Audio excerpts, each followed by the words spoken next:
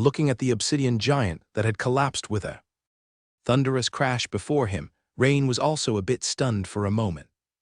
Because he hadn't expected his opponent to be so vulnerable. It's not that he hadn't considered the possibility of inflicting wounds on the obsidian giant, but at most, he had anticipated only a moderate wound. But now, the opponent was lying down. Damn it! Could it be that the obsidian giant is the battle pet of that earth element wizard standing by? However, I can't be blamed for this, can I? It was the great Knight Examiner who said to go all out. Having not heard the examiner announce the results for a long time, Rain couldn't help but feel a bit anxious. Examiner sir, would this be considered a pass? Rain couldn't help but ask proactively. Of course. The examiner responsible for announcing the results had just regained his composure. He immediately ran to the 5 examiners responsible for scoring, looked at their marks, then with an even more excited demeanor ran back to his original place, his face flushed with excitement, and loudly proclaimed, "Contestant number 2 has defeated the obsidian giant, passing with a perfect score." Whoa! The crowd instantly became agitated. Not only because Rain was the first person to pass the sword bearer's assessment, but also because of the 2 keywords "perfect score" that the examiner had just mentioned. Everyone knew that it was difficult to achieve perfection in even the simplest tasks, but they had never heard of anyone obtaining a perfect score in the sword bearer's assessment. At this point, the expressions of the people in the crowd perfectly illustrated an array of emotions, with looks of envy, jealousy, excitement, and more, all varying widely. Vinika's excited little face was flushed red, her fists clenched tightly, her golden twin ponytails swishing, while Evelyn also couldn't hide her exhilaration, covering her mouth with her hand in surprise. Can I go back now?" Rain continued to ask. After all, he genuinely didn't know where he was supposed to go, having passed the assessment. "Lord Rain, you can rest in the lounge we used earlier until everyone else's assessment is over, at which time we will handle all the procedures together. Of course, you can also choose to stay here and observe the assessments of the others." Going back to the lounge alone, Rain shook his head internally. Vinika and Evelyn hadn't yet undergone their assessments. It wouldn't be right for him to leave by himself first. "I'd rather stay with my companions," Rain said. "Of course, Lord Rain, please do as you wish." "Okay." Immediately after, Rain turned and left the center of the field, returning to the crowd. As Rain walked back, the crowd automatically parted to create a pathway for him. Meanwhile, the gazes of many swept over him. Rain couldn't help but feel like a national leader inspecting the honor guard in a previous life. "Lord Rain, congratulations, you are simply amazing," Vinika said with her beautiful eyes shining. Evelyn also came over with a smile, saying, "Lord Rain, I haven't seen you in action for a while, and I didn't expect your strength to have reached this level." "Thank you, I've had some recent insights," Rain responded with a smile. As soon as Rain returned to Vinika's side, the surroundings once again burst into hushed whispers. But the topic of discussion seemed to veer off slightly. Damn, that hammer strike from contestant number 2 was even fiercer than a battering ram. Indeed, otherwise we should nickname this fellow number 2 the battering ram. By the way, where is he from? I heard from a few people next to me just now. Apparently, he comes from Meister County. The Meister by the seaside. Incredible, a minor place like Meister actually produced such an impressive person. So, how about we call this number 2 the battering ram from Meister?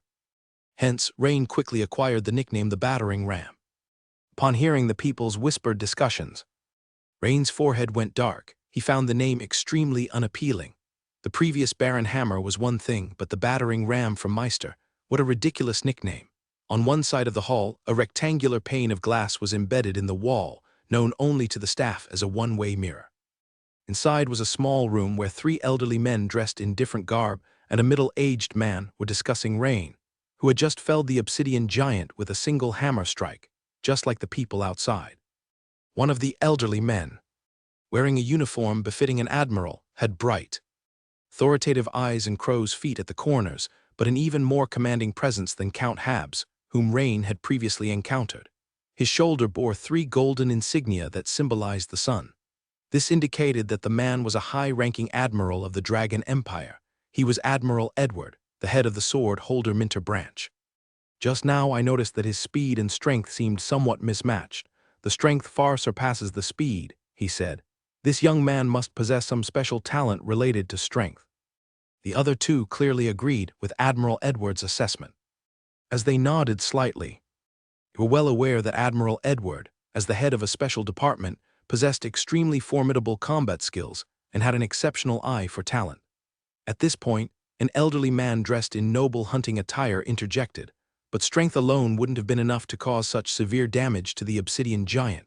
He must have mastered a secret technique of hammer skill. The speaker here is Marquis Schlan, the head of public security in Minster Province. As the imperial department with the most frequent routine business dealings with the sword bearers, the relationship between the two is naturally much closer than with other departments. Marquis Schlan attends and observes the sword bearer's assessment nearly every year. Basic secret technique? I'm afraid not. What he just used must have been an intermediate secret technique, right? The old man with the delicate mustache said, a spark of interest flashing in his eyes.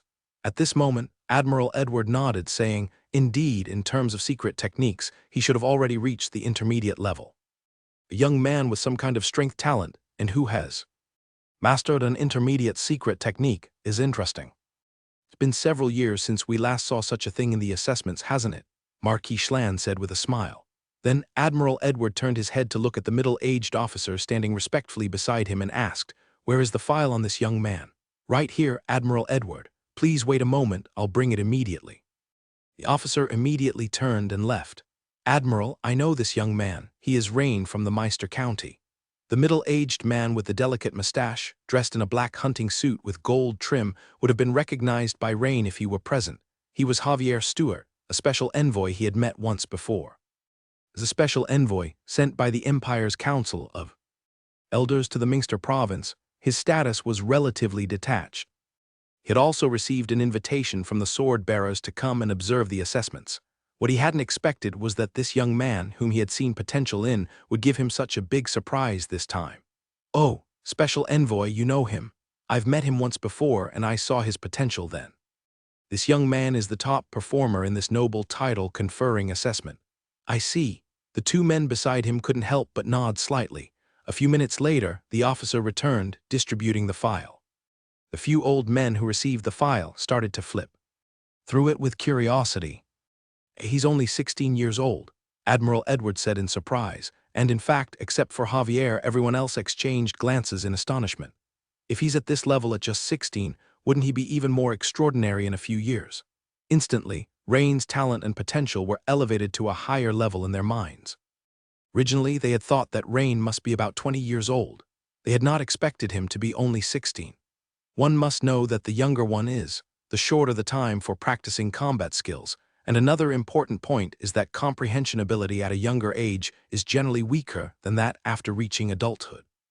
To be able to master an intermediate secret technique in such a short time and at such a young age was even rarer than the rare strength talent. Truly the top performer of this noble title conferring assessment. So he is from Meister County, unexpectedly of commoner origin, in the center of the venue.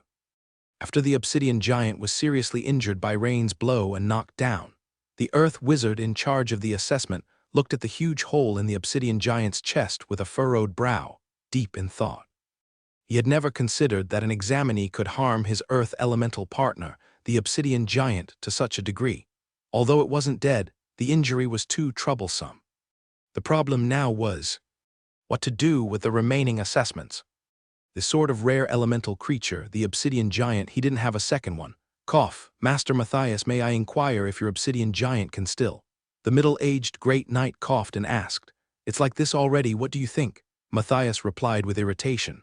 So, does the assessment need to be postponed? The middle-aged great knight's face turned red, recalling the words he had said to Rain about giving it his all. It can only be postponed unless… Matthias revealed a contemplative look. Unless what? Hearing that the elder might have a solution, the middle-aged great knight quickly asked, Master Matthias, do you need something? After all, postponing the assessment was rather troublesome, and it would be better to continue if possible. Unless there's a piece of obsidian essence, otherwise I can't heal the obsidian giant in a short time. Matthias shook his head helplessly. Obsidian essence? The middle-aged great knight looked thoughtful and said, Master, it seems we have that item in the branch, but, as per the rules, I need to apply for it immediately. Matthias was taken aback. Right, this was the sword holder Minster branch of the Empire. When it came to priceless items, of course, the Empire's sword bearers were the ones to have them.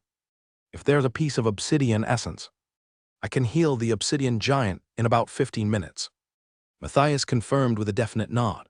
All right, Master Matthias, I'll go apply for it right now. After an urgent consultation by the assessment committee and having reported to their superiors, the middle-aged Great Knight once again announced, due to the obsidian giant's injury, the assessment will now be paused for 15 minutes. Please, everyone, keep quiet. Master Matthias will treat the obsidian giant. The old man in the light yellow wizard robe held an object the size of a fist, emitting black light in one hand and a short wand in the other, chanting aloud. A massive force of light yellow energy erupted from the ground, engulfing the entire huge body of the obsidian giant. At the same time, the fist-sized strange object in his hand rose into the air, flying to the wound on the obsidian giant, where black light spilled out profusely, and the hole in its chest that was as large as a water barrel began to shrink at a rate visible to the naked eye. Vinica, standing beside Rain, whispered, "Lord Rain, this is a treasure of the elemental series, obsidian essence, rare and extremely expensive." Hearing Vinica's words, several young people nearby couldn't help but cast their glances at Rain. This made Rain feel a bit embarrassed. It wasn't intentional on his part. He didn't want to waste the Empire's property either. About 7 or 8 minutes later, the persistent energy fluctuations of the witchcraft slowly subsided. As the witchcraft ended, Rain could feel that the elder wizard of the earth element must be very tired, as his face had noticeably become haggard. However, when the 2-story tall obsidian giant stood up once more, unscathed, Rain couldn't help but admire the elder's witchcraft. Lord Rain, with elemental creatures like this, if you can't destroy their elemental core, even without specialized treatment, their injuries will slowly heal over time, Vinica continued to explain to Rain. Oh, so there's such a thing, meaning to completely annihilate an elemental creature, one must find and shatter its core, right? That's right.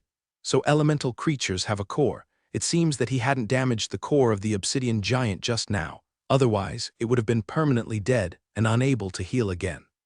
Moreover, Rain had now witnessed the miraculous effects of witchcraft.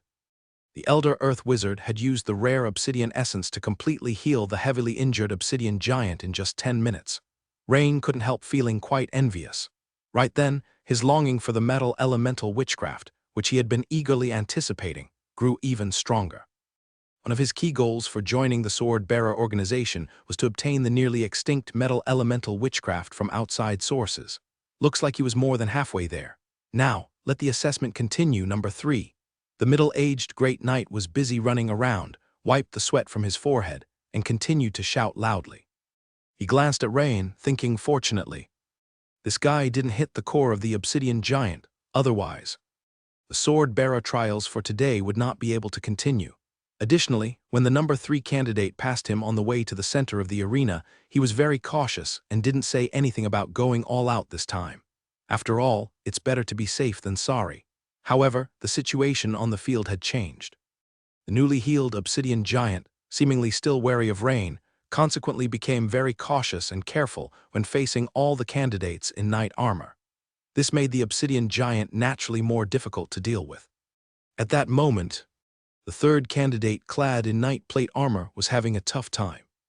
Initially, he had wanted to use the same tactic as Rain at the beginning, running at high speed under the feet of the obsidian giant, and then leveraging the giant's large stature and slow turns to fight closely, hoping to last at least a minute without much trouble.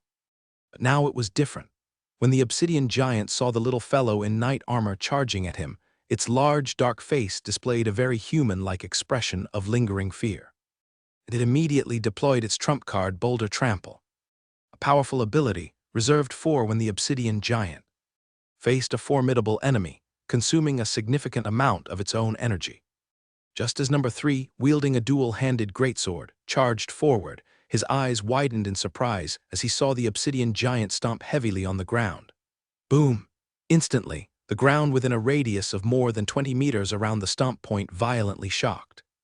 This made the 3rd candidate, who had just reached near the giant, struggle as the ground beneath him turned soft like noodles, undulating up and down, which severely reduced his speed and nearly caused him to lose his footing. Just as he had barely regained his balance, he felt 2 huge shadows, accompanied by a powerful gust of wind, rushing towards him. Bang, bang, The third candidate barely managed to block before being quickly hammered to the ground by a combination of the obsidian giant's rock giant fists, failing the assessment on the spot. Duration of 12 seconds, not qualified, shouted a nearby staff member. Suddenly, this made the rest of the candidates turn their gazes back to Rain among the crowd. Facing everyone's stares, Rain touched his nose, feeling quite embarrassed for a moment, thinking, "Don't blame me. After all, as the examiner said, luck is also a part of strength. If you had been before me in the order, this wouldn't have happened." But there are pros and cons to everything. For those adept at long-range attacks like wizard apprentices or archers, this wasn't necessarily a bad thing, and Vinica passed without much trouble. Soon after, the red-haired beauty Evelyn also barely made it through. 2 hours later, when all candidates had finished the assessment, the middle-aged Great Knight announced, "Those who have not passed the assessment, please follow our staff to leave the arena now."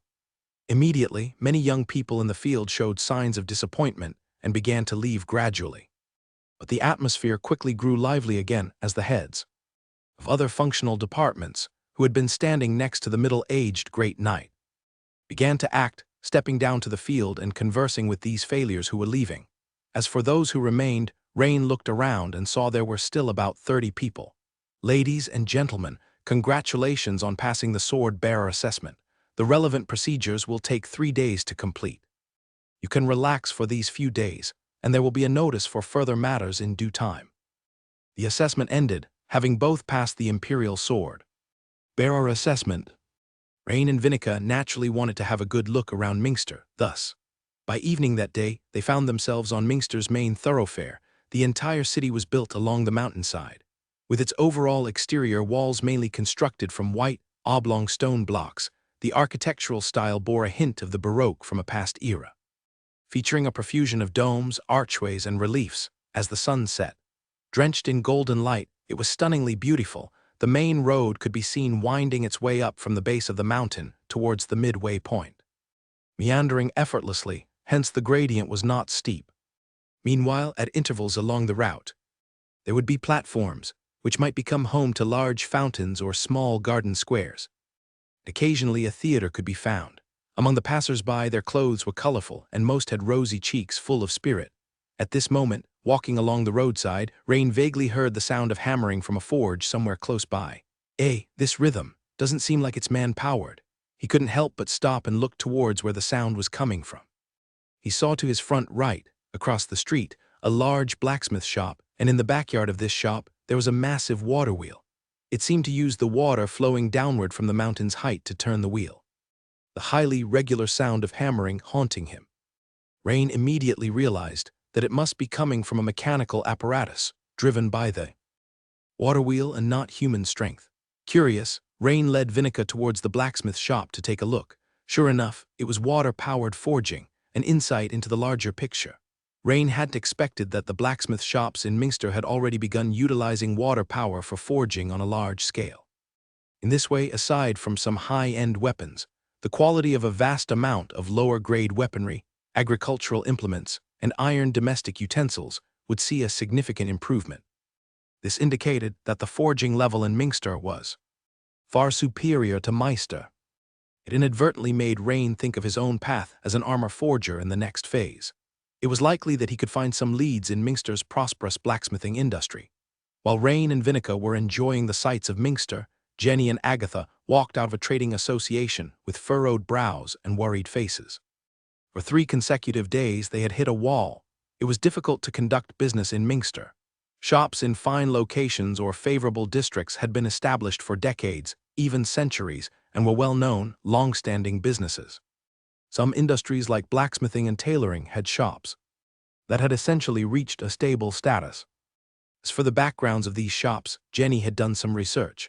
Essentially, behind the shops on the main streets lurked the shadow of nobility, and some were directly owned by noble families. The trouble was that in the provincial capital of Mingster, it was all too easy to hit a baron with a thrown brick. As for lords and knights, they were as plentiful as hares on an ox. Therefore, the backing of the Crowley family behind Jenny and the Wigging family behind Agatha seemed insignificant. In the past few days, as they sought out potential partners in Mingster and mentioned the background of the Hammer and Rose Association, hearing it was run by 2 baron families, they would just shake their heads, clearly a bit disdainful. If these two Baron families happened to come from the county of Meister, then, sorry, please take the door to the right. Barons from other counties, sorry, in the provincial capital Mingster, you almost amount to nothing. Jenny and Agatha had thought about asking Rain for help, but firstly, Rain was still undergoing his assessment period, and secondly, Rain himself was merely a baron after all. Of course, Rain had potential. Possibly in a few years, he could become a viscount. But in the women's view, potential remained just that, potential.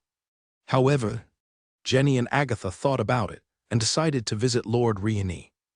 After all, the term Hammer in Hammer and Rose Commerce Group represents Baron Rieni, though nominally, the Crowley family is the largest shareholder. But the two of them knew very well that actually Lord Rieni was the largest shareholder, so regardless of whether the business affairs went smoothly or not, they should inform Lord Rieni. Thus, the two women took advantage of the sunset that had not yet completely fallen and rode in a carriage to the majestic Imperial Sword-Bearer Mingster branch entrance. However, as soon as they reached the entrance, both of them were startled by the bustling scene. They saw a dozen luxurious carriages queuing at the entrance in an orderly fashion. Whenever a carriage reached the gate, a person dressed like a butler would alight, hand over the invitation to the guard at the gate, say a few words, then get back on the carriage and quickly leave. Naturally, the next carriage would take its place and repeat the process. The two women exchanged a look, seeing surprise and confusion in each other's eyes. It didn't seem like it was just the end of an assessment now, did it? After all, no one was being picked up by the carriages. It was simply a matter of a butler getting off, handing over one or several invitations to the guard, and then leaving. Moreover, looking at the noble crests on the carriages lined up before her, Jenny noticed that each was different, obviously belonging to different noble families. This made her even more curious. As the carriages drove off one by one, Jenny and Agatha's carriage, following the flow, slowly moved forward. Soon, the two women could clearly hear what the butler from the carriage ahead was saying.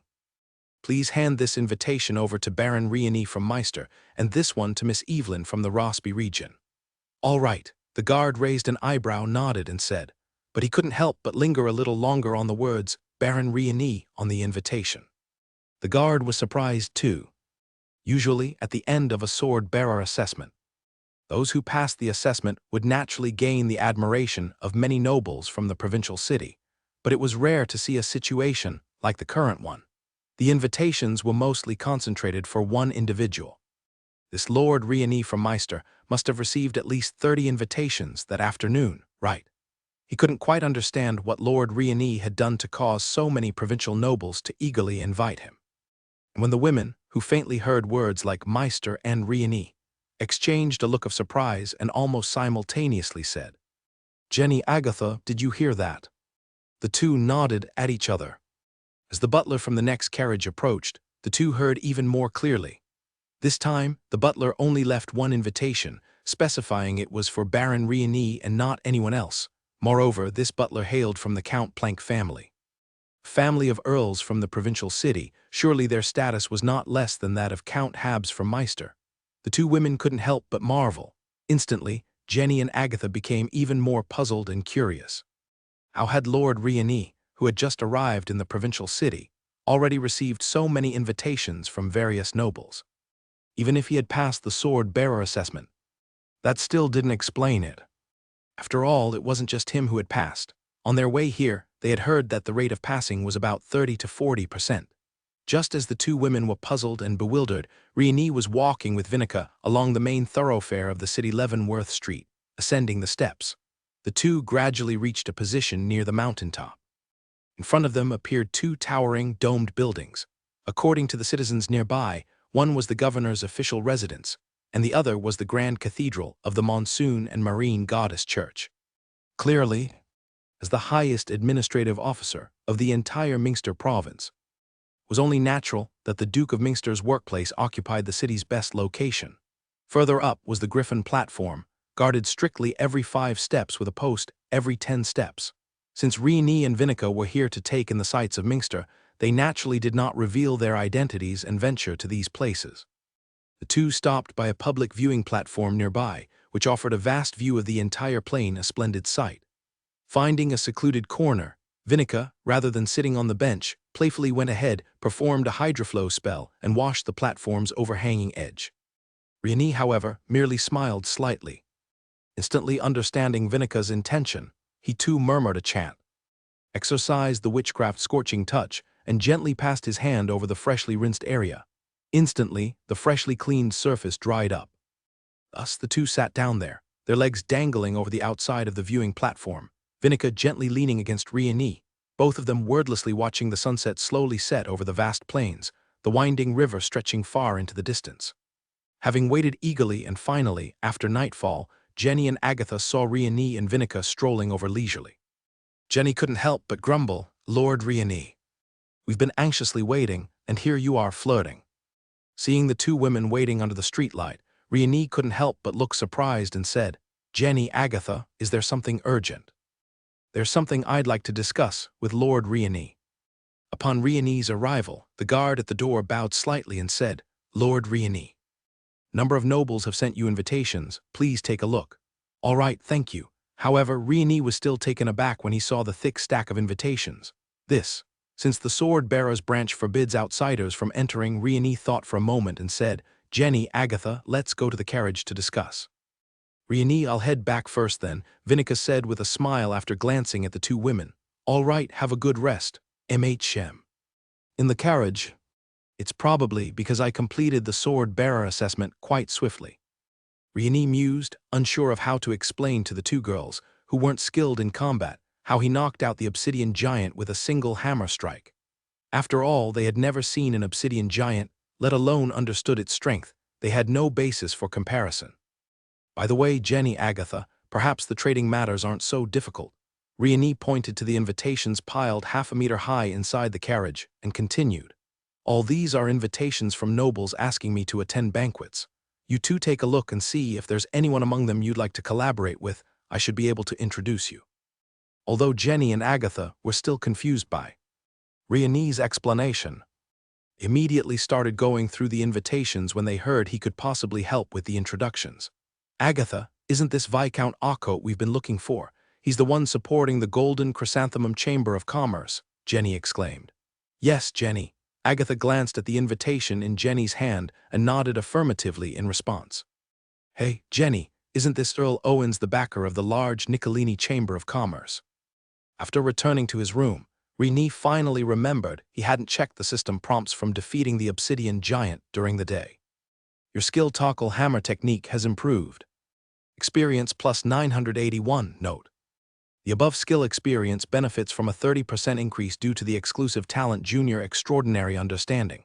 You have experienced a combat, weapon master, legendary, experience plus 338. Looking at the system prompts, Rieni nodded to himself. Although he had only executed a single strike, the experience rewards from the system were not meager. On second thought, Rieni inferred that this might be because it was the first time he had fully exerted an intermediate secret technique. That feeling of swinging the hammer fluidly and with exhilarating completeness was so vivid that his blood seemed to pump faster and his whole being became slightly excited even now when he thought about it. Of course, without his intermediate talent and mastery of the intermediate secret technique, such a powerful strike would have been impossible. Unfortunately, leveling up the intermediate secret technique required golden skill points, and elevating a talent was even more troublesome due to increasingly scarce talent points. Regathering his thoughts, Rieni reflected on the initial trial of the day. Among those who passed the assessment, the majority were peak knights, nearly 20 in total. Others included veteran knights who were concurrently second-level wizard apprentices and also pure third-level wizard apprentices, though in smaller numbers.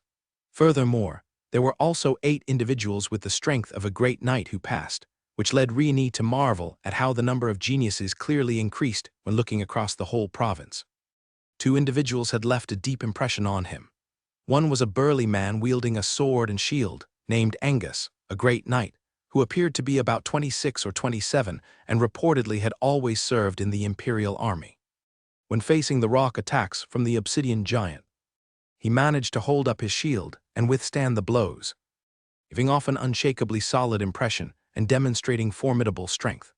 The other, a young man named Nelio, who was elegant and seemed to be the heir of a marquis from Minster with the strength of a third-level wizard apprentice, simply tore open a sorcery scroll web spell to slow down the obsidian giant, making it through the test with ease. According to what others said, this young man was a rare scroll master, and using a scroll was naturally within the rules. In 3 days, when all the formal paperwork to become a bona fide sword bearer is settled, I wonder if I'll be able to directly inquire about exchanging for metal-type witchcraft, and what the requirements might be. Next, it's waiting for the black horse to complete its mutation and upgrade to a fierce wild beast, so that I can change my profession to a beast-taming master. According to the timing, that should be happening soon. Weapon Master Legendary is my core combat profession, with no laxity allowed in enhancing the extraordinary combat skills. If I can improve my rock and axe and shield combat skills, I'll have one more method to handle opponents. Riani, lying in bed, seemed thoughtful. Shortly after, he fell into a deep sleep. The next morning, Riani arrived at the training room of this building. The sword bearer's branch naturally had an outdoor training field, but it was only open to official personnel, so even if he wanted to go, he would have to wait until the paperwork 2 days later. As he approached, he hadn't expected to see a few robust and slightly dark-skinned young men already training. He had a good memory of these individuals. They had come from the army and formed a small group, with the core of the group being the burly man wielding a sword and shield, Angus, whose strength was that of a great knight. Upon seeing Riani enter, they immediately looked up and focused their attention on him. It was unavoidable to pay attention.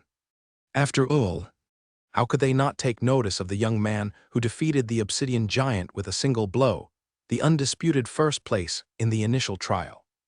Rain didn't mind the attention of the others and walked to one side, intending to select a training weapon, but in a flash, a spark of inspiration crossed his mind. Right. These vigorous young people, weren't they the best candidates for him to gain experience from?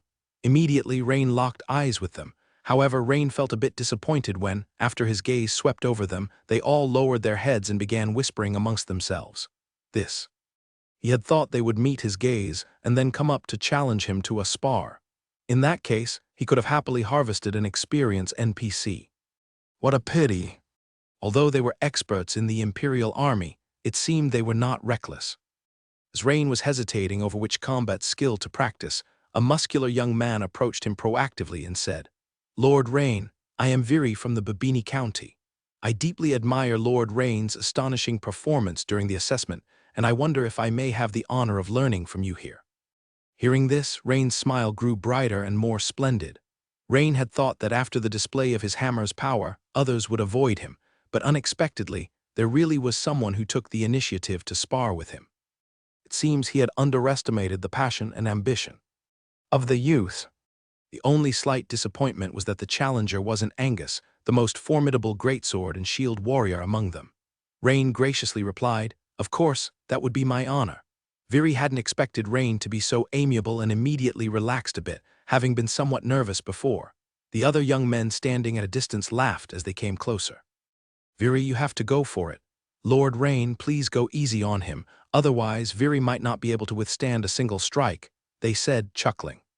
"Don't worry, I won't be using the hammer today," Rain said with a laugh, as he took a battle axe and shield from the weapon rack.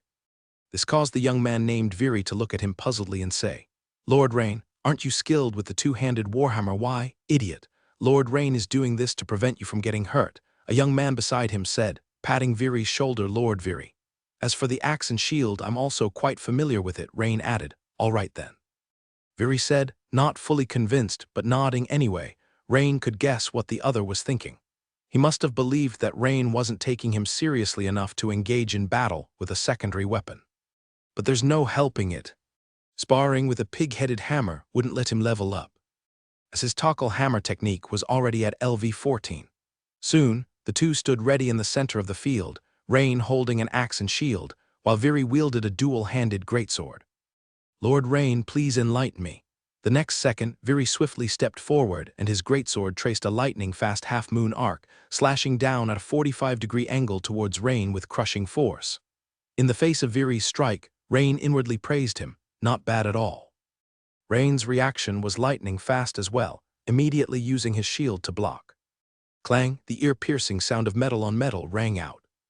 Rain solidly blocked the greatsword's chop. It was just one strike, but Rain could tell that the other's strength and agility was slightly lesser than his, but the greatsword combat skill was proficient, clearly reaching a master's level. If Rain used his level 4 axe and shield combat skill in response, factoring the exchange, Viri indeed turned out to be a well-matched opponent. Ding ding clang clang, the faster they fought, the incessant clashing sounds of their weapons reverberated. Clang. Neither Rain nor Viri activated their limit breaker, nor did they use any secret techniques, since this was after all a friendly spar. Minutes later, Viri ran out of stamina, and taking advantage of the opportunity, Rain delivered a shield strike that sent him flying several meters away. "Lord Rain, thank you for holding back," Viri said gratefully. Seeing that Viri was ultimately defeated due to fatigue rather than skill, the young men exchanged glances, all thinking that Rain had deliberately gone easy. After all, the power behind Rain's hammer strikes had left a deep impression in their minds. Rain glanced at the system notification. Your skill rock and axe and shield technique has improved. Experience plus 431. Note: the above skill experience has enjoyed a 30% increase due to the junior. Extraordinary understanding exclusive talent. You have experienced a battle, weapon master, legendary, experience plus 38. Seeing that his rock and axe and shield technique had risen to LV4, 453/1000, Rain's eyes sparkled. The progress was nearly halfway to LV4. Not bad, this speed. With a 30% increase from the junior extraordinary understanding exclusive talent, a decent opponent like Viri at this level offered quite a decent amount of experience. After watching Viri and Rain's spirited fight, the nearby young men all seemed eager and itching to have a go. In their eyes, this young Lord Rain was unexpectedly approachable. No arrogance, no swift defeat of Viri using a weapon to point at him with a disdainful expression. Instead, Rain kept feeding him moves, allowing Viri to fight passionately until he was completely exhausted before conceding. Indeed, could they find a kind and approachable top-level sparring partner like this? Without waiting for Viri to formally withdraw, several muscular young men quickly started saying, "Lord Rain, I hope to have an opportunity to learn from you as well." "Chris, hold on, let me be the first to seek Lord Rain's guidance," another one interjected. "Both of you wait, let me," another said, seeing the eager forward strides of several people. Wishing to spar with him instantly brought great joy to Rain's heart. It was like planting willows without intending to. Only for the willows to provide shade. "Don't rush. Line up. One by one, I'll take on all of you. One person at a time, everyone. Don't rush, take turns. I believe everyone will have a chance," Rain said with a smile, hearing Rain say this. The crowd calmed down and promptly selected one among them to step forward and seek guidance from Rain first. 10 minutes passed. Then the second person after half an hour. The third person. This one has quite good stamina, more enduring, though still not as good as Rain. 45 minutes later, the fourth person. After a continuous battle against 4 strapping youths, even Rain, with his high constitution of 29 points, felt somewhat tired. However, at that moment, rock and axe shield combat skill successfully advanced to LV5. Suddenly, a flood of memories concerning the training of axe shield combat skills poured into Rain's mind. These fragmented axe shield combat skill training memories flashed through Rain's mind and quickly integrated into his muscle memory, as if he had been earnestly practicing the rock and axe shield combat skill for over a year. At this time, observing Rain sparring with others, Angus, who was standing to the side, felt incredibly envious and could no longer maintain the composure of a master. He approached Rain, speaking in a deep and resonant voice.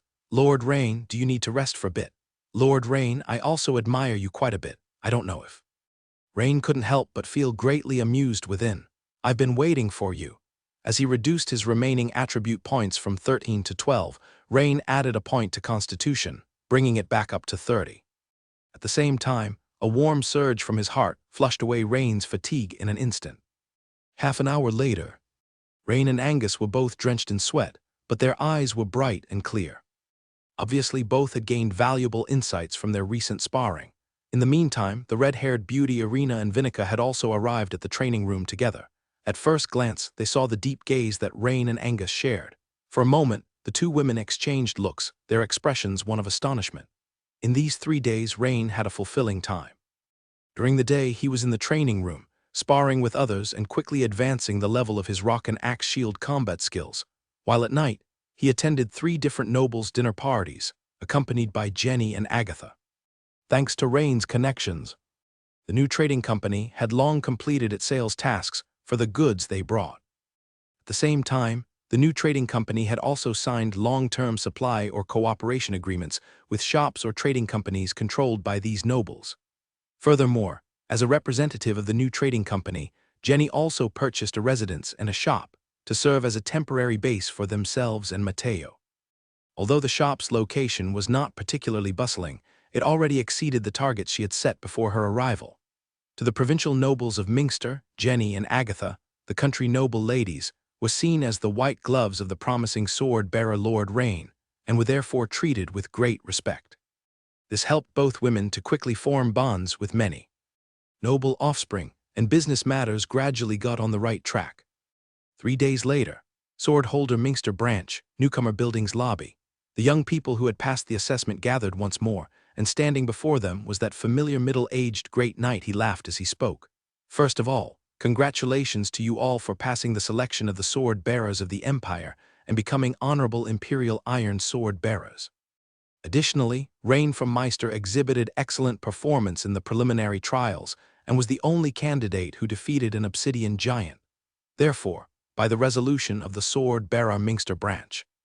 As he said this, the middle-aged great knight paused for a moment, surveying the surroundings, and then continued. Rain Carlin, exempted from the secondary examination, is appointed directly as sword-bearer captain, enjoying the benefits of a bronze sword-bearer. The middle-aged great knight glanced at Rain in the crowd and marveled inwardly. It had been nearly 5 or 6 years since such a scenario had last occurred, right? Admiral Edward's personal endorsement. Such is the treatment of a talent. He passed both preliminary and secondary exams with just a single hammer blow, and his allowances were also confirmed. Initially, the people who had just passed the examination were silent, as if trying to digest what the middle-aged great knight had said, but then, as if boiling water, the whole place suddenly erupted into excitement. What? Exempt from the secondary exam, he became a captain just like that? Many people's eyes turned red with envy. Rain himself was a little stunned upon hearing this. He hadn't expected to become a direct admission student. After a good while of whispering among themselves, the middle-aged great knight finally commanded in a steady voice, "Silence! The sword-bearer badges that will be distributed shortly are exclusive to each of you. Please take good care of them," said the middle-aged great knight as he pointed toward the tray that the attendant was holding, covered with a black cloth, and continued speaking. "The badge is not only your proof of being a sword-bearer, but is also the pass for entering the various departments of the sword-bearers. If you wish to exchange for special items in the future, you will also need your badge to check and exchange. Once lost, please report the loss immediately." At this moment, the middle-aged great knight had an attendant distribute the sword-bearer emblems to everyone. Since the back of the emblem had everyone's name, Rain quickly received his own sword-bearer emblem. However, his sword-bearer emblem's color and size were a bit different compared to the others. Rain glanced at his peers and noticed that the emblems, including Vinica's, were made of some kind of dark metal, the size of a gold coin, while his own was larger than a coin and also had a faint yellow metallic luster. Clearly, this must be because he was entitled to the privileges of a bronze-level sword-bearer, as the middle-aged great knight had mentioned before. Different levels, different styles of emblems. After everyone had received their emblems, the middle-aged great knight continued, "Here, I want to emphasize the meaning of the retest and that not everyone is suitable to participate." Upon hearing the latter part of the great knight's words, most of the people present showed puzzled expressions. Members of the Empire's sword-bearers are divided into multiple levels. Just like you are at the black iron level, also known as the reserve, while Rain is at the bronze level. There are further levels like silver and gold and so on. These are the levels. But within the same level, there are 2 situations. For instance, even at the bronze level, there are distinctions between a bronze-level captain and bronze-level team members. At this point, a young man who was envious of Rain immediately raised his hand and asked, "Instructor Callum, is Rain a bronze-level captain or a member?" Even though the middle-aged great knight had already stated that Rain was guaranteed the position of sword-bearer captain with bronze-level privileges, there were still people who were discontented and wanted to confirm again. "Rain is a bronze-level captain," the great knight stated confidently. After a second of silence in the hall, it erupted into noise once again, I'm so envious, he's fast-tracked. The crowd couldn't help but frequently glance towards Rain, displaying a mix of expressions, with most revealing envy. Rain had gradually become accustomed to people's stares. His face was calm at this moment, and he had just learned that the name of this middle-aged great knight was Callum. Callum extended his hands and pressed down twice in midair for silence, then continued. The difference is that as an ordinary team member, even if you advance to the silver or even gold level, you do not have the authority to form a squad or take on squad missions. The reason is simple. As a team member, even if you are silver or gold level and perhaps very strong in one aspect, if you have a significant weakness, it could easily be exploited by the enemy, leading to your death. For example, if you are an excellent archer but encounter a witchcraft like the fog spell combined with a surprise attack from an enemy, then it would be difficult to defend against. It's different for captain. A captain signifies someone who has been assessed and recognized by the organization as having very comprehensive abilities, someone who can almost solve problems independently. Therefore, this is why most sword-bearer squads are led by captains who are either formal wizards with defensive power or tough peak knights. Callum paused for a moment, seemingly allowing the crowd to digest his words before continuing. The retest will take place in 1 month, on the first day of the month of 100 flowers. During this month, the organization will provide free training for newcomers. The content of the training will be based on your performance in the preliminary tests, and it will also take into account your personal desires. In this month, you can consider your own position and whether you wish to participate in the retest. Seemingly to highlight the importance of this training. Opportunity. Callum paused, then reminded. The 1-month training for newcomers does not require you to spend merit points. However, in the future, if you seek guidance from instructors or masters, it will naturally cost a considerable number of merit points or even valuable mission evaluation medals. Callum's words instantly made many people look serious. Clearly, most had understood that this 1-month training for the newcomers was essentially a benefit. If they didn't make the most of it to improve themselves within this month, there might not be such a good opportunity later on. Now, does anyone else have questions? Callum swept his gaze around the room. Instructor Callum, when does our training start? Viri, who had previously sparred with Rain, raised his hand to ask. It starts at 2 o'clock this afternoon right here. Seeming to remember something, Callum added, oh, one more thing. If any of you were previously employed in the Empire's functional departments, then your merit points are fully transferable. Regarding the organization's special item exchange catalog, each person can only view item details up to 2 levels above their own authority level.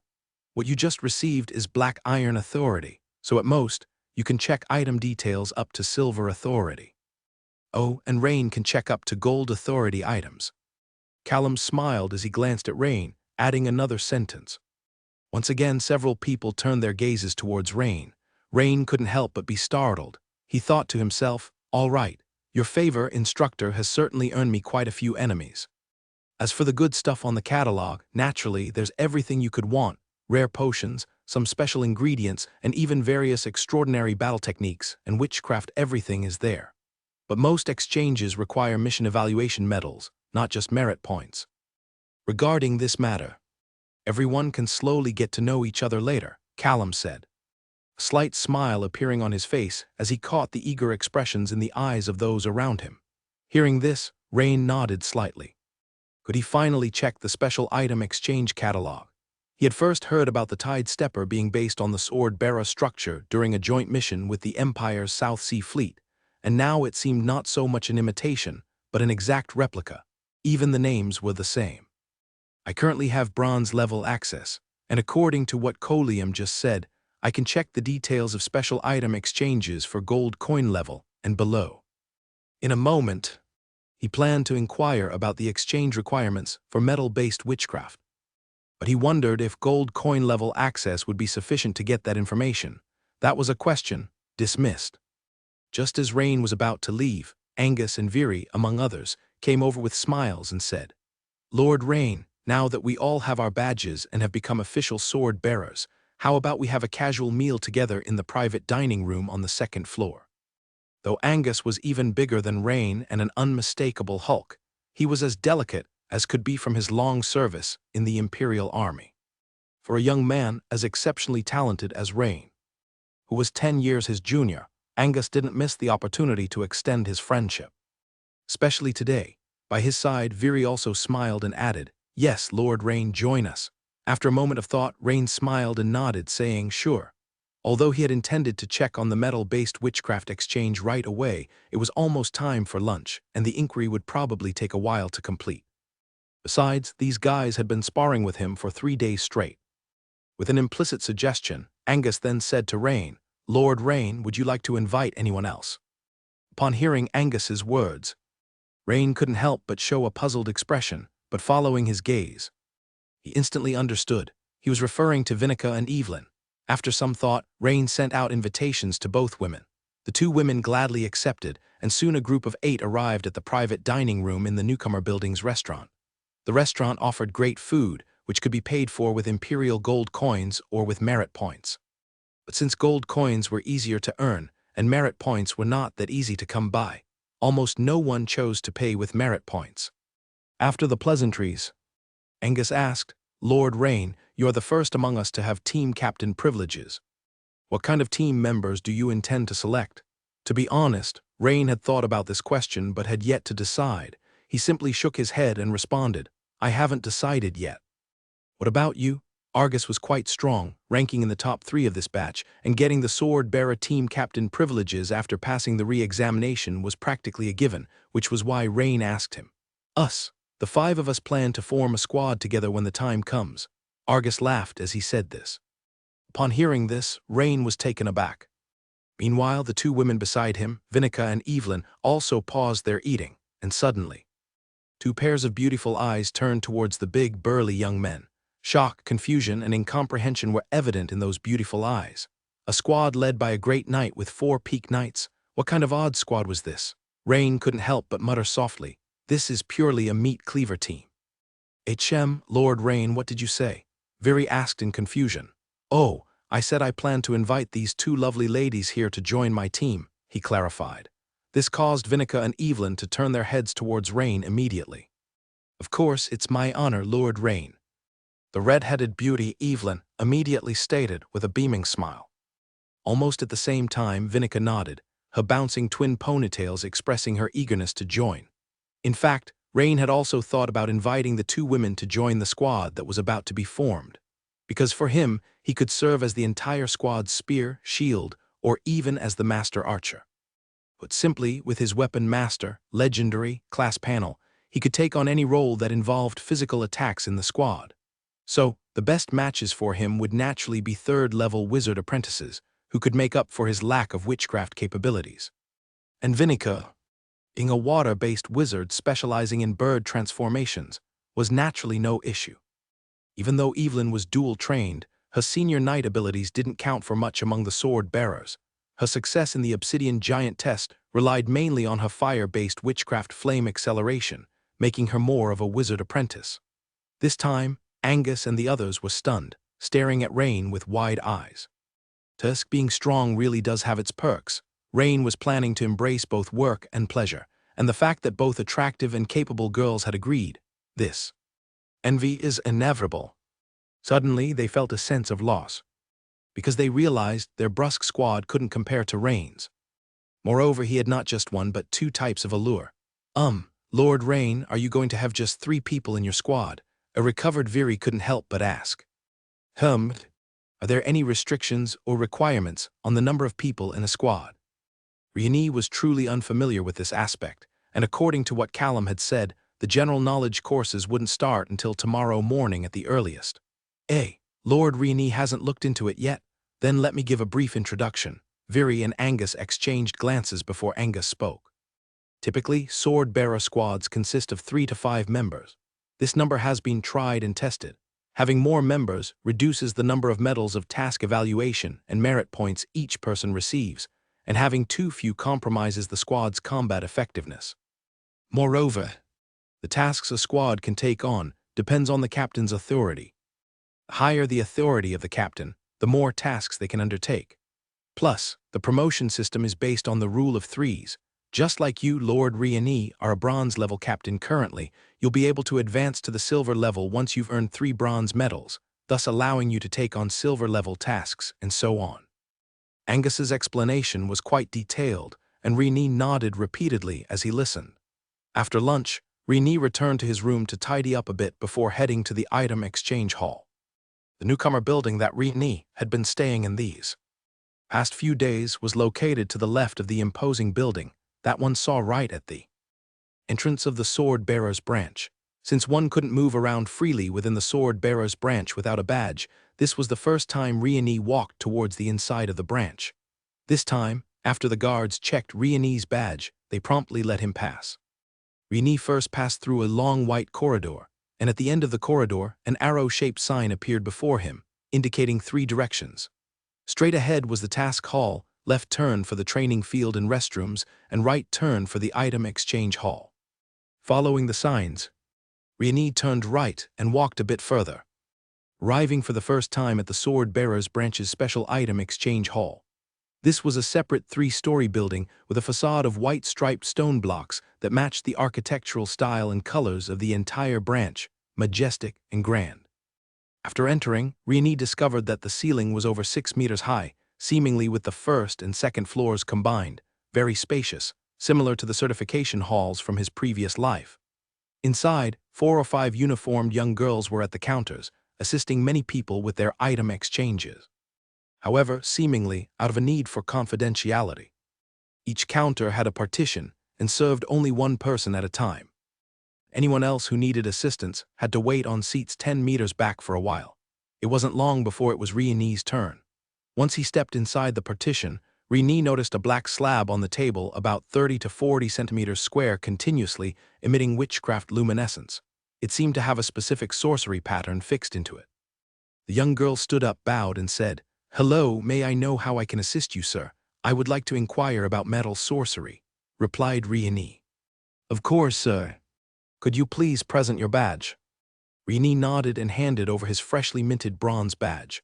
The girl took a glance at it, placed the badge into a specially designed recess, and soon white text appeared on the black slab in front of Riani. Riani raised his eyebrows, clearly surprised by the magical effect. Stone tablet display, could it be a touchscreen too? Lord Riani, you currently have bronze level access, which allows you to view the catalog of items exchangeable up to the gold level. Did you just mention metal sorcery that you wish to look up? All right, please wait a moment, said the girl as she quickly flipped through a thick catalog. After a short while, the girl's eyes brightened as she spoke. Sir, I found it. The metal sorcery available to you within the gold level and below is only one kind, named the metal morphing spell. Riani lifted his eyebrows in pleasant surprise. After a moment's thought, he asked, could you show me the related information, like the sorcery description and the exchange cost, etc.? Certainly, Lord Riani. I have now displayed the effects of the metal morphing spell on the wisdom stone tablet for you to see. After the girl spoke, lines of white text suddenly updated on the black stone tablet in front of Riani. Metal morphing spell. First-level witchcraft that consumes a certain amount of spiritual power. Altering the shape of metal the caster touches using a specific witchcraft model. Exchange price, 1 gold medal plus 5,500 merit points. Source, provided by the Bixu Construct School. Riani looked at the text thoughtfully without saying a word. Metal morphing spell, huh? If one could control the transformation of metal, wouldn't that mean one could turn a warhammer into a greatsword, or even a battle bow? After a moment of contemplation, Riani couldn't help feeling elated. Based on the description of this transformation magic. Once he learned it, it meant he would no longer need to carry multiple weapons. After all, he did not have 3 heads and 6 arms, and it was impossible to use a dual-handed greatsword and a 2-handed warhammer along with other weapons all at once. During battle, carrying only one weapon, such as the heaviest 2-handed warhammer, would suffice. Carrying only the weight of one weapon in total would effectively have the overall burden, if not more. Thus, his stamina expenditure would be significantly reduced, and more importantly, there would be a notable increase in his speed. Overall, the implications were tremendous. However, something occurred to Riani, and his expression changed suddenly. May I see the sorcery scroll of this metal morphing spell? He asked. I'm sorry, my lord, but according to the rules. It's forbidden, the young girl said apologetically. Rain nodded. He had just thought of another problem. From a blacksmithing perspective, the crafting processes for edged and blunt weapons are different. One of the most significant differences is that edged weapons generally have to be quenched multiple times to strengthen the surface. The manufacturing process for blunt weapons, however, is different. So in that case, even if witchcraft's metal morphing spell could transform a warhammer into a greatsword, would the sharpness of the greatsword be affected? Looking at it this way, perhaps he would have to find some special metal in the future that did not require the quenching process so that he could switch between blunt and sharp weapons. However, the specifics would only become clear after he acquired the witchcraft. The exchange price is 1 golden medal plus 5,500 merit points. Right, could you help me check how many merit points I have now? Asked Rain again. Because Rain had heard from Callum in the morning that if one had previously served in an official department, the merit points would be transferable, and fortunately, this was always true for Rain. Of course, please wait a moment, she said. Soon the young girl reported a number, 2,736 points. Rain was taken aback. The number was much higher than he had anticipated. My lord, you have a record of collaborative combat with the Imperial Navy recently, which includes 2 deposits of merit points, the girl offered, seeing the puzzlement in Rain's heart. Rain nodded. Indeed, the Imperial Navy was reliable, but it's possible that most of the credit goes to Major America. Thank you, I have no further questions. You are welcome, my lord, the girl said, rising again to bow as she saw Rain off. Checking the time, Rain headed for the newcomer building's hall. He was short on merit points, but the bigger problem was the mission evaluation medals. Would have to find time in the next few days to go to the mission hall to see if he should take on a few bronze-level missions first. 2 o'clock in the afternoon. Sword Holder Mingster Branch, newcomer building hall. Rain found that in addition to Callum, there were 6 or 7 middle-aged people with steady auras who had come to the hall that afternoon. Some wore knight armor, some held short staves and wore wizard robes, and others were dressed as archers, etc. Even with Rain's spiritual power, he couldn't judge the strength of these individuals at the moment, but clearly, they were to be their mentors for the special training, each boasting considerable might. When everyone had arrived, Callum looked around and said, "When your name is called, step forward." Firstly, the individuals under the instruction of Mentor Kerman Rain Jonas. Upon hearing his name, Rain immediately stepped out from the crowd and, directed by an attendant, approached a robust man in knight plate mail who was carrying a 2-handed warhammer. The warhammer-wielding man was looking through a stack of papers, carefully scrutinizing them, and the first one seemed to be Rain's report. With a puzzled look, he raised his head to size up Rain and asked, "You are Rain?" "Yes, Mentor Kerman." Rain nodded and said, Your report states that you were rated excellent in all aspects during your preliminary trial assessment. None of the 5 examiners offered any suggestions on which areas you needed to improve, which makes it difficult for me to judge," Kerman stated earnestly. "So, I need to spar with you, and then we'll see which area you might need to enhance further," Kerman suggested seriously. So that was it, the request seemed reasonable. Immediately, Rain nodded straightforwardly and said, "Of course." The bystanders, seeing Rain being called over by Instructor Kerman, had long been all ears. Now, hearing that the instructor wanted to spar with Rain, they were immediately excited. At the moment, Rain, who was about to follow Kerman, heard a voice coming from nearby. It seemed to be another instructor's evaluation of Evelyn, who was holding some documents and reading softly. Eveline Norman, below average in strength, average in speed, above average in fire witchcraft, average in knight combat skill, average in combat reaction, and above average in combat decision-making.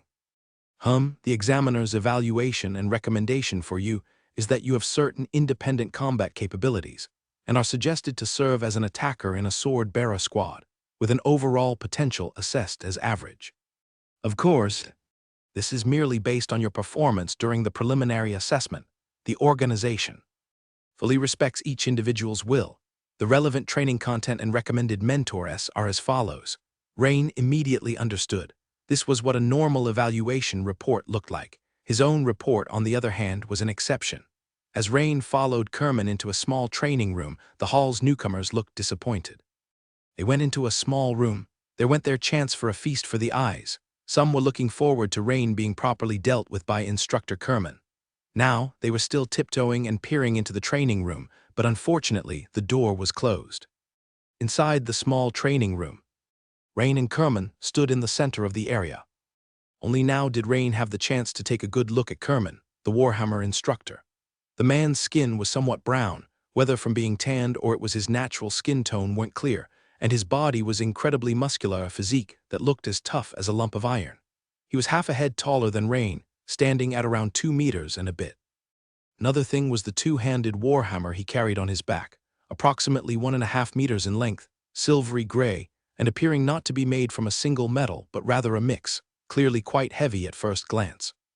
I heard 2 days ago that someone in this batch's preliminary assessments knocked down an obsidian giant with a single hammer strike. Today I've finally met the person.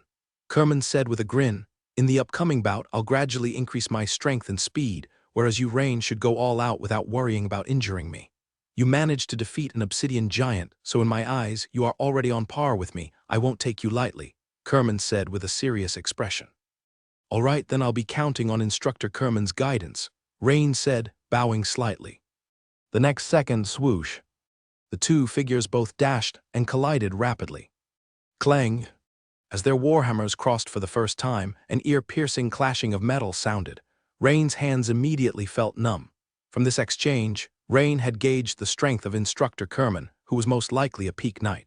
Although this was just a test, Rain didn't intend to go easy nor cheat. Instead, with a determined look in his eyes, he chose to take this seriously to accurately determine his deficiencies and facilitate future improvement. Clang, clang. Soon, Rain found that the following second blow was stronger than the first, and as soon as the second blow concluded, the third followed swiftly. Kerman's warhammer attacks were relentless.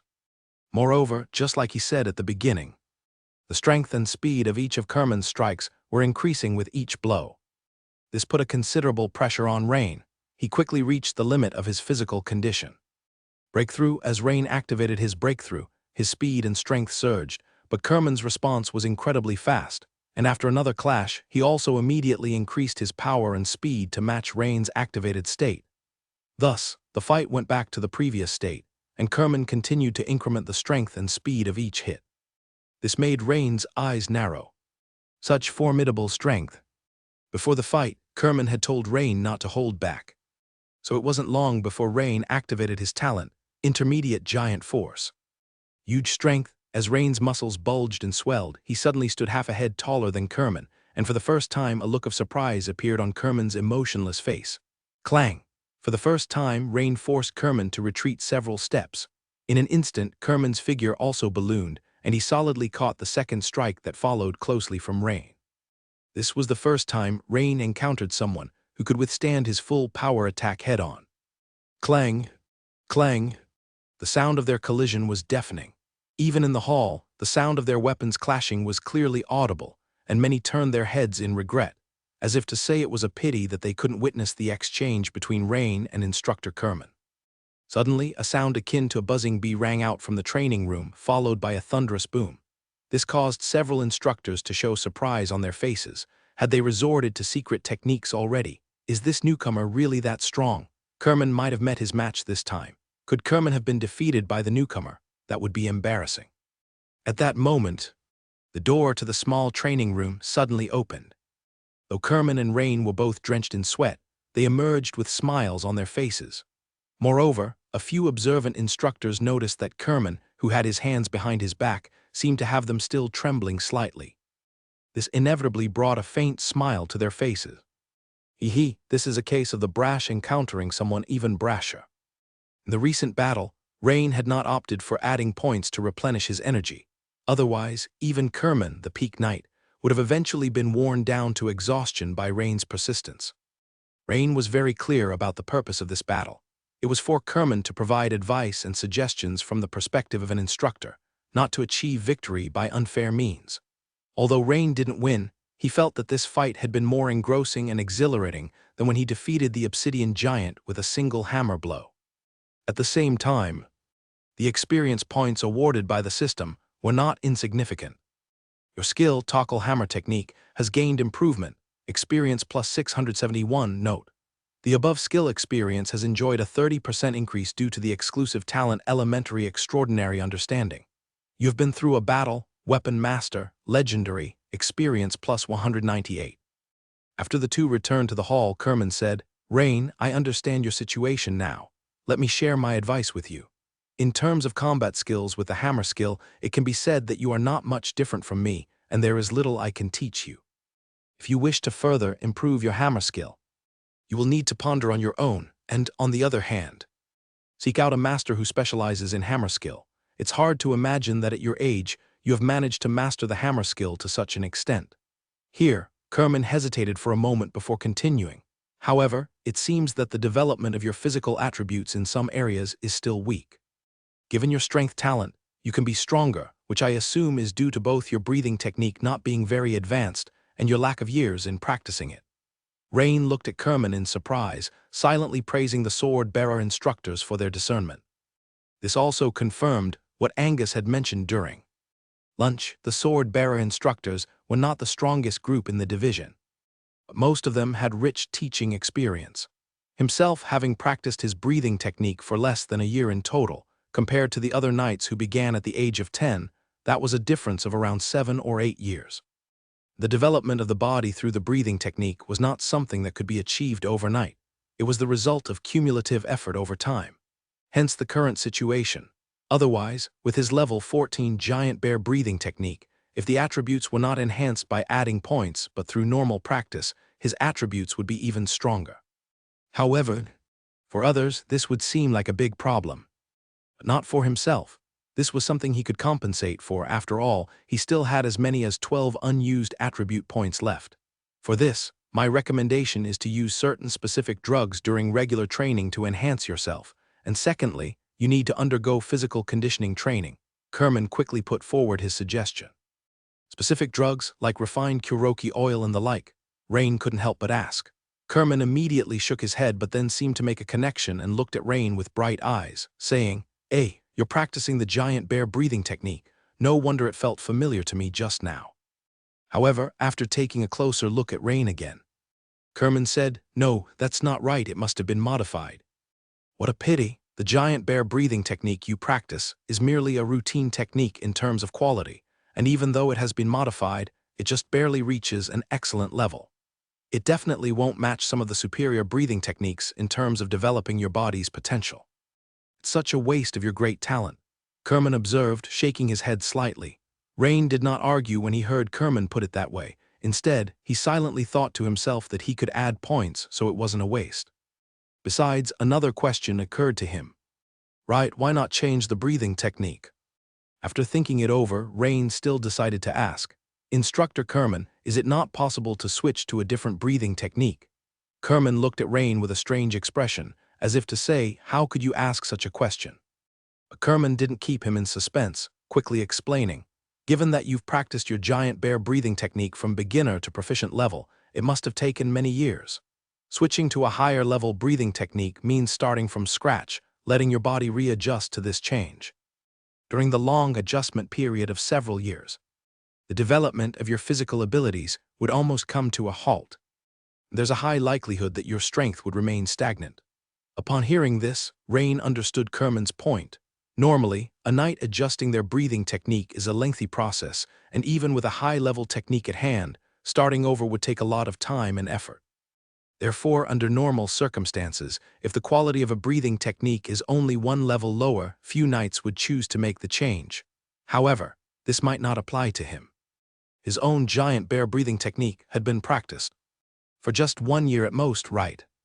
More importantly, due to the system's integration function, which would merge similar combat skills together and improve them, it was like the previous basic archery and blood fury archery. That is to say, not only does he not face a lengthy adjustment period for the breathing technique, but he could also quickly master the improved high-level breathing technique. With that said, it seems I can check out the exchange hall next time to see the conditions for exchanging advanced breathing techniques. Of course, this is his secret alone.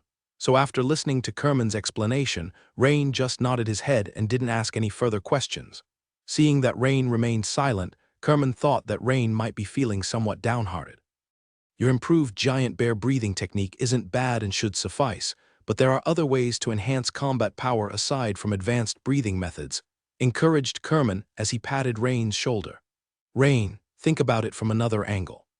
If you have enough strength, enough speed, with one hammer strike, who could resist? Kerman made a hammer-swinging gesture with his right hand and spoke spiritedly.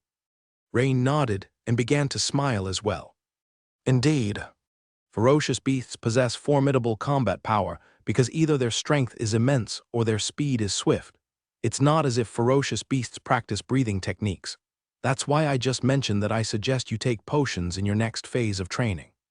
For example, a potent strength potion, an auxiliary potion for a great knight's training, which will gradually improve the user's strength over the half-month after consumption.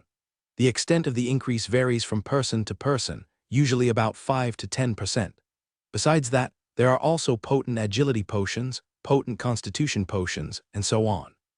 Of course, after taking these potions, you'll need to wait a certain period before you can take them again. Their effectiveness will decrease as your body builds up a tolerance, Kerman reminded. Potent strength potion? Rain couldn't help but think back to the potion list he saw at the Meister's military supply shop, which included strength potions with similar effects, but only effective for knights. This potent strength potion is effective even for a great knight, making it naturally more precious. Thank you for the guidance, Instructor Kerman, Rain said, bowing slightly. At this moment, Kerman glanced around and whispered to Rain. By the way, right next to our sword bearer's branch is the Mingster Province branch of the Royal Alchemist Association. If you have an acquaintance, you could directly use gold coins to purchase from them so you don't need to spend merit points in the exchange hall. Rain raised an eyebrow and looked at Kerman in surprise. Nice one. Instructor, are you sure you should be saying this? Seeming to understand Rain's gaze, Kerman coughed once and said solemnly, cough. It's a well-known secret, and there's no harm in taking advantage of a loophole. Thank you, Instructor, Rain said sincerely. Who would have thought that Instructor Kerman, tough as a brute bull, would be so delicately thoughtful? Whoever said well-built, simple-minded? Clearly, it should be well-built, also well-minded. Moreover, the Mingster Province branch of the Royal Alchemist Association, that's the gathering place for most of the potion masters in the entire Mingster Province. Is it possible that I might find my subsequent class, Deadly Poison Master, there? As Rain's mind wandered, Kerman pointed at the greatsword on Rain's back and said, Right, Rain, let me remind you, if you choose the dual-handed greatsword as a secondary weapon, I personally think it's not suitable. It's too heavy and will significantly reduce your movement. Speed. Rain, what other weapons are you good at? This. Rain looked at Kerman, unsure of how to respond for a moment. After all, he's proficient with quite a few weapons. However, he quickly thought of a topic to divert the conversation. Kerman had just mentioned potions, but not the second point about physical conditioning training. By the way, Instructor Kerman, what did you mean by physical conditioning training just now? Indeed, I forgot to tell you about it. Actually, your general knowledge classes starting from tomorrow will also cover this subject. For example, the Rapid Waters Room, the Quicksand Hall, the Mud Swamp Room, and so on. All places where you can undergo physical conditioning training. I suggest you start with the Rapid Waters Room and progress gradually. Rapid Waters Room, Quicksand Hall, Mud Swamp Room, I recognize each word, but together, why does it sound a bit confusing? Haha, these three places all use witchcraft to conduct strength training. The Rapid Waters Room involves improving physical constitution by resisting the impact of rushing water. Specifically rain, you can try it yourself first. However, training in these places will consume merit points, Kerman said with a smile. Merit points again. At this thought, Rain suddenly felt that his 2,736 merit points were probably not going to last very long. After the afternoon classes ended, it was already late, and Rain decided to visit the exchange hall the next day. Although in the end, Marcus meant that for this special training, Rain could decide whether or not to participate.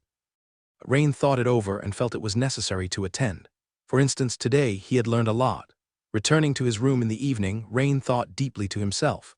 Tomorrow I need to visit the exchange hall again to check the exchange price for the potent strength potion and other potions Marcus mentioned. Also, I need to learn about the cost for the Rapid Waters Room. Suddenly, Rain remembered something even more important. Previously, he had thought about joining the Empire's sword bearers and then looking for witchcraft related to metals, but the problem was he had not yet been promoted to a full wizard. Almost forgot, tomorrow I need to check the exchange conditions for the vaporizing agent. And the defensive models of first-tier witchcraft, they must be of the fire element. After all, metal morphing spell sounds like it's not a defensive type of witchcraft. Rain still remembered that Naya, who had magician's bloodline, had once tested his elemental affinity for him. His affinity for the fire element was 71, and for the metal element, it was 72. Clearly, these two types of witchcraft were his first choices. However, just thinking about all the things he needed to exchange made Rain frown. There were too many good things he wanted, but not enough money to spend. No, I must go to the mission hall tomorrow. Increase revenue and reduce expenditure, with emphasis on the former. The next morning, the special training scheduled was a general knowledge class. However, what Rain had not expected was that the instructor for their first general knowledge class turned out to be the incredibly strong Marcus. This once again proved that individuals with well-developed limbs also had complex minds. Today, I'll tell you all why most of the Empire's special units operate in small teams for tasks. Marcus's robust voice echoed in the hall. This is partly due to historical origins, and of course, there are also practical combat considerations. In ancient times, humans centered around transcendent individuals to form hunting teams to hunt beasts. For example, the most common transcendent individuals within the Empire Knights often have multiple knight attendants around one formal knight to form a combat team, forming the foundation of the Empire's security. Previously, Rain had wondered why the sword-bearers adopted the team format. After listening to Marcus's explanation, Rain's speculation was confirmed. The sword-bearers' teams were essentially assisting each member, with the team leader as the core of combat and defense. This model was very similar to the Empire's oldest model of building a combat core around knights, thus, it had evolved slowly. Next, I'll talk about some common knowledge regarding task acceptance. Each person can only accept tasks one level above or below their own rank. For you, at the Black Iron rank, the highest you can accept are bronze tasks, and when you reach the silver rank, you can accept tasks at the gold, silver, and bronze levels, but note that accepting tasks below your own rank will result in a discounted reward. On the other hand, accepting tasks above your own rank, if completed, will yield extra rewards. However, if you fail, a certain number of merit points will be deducted, continued Marcus. Oh, Rain raised an eyebrow and listened intently. He was just planning to walk around the mission hall today, and here Marcus began discussing related topics. The internal task levels of sword-bearers start from bronze. Tasks can be categorized into designated tasks and non-designated tasks. Designated tasks offer rich rewards. The promotion rule is the three-tier system. If you are at the bronze level, then earning 3 bronze medals will promote you to the silver level, and so on. Team tasks can only be accepted by the team leader. A fact already known to you all. Task evaluation medals, when exchanged, can be split but cannot be upgraded. That is, for example, a gold medal can be exchanged for 3 silver medals, but not the other way around. Rain nodded repeatedly. As the only newcomer currently able to accept tasks, he listened very carefully.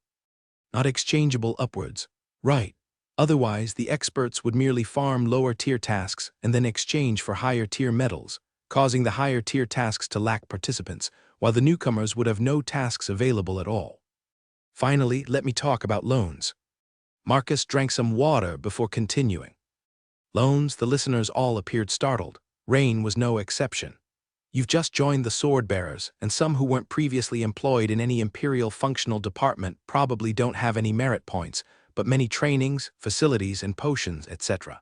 within the division use merit points. The organization has considered this situation and has arranged for loan measures. Depending on your potential and effort, you can consume in advance and then return the borrowed merit points over a set period through completing tasks.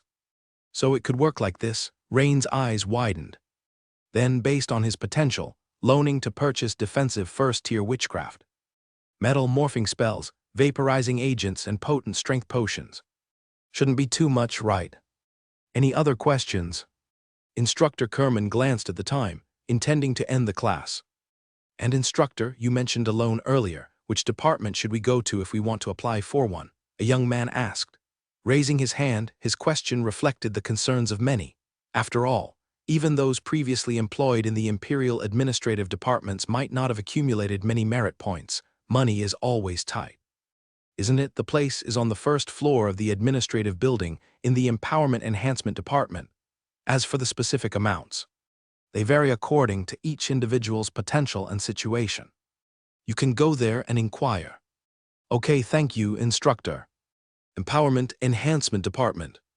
The name sounded quite appealing. Just wondered if the interest rates were high, Rain thought to himself. However, after Kerman's first general knowledge class, Rain did not immediately head to the so-called Empowerment Enhancement Department, essentially the loan department, instead. He returned to the Sword Bearers Branch's exchange hall. Hello. Sir, how may I assist you? A charming female clerk greeted Rain as he approached. Getting up and bowing, please check the price of a potent strength potion for me. This time. Having learned from experience, Rain handed over his bronze badge even before the young lady could say anything. Yes, sir. Please wait a moment. The female clerk respectfully took it with both hands. I've found it, sir. The exchange price is 150 merit points. The girl quickly flipped through a thick book and crisply reported. What about the potent constitution potion and the potent agility potion? Please wait a moment, I'll check for you right now. I've found them, sir. Please look at the wisdom tablet. Since Rain inquired about several items, the girl displayed the relevant information directly on the black stone tablet in front of him. On the black stone tablet appeared several lines of small white text. Potent Constitution Potion. A training aid potion, which after consumption for half a month, will enhance the consumer's constitution to some extent, varying by individual, generally about 10%. Exchange price, 180 merit points per bottle. Note, produced by the Royal Alchemist Association's Minster Province branch, guaranteed high quality. Potent Agility Potion. A training aid potion which after consumption for half a month will enhance the consumer's agility to some extent, varying by individual, generally about 10%. Exchange price, 160 merit points per bottle. Note, produced by the Royal Alchemist Association's Minster Province branch, guaranteed high quality, guaranteed high quality, but the prices are really not cheap.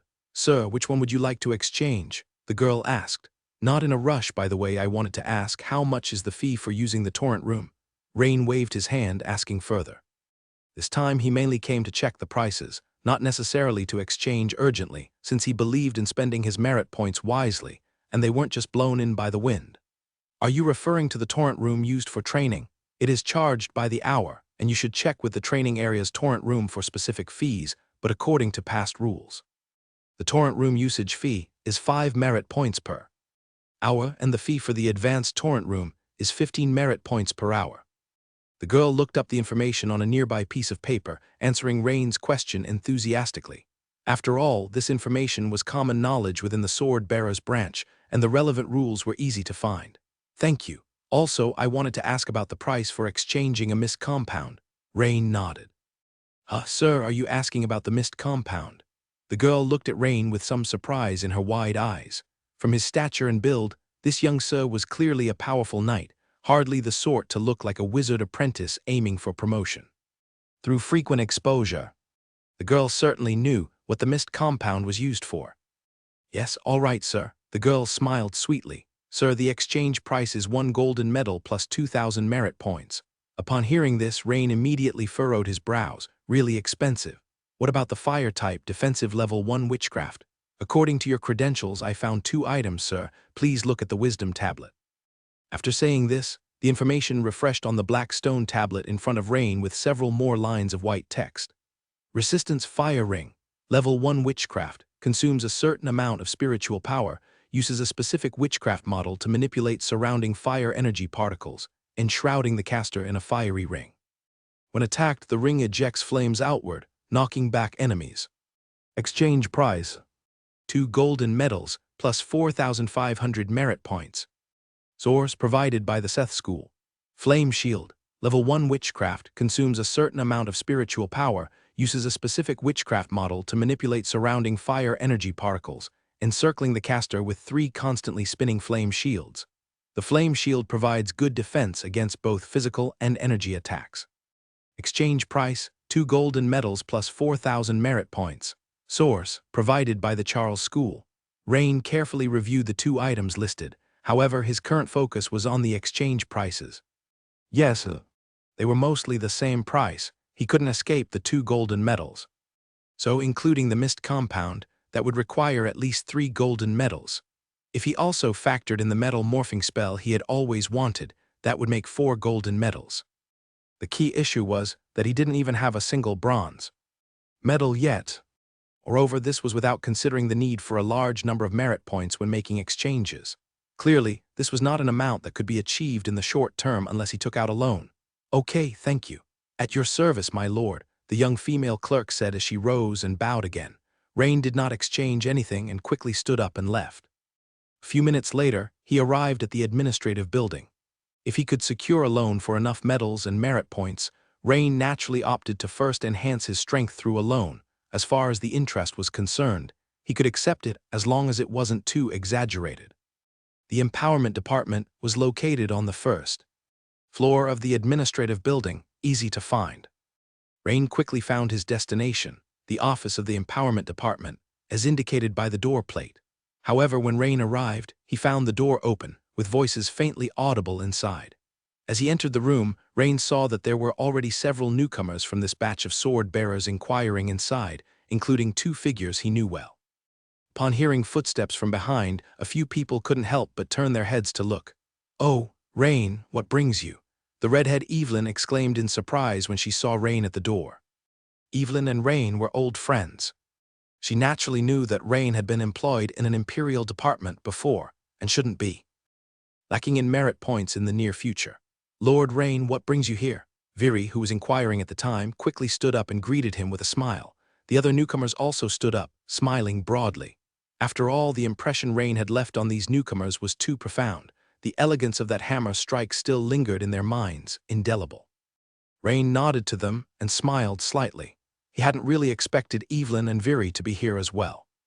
"Lord Rain, why don't you go first?"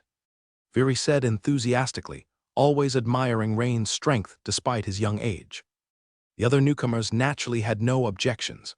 This put the freckled young female clerk who was processing Viri's inquiry on edge. She didn't understand why this considerably younger-looking youth would command such respect from several sword-bearers. Rain waved his hand and said with a smile, "No need, just follow the regular queue." "Come on, Lord Rain, please, after you," Viri said as he made room, still smiling. The other people also stepped aside at once, this faced with smiling faces. "All right then." A certain quote from a celebrity in Rain's previous life suddenly came to mind. Before you're famous, you're surrounded by all sorts of people, those who are manipulative, those who mock you, those who play dirty. But once you're famous, suddenly everyone around you is nice, every face brimming with smiles. "Thank you then, I'll accept the offer," Rain said, bowing slightly once Rain was seated. He inquired, "Hello, I would like to inquire about a loan, of course you can." "My lord, please take a seat," the freckled girl stammered a bit, clearly nervous. "Could you please show your badge?" "Sure." After Rain handed over his bronze badge, the freckled girl took it with both hands. Her face showing surprise, a bronze badge. However, she merely flinched and then immediately started checking. "Oh," the freckled girl seemed to find something surprising, her face showing astonishment. "My lord, please wait a moment. Your loan limit is too high and requires approval from my superior." Hearing the words of the freckled girl, the others couldn't help but look over, expressions of curiosity and astonishment on their faces. Although the others had not handled any loan transactions yet, the redhead Evelyn had just done so, with a limit of 1,000. Moreover, it was the same freckled girl before him who had processed everything, without any issue like Rain's occurring. What's my limit?" Seeing the surprised expression on the freckled girl, Rain couldn't help but ask curiously. "Lord, your limit is a full 10,000 merit points." The freckled girl managed to calm herself down somewhat and crisply reported the figure. A collective gasp of surprise filled the room. Especially Evelyn, who had already completed her transaction, now covered her mouth with her small hand, her face showing shock. She had just processed hers and thought it was a large amount. Now, comparing her limit to Rain's, this was truly... Evelyn instantly felt that her own limit of 1,000 was no longer appealing. Rain immediately raised an eyebrow, impressed by the limit. With this 10,000 limit, he could exchange for all the items he needed. It was more than enough. It seemed Kerman hadn't been speaking nonsense that morning. It really depended on potential. Or rather, the limits were probably set based on a person's later repayment capabilities. After all, great potential, strong abilities, meant stronger capabilities to earn merit points in the future. "Lord Riani, I will now go to ask Deputy Minister Melanie to come over. Please wait for a moment," the freckled girl clerk respectfully asked. Yes, Rain nodded. The freckled girl clerk started pacing away quickly with short steps, and soon, a smart-looking woman walked in. This must be Lord Rain, indeed a promising young man. I am Melanie Clinton, the Deputy Secretary of the Promotion Department. Lord Rain, greetings. The young woman said with great courtesy. Greetings, Madam Melanie. Rain stood up and said, Lord Rain, are you looking to withdraw the entire amount? Yes. While they were speaking, Rain suddenly thought of something and immediately said, Wait, I have another question. Madam Melanie, is this loan strictly for merit points and does not include task evaluation medals? Of course, task evaluation medals still need to be obtained by completing tasks. Melanie nodded and confirmed. This made Rain frown slightly, and his expression changed. The loan was essentially meaningless to him then. He had just visited the exchange hall, and whether it was for the vaporization reagent or witchcraft, the major or rather key part of the exchange relied on the gold medals. The remaining potion exchanges, actually, the more than 2,000 merit points he had on hand, was sufficient for the short term. And as he slowly completed tasks in the later stages, he believed that merit points would rapidly accumulate in his account. Perhaps sensing Rain's displeasure, Melanie tactfully asked, Lord Rain, are you in a hurry to exchange for some items? Rain hesitated, then nodded slightly. Seeing this, Melanie smiled and said, Lord Rain, since you are already a bronze sword bearer, the loan conditions are not quite the same as for a typical newcomer. If it's convenient for you, could you come to my office to talk about it? Rain raised an eyebrow. Could there be some room for maneuvering here? After thinking it over, Rain nodded and followed the lovely young woman Melanie out of the office. The other newcomers watched Rain's departing figure longingly, while a big question mark popped up in their minds. Could a bronze sword bearer now get a loan with task evaluation medals? When Rain arrived at the adjacent office of the deputy secretary, Melanie began to explain. Lord Rain, as the captain of the bronze sword bearer team, you can take a consumption loan, which is a different type of loan from the newcomer loan, she said. Oh, Madam Melanie, please explain the rules of the consumption loan. Yes, Lord Rain, with the consumption loan, you merely need to pay 1/3 of the price of an item to use it in advance, and then pay it back within the set time, she replied. 1/3 down payment. It was somewhat reminiscent of a mortgage. Rain mused to himself. But soon another question occurred to him. 1/3. I can understand 1/3 of the merit points, but how do you calculate 1/3 of a medal? For instance, if you need 3 silver medals, you would have to pay 1 in advance. But if an item only requires 1 or 2 silver medals, since the regulations do not allow for partial loans, you will still need to pay 1 silver medal and 1/3 of the merit points, she explained. In such cases, we generally recommend you bundle several items that you want to exchange together, such as waiting until you have 3 silver medals, and then packaging them for a loan. Rain nodded. He understood, and this was truly not bad. That meant he only needed to earn 1 gold medal to be able to take out the vaporization reagent, and the first-level fire-related witchcraft for defense. Wait, he also really wanted the metal morphing spell. Madam Melanie, is 1/3 the minimum required? Can't it be 1/4? Rain ventured to ask. 1/4 is the privilege of the silver rank, that's. Melanie showed a look of difficulty. However, at once, she remembered the conspicuous red special in the overall evaluation she had just reviewed in the young man's profile, and immediately amended her response. Okay, Lord Rain, then you can pay 1/4. Rain's face lit up with joy. That meant he only needed to obtain 1 gold medal, and 1/4 of the merit points to take possession of the aforementioned 3 items in advance. By the way, Lord Rain, if you don't mind me asking, what are you planning to exchange for? It was at this moment that Melanie finally remembered she hadn't yet asked Rain exactly what he intended to exchange. Vaporization reagent, fire witchcraft resist fire ring, and metal morphing spell, Rain stated frankly. Ah, that's. Melanie's eyes widened in shock as she looked at Rain. Heavens, items worth 4 gold medals. Lord Rain, even though you are rated special in potential as a new sword bearer, this is quite extravagant. Melanie's inner voice was screaming. It seems that's not possible. Rain glanced at Melanie, who was still in shock and couldn't help feeling disappointed. That's Lord Rain, Melanie stammered. Just then, a middle-aged man dressed in an army uniform with a pair of golden branches and 4 crescent moons on his epaulette walked in and smilingly said, Melanie, process the relevant procedures for Lord Rain, just as he mentioned for those 3 items. Ah, yes, sir. Melanie immediately rose to do so. Lord Rain, this is Colonel Stanley, Admiral Edward's secretary, Melanie hurriedly introduced. Colonel Stanley, greetings. Rain promptly stood up to greet him. Lord Rain, Admiral Edward has high hopes for you, Stanley said, smiling and nodding. After exchanging pleasantries, Stanley took some item and hurriedly left, appearing quite busy. Rain had signed the loan agreement.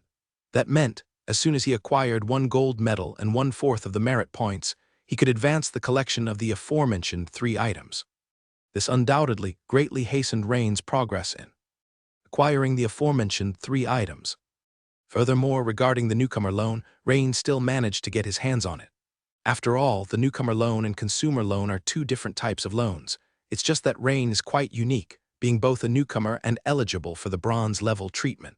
So, this immediately put Rain in a great mood. He once again arrived at the exchange hall.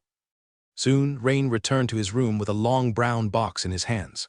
Upon opening it, he saw a transparent glass tube containing a yellow liquid, with a faint white chill emanating from it, as if it had just been taken out of a refrigeration room.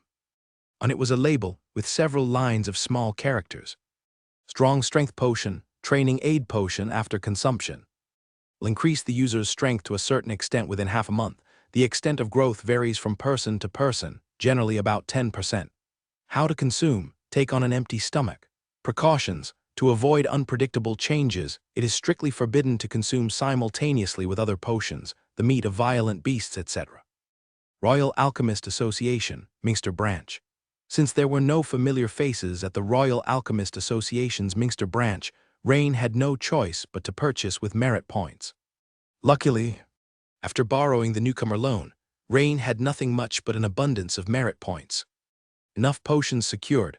After returning to his room, Rain, without any hesitation, opened the wooden box and took the yellow potion in his hand. Instantly, a cool sensation passed from the palm of his hand.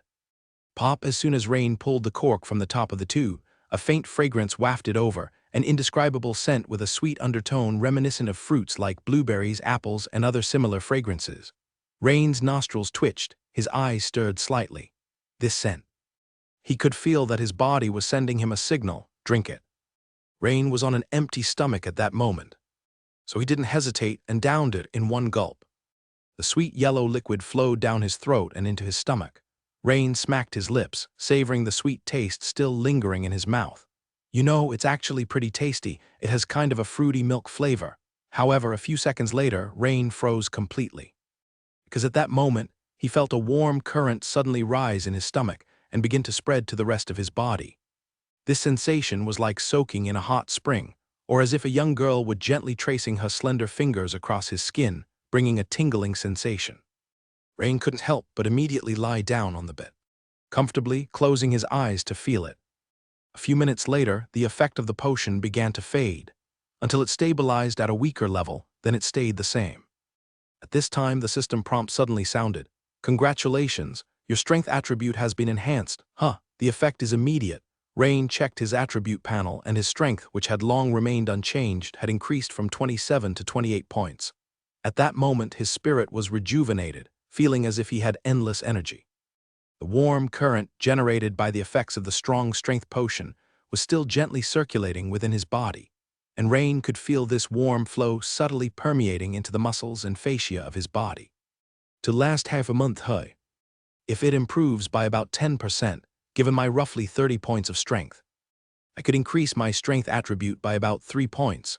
According to Instructor Kerman, it's best to combine potion consumption with intensive training. Let's go to the torrent room now then. The afternoon class was like a technical specialty course. That means if you are a sword and shield knight or a great knight, the instructor specializing in sword and shield would be responsible for teaching the relevant techniques. This is also why Kerman told Rain that he didn't need to attend this two-handed Warhammer technique class anymore. After all, Rain's skill level with the two-handed Warhammer compared to his was vastly different. Besides, there were not only Rain using the two-handed Warhammer among the newcomers, but also another 4 or 5 people. Naturally, Rain couldn't expect Kerman to do one-on-one sparring with him. About the missions. Sharpening your axe will not delay the work of chopping wood. As they say, before the retest, the organization had no requirements for tasks concerning newcomers. Naturally, there was also no talk of assigning tasks. This month was for the sword-bearers newcomers to familiarize themselves with the environment and to understand the various situations they will soon face. Rain thought that since he could enhance his own abilities with money power from the loan, it was best to first improve his abilities. After all, there were still many good things within the sword-bearer's branch. Like this time's strong strength potion, it gave him quite a few surprises. Unfortunately, it was not possible to continue taking other potions during the effective period of the potion, such as strong agility potion or another dose of strong strength potion. 5 minutes later, Rain set foot in the official training grounds of the sword-bearer's branch for the first time. The official training grounds were tucked behind a garden, where the trees were tall and unevenly spaced, and at first glance, Rain couldn't hide his amazement. The sword-bearer's branch really had deep pockets. In Mingster, a provincial city where every inch of land was worth its weight in gold, the sword-bearer's branch's official training ground was immensely spacious. At this moment, to Rain's right was a 3-story indoor training building, white and concave in shape. The building was also constructed from white striated stone blocks, and its columns and the top were decorated with some simple scroll carvings. It looked both grand and aesthetically pleasing. In front of Rain was a vast expanse of green grass, an outdoor training field multiple times, the size of a normal riding arena, with several stables beside the area. Right now, quite a few sword-bearers were controlling horses to move in circles on the riding arena, performing jumps and sprints and the like.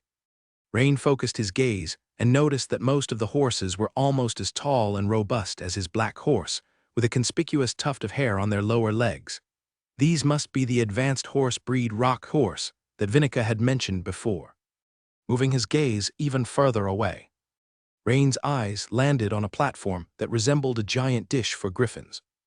Indeed, it was a huge circular platform, about 2 meters above the ground, supported by a sturdy and thick white stone pillar, though the number of griffins seemed sparse.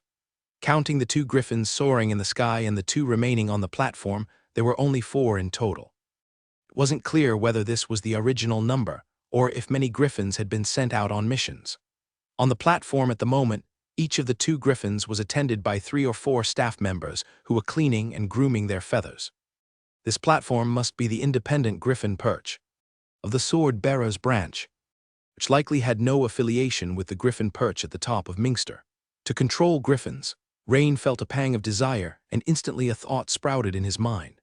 After showing his bronze badge to the heavily guarded guards, Rain was allowed to enter the training ground. Upon asking around, Rain learned that only silver-ranked sword-bearers were qualified to train with griffins, and the training cost was exorbitantly expensive, at 50 merit points per hour, if one's talent was dull.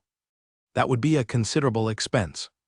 Moreover, training was one thing, but renting a griffin for a mission was another expense altogether. Of course, this didn't apply to assigned missions.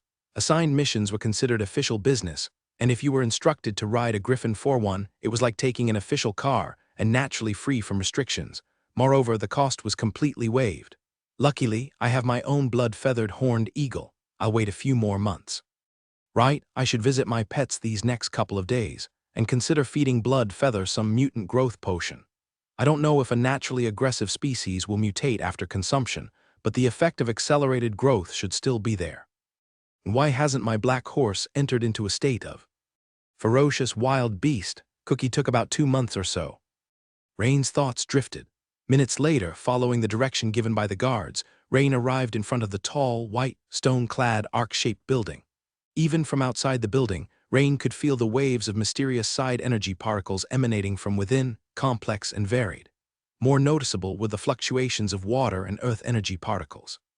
It seemed this place, as Instructor Kerman had said, applied witchcraft to the physical enhancement of knights and great knights. In Meister County, such luxurious practices were unimaginable. But in the sword-bearers branch of the provincial city of Mingster, they seemed to have become a common part of the training regimen. The magnitude of the disparity was clear to see. Rain stepped into the lobby on the first floor, where he saw a curved service desk not far in front, with 3 young female clerks bustling about inside. Outside the desk was a young girl who seemed to be in charge of guiding guests. When she saw Rain looking around, her eyes lit up, and she approached him with a polite bow, saying, "Good day, sir, this is the training building." May I assist you with anything? Him not bad at all. There was even something like a shopping guide from his past life. Rain thought for a moment and directly asked, it's my first time here. Could you give me a brief introduction to the training building? Of course, sir. To your left down the corridor are the sand flow hall and the mud swamp room, while to your right is the rapid flow chamber. If it's your first visit, I would recommend starting with the rapid flow chamber, the young greeter explained. There are normal rapid flow chambers and advanced rapid flow chambers. The normal rapid flow chambers are mainly used to simulate a whirlpool environment to train the precision and stability of extraordinary battle techniques under water resistance. Of course, they also slightly improve physical fitness. The advanced rapid flow chambers, on the other hand, are primarily for enhancing the physical fitness of distinguished visitors. They utilize high-speed water jets to strike different parts of the body, which can improve the elasticity of blood vessels, the tension of muscle fascia, and enhance neural responses, among other benefits. The longer you stay in the advanced rapid flow chamber, the better the effect. Of course, this is dependent on each individual's physical condition. Rain found it amusing as he listened, glancing at the young girl. Judging from her aura, she was merely an ordinary person. How could she know anything about facial tension? Therefore, what the receptionist girl was saying was clearly memorized by rote. It was like reciting ancient poems as a 2-year-old child in his previous life. The recitation was catchy, but if you asked them, they wouldn't understand a single word. Also, in the advanced rapids room, you have multiple options, such as alternating between hot and cold baths. Cold and cool baths can improve the effects of your training. Of course, the cost would be an additional 5 merit points per hour. Additionally, you can opt to add pyroclastic granules to enhance the effects of the water jets. However, this will incur an extra fee of 15 merit points per hour. Certainly, although the choices mentioned will enhance the effects, they will also significantly increase the stimulation on the body from the rapids, so I suggest you do this according to your capacity. Alternating hot and cold, adding pyroclastic granules. Why does it sound like a high-intensity version of a SBA? Rain showed a contemplative expression. In addition, the regular rapids room focuses on improving precision and stability in extraordinary battle techniques, which did not align with his current purpose. However, he could still give it a try later, practicing the rock and axe and shield combat skill to see its effects. For now, following Instructor Kerman's advice, he naturally decided to first experience the advanced rapids room. Thus, Rain turned and asked, excuse me, are there any rooms available in the advanced rapids room right now? Sir, you are in luck. The regular rapids rooms are all full, but there happens to be one advanced rapids room still available. Would you like to use it now? Yes, right now. If you please, could you show your badge at the reception desk? The receptionist girl led Rain to the service counter. Also, help me choose the alternating hot and cold option and add those. Pyroclastic granules, Rain thought for a moment then said, Sir, are you sure you can handle it? No, sir, what I mean is you could progress gradually. The receptionist girl, covering her mouth with her hand, blinked her large eyes apologetically at Rain. Clearly, she misspoke and was afraid Rain would take issue with it. Rain waved his hand and said, It's fine, add them both. As for the time. Regarding the time, I suggest, sir, that you don't set it in advance. Whenever you feel anything is amiss with your body, you can stop by pressing the red handle in the room. Would that be okay? The girl said hurriedly. That would be fine. By the way, how is the fee calculated if it's not for a full hour? Rain suddenly thought of a question. Regarding the fees, sir, if it exceeds an hour, any time less than half an hour will be charged as half an hour, and anything over half an hour will be charged as a full hour, she explained. That seems reasonable. Rain nodded with a smile. Seeing Rain's smile and agreement, the receptionist girl finally breathed a sigh of relief. Her service became even more attentive, and she took the initiative to ask, Sir, shall I take you there now? The receptionist girl pointed to a corridor on the right. Actually, it wasn't her duty as a receptionist to accompany guests. Perhaps to make up for her earlier faux pas, or maybe because of Rain's handsome appearance, she was rather eager to help. That will be fine, thank you. It's my pleasure, sir, please follow me. The common and advanced rapids rooms are on the right side of the first floor. Every day many sirs come here to train, she explained as they walked. Soon Rain followed the girl through a long corridor to a spacious hall, where several long seats, similar to sofas and covered with soft deer leather, were placed. On these long seats sat groups of burly, strong men, each one no smaller in stature than Rain himself. It made sense the Rapids rooms were designed for knights. And great knights. However, Rain also noticed that nearly all of them were holding weapons, which suggested that these people were likely waiting for the regular Rapids room to practice their extraordinary battle techniques. It seemed that his choice was correct after all. If he had chosen the regular Rapids room, he would have had to wait in line now. Sir, these are the advanced Rapids rooms. You've already completed the paperwork at the service desk. You only need to swipe your sword-bearer badge across this black wisdom slate to enter. Until you cancel, you will be the sole user of this advanced Rapids room, the girl informed him. All right, thank you, Rain said, following the girl's instructions and swiping his bronze badge. Upon doing so, several lines of text appeared on the black wisdom slate. Start time 13:33, charging rate 15 merit points per hour, additional add-on. And with that, Rain had been led by the girl into one of the advanced Rapids rooms. Many of the muscular men in the hall looked on with envy. Pretty boys always have it easy. If it were me, I'd never have a girl volunteer to accompany me like this, Bolton said enviously. Bolton, with your size, you could crush a girl, teased a companion to the 2'3" tall Bolton. Don't kid yourself, the guy can afford the advanced Rapids room, which means he must have a pile of merit points. He could even be a team captain. So young and so fresh-faced, how could he be a captain? He's probably from a family with some clout, having gathered a good number of merit points in the Empire's bureaucracy before joining the Sword Bearers, analyzed a 20-something man with a goatee. You're right. What Kim says makes sense, the others agreed, nodding their heads. Kim's thought for a moment, seemingly curious about how long the young man planned to stay in the advanced turbulence room. He quickly got up and walked to the door of the room Rain had just entered. He glanced at the black smart slate, and the next second he couldn't help but suck in a breath of cold air. SSS, it turned out under the fee schedule, there were a few lines of small white text. Extra add-on 1, alternating hot and cold, cost +5. Extra add-on 2, fire rock mineral particles, cost +15, total cost, 35 merit points/hour. Considering he scrimped and saved even in the regular turbulence room at 5 merit points per hour, Kim couldn't help but curse. Fug, that's really rich. The few people around him saw Kim's expression change and also walked over out of curiosity, and upon seeing the slate they exclaimed, "Is this how merit points are spent? Truly loaded." Naturally they could afford the cost, but there were bigger expenses elsewhere, such as purchasing more advanced extraordinary battle techniques, some combat potions, and auxiliary training potions, so it was natural to spend merit points sparingly. Although the fully upgraded turbulence room had the best effects, the cost was too high, and the cost-effectiveness was far worse than practicing extraordinary battle techniques in a regular turbulence room while also gradually improving physical fitness. Moreover, it was too stimulating. The endurance time was too short, and the effects were not that good.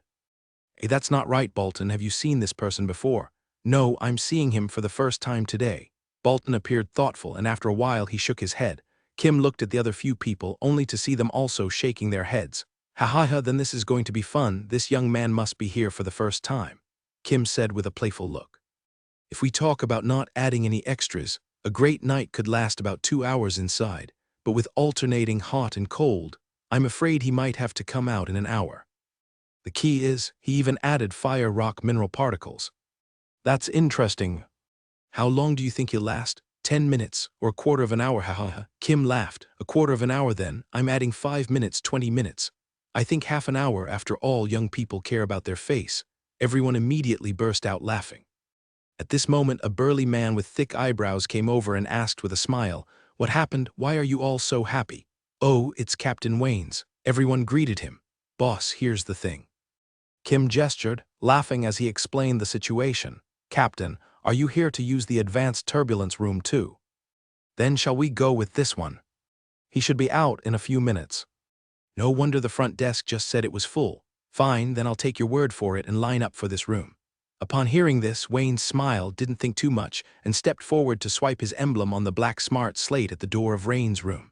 Quickly, a line of text appeared at the bottom of the smart slate. New queuing person, 1 person. But when Rain closed the door, he discovered that the room in the turbulence room was not small, about 50 square meters, and in the center was a huge bathtub about 4 meters in diameter. There was a conspicuous red handle next to the bathtub. That, once pulled, would stop all the turbulence inside the room. Moreover, around the tub, there were special white stone tiles tightly fit together, the most conspicuous of which were the various sized holes densely packed in the tiles. The holes were thick and thin, with the thick ones almost the size of a fist, while the thin ones were even smaller than the diameter of a pinky finger. At the very front of each hole was a circular metal nozzle. Even as Rain approached, he saw through the slightly rippling clear red water that the bottom of the pool also had many holes. Presumably, these holes were also for jetting turbulence. Moreover, the depth of the pool reached 3 meters, of course. The water level in the pool wasn't that high. When Rain entered the pool wearing only his underwear, he found that the water level reached just his knees. At that moment, the lights around him suddenly dimmed. It seemed to better allow the trainee to focus on their own body. SSSSS, the sound of dense water flow started. The various holes in the pool began to jet high-speed water streams which hit Rain's exposed strong body. That's it. I don't feel much. Rain only felt that the water temperature was quite cold, including the bottom of the pool he was stepping on, which was now also jetting water streams, giving him a tingling and tickling foot massage sensation. The next second, Rain suddenly realized his talent intermediate steel body was a passive ability. Under the defense of the intermediate steel body, these high-speed water streams that would normally cause skin pain felt like taking a shower. Immediately, Rain focused his mind and dispersed his innate defensive effect. Suddenly, a stinging sensation came from his skin, but soon this stinging and impact began to take effect. Rain felt changes happening inside his body. His muscles and fasciae began to tremble lightly, as if activated by some stimulation. They started to become lively. After a while, the temperature of the oncoming water flow suddenly changed, rapidly increasing from near 0 degrees to 30 degrees. 40 degrees. Soon it reached a scalding temperature of 70 to 80 degrees. An ice and fire ordeal, exhilarating, but the effect was also significant. At this moment, the muscles and fasciae inside Rain's body became even more active. He could feel that some small muscles and fasciae, which were not exercised by some Bear King breathing techniques, were also driven and started to tremble slightly. After a while, the light dimmed once again. Suddenly, the sound of the water jets became sharper, as if mixed with some tiny particles. At this moment, Rain's eyes were slightly closed, and he could see that the water being ejected from the holes in the walls of the pool had turned pale red. These must be the so-called fire rock particles. These tiny particles, hitting Rain's skin, were painfully stinging, but the effects were also extremely good. When they struck certain connective tissue areas, some of the muscle adhesions that had occurred during explosive movements began to loosen from the shocks. However, the pain was genuinely intense. Rain knew without looking down that his skin must look like a lobster that had been turned bright red. As time went on, the pain, as the girl had said, became increasingly intense and increasingly unbearable. After thinking it over, Rain tried slowly to restore the defensive effect of intermediate steel body. Of course, to maximize the effects of the torrent, Rain kept the power of steel body around 10%. Immediately, the painful sensation was significantly weakened, but the overall impact of the torrent was not greatly diminished. This brought joy to Rain's heart, and the efficacy of the potent strength potion he had taken previously started to accelerate into his body due to the torrent. Soon 15 minutes passed. By now, the people outside the door had begun to frequently look up at Rain's room, waiting for the soon-to-arrive sound of the door opening. A few minutes later, the group could not help but feel surprised. "Kim, this young man is not weak," Bolton said in his deep voice. This, indeed. Kim too was very astonished. But it should be almost over. Another 5 minutes passed, and now nobody spoke much, because they were well aware that under these two enhanced conditions, there were only a few present who could last 20 minutes, and if they could, they were the great knights with exceptionally firm will. However, they believed that the young man must also be nearing his limit, because the stimulation from the torrent would become stronger and more arduous to endure. Meanwhile, inside the advanced torrent room, Rain had discovered a little trick. Under the impact of a high-speed torrent mixed with fire rock particles, assuming the positions of the Bear King breathing technique made the effects of the torrent even better. At this moment, he felt pleasantly warm, and the original muscle fiber damage was gradually repaired by the blood flow that the torrent had accelerated. And those adhesions caused by muscle strains during previous bursts were mostly dispersed by now. Capillaries immediately supplemented the repair areas with various nutrients. At that moment, a system prompt suddenly appeared. Congratulations, your strength attribute has increased. The effects of the potion are releasing this quickly. According to the label's description, the effects of this potent strength potion should be slowly released over half a month. While it starts faster and slows down later, it shouldn't be this quick. Logically, there should be a slight increase after 4 or 5 days, and then another small increase at the half-month mark. The overall increase should be about 10%, Rain muttered to himself. As his strength attribute rose from 28 to 29, Rain felt full of vim and vigor. Enduring the high-speed torrent's impact while simultaneously intensifying the training of the Bear King breathing technique. Rain was enjoying his training session in the room, but those outside were already staring at each other, wide-eyed. It had been 45 minutes already. How could the young man inside possibly? Kim glanced at his captain Waynes beside him, his expression somewhat sheepish. He had suggested this room to the captain, but now there was no sign of the other man coming out. However, at this moment, Waynes wasn't paying attention to Kim's small movements. Instead, he was frowning slightly as if pondering something. A few more minutes went by, and Waynes couldn't help but look puzzled and asked, "Are you certain it was an unfamiliar young man who entered, not the captain of another squad? Never seen him before." "Yeah, even if it was a captain newly promoted last year, we would have seen them a couple of times. This is definitely our first encounter with this one." Snap! Suddenly, Kim's eyes lit up. He slapped his thigh as if he had an epiphany and said, "Hey, do you think it's possible that the young man passed out inside before managing to pull the lever?" As the captain of the sword bearers, Waynes naturally attracted everyone's attention. "Kim, talk to the front desk and tell them the training session in room 102 is unusual. Please send someone to check it out." As Waynes hadn't seen the young man inside the room, he remained cautious about the other's speculation that the person inside might have fainted. Bursting into the room, that was absolutely not an option. If the person was in the middle of a crucial moment of cultivation, that would be. Moreover, the training building had strict rules against such actions as knocking or breaking in. Even if there was suspicion of an issue, reporting it was sufficient. The subsequent matters would be handled by the professionals. "All right, boss." Kim quickly turned and left. Shortly after, a young girl hurried over with several physicians in white robes. The girl was the greeter, her face marked with anxiety. She had been busy with other matters just before, and now, hearing that the new sword-bearer had not emerged for nearly an hour, she felt unexpectedly panicked. Since the torrential impact room was always shirtless, it naturally was impossible to have a small window in the door for observation. After all, although female knights were few, they existed, and having a small window in the door if a female knight was training would be. So another method was used. A male medic carefully placed a device resembling a sensor on the sturdy door. An elderly physician rapidly conversed with the greeter. "Is it a newcomer?" "Yes, his record in the torrential impact room is blank." "What about other information?" "Rain Carlin, 16 years old, great knight." "What, 16 years old?" The elder paused and the others around him were struck dumb. A 16-year-old great knight? That's incredible. Meanwhile, inside, Rain felt extremely comfortable. The adhesions in some of his fasciae and the strains in his muscle fibers had seen significant improvement and repair. At that moment, an unexpected system notification appeared. "Congratulations, your agility attribute has increased." Agility? Why agility when he had clearly taken a potent strength potion? Could it be because the Bear King breathing technique had advanced to LV-14, gradually improving his physical condition? Or was it due to the adhesions in the muscle fasciae being shocked open by the torrential impact, resulting in certain repairs? Rain pondered. After a moment, Rain felt it must be a combination of both effects, possibly with the latter having a greater impact. Regardless, increasing agility from 29 to 30 points was undoubtedly beneficial. However, at this moment, Rain also felt that his body seemed to have reached a certain limit of endurance.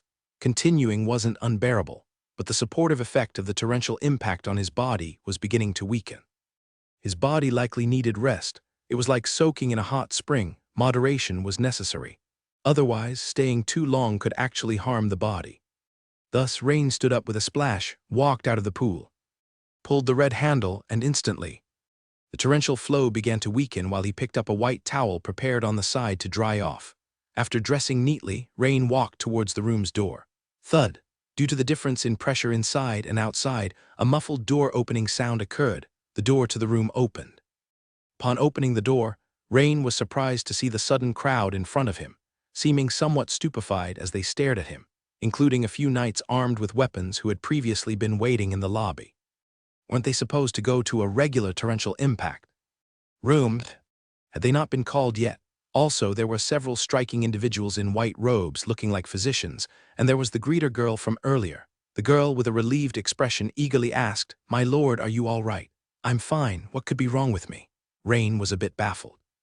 The girl carefully examined Rain's body, still emitting wisps of heat, his skin color normal, looking spirited. Nothing like the adults who had previously emerged from the advanced torrential impact room, each with skin red as a cooked shrimp and a menacing look. The girl's mouth moved twice, but she ended up saying nothing. After all, she had already misspoken in front of this young adult, and she didn't want to make another mistake. At that moment, an elder in a white robe sternly stepped forward and said, "My lord, may we examine your health? The duration you spent inside was a bit too long." Of course, Rain didn't mind. Several medics approached and quickly started examining him. A few minutes later, the medical team shook their heads at the elder, indicating there were no issues. "My lord, your health is excellent." The elder too was quite surprised. Rain nodded, thanked them, and turned to leave the torrential impact room. As it was already late, he planned to visit the mission hall, naturally not staying there any longer. Watching Rain's departing figure, the burly men waiting for the regular torrential impact room felt somewhat foolish. Bolton, it seems he's not just a pretty face. To stay in the advanced torrential impact room for so long with an added dose, he really has the strength. Yes, I misjudged. I didn't expect the newcomers to be so formidable. I'll go find out more. He certainly won't be just another nobody among the newcomers. Bolton couldn't help shaking his head and admitting. Right, if we're talking about newcomers, based on the timing. Shouldn't he be in the newcomers' free special training right now? How could he? Kim suddenly thought of another question, but immediately after he shook his head. Forget it, with freak newcomers like this, anything is possible. Waynes, on the other hand, stood with his arms crossed, silently observing the recent scene from a distance. Interesting. Upon leaving the training building, Rain made his way towards the mission hall. He wasn't thinking of taking on a task immediately, but rather he intended to first understand the situation. Soon, following the direction signs, and passing through a garden blooming with flowers and neatly trimmed shrubs, Rain arrived in front of a circular fountain flower bed. On one side of the flower bed was a white building, its architectural style consistent with the rest of the sword-bearer's branch, equally simple and grand, the very mission hall itself. Upon entering the hall, Rain found that there were slightly more people than in the exchange hall, but it wasn't the noisy scene he had imagined. It was still the familiar counters, one-on-one receptions, uniformed young ladies. This made Rain raise his eyebrows slightly. After a moment's thought, Rain somewhat understood. The tasks for personnel of different ranks are not the same. If they were all displayed, that could easily lead to breaches of confidentiality and other issues. Soon, it was Rain's turn. "Hello, sir, how may I assist you?" A petite female clerk saw Rain approach, stood up, and bowed as she spoke. "Show me the tasks available for bronze level," Rain said while handing over his bronze badge to her. "Of course, sir." "Please wait a moment." The young clerk respectfully received it with both hands. "Sir, please look at the wisdom slate. As there are many tasks, you can click to turn the pages." The young clerk quickly found the tasks suited for bronze level. "All right, thank you." Rain nodded and promptly began to review them. This wisdom slate actually had a touch screen. No idea which witchcraft this was, but it's impressive. Investigate the disappearances in Knockford County, bronze level. Recently, dozens of people have gone missing from Knockford County town, starting from homeless individuals to young adults, and now even 2 knights from the city guard have vanished. Task requirements: investigate and clarify the situation within a week. Recommended team size: 2 people or more. Rewards: 1 bronze medal, 200 merit points. Note: rewards will be adjusted if the hidden dangers or sources are eliminated during the investigation. Investigate the Yingodi mine occupation by unknown. Subterranean creatures, bronze level. The Yingodi mine, located in Devon County, has recently been taken over by unknown subterranean creatures, ranging from initially dispatched peace officers to the town's sheriff. And even now, an elite investigative team sent by Devon County has gone missing. Task requirements: investigate and clarify the situation within a week. Recommended team size, 3 people or more. Rewards, 2 bronze medals, 350 merit points. Note: rewards will be adjusted if the unknown subterranean creatures are eliminated during the investigation. Investigate the mysterious dismemberments in Derby County. Bronze level. Derby County has experienced several cases where nobles with the strength of official knights and even senior knights have been victimized. Strangely, when the bodies of these nobles are discovered, their limbs have vanished without a trace. Task requirements: investigate and clarify the situation within this month. Recommended team size, 3 people or more. Rewards, 2 bronze medals, 400 merit points. Note: rewards will be adjusted if the perpetrator is killed or captured during the investigation. After looking over several tasks, Rain furrowed his brow. Although the tasks refreshing on the wisdom slate were all bronze level and consistent with his rank, the recommended team size listed in the task requirements was mostly 2 people or more. This, should he call on Vinica or Evelyn? After a brief consideration, Rain dismissed the idea of approaching Vinica and Evelyn. Unlike him, they did not have the afternoon to do as they pleased. Every afternoon, they had to attend witchcraft technique training classes, a process that would continue until just before the re-exam. Excuse me, would I be able to take on this investigation of the Yingodi mine taken over by unknown subterranean creatures by myself? Rain pondered for a while and then inquired. Sir, that is not allowed. The task requirements clearly state that the number of participants must meet the stipulated guidelines. The young clerk shook her head, but quickly she seemed to think of something and looked at Rain with surprise. Sir, are you a newcomer? Because an experienced sword-bearer wouldn't be unaware of this rule. Yes, Rain nodded as there wasn't anything to hide about this. Then you shouldn't, the young clerk blurted out. But quickly she closed her mouth, smiled sweetly and said, Sir, as a newcomer you can choose to take on defensive support tasks. Defensive support tasks? Rain thought for a moment and shook his head. He was somewhat unclear. That's right. Newcomers are generally required to continue their training within the branch to enhance their abilities. Therefore, the branch has arranged some special tasks, such as acting defensive roles in Mingster's various jurisdictions or directly governed small towns.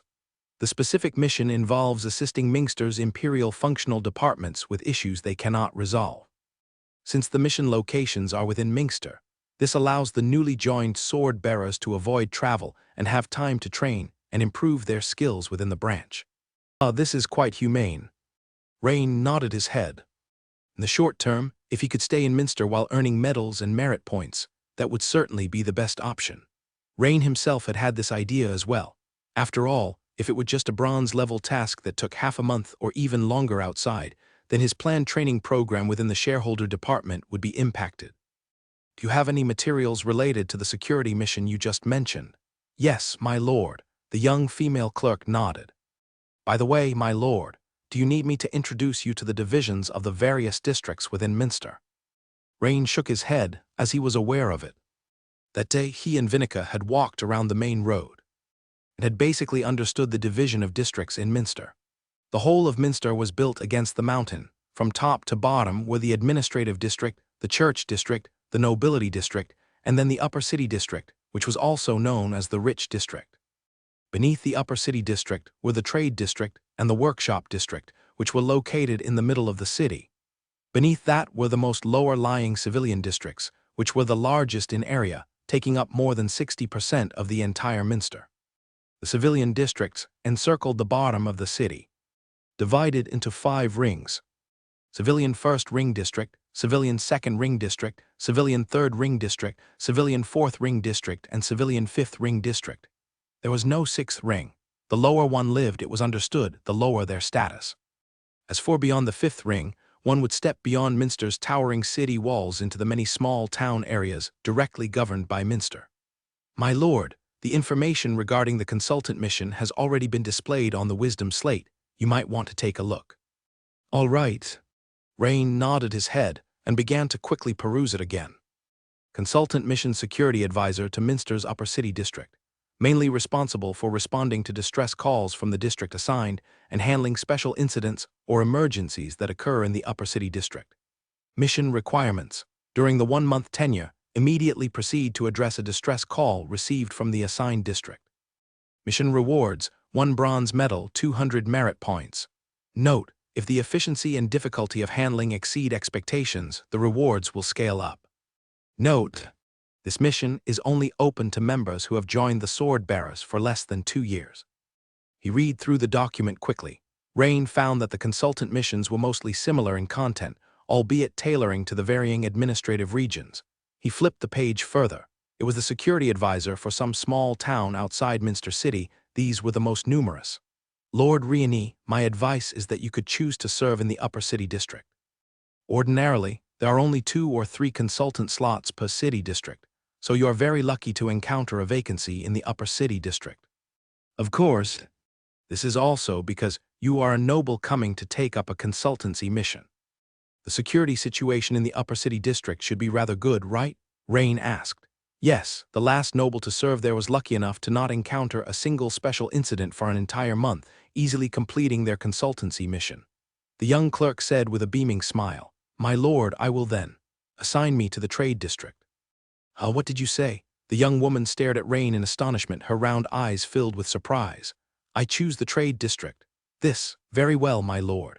The young woman quickly recovered, glanced at Rain, not looking as if he were joking, and immediately began the process. Clearly, as the rich district, the Upper City District was supposed to have the best security situation, much less likely to face issues than the trade district or the civilian districts below it. But Rain's choice of the trade district was based on his own considerations. One reason was because the consultancy mission was clearly marked that if the efficiency and difficulty of handling exceeded expectations, the rewards would scale up. Rain naturally did not want to settle for just the basic rewards. A single bronze medal, that was just too little. On the other hand, it was because the new residence and shop that Jenny and Agatha had found were located in the trade district. If his consultancy was in the trade district, some matters would be more conveniently managed. All done, my lord. Soon, the administrative office of the trade district will receive the letter, and you can just await notification. My lord, I need to remind you that although the consultancy mission is targeted at newly appointed nobles, during the execution of specific tasks, you might occasionally encounter enemies whose strength surpasses what you can handle. Therefore, please be very cautious while executing the tasks. All right, thank you. Rain nodded with a smile, then got up and left.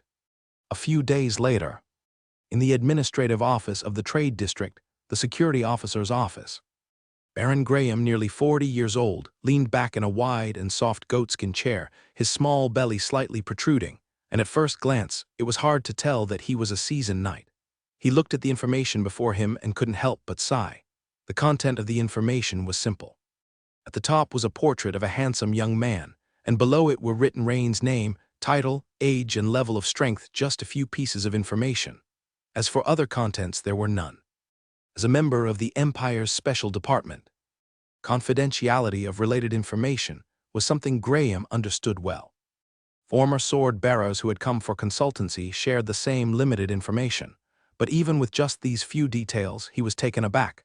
16 years old, great knight, truly a genius. What was I doing at 16? Had I reached the second level as a knight's attendant? Graham, as a safety officer of the trade district, had never expected that the sword bearer who arrived on assignment would be so talented. Now he wondered why such an outstanding sword bearer would choose to come to the trade district. A couple of days before, during a noble gathering, he had overheard Lord Valors, the safety officer of the Upper City, mention that there was a vacancy for a consulting position in the Upper City. It seemed that Baron Rain had given up the consulting position in the Upper City, deliberately choosing the trade district where he resided. Was there a deeper meaning in this choice? Graham couldn't help but ponder. Moreover, being so young and yet so powerful, could he possibly be the progeny of some great noble family of the Empire? Then his own attitude must be properly adjusted. He mustn't offend the other party. Half a day later, inside his office, Graham met Rain, who was reporting for duty for the first time. Lord Rini, it is truly an honor for the trade district to have you come here for your posting. Graham, seeing Rain enter, quickly walked out from behind his desk with a welcoming smile. Rain listened and was slightly surprised. This safety officer seemed very enthusiastic. I've received a letter from the top, Lord Riani. I couldn't believe you reached the rank of great knight at the tender age of 16. Truly a prodigy, a pillar of the Empire. Now that you've joined the Sword Bearers, your future is undoubtedly destined for great heights. Graham's compliments, seemingly inexhaustible, burst forth from his mouth. Rain couldn't help but smile. He had not expected that the safety officer of the Trade District, Baron Graham, would turn out to be such a remarkable person. Perhaps this was related to handling the complex social relationships within the Trade District. And being eloquent could also possibly reduce the frequency of conflicts, possibly. By the way, Baron Riani, to prevent the people below from not recognizing you, I have arranged a small welcoming ceremony next door in the conference room. This will also allow the staff to get to know you, Graham said. What do you think? Of course, Rain replied with a smile, nodding his head. Speaking of which, Baron Riani, this is a communication stone, a simple yet effective means of communication. If a special situation arises in the Trade District, this stone in your hand will emit a buzzing sound. Graham took out a goose egg-shaped, slightly transparent yellow stone from a drawer and handed it to Rain. All right, Rain took it and put it away, planning to look at it later. Following Graham into the adjacent conference room, Rain saw that dozens of men dressed as safety officers and night watchmen were already waiting. As soon as they saw Rain and Graham enter, everyone stood up and began to applaud. Graham, seeing this scene, slightly smiled and guided Rain to sit beside him at the head of the room. He gestured with his hands twice, and the applause subsided. Ahem. Today, we are extremely honored to have Baron Riani join us as the safety consultant of our Trade District. Graham began his extensive introduction. Originally, as the crowd noticed Rain's youthful appearance, they had their suspicions. But hearing that Rain was only 16 and had become a great knight, their expressions turned into a mix of shock, awe, and disbelief. Graham, seeing this scene, nodded in satisfaction. Excellent, it was exactly the same reaction he had had when he first saw the information. At that moment, a very serious-faced safety officer quickly walked into the conference room, leaned close to Graham, and whispered something. Graham appeared slightly stunned, then turned to the safety officer who had hurried in and replied, "Contact Viscount Imwe, have him handle it first. I'll be there shortly." Graham did not purposely lower his voice.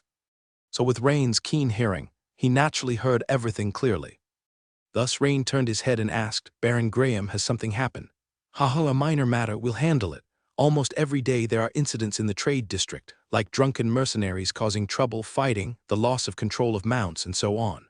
Lord Riani, you needn't worry." Hearing Graham say this, Rain didn't think too much about it and nodded. Graham coughed and continued, "Everyone, remember, in case of an emergency, contact me first. If I'm not available, remember to contact the other two lords. Don't bother Baron Riani unnecessarily. Baron Riani's time is very valuable." After finishing his last words, Graham, all smiles, turned and said, "Baron Riani, would you like to say a few words?" Rain nodded, his expression becoming serious, and said, "Gentlemen, I deeply appreciate the measure Safety Officer Graham has considered on my behalf.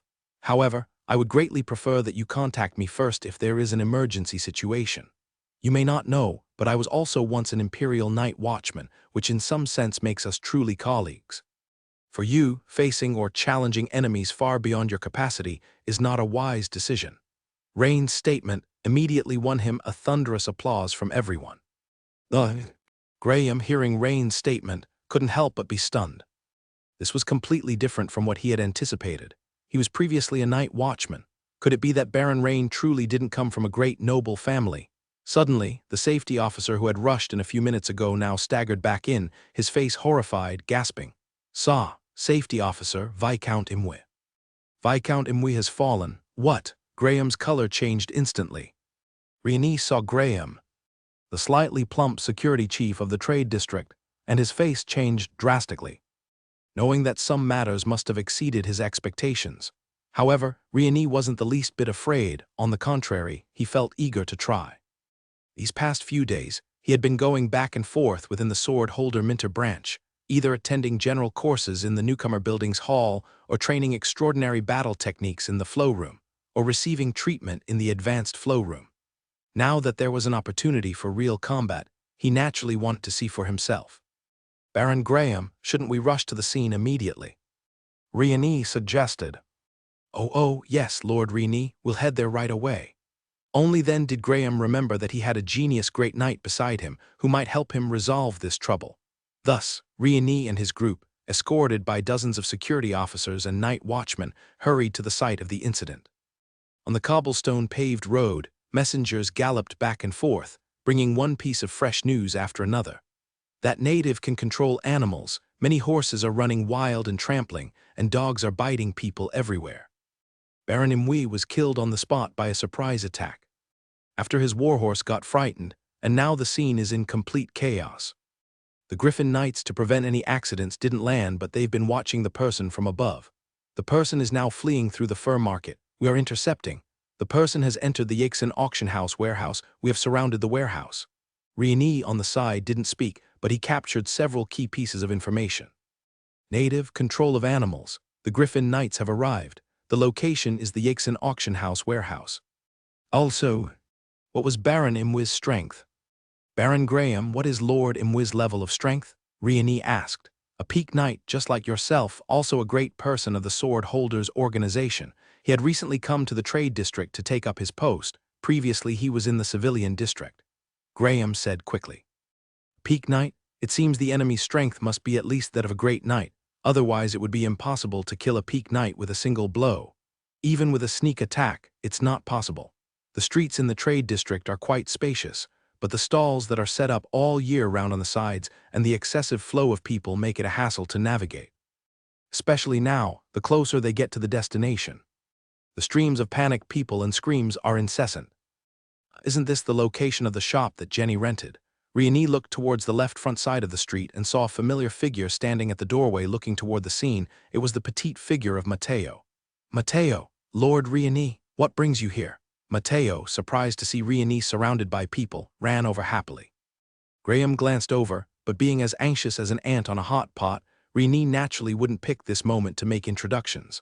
I now serve as a security consultant for the trade district, so I'll likely be here more often than before, Rieni said offhandedly as he quickened his pace. That's great, the two ladies often talk about you. Matteo's face lit up with joy. Graham's ears perked up. Noble daughters, two of them. Is he hiding his lover or have they eloped?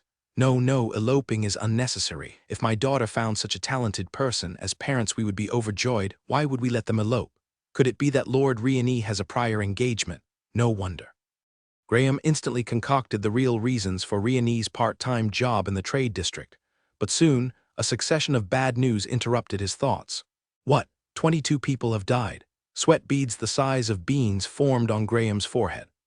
Once the death toll exceeds 30, no matter whether the situation is ultimately resolved or not, his tenure as security chief would be considered over. Everyone knows that the position of security chief in the trade district is a cushy job, and countless people are eyeing it. Although he has backers, if he handles this situation poorly, it's a matter of competence. In such a case, even if his superiors wanted to protect him, they couldn't keep him in his position. Being transferred from his current post was inevitable. Soon, Rieni and Graham had arrived at the entrance of the large warehouse, which hugged the mountainside, appearing to have once been an abandoned mine. They saw the warehouse entrance encircled by dozens of elite night watchmen and security officers, swords and shields ready, bows drawn. Sir, the brothers have discovered that Yixin auction house's warehouse still has many slaves and large beasts locked inside. Lord Barnes just rushed in. He instructed us to guard the main door. At that moment, a plump man resembling a butler, accompanied by two brawny guards, ran over panting from the side. Seeing Graham, he waved frantically. Baron Graham, Baron Graham. It's Asani, the caravan overseer of Yixin auction house, let him through. Graham gestured, and the crowd immediately made way. Baron Graham, I really didn't mean to cause you any trouble. This time it's a native slave from a remote island who has escaped. I have no idea how he got out. Shem, he's from your caravan.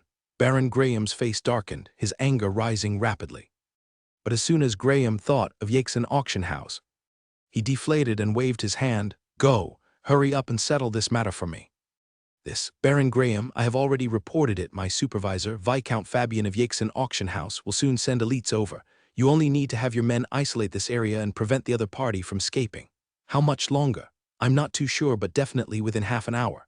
Half an hour? Baron Graham's tone suddenly rose. If Sir Barnes were to be defeated, that half hour would be enough for this native to slaughter all the slaves in the warehouse. What awaited him? No, Graham's head shook like a rattled drum immediately. In a room on the third floor of the nearby Yakeson auction house. Study room, lavishly decorated and dazzling with gold. A middle-aged man with a handlebar mustache, dressed in hunting attire, was frowning and pacing back and forth in the room. A strong knight was respectfully reporting something. So the item should be on one of the natives being transported in this batch, and now this native has escaped. Your slave capturing team didn't stop him nor catch him, is that right? Yes, Lord Viscount Fabian, that's correct. What's the situation now? The security forces of the Trade District and elite night watchmen are all in pursuit. Graham's men alone probably won't be able to subdue them. By the way, has the Empire's official special department intervened? They did. A peak knight was involved, but he was killed on the spot by this native. What? Viscount Fabian's face showed delight. It seems this item is even better than I imagined. This indeed gives us an opportunity. Quickly, tell Hammies and the others to speed up. If the item falls into the hands of the Empire's special department, it will be difficult to get it back. Inside the warehouse, various items on the shelves were strewn about, and the floor was a mess. Sturdy native with large, dirty dreadlocks, his face painted in vivid colors, was clutching his abdomen with one hand and holding a sharp white tusk with the other, leaning against a shelf, gasping for breath. There were several arrows embedded in his body, but they had only penetrated a couple of centimeters into his flesh, merely scraping the skin. With a forceful swing, these arrows fell to the ground. The only serious injury was a cut on his lower abdomen from a blade. The native, probably in his 30s, looked down, and a fierce glint flashed in his eyes.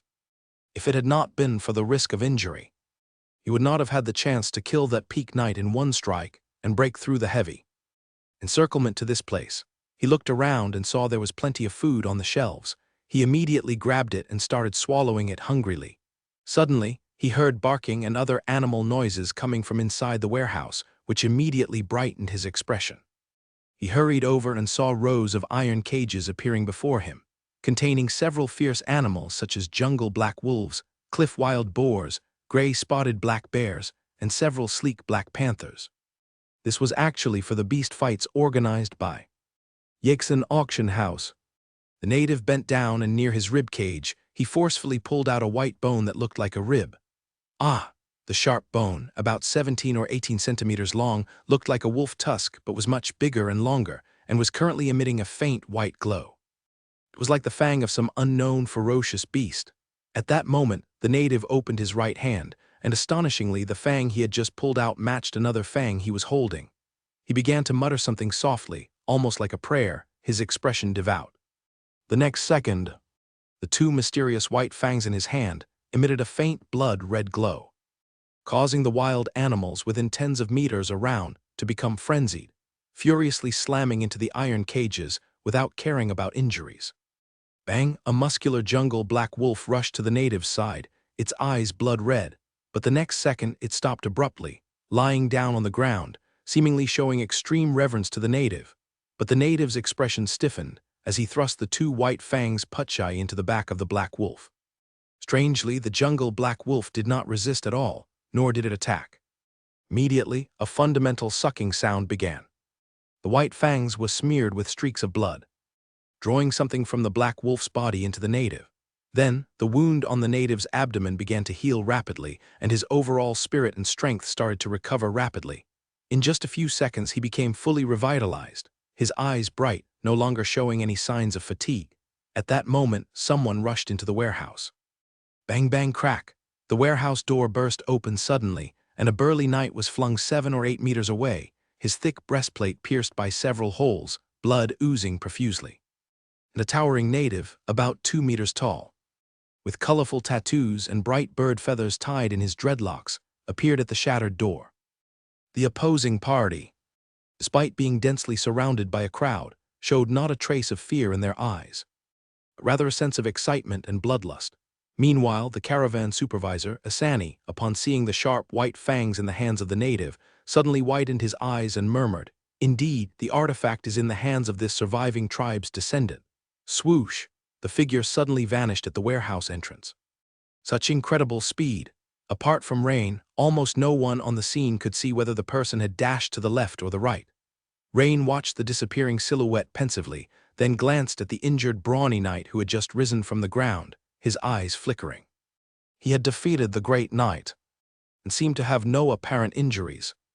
Quite impressive, but since he allowed this great knight named Barnes to escape the warehouse, it suggested that the opponent's strength should be that of a seasoned great knight, or perhaps even stronger, yet likely without any powerful moves or techniques. Otherwise, this great knight named Barnes probably couldn't have escaped. "Lord Barnes, are you all right?" Graham immediately stepped forward to help him up. "Damn, I'm fine. Bloody hell, this guy's tactics are a bit tricky. He even summoned wild beasts to attack himself, otherwise I wouldn't have been injured this heavily." "Right, what the hell is your slave-catching team doing? Didn't you know that natives with such strong abilities shouldn't be brought into the city?" The brawny great knight named Barnes cursed at the caravan supervisor, Asani. Asani showed a sheepish expression and remained silent, looking like a pig unafraid of boiling water. "Lord Barnes, this gentleman is Baron Rain, the new security consultant for the trade district," Graham quickly introduced. "Baron Rain, this is Lord Barnes, also a security consultant for our trade district." Having been just defeated by the enemy, the man's face was ashen. He glanced at Rain, said nothing, and merely nodded coldly. Though Rain could understand how the other man felt. That didn't mean he was going to be brazen and make a fool of himself. "Let me try," Rain turned his head and said to Graham. Lord Rain, even Lord Barnes, who's also a great knight, has." Graham looked at Rain with a worried expression. Hearing Rain's words, Barnes regarded him with newfound respect. Having the courage to act in the face of a formidable enemy was not common. Just then, suddenly, the sound of animals running came from the broken door of the warehouse. Roar! Dozens of ferocious beasts of varying sizes charged out, each with bloodshot eyes. "Not good. This guy's trying to make a run for it in the chaos," Graham exclaimed in alarm. Rain and Barnes, of course, also immediately understood the opponent's intent. After all, although the warehouse was large in size, it was a dead end, built against a hard mountain. There might be some sewer or the like that could lead to the lower parts of the city, but for unfamiliar natives, finding such a sewer would be nearly impossible in a short time. The simplest way to escape the predicament was to break out and escape in the confusion. Originally still considering some matters, Rain now drew his warhammer from his back, and with a tap of his toe, the stone pavement suddenly burst open, his entire being shot forward like an arrow against the stream, piercing through the roaring tide of beasts in an instant. Jungle black wolves, playful boars, upon facing Rain, also known as Meister the Siege Drill, instantly howled in pain as they were slammed into the air, bones broken and tendons snapped. Seeing Rain's might, the native's expression changed, and he immediately turned and rushed back into the warehouse. Such strength! Graham couldn't help but mutter. "This isn't good. The enemy wants to lure Rain inside. The warehouse is filled with goods. Long weapons can't be used to their advantage there," Barnes said anxiously. He wanted to rush forward too, but after just one step he stopped, clutching his wound. He was severely injured and realized that if he went now, he wouldn't be able to contain the enemy at all. "Go, let us also advance." Graham gritted his teeth and waved to the elite night watchman behind him. One advisor had already died. If something happened to a genius like Lord Rain, he wouldn't be able to bear the consequences. "All right, Graham, I always thought you were a wimp, but turns out you've got guts," Barnes praised, looking at Graham, who had already developed a little belly. At that moment, the battle inside the warehouse had already erupted. Upon entering the warehouse, Rain noticed the dim lighting. But with his dark vision, he was unaffected. However, the problem was that the warehouse was stacked high with various goods, and the long rows of dense shelves restricted the use of his two-handed warhammer. Yet the native, with a triumphant look, flashed a ferocious smile at Rain, swinging the sharp white weapon with agility like a monkey, darting left and right, charging toward Rain. Rain smiled as well. He threw his two-handed warhammer forcefully at the opponent, and taking advantage of the moment the native dodged, he immediately charged. Click! A faint sound of snapping clicked. 4 glittering blades sprang from the gauntlets on Rain's armor. This change caused the native's expression to shift, but at that moment, it was a narrow passage where the brave would prevail, and the two immediately engaged in fervent combat within the long corridor only 2 meters wide. What surprised Rain was that, besides the critical attacks, the opponent almost never parried throughout the fight, opting instead for a trade-off strategy, making hits to deal damage in return. No wonder the great knight Barnes, who should not have been a novice, was defeated by him. Such a fearless way of fighting, even if someone was slightly stronger than him, would probably still end in bitterness. What a pity, he huntered Rain. Rain, who possessed the talent Intermediate Steel Body. Facing the natives' fierce attacks, Rain also barely defended himself. Putchai, Putchai. Instantly, the water membrane-reinforced plate armor on Rain's body was pierced, leaving 2 thumb-sized holes. Reinald felt the pain of the sharp weapon stabbing into his skin, but he knew his steel body defense was not breached by the tusks. His hiss, the native's leather armor also tore instantly, adding several fresh and bloody gashes.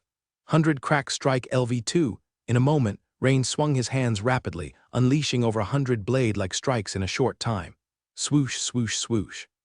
The native's eyes were split with rage. He kept retreating, waving his hands desperately, trying to block Rain's onslaught. Ding ding dang dang. The continuous clashing of weapons resounded. Shelves on both sides broke simultaneously. SNDS later. The native's brown leather armor was shred into rags by Rain's Kadar martial arts secret. Technique 100 crack strike LV2, and his body wasfered with dozens of deep red wounds. However, he was not panicked at all. Instead, he looked at Rain's knight armor that was also peppered with more than a dozen holes and started laughing. The next SND, more than a dozen beasts attacked Rain from all around. The native made a few distinctive calls, and suddenly a cliff wild boar obediently lay down on the ground. Putchai. He plunged the pair of tusks in his hands into the back of the cliff wild boar.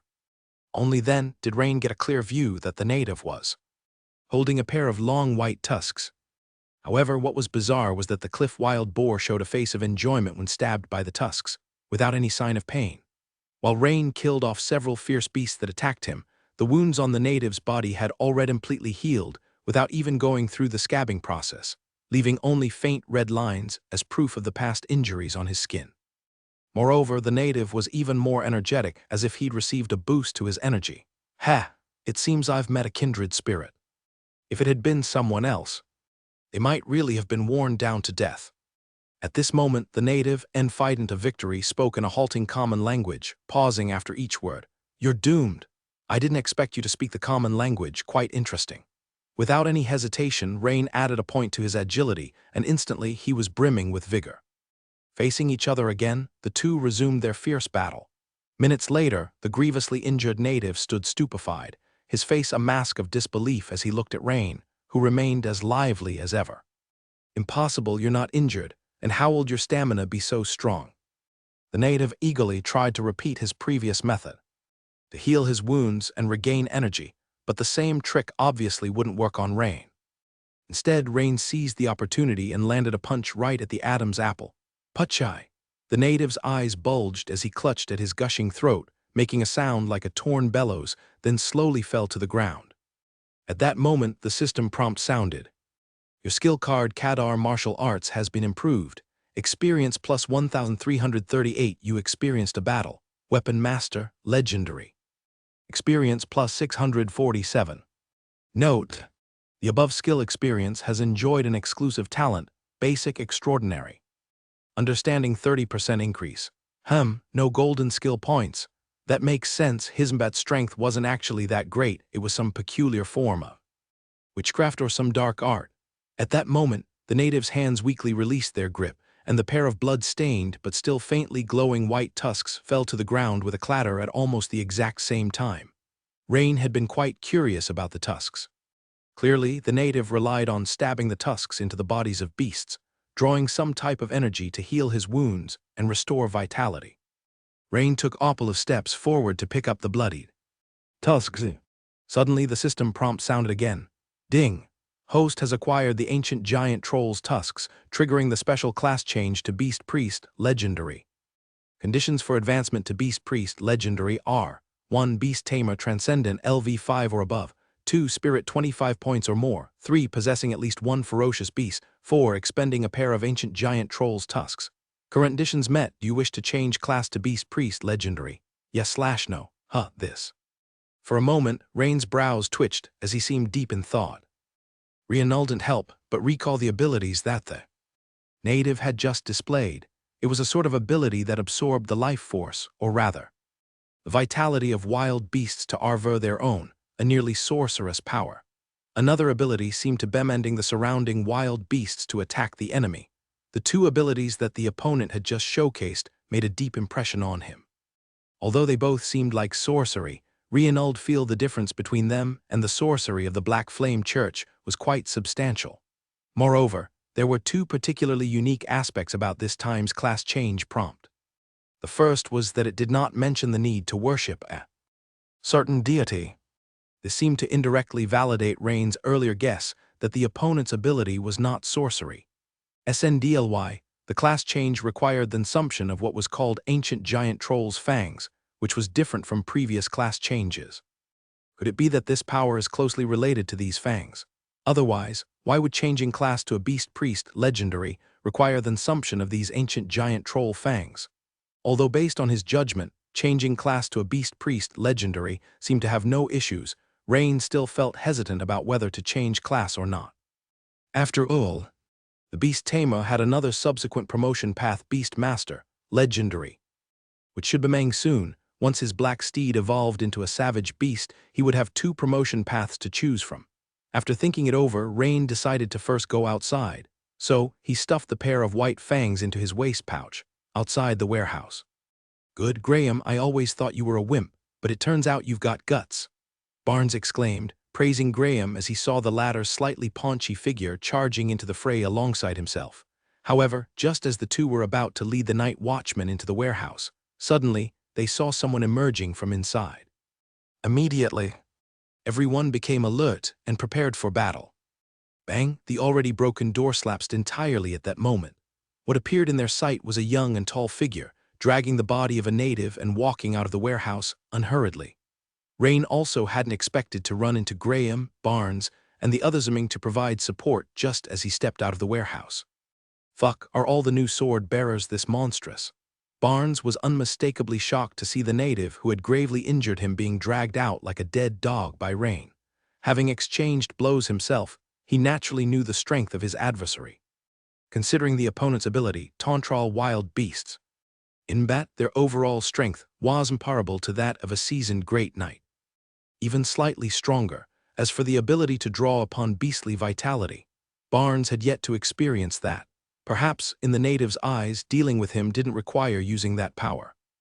"Lord Rini, your task as a temporary appointee would at least merit a bronze medal evaluation," Barnes said enviously, gesturing a large 3 with his fingers as he looked at the native at Rain's feet. To say he wasn't envious would be a lie. Fighting tooth and nail was all for getting a better mission evaluation, thus securing more resources.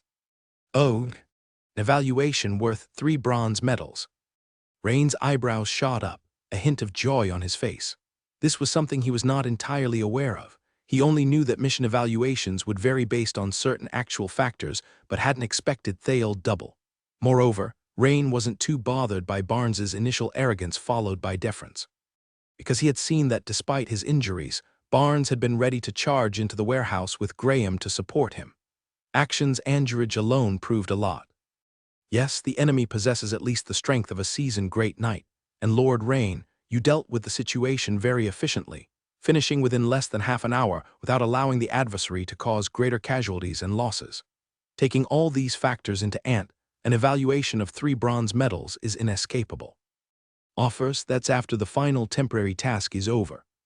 "And it's all," Barnes said as if reading from a book. Rain nodded. The possibility of receiving an evaluation of 3 bronze medals for merely dealing with a sudden event was an unexpected pleasure. Offers, Huel didn't receive this evaluation right now. He would have to wait for a month until the term of the temporary task was up for consolidated settlement. After all, if any urgent situation arose during the subsequent period, and he managed to handle it successfully again, the reward would naturally continue to rise. "Lord Riani, we really relied on you this time, otherwise the Empire's sword bearers would have lost face," Barnes said, a pained look on his face. During the fight, Barnesold still bare the pain. But now that he let out his breath, his wounds seemed to worsen. "Right, Lord Barnes, looking at your wounds that continue to bleed, it would be best to get them treated immediately." Graham, the security officer of the trade district, quickly joined the conversation.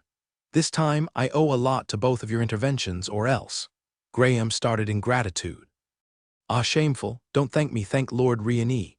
Barnes waved his hand and said, "I can't hold on any longer, The enemy's attacks was somewhat strange. I need to go back to the Sword-Bearer's branch to see a physician. Quig, you guys take Lord Barnes to the Sword-Bearer's branch, Graham ordered, gesturing for his subordinates to hastily help Barnes onto a carriage. At the side, Sanny from the Yixon auction house was watching the scene with an anxious look, deep in thought.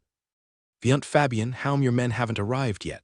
If they dump me soon, the items will really end up in the hands of the sword-bearers. At that moment, Graham noticed that Rain's silver knight armor also had fine holes and didn't help, but asked with concern, Lord Rain, this injury of yours, it's nothing. Thank you for your concern, Lord Graham. Rain smiled and said. Graham looked again at Rian's complexion, which was rosy with no signs of blood loss, and seeing that no blood was seeping from the holes in the breastplate, he nodded and said, that's good, that's good. Lord Rain, you truly are a pillar of the Empire. Graham hadn't expected Rain to be so formidable. In his heart, he thought it was a blessing from the goddess of fortune that Rain had advanced to great knight at 16, and in terms of strength, it was more reasonable that he was merely skirting the lower limits of a great knight. But would have expected that Rain's strength was almost at the level of a seasoned knight. This wasn't just a blessing from the goddess, he was practically the goddess's illegitimate son. Eventually, the manager Asani waited until Graham was called away by his subordinates. With a beaming face, Asani quickly stepped forward, bowed slightly to Rain and said, Esteemed Baron Riani, I am Asani, manager of the Yixin caravan. Thank you for helping to address our caravan's trouble. It's nothing, I'm the security advisor for the trade district, and dealing with such incidents falls within my duties. Rain didn't quite understand the intention of the caravan manager before him. Ardingly, his reply was somewhat formulaic. Lord Rain, it's like this. You see that native escaped from our caravan, and now Hyssops, would we be able to redeem it? Offers, we would provide proper compensation. Asani carefully expressed his request. Oh, redeem the body. Rianul didn't help but look at him with surprise.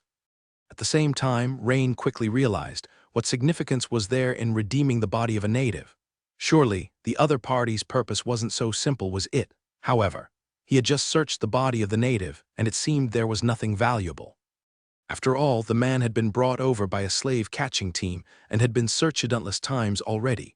If there had been anything valuable, it would have been taken long ago. Wait, not so fast. Could it be that what this fellow wanted was those tusks? Rain looked over Sani, the caravan manager, seeing his eyes flicker, his breathing quick, and his face slightly red, which made him even more certain of his guess. It must be. This was his spoils of war, and according to the imperial spoils distribution regulations. Whether to surrender it up still depended on his own willingness. Moreover, this item was related to the inversion of his own legendary profession panel.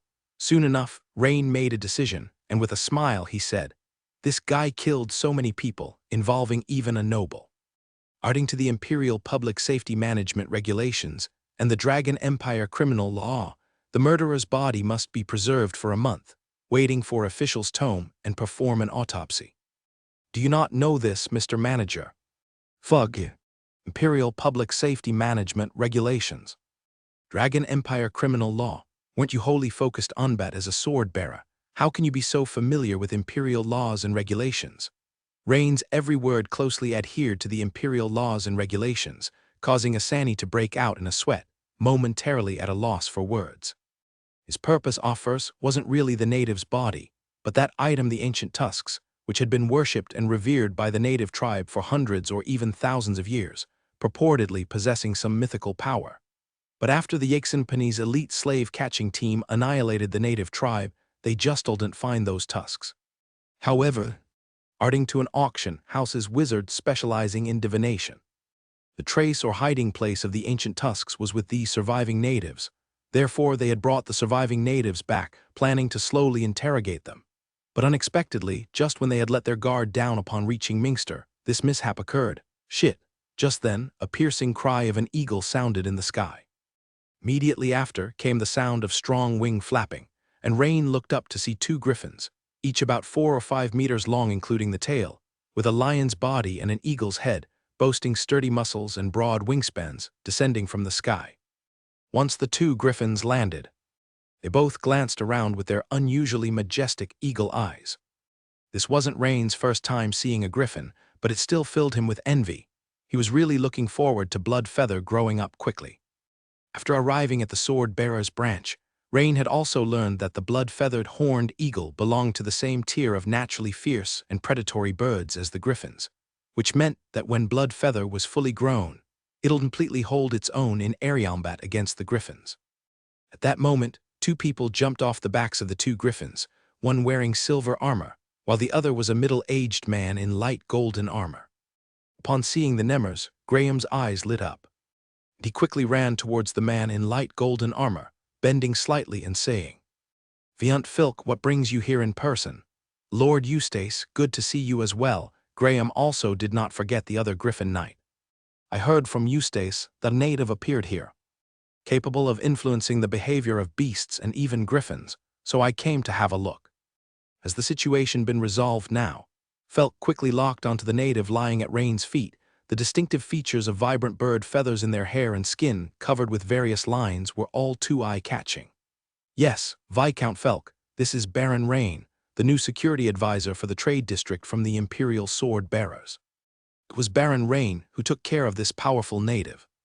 Felk glanced at Rain with a puzzled look, obviously a bit surprised by Rain's youthful face, but he soon smiled and said, "Lord Riani, you are quite promising." "Thank you for the compliment, Viscount Felk." Rain smiled and bowed slightly. Rain could feel that this Viscount Felk, with his calm demeanor, was very strong, with at least the strength of a peak knight. After a short exchange of pleasantries, Felk did not linger long and immediately mounted his griffin to take flight, quickly leaving the scene. How impressive a griffin knight! The short-statured Mateo couldn't help but exclaim as he watched the griffin take to the sky. In Flashgold Town or even in Mace County City, he had never seen a real griffin knight before. This time, following Lord Riani to the provincial city of Minster, it was quite an eye-opening experience. Graham smiled and introduced to Rain.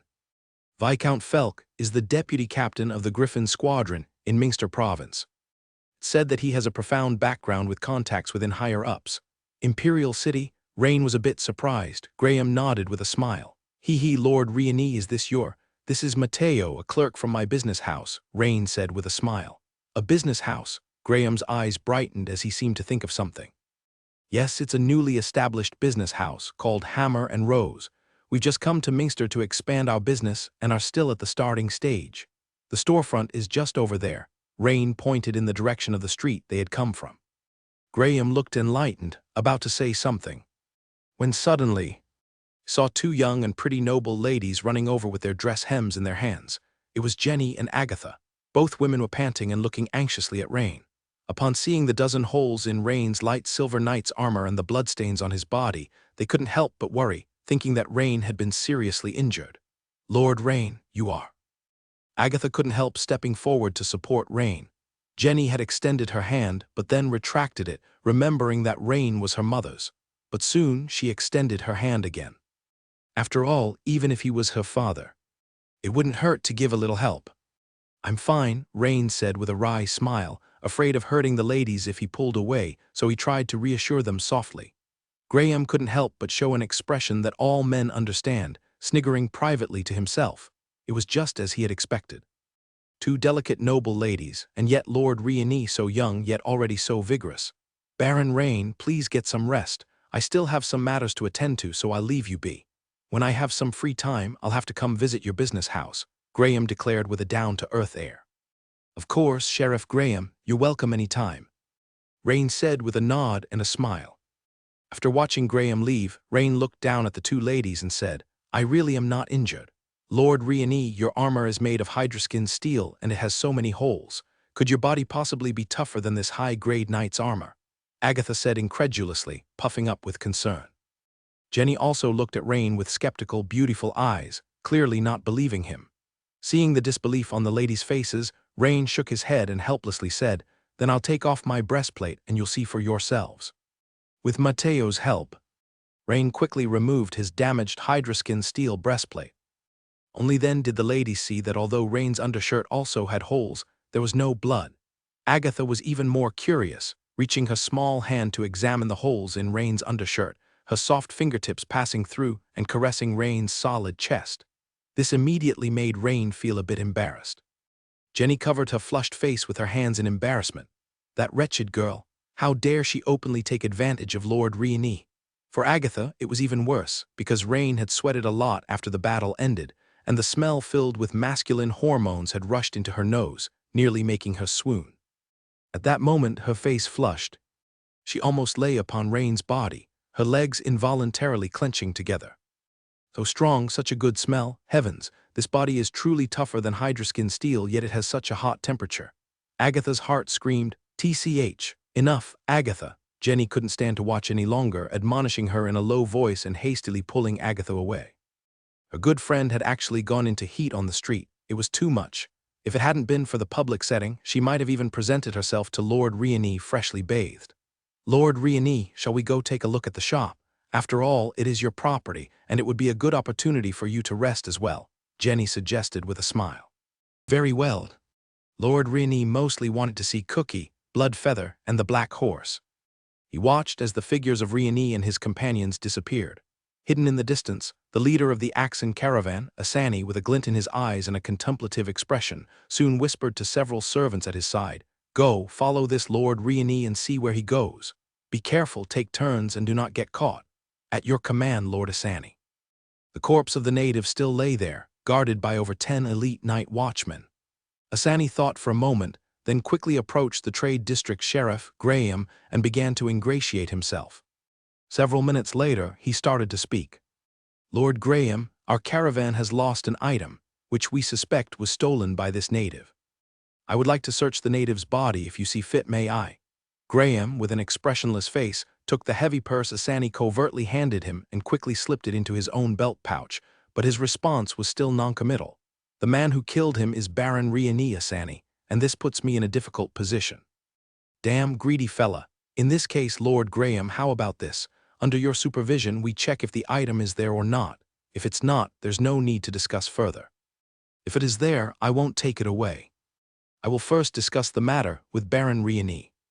"Please, would that be acceptable?" Asani quickly devised a workaround. At least this way he could determine whether the item was on the body of the deceased. "Well then, all right. Hurry up, I give you 10 minutes. Don't get handsy, too many eyes are watching you." Graham thought about it and quickly agreed. After all, they were merely looking, and Lord Rieni himself suffered no loss, while he, Graham, could consider it a favor granted to Asani. Asani, a relieved smile on his face, waved to the two servants behind him, and they quickly began searching the native's body. At this moment, the native's body was drenched in blood, covered with countless wounds of varying sizes and lengths, making it feel muddy and reek of blood. But they had no choice. Asani and several followers thoroughly searched the native's body to and fro but found nothing. It did confirm one thing, though the native had several fractured bones, and even 2 ribs were missing. The Baron Rieni of the Sword Bearers, indeed, was a ruthless man, even removing ribs. Upon arriving at the residence Jenny had bought, Rieni began to inspect it. The residence, in terms of size, was only slightly larger than the one near the administrative hall in Flashgold Town, which was only due to the addition of a stable. However, the cost was as high as 3,000 gold coins. This made Rieni sigh. Living in the capital is indeed not easy. It wasn't that the merchant funds were insufficient, but most of the capital was invested in renting shops and public relations. Moreover, they needed to keep enough funds for cash flow, which is why Jenny chose to temporarily buy this house. Upon seeing its master, a dog as big as a small pony rushed over it was Cookie. Wagging its tail excitedly, it barked a few times at Rieni, woof woof. There was a hint of cajoling in the bark, as well as a hint of complaint, as if saying how come it took him so long to come see it. Immediately, Cookie kept circling Lord Rieni until he, laughing, petted him for a good while, finally calming him down. At that moment, a sharp bird cry came from the rooftop, and Bloodfeather, now nearly the size of an adult swan, swiftly swooped down and perched on the muscular arm of Lord Rieni. A few minutes later, Lord Rieni went to the stables to check on the Black Horse, but to his disappointment, although the Black Horse was spirited, it had not undergone any significant changes compared to before. Could it be that the Black Horse's mutation failed? Well, mutation growth potions aren't always guaranteed to succeed every time. But what about increasing the dosage? Could that possibly raise the success rate? Meanwhile, not far from Lord Rieni's residence on the streets, "Lord Hammies, you finally arrived," Trader Asani said eagerly to a lean man in black leather armor, with a short dagger hanging from his waist. The item is no longer on that runaway native. It is very likely now in the hands of a sword-bearer named Lord Riani. He is right in. Since Lord Riani planned to return to the sword-bearer's branch after dinner with the two women, he paused for a moment, then first went back to the room Jenny had arranged for him, to rest for a bit.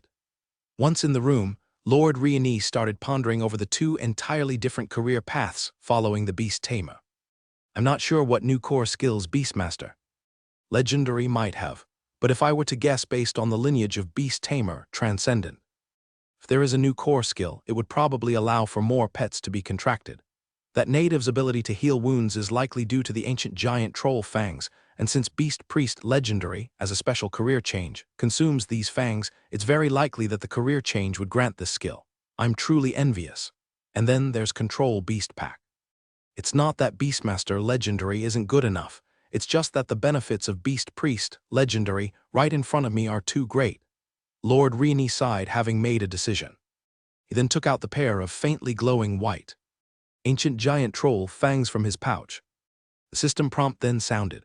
Prerequisites for advancing to Beast Priest Legendary are 1. Beast Tamer Transcendent LV5 or above, 2. Spirit 25 points or above, 3. Possession of at least one fierce beast, 4. Consumption of a pair of ancient giant troll fangs. Current conditions met. Yes/no change profession to Beast Priest Legendary. Note: advancing to Beast Priest Legendary will override the Beast Tamer Transcendent profession panel. This time, Lord Riani did not hesitate to choose yes. As the pair of ancient giant troll fangs turned to powdered, ding, profession change successful. Change to Beast Priest Legendary. Strength +2, agility +2, constitution +2, spirit +3. Acquired Beast Priest Legendary core skills. Beastly Robustness LV1, passive, Beastly Vitality LV1, active, Control Beast Pack LV1, active. Before Lord Riani could start examining the descriptions of the three core skills, suddenly, his expression darkened. Turning his head towards the door, he said, "Who's out there?" If it weren't for the disappearance of the ancient giant troll tusks, causing an extremely subtle fluctuation in the atmosphere, Rain would not have detected the other party. Clearly, the other party was very skilled at concealing their presence. Such keen perception, Lord Rain, I apologize for the intrusion. I am Hammies from the Yaxin Commerce Group. May I have the honor of meeting with you, Lord Rain? A soft male voice came from outside the door. Rain looked at the tusks that had now turned into powder and couldn't help but laugh to himself, thinking, what difference does a meeting make? Even if I wanted to give you the tusks now, I couldn't. However, listening to him couldn't hurt to see what he intended. "Come in," Rain said aloud. The door was gently opened, and a thin but rugged man in leather armor walked in, his narrow eyes giving off the impression of a snake's stare. This man, named Hammies, bowed slightly and said, "Lord Rain, I am here on behalf of Viscount Fabian, the head of the Munster Axon Auction House, to extend his greetings to you." "Mr. Hammies, please state your purpose," Rain said as he scrutinized the man up and down. The short dagger at the man's waist seemed to indicate he was an assassin. "Lord Rain, the reason for my visit is to request that you sell to us the tusks you've obtained from the natives. The auction house values them highly," he said. Rain waved his hand, saying, "Mr. Hammies, I am sorry, but I don't have any tusks here." He wasn't lying. Although they had existed seconds ago, now turned into powder, naturally, there were no tusks left. Hammies, staring at Rain's unemotionally steady gaze, was momentarily stunned. What? Could it be that he's telling the truth? But that couldn't be possible. Just when he arrived nearby, he had sensed that subtle fluctuation, and having tracked these tusks for so long, it should not have been a mistake. After a moment's thought, Hammies' expression turned serious as he solemnly said, "Lord Rain, though you are the honored Imperial Sword-bearer, perhaps you are not aware that the Yaxin Auction House has more influence than you might expect. Viscount Fabian is just a figure fronting them. And by taking this stand, you are offending more than just a Viscount, which is unwise." "Oh, Mr. Hammies, are you threatening me?" Rain chuckled. "Do you know how much I detest being threatened?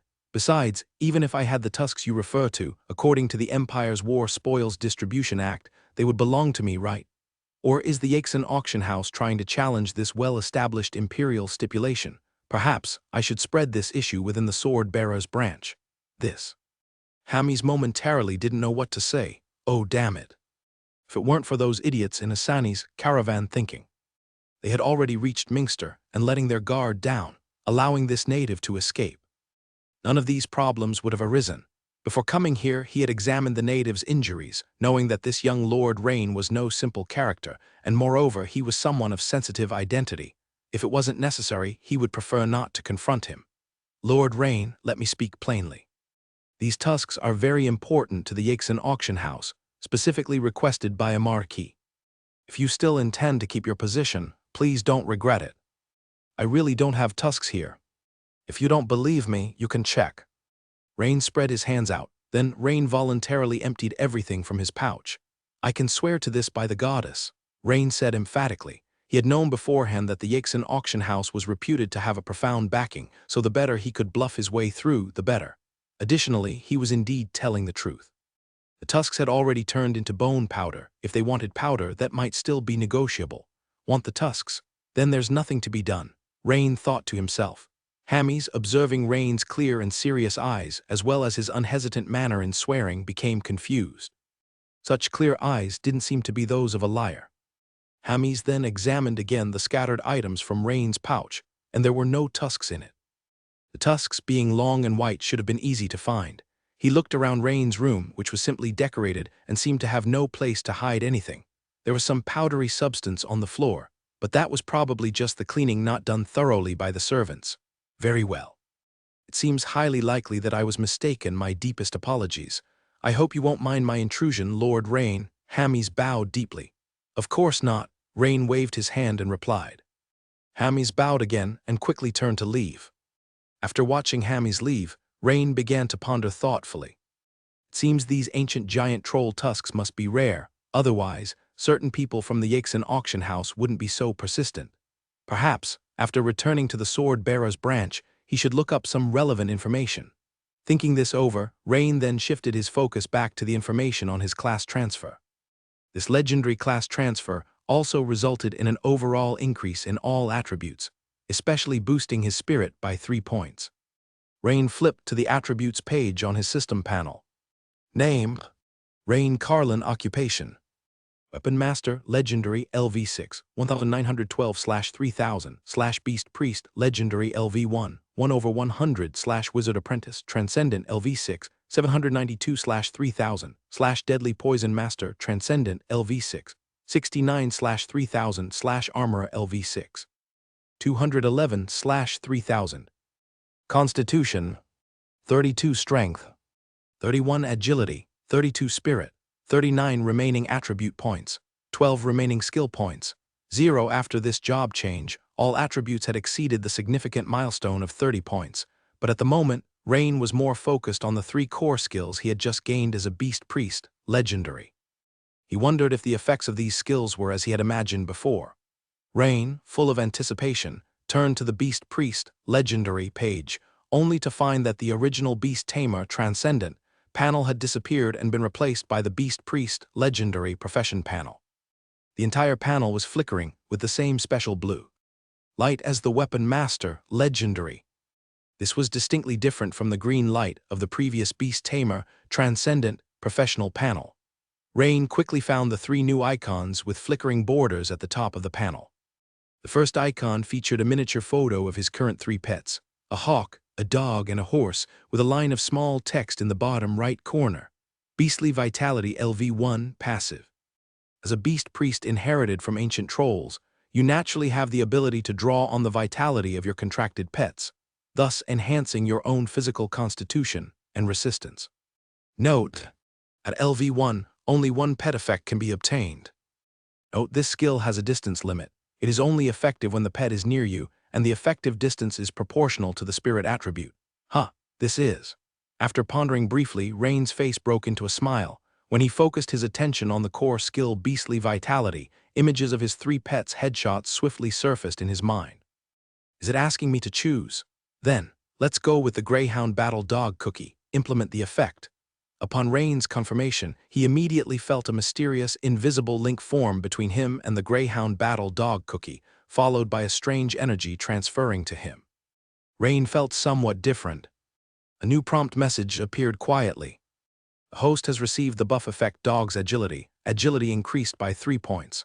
Dog's Agility. Agility increased by 3 points. Rain's eyes brightened and he immediately checked his own attribute bar. Indeed, agility had changed to 32 plus 3. Dog's agility. That must be the buff from Cookie. Nearly 10% increase in agility, not bad.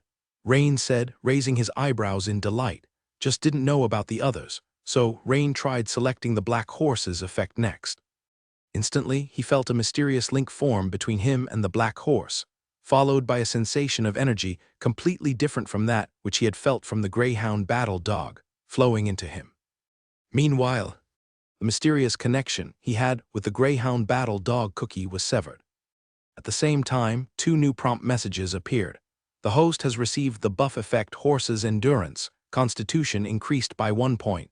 The dog's agility effect has disappeared. Is it really as the skill described, that at LV1 you can only maintain 1 buff effect? It's a pity that there are no new skill points right now. Otherwise, I could try to level up Beastly Vitality to LV2 and see if I can maintain 2 buff effects. If that's possible, it would be incredible. Something seemed to click and Rain's eyes widened suddenly. Why just add 1 point? The dog's agility just now increased my agility by 3 points. Why did the black horse only add 1 point to Constitution? Could it be that this type of buff effect is linked to the pet's own strength? Because the black horse has not stepped into the realm of ferocious beasts, does it only provide a minor effect on Constitution? After thinking for a while, Rain figured his guess was probably accurate. After contemplation, Rain tried the effect of Blood Feather. A new system prompt appeared. The host has received the buff effect Horned Owl Beast Strength. Strength increased by 2 points. The horse's endurance effect has disappeared. Strength from the Horned Owl Beast. Impressive. After comparing 3 different types of buff effects, Rain silently nodded to himself, concluding that they likely originated from his pets. Hence, the pet's own strength was crucial. Despite Blood Feather still being a fledgling, it provided a stronger buff effect than the larger black horse due to this reason. It seems that next time, I should seek to contract pets that are ferocious beasts with some special ability.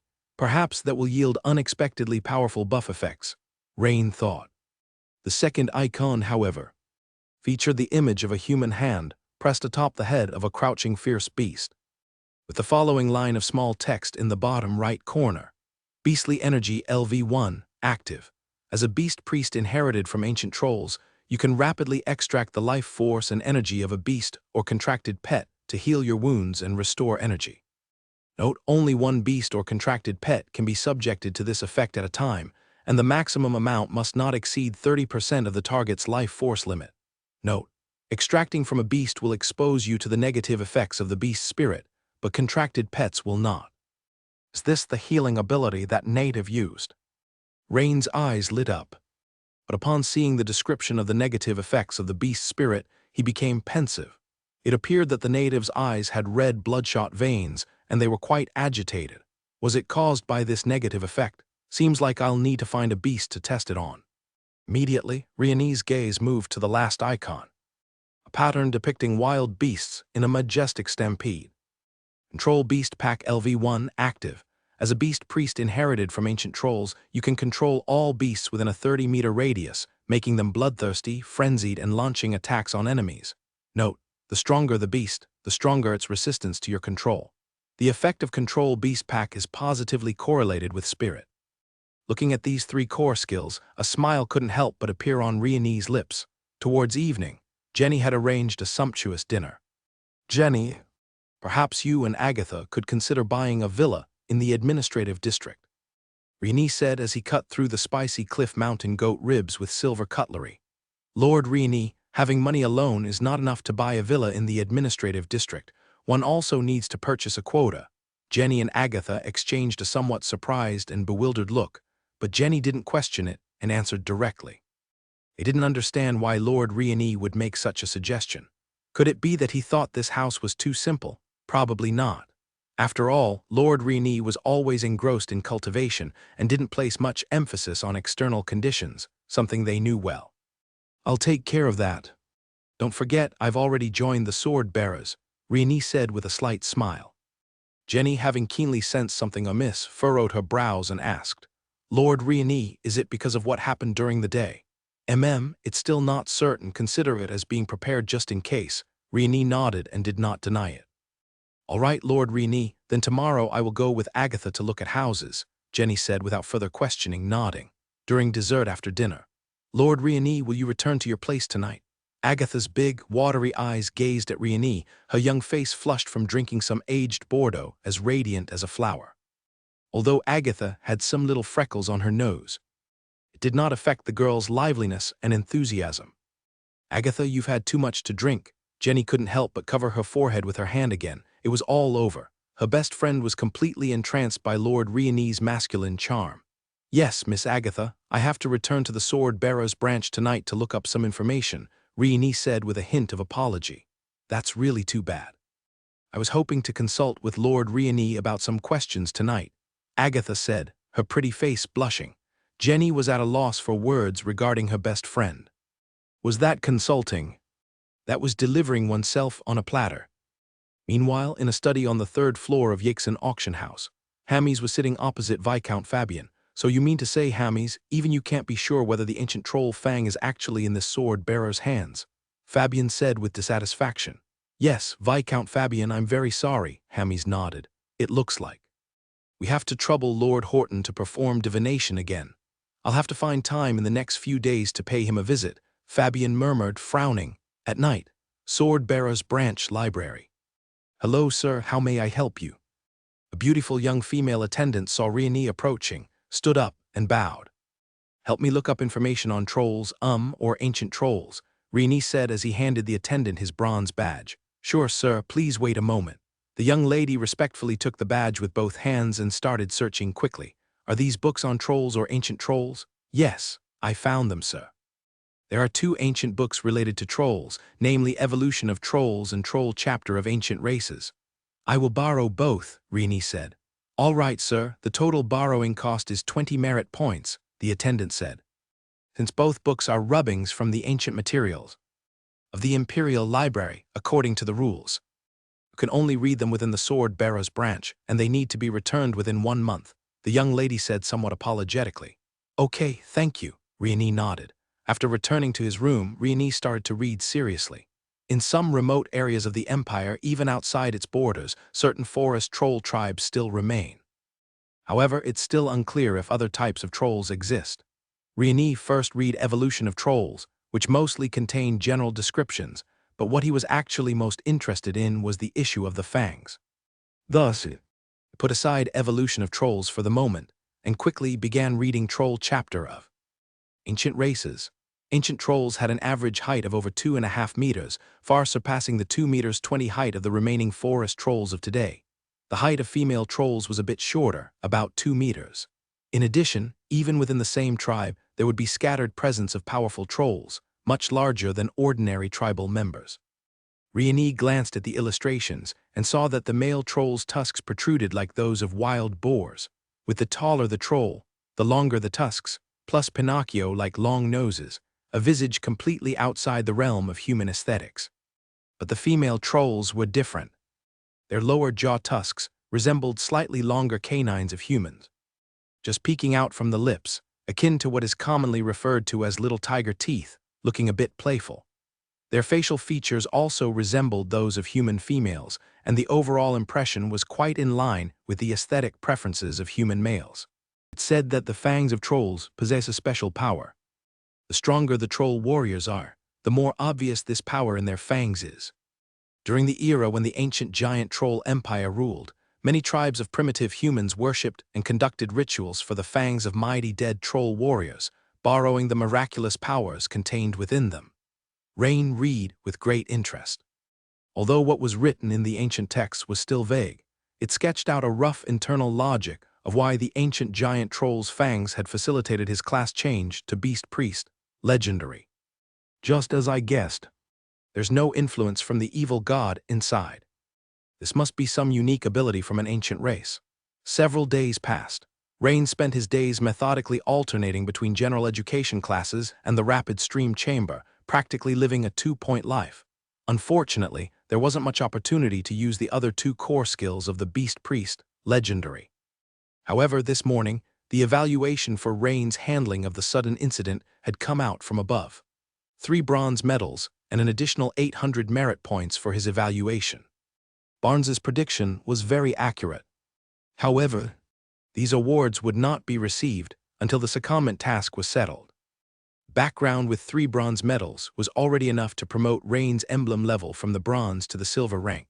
This also meant that Rain would soon be eligible to take on silver rank tasks, and the distance to obtaining the golden medal was not far off. Late at night, in the Meister County Flashgold Town Church, black-robed man bearing several symbols of burning black flames on his collar and cuffs entered the church, where, at that moment, 7 or 8 black flame monks in similar attire were already waiting. Emissary, the bone staff has been properly placed. Very good, then let's start with this small town. HMPH, the Dragon Empire thinks that by destroying one of our branches, they have deterred the Black Flame Church. How foolish. Starting today, let this decaying empire be thoroughly shaken. Emissary, by doing this, might we provoke the Dragon Empire's wrath and lead to a comprehensive purge? I'm not scared, but I'm worried it might delay the resurrection of the god. One of the Black Flame monks hesitated to say. The middle-aged man known as the emissary showed a strange smile. Of course it will, but the Dragon Empire won't have the energy for that. Because this time it's not just us. Minutes later, the Black Flame monks formed a circle as chanting echoed throughout the church. Great God of hunting, please witness your humble servants offering this insignificant sacrifice. Welcome your return, Flashgold Town Administration Office. Hamilton, who was in the rest room, suddenly woke up with a start as he felt a sudden palpitation in his heart. Upon standing up, he faintly heard the sound of chanting from the church. How could anyone be praying at this hour? Hamilton furrowed his brows in thought, and the next second, his expression drastically changed. This is bad. Hamilton immediately grasped what was happening, grabbed the sword and shield nearby, and rushed out of the room.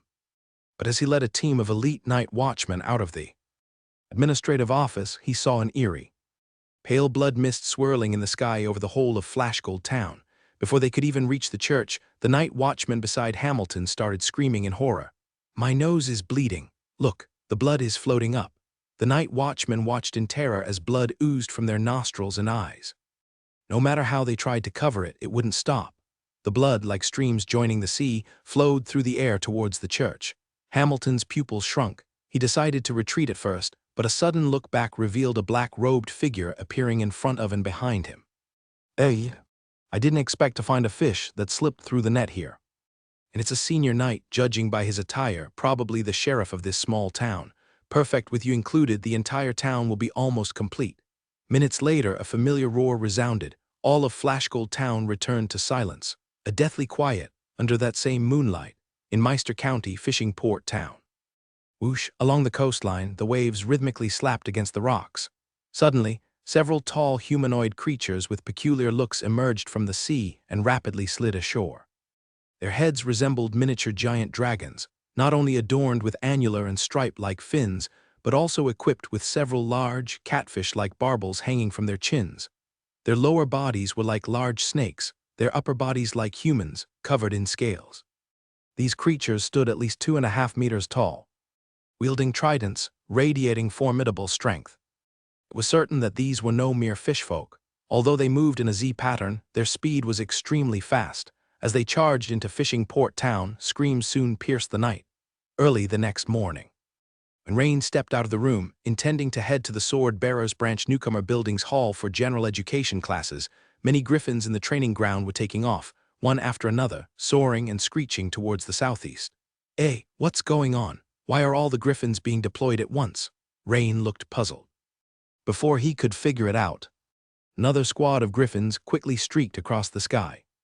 Is that Minster's Griffin Squadron? Rain could vaguely see that leading the griffins was Viscount Felk, who was adorned in pale golden knight armor. At that moment, a red-haired beauty, Evelyn, approached anxiously from the end of the corridor and said eagerly to Rain, Lord Rain, something big has happened in Meister County.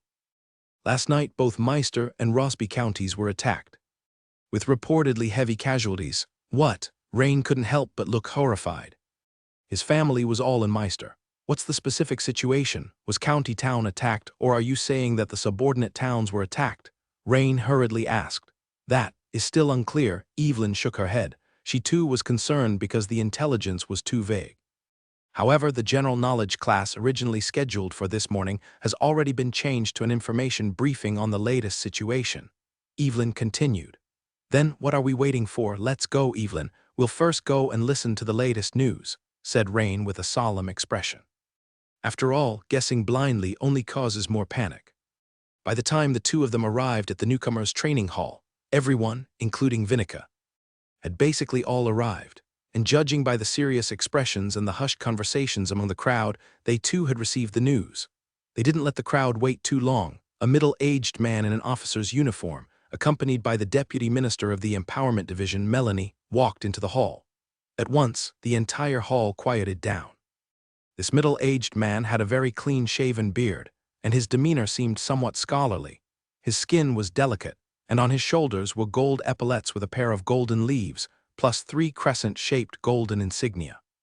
According to Rain's knowledge of imperial military ranks, he could tell at a glance that the man was an imperial colonel. But judging by the man's floating gait that had just entered, he did not seem like a combatant. After a brief introduction, it confirmed Rain's guess. This colonel named Belmont was a senior staff officer of the Imperial Army. The first sentence Belmont recounted about the latest intelligence made even these sword-bearer newcomers, who had far greater endurance than ordinary people, cry out in shock. Last night, several provinces, including Mingster Province near Wazi Province, Nome Province, and other provinces were attacked to varying degrees, with heavy casualties, said Staff Officer Belmont with a grave expression. What? A sword-bearer newcomer exclaimed. So many places were attacked. Could it be the Eagle Federation? Otherwise, who has such an ability? The hall at this moment was like a boiling pot, instantly becoming noisy. Rain's expression grew grave. The situation was much more severe than what Evelyn had described just now. And a force capable of launching attacks in so many provinces of the Empire was definitely extraordinary. Who could the attackers or the masterminds behind the scenes be? Staff Officer Belmont, who are the attackers? Viri raised his hand to signal and asked with a hint of urgency. This was also what most people present wanted to inquire. The hall instantly became quiet again. All eyes converged quickly on Staff Officer Belmont. Based on the information we have so far, the attackers include but are not limited to the Black Flame Cult, the Limb Attachment Cult, the Sea God Sect, the Secret Snake Sect, among other cults. And additionally, some unusual races were also involved, Belmont said as he raised a stack of documents in his hand and spoke earnestly. No sooner had Belmont finished his statement than the crowd below grew noisy again. Is it a conspiracy by multiple cults working together in secret? The cults have way too much audacity. Rain, meanwhile, raised his eyebrows in surprise. Cults? He had not expected such a large-scale attack to be stirred up by cults behind the scenes. However, if so many cults acted together, it would no longer be surprising. Is there no involvement of the Eagle Federation? Angus then asked. Staff Officer Belmont shook his head. On the surface, we have not found any traces of involvement by the Eagle Federation. Staff Officer Belmont, could you please tell us the specific locations being attacked in Meister and Rossby counties? Evelyn raised her hand in a timely manner. Also, what about these unusual races that you mentioned earlier, sir? This question, too, was of concern to everyone. And the hall went quiet once more. Multiple towns including Fishing Port Town, Albero Town, Monheim Town, and Flashgold Town in Meister County were attacked, while in Rossby County, several towns including Ratchmond Fishing Port Town were attacked. The casualty count is still being compiled, but what is clear is that the casualties are very heavy. Upon hearing that towns were hit, Rain breathed a sigh of relief, but Rain quickly came back to his senses. Fishing Port Town, Flashgold Town. Immediately, Rain's brows furrowed deeply. He knew many familiar people in these two towns. The Riemann brothers from Fishing Port Town. There were even more in Flashgold Town, his good friend George, Sheriff Hamilton, the old captain of the night watchman Wylan, and so on. Instantly, vibrant images of these people sprang up in Rain's mind. At that moment, Belmont continued to answer. As for the unusual races, based on the current intelligence, what can be confirmed is that according to the scales left on the ground of Meister Fishing Port Town and Ratchmond Fishing Port, they appear to belong to a creature from the ancient times, the blood-cursed Naga. Normally, this Naga tribe should have disappeared into the vast expanse of history. But somehow, the Sea God sect was able to incite them to attack the imperial coastline. Our staff headquarters speculate that the Sea God sect may have found the surviving members of their race in the deep sea, or the Sea God sect might be using the power of some evil god. The blood-cursed Naga of this clan are different from Naga, more cruel, bloodthirsty, fond of attacking humans and conducting blood sacrifices. The adult males of the blood-cursed Naga can match the strength of a human great knight, and as a matriarchal clan, the female Naga's combat power is even more astounding. Adults hold the power of an official wizard. Adults are equivalent to great knights, as ferocious as the ancient giant trolls. The female blood-cursed Naga are even more powerful. Adults equate official wizards, such a blessed race. Rain couldn't help but sigh in his heart. If he didn't have the system, who knows when he'd become a great knight, let alone an official wizard. In addition, among some of the ruined buildings in Richmond Fishing Port, Imperial scouts discovered giant humanoid footprints, over 1.5 meters long and about 80 centimeters wide. We believe these belong to a sea giant, said Advisor Belmont as he continued. Sea giants? Rain raised an eyebrow. Lately, all sorts of ancient or rare races seem to be springing up like mushrooms after rain. A troubled autumn indeed. However, we are currently unsure which clan these sea giants come from. The sea giant clan closest to the Imperial territories is the Fury Wave Giants. This is also why we suspect that the Sea God sect is behind this. Sea giants and Naga are natural archenemies. The likelihood of both attacking the Empire simultaneously is extremely low. Additionally, the ancient Naga possessed the ability to summon marine creatures to assist in battle. At this moment, the coastlines of various counties in Minster are swarming with gray fin fishmen, black gill fishmen, bluegills deep-sea fishmen, giant claw lobstermen, and other vassal clans. Currently, the Imperial forces stationed in Minster province have already begun clashing fiercely with the enemy. Advisor Belmont, what about the movements of the Imperial Navy? Vinica asked anxiously after hearing about the coastal attackers involving the Sea God sect and blood-cursed Naga. Rain knew that the pigtailed girl was probably concerned about people she knew, such as Master Anius and Major Mary. The Imperial Navy is currently battling several giant sea creatures. The specifics, due to involving the mobility of the Imperial Navy, are highly confidential, and I am not very clear. Advisor Belmont shook his head. Not long after, Advisor Belmont concluded with the latest updates and left the newcomer's hall, though Rain still had many questions in his heart. Like, where was the Empire's elite combat power? Was there a higher level of strategy? Moreover, with such significant events occurring, didn't the intelligence department know? Or was this incident directly orchestrated and driven by the evil gods? At that moment, the Assistant Secretary of the Sword Bearers Branch, Melanie, stepped forward and announced the latest directive. Ladies and gentlemen, according to the orders from above, special training is suspended. All sword-bearer recruits are to be uniformly deployed for watch and defense duties across the districts of Minster. As soon as Melanie's words fell, many below immediately questioned. Miss Melanie, why aren't we being sent to the front lines? Yes, my parents are still in Rossby County. Ladies and gentlemen, please be quiet. Melanie's face sterned, she continued. This is an order from above.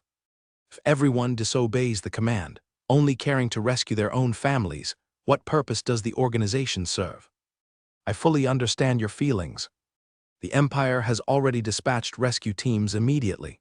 Additional troops are also being mobilized. Moreover, the vast majority of you do not yet possess the capability to undertake special tasks on the front line. Currently, the lowest level tasks on the front line are of silver grade.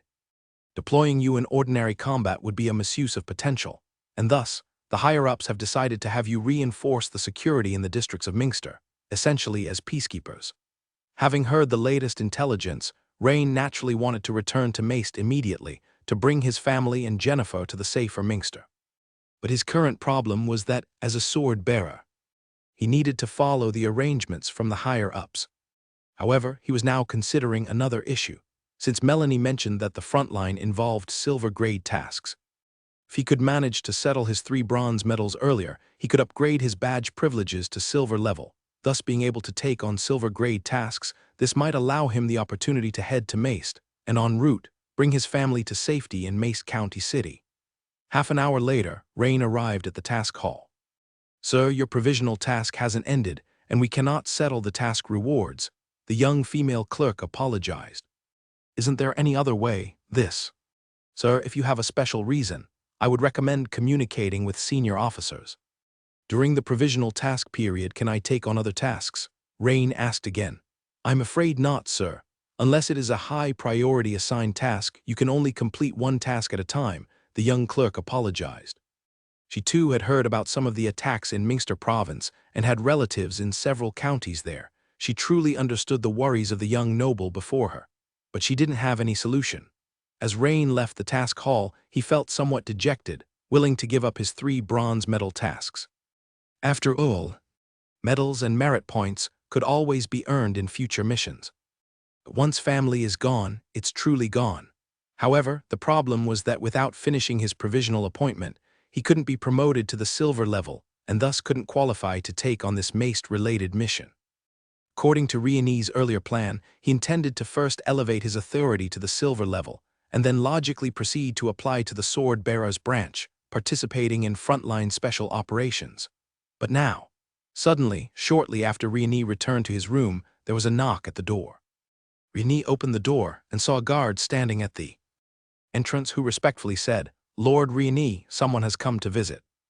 "It is a noble with a pass from the sword-bearer's branch. Currently they are waiting for you in the branch's administrative building's small reception room." Riani frowned. Typical barons and viscounts wouldn't normally have access to the sword-bearer's branch's pass. Someone on the level of Count Habs, on the other hand, would have the credentials to enter.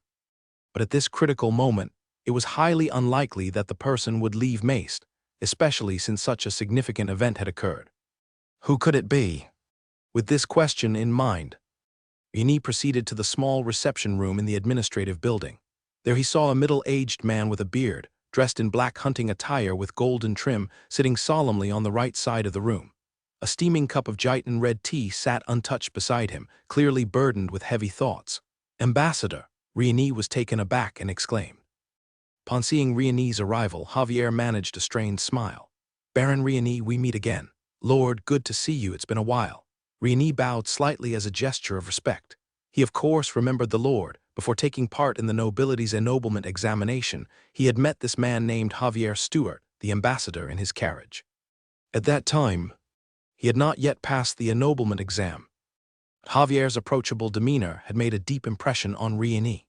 Latterly, Riani had made some inquiries and found that this individual was a significant figure on the Minster Ennoblement Examination Committee and reportedly also dispatched from the Imperial City to Minster Province. No wonder he could easily come into the Minster Sword-Bearer's branch. "Please take a seat, Baron Riani." "Baron Riani, due to the urgency, I'll come straight to the point. I'd like to ask you to undertake a rescue mission," Javier said. "A mission?" Riani exclaimed in surprise and then raised his head in astonishment, looking at Javier. He wondered why this esteemed ambassador would seek him out. Seeing the confusion on Riani's face, Javier explained, "You might be wondering why I, as a senior noble, would not employ my family knights. It's simple. I am not from Minster Province. The 2 family knights who originally came with me from the Imperial City to Minster are now missing along with my youngest daughter Alyosha near Fishing Port Town. There's no time now to contact my family in the Imperial City.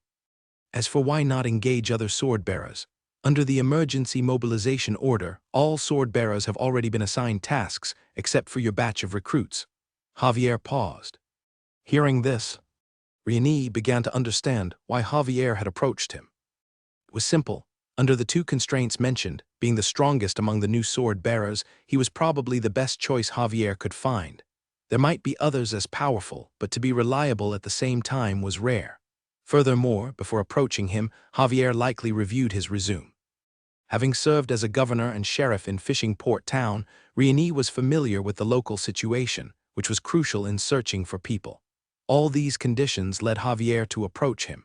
However, Riani currently was not without his own assignments.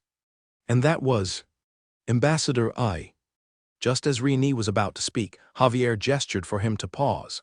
"Baron Riani, please let me finish stating my conditions before you decide if that's all right." "Of course, please continue." Riani nodded. He was indeed curious about what Javier was about to say next. As he, like other new sword-bearers, was tasked with the duty of law and order vigilance across the Minster districts. Could Javier coordinate that for him? If so, then Riani needed to reconsider the influence of this ambassador. "Baron Riani, I know that your parents and sister are still in Maced County City and have not yet relocated to Minster with you. If you agree to undertake the mission to rescue my daughter, Alyosha, I shall arrange for a cavalry unit from my family to help you move them immediately. Currently, the hiring costs for mercenaries in all of Minster have skyrocketed, but reliability is a significant issue, and it's hard to discern whether there might be cultists among them. Rhaenys' eyes slightly lit up. Indeed, Lord Javier was anything but simple, proposing to persuade him from this angle. Moreover, if Baron Rhaenys you agree, this rescue will be assigned as a designated task for you to complete by the Sword-Bearer's branch, Javier continued. The fixed reward for completing the task includes 2 silver medals and 1,500 merit points, the highest reward the branch can agree to at my request. Hearing this, Rhaenys knew that he had been persuaded by Javier standing before him. Their family's concerns about being left unprotected in Maest County City had been taken into consideration by the other party. The Sword-Bearer's branch intervened to facilitate communication and coordination. Although this assigned mission had its dangers, the rewards were extremely high. If it weren't for the other experienced sword-bearers being preoccupied with battles, such generous mission rewards might have been snatched up as soon as they became available. Your Excellency, my current secondment task. Don't worry, I will communicate with the Sword-Bearer's branch and the Minster Administrative Office about this matter. Your secondment can end early. I've heard about your performance in handling the emergency situation in the trading district. Rain raised an eyebrow. This is great news. Your Excellency, I believe I can depart at any moment, but as for the relevant details. Upon hearing Rain's agreement, Javier breathed a sigh of relief, his expression finally easing. Baron Rain, the person you're going to rescue is my daughter Alyosha. She has been fond of the study of potions from a young age, and is now a formal researcher at the Royal Alchemist Association. She traveled near the waters of Minster on a private matter, seeking a rare alchemical ingredient oil from the giant stone scale fish. This fish occasionally appears in the waters off the counties of Meister and Rossby. By this point, Rain had already grasped the general situation. Initially, when I received the news of the attack on Mace last night, I was very concerned, but at that time, the communication stone Alyosha left with me showed no changes. However, 2 hours ago, her communication stone shattered. I knew she must be facing a danger beyond her ability to resolve. My guess is that Alyosha might have encountered the blood-cursed Naga. If it had been a regular danger, the 2 family knights accompanying her both possessed the strength of peak knights, so there should have been no major issues. But if it's a blood-cursed Naga they are up against, I fear those 2 family knights won't stand a chance. Your Excellency, if your daughter really has encountered the blood-cursed Naga, then even if I leave right now without stopping for anything, I'm afraid I might be too late. Rain couldn't help but ask, puzzled. One thing you might not be aware of, Baron Rain, is that blood-cursed Nagas tend to capture capable enemies alive whenever possible, for use in blood sacrifices. Additionally, Alyosha has several sorcery scrolls on her, including 2 invisibility technique scrolls. So, this is also why I believe that even if Alyosha has encountered the blood-cursed Naga, and even if she cannot defeat it, she should still be alive for the time being. But if this drags on for too long... Hearing this, Rain had no more questions and immediately nodded, saying, Your Excellency. I'll depart at once. Good, Baron Rain, I have arranged for 2 Rachma horses known for their endurance. Rachma, they probably aren't as good as his own black horse. After all, his black horse was nearing its transformation into a ferocious beast and surpassed ordinary Rachma horses in all aspects including endurance. That won't be necessary, Your Excellency. My mount should be faster than your Rachma horses. That's excellent, also if... Javier seemed to think of something, his expression darkening. Don't worry, Your Excellency. The Lady of Fortune will watch over Alyosha. Rain waved it off, interrupting Javier's thoughts. After leaving the parlor, Rain quickly returned to his room to don his knight's plate armor. Furthermore, apart from the standard pig head mace and glimmering greatsword, Rain also took along that war bow, daggers, and so on. And also 2 bottles of special poison, made according to Maxwell's rare poison crafting secrets after his class change to Deadly Poison Master. Unlike ordinary people, confronted with the possibility of encountering a formidable ancient species like the blood-cursed Naga, Rain bore neither fear nor apprehension. Instead, he was somewhat eager to test his mettle.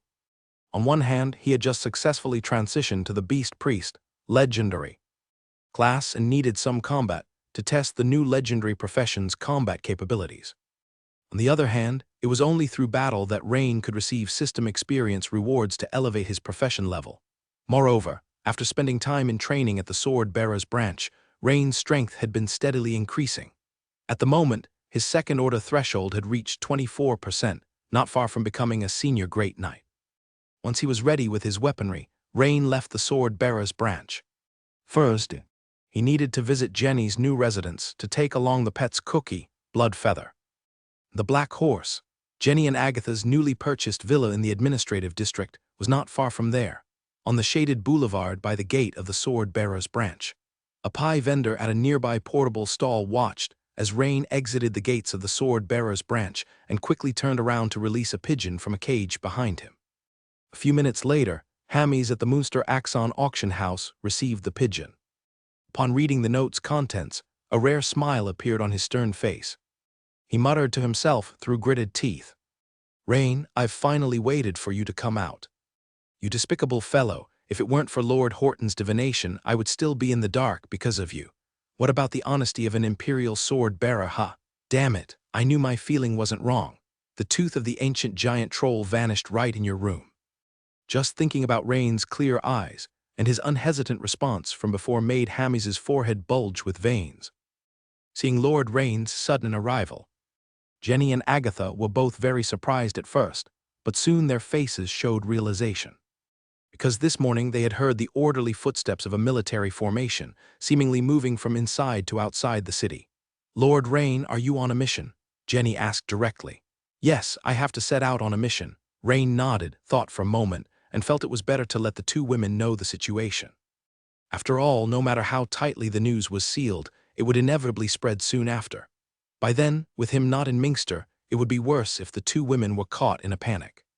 "Last night Meister was attacked, but the county town is still stable," Rain said solemnly. Hearing this news, the two women's pretty faces changed instantly, and they exclaimed, "Ah, is it serious? Will there be more?" Rain shook his head. "It's too early to say now. However, within 2 days, everyone including your mother, Baroness Crowley, will be escorted to Minster, and you can arrange the rooms in advance," Rain said. Hearing that Rain had made arrangements in advance, Jenny's worried expression disappeared, and she looked pleased.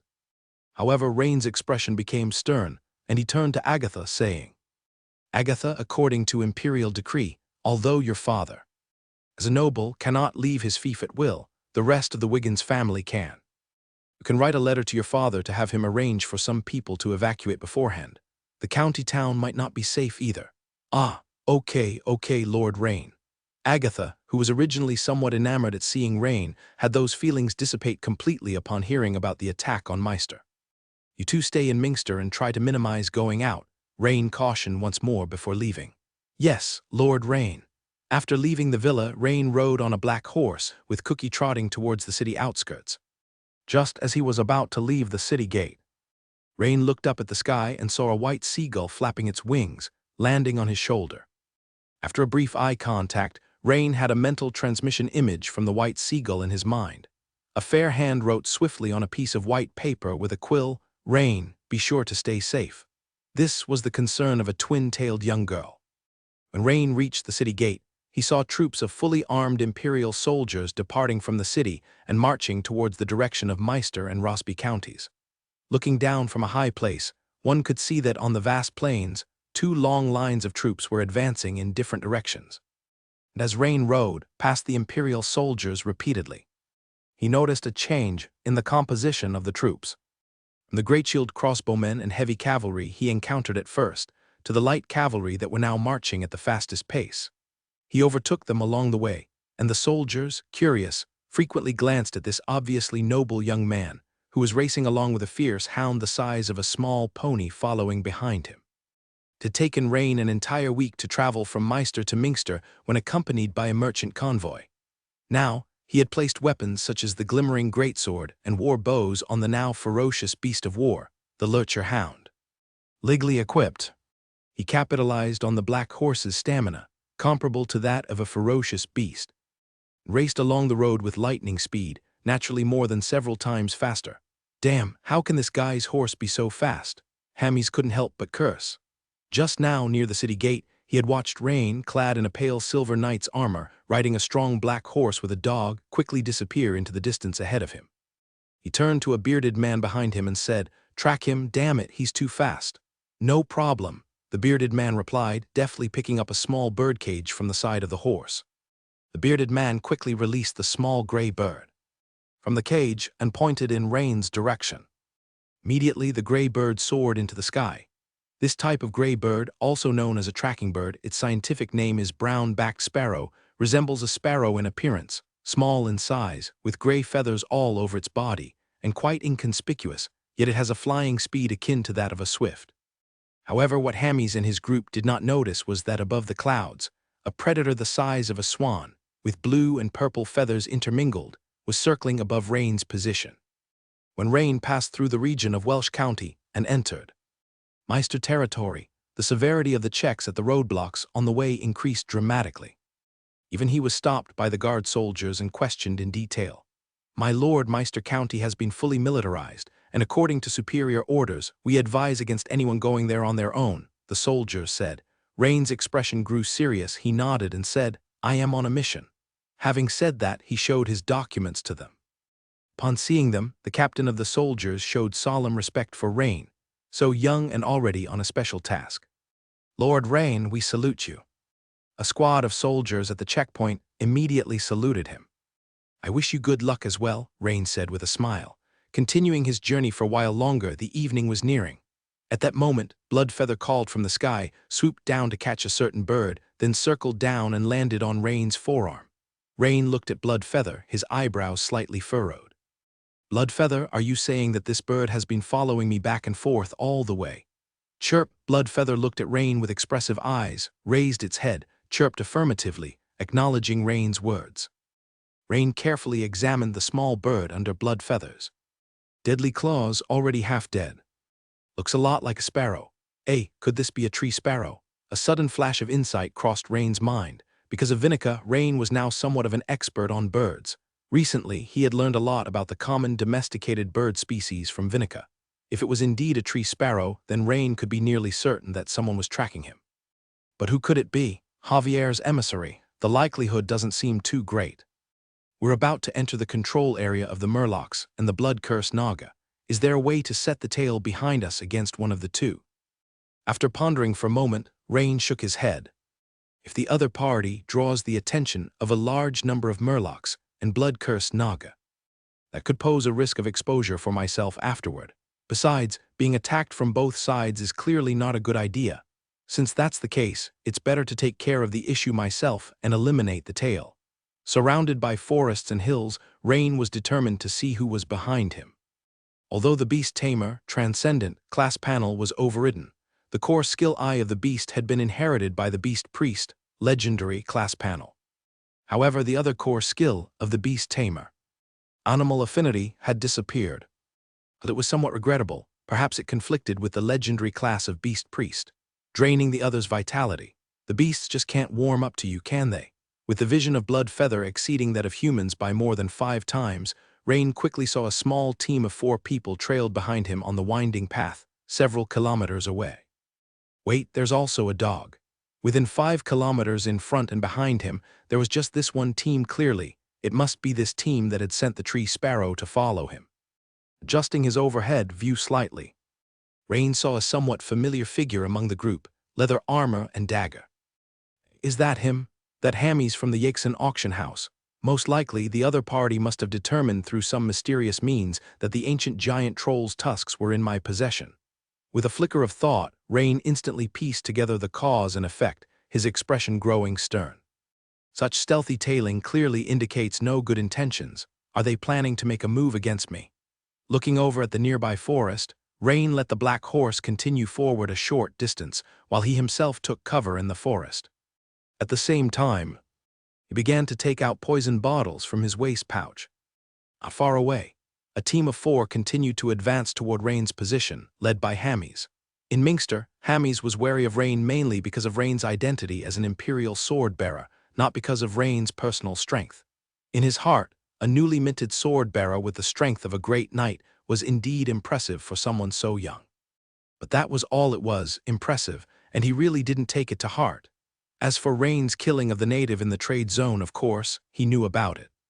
So does it prove Rain's strength is formidable? Don't make me laugh. Let's not forget, who was it that exterminated that tribe of natives? Who escorted the few dozen remaining natives to Mingster? It was their own group, of course. Now that Rain had left Mingster, and what's more, ventured into the erupting warfare in Meister, this was too good of an opportunity. Amis had long thought it through. He would capture Rain alive, torture him severely, play with him enough, and then trick him into revealing the whereabouts of the ancient giant troll's tusks before killing him outright. This area around was forest. Disposing of a body in the wilderness required no effort or disguise. If ever questioned later, he could just pin it on the cult. As for how to capture Rain alive, the slaver team was all too experienced in that. Next, they would have Danielson cast concealment technique on the other two to secretly surround Rain. Hammies would attract Rain's attention from the front, and once Danielson used the earth grip witchcraft to immobilize him, they would throw nets and poison gas to capture him swiftly. In that situation, a great night, it would only be a matter of holding out a little longer than a peak night. This coordination was something they were very skilled at. That was why their slaver team was so valued by the Yixon auction house in Mingster. Ambush, Hamiz's face instantly went pale, and he flipped off his horse to take cover on the animal's flank. At that moment, several people smelled a pleasant fragrance. Drifted down from upwind, somewhat resembling the scent of lavender. But in the tense battle, the three of them hardly considered why there was this fragrance. If they had calmed down to think about it, they would have realized immediately that even if lavender was growing nearby, it wasn't the season for lavender to bloom yet. This was actually a gas-type poison produced by Rain, following a formula from Maxwell's rare poison production manual, the lavender hallucinogen. Its effect was to induce hallucinatory effects on a certain range of people and animals. Of course, this effect was very effective on both ordinary people and knights. For someone at the level of Great Knight, the effect was much weaker. It merely caused occasional hallucinations or double vision. However, for Rain, this was enough. It wasn't that his opponent was too formidable, forcing Rain to use poison. Rather, he mainly wanted to test the effects of the poison gas. Otherwise, he wouldn't have been willing to use it on these individuals. Meanwhile, Whimper, the Dutka dog, let out a mournful cry as it was bitten on the throat by the greyhound Cookie. At this moment, the dog's eyes went blank, and its limbs were flailing weakly. At that time, the three of them had no concern for the dog's plight. Because at that moment, Rain, holding a two-handed warhammer, smiling, emerged nonchalantly from the forest. Hammies thought, isn't this lad supposed to continue shooting arrows in ambush rather than coming out to fight us three hand-to-hand? Is he out of his mind? But the next second they all saw a blur and Rain had disappeared. Then Hammies heard a sound like a watermelon being smashed by a club to his left. Bang! It came from Buono's direction. Hammies immediately turned to look, only to see Buono's headless body slowly falling to the ground. Suddenly, Hammies's face changed drastically. Was Rain so powerful? Just as Hammies was about to act, he saw multiple images of Rain appear before him. Damn, how is this possible? It's not right, this must be the poison gas. As a sword-bearer you actually used poison. Hammies's eyes widened in disbelief as he pointed at Rain. Those tactics which he should have been using had been preemptively employed by Rain, the sword-bearer he was facing. What the hell? Next second, another booming sound. Bang! Hammies's expression changed several times, and immediately he turned and leapt away. Though the poison gas affected him, causing his body to sway slightly from time to time, his speed was not slowed in the slightest. Rain watched this unfold without hurry. Slowly took the warbow from Cookie, drew the bow, and aimed at Hammies's back. Swoosh, with a sharp whizzing sound, a bolt of black lightning instantly pierced through Hammies's back. He staggered a few steps, his speed greatly reduced. Shortly thereafter, Hammies, like a drunken man, staggered several times, then with a thud fell flat on the ground.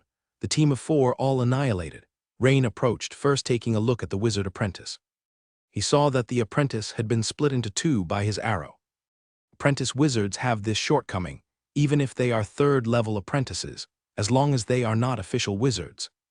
They lack a defensive field, leaving them vulnerable to surprise attacks.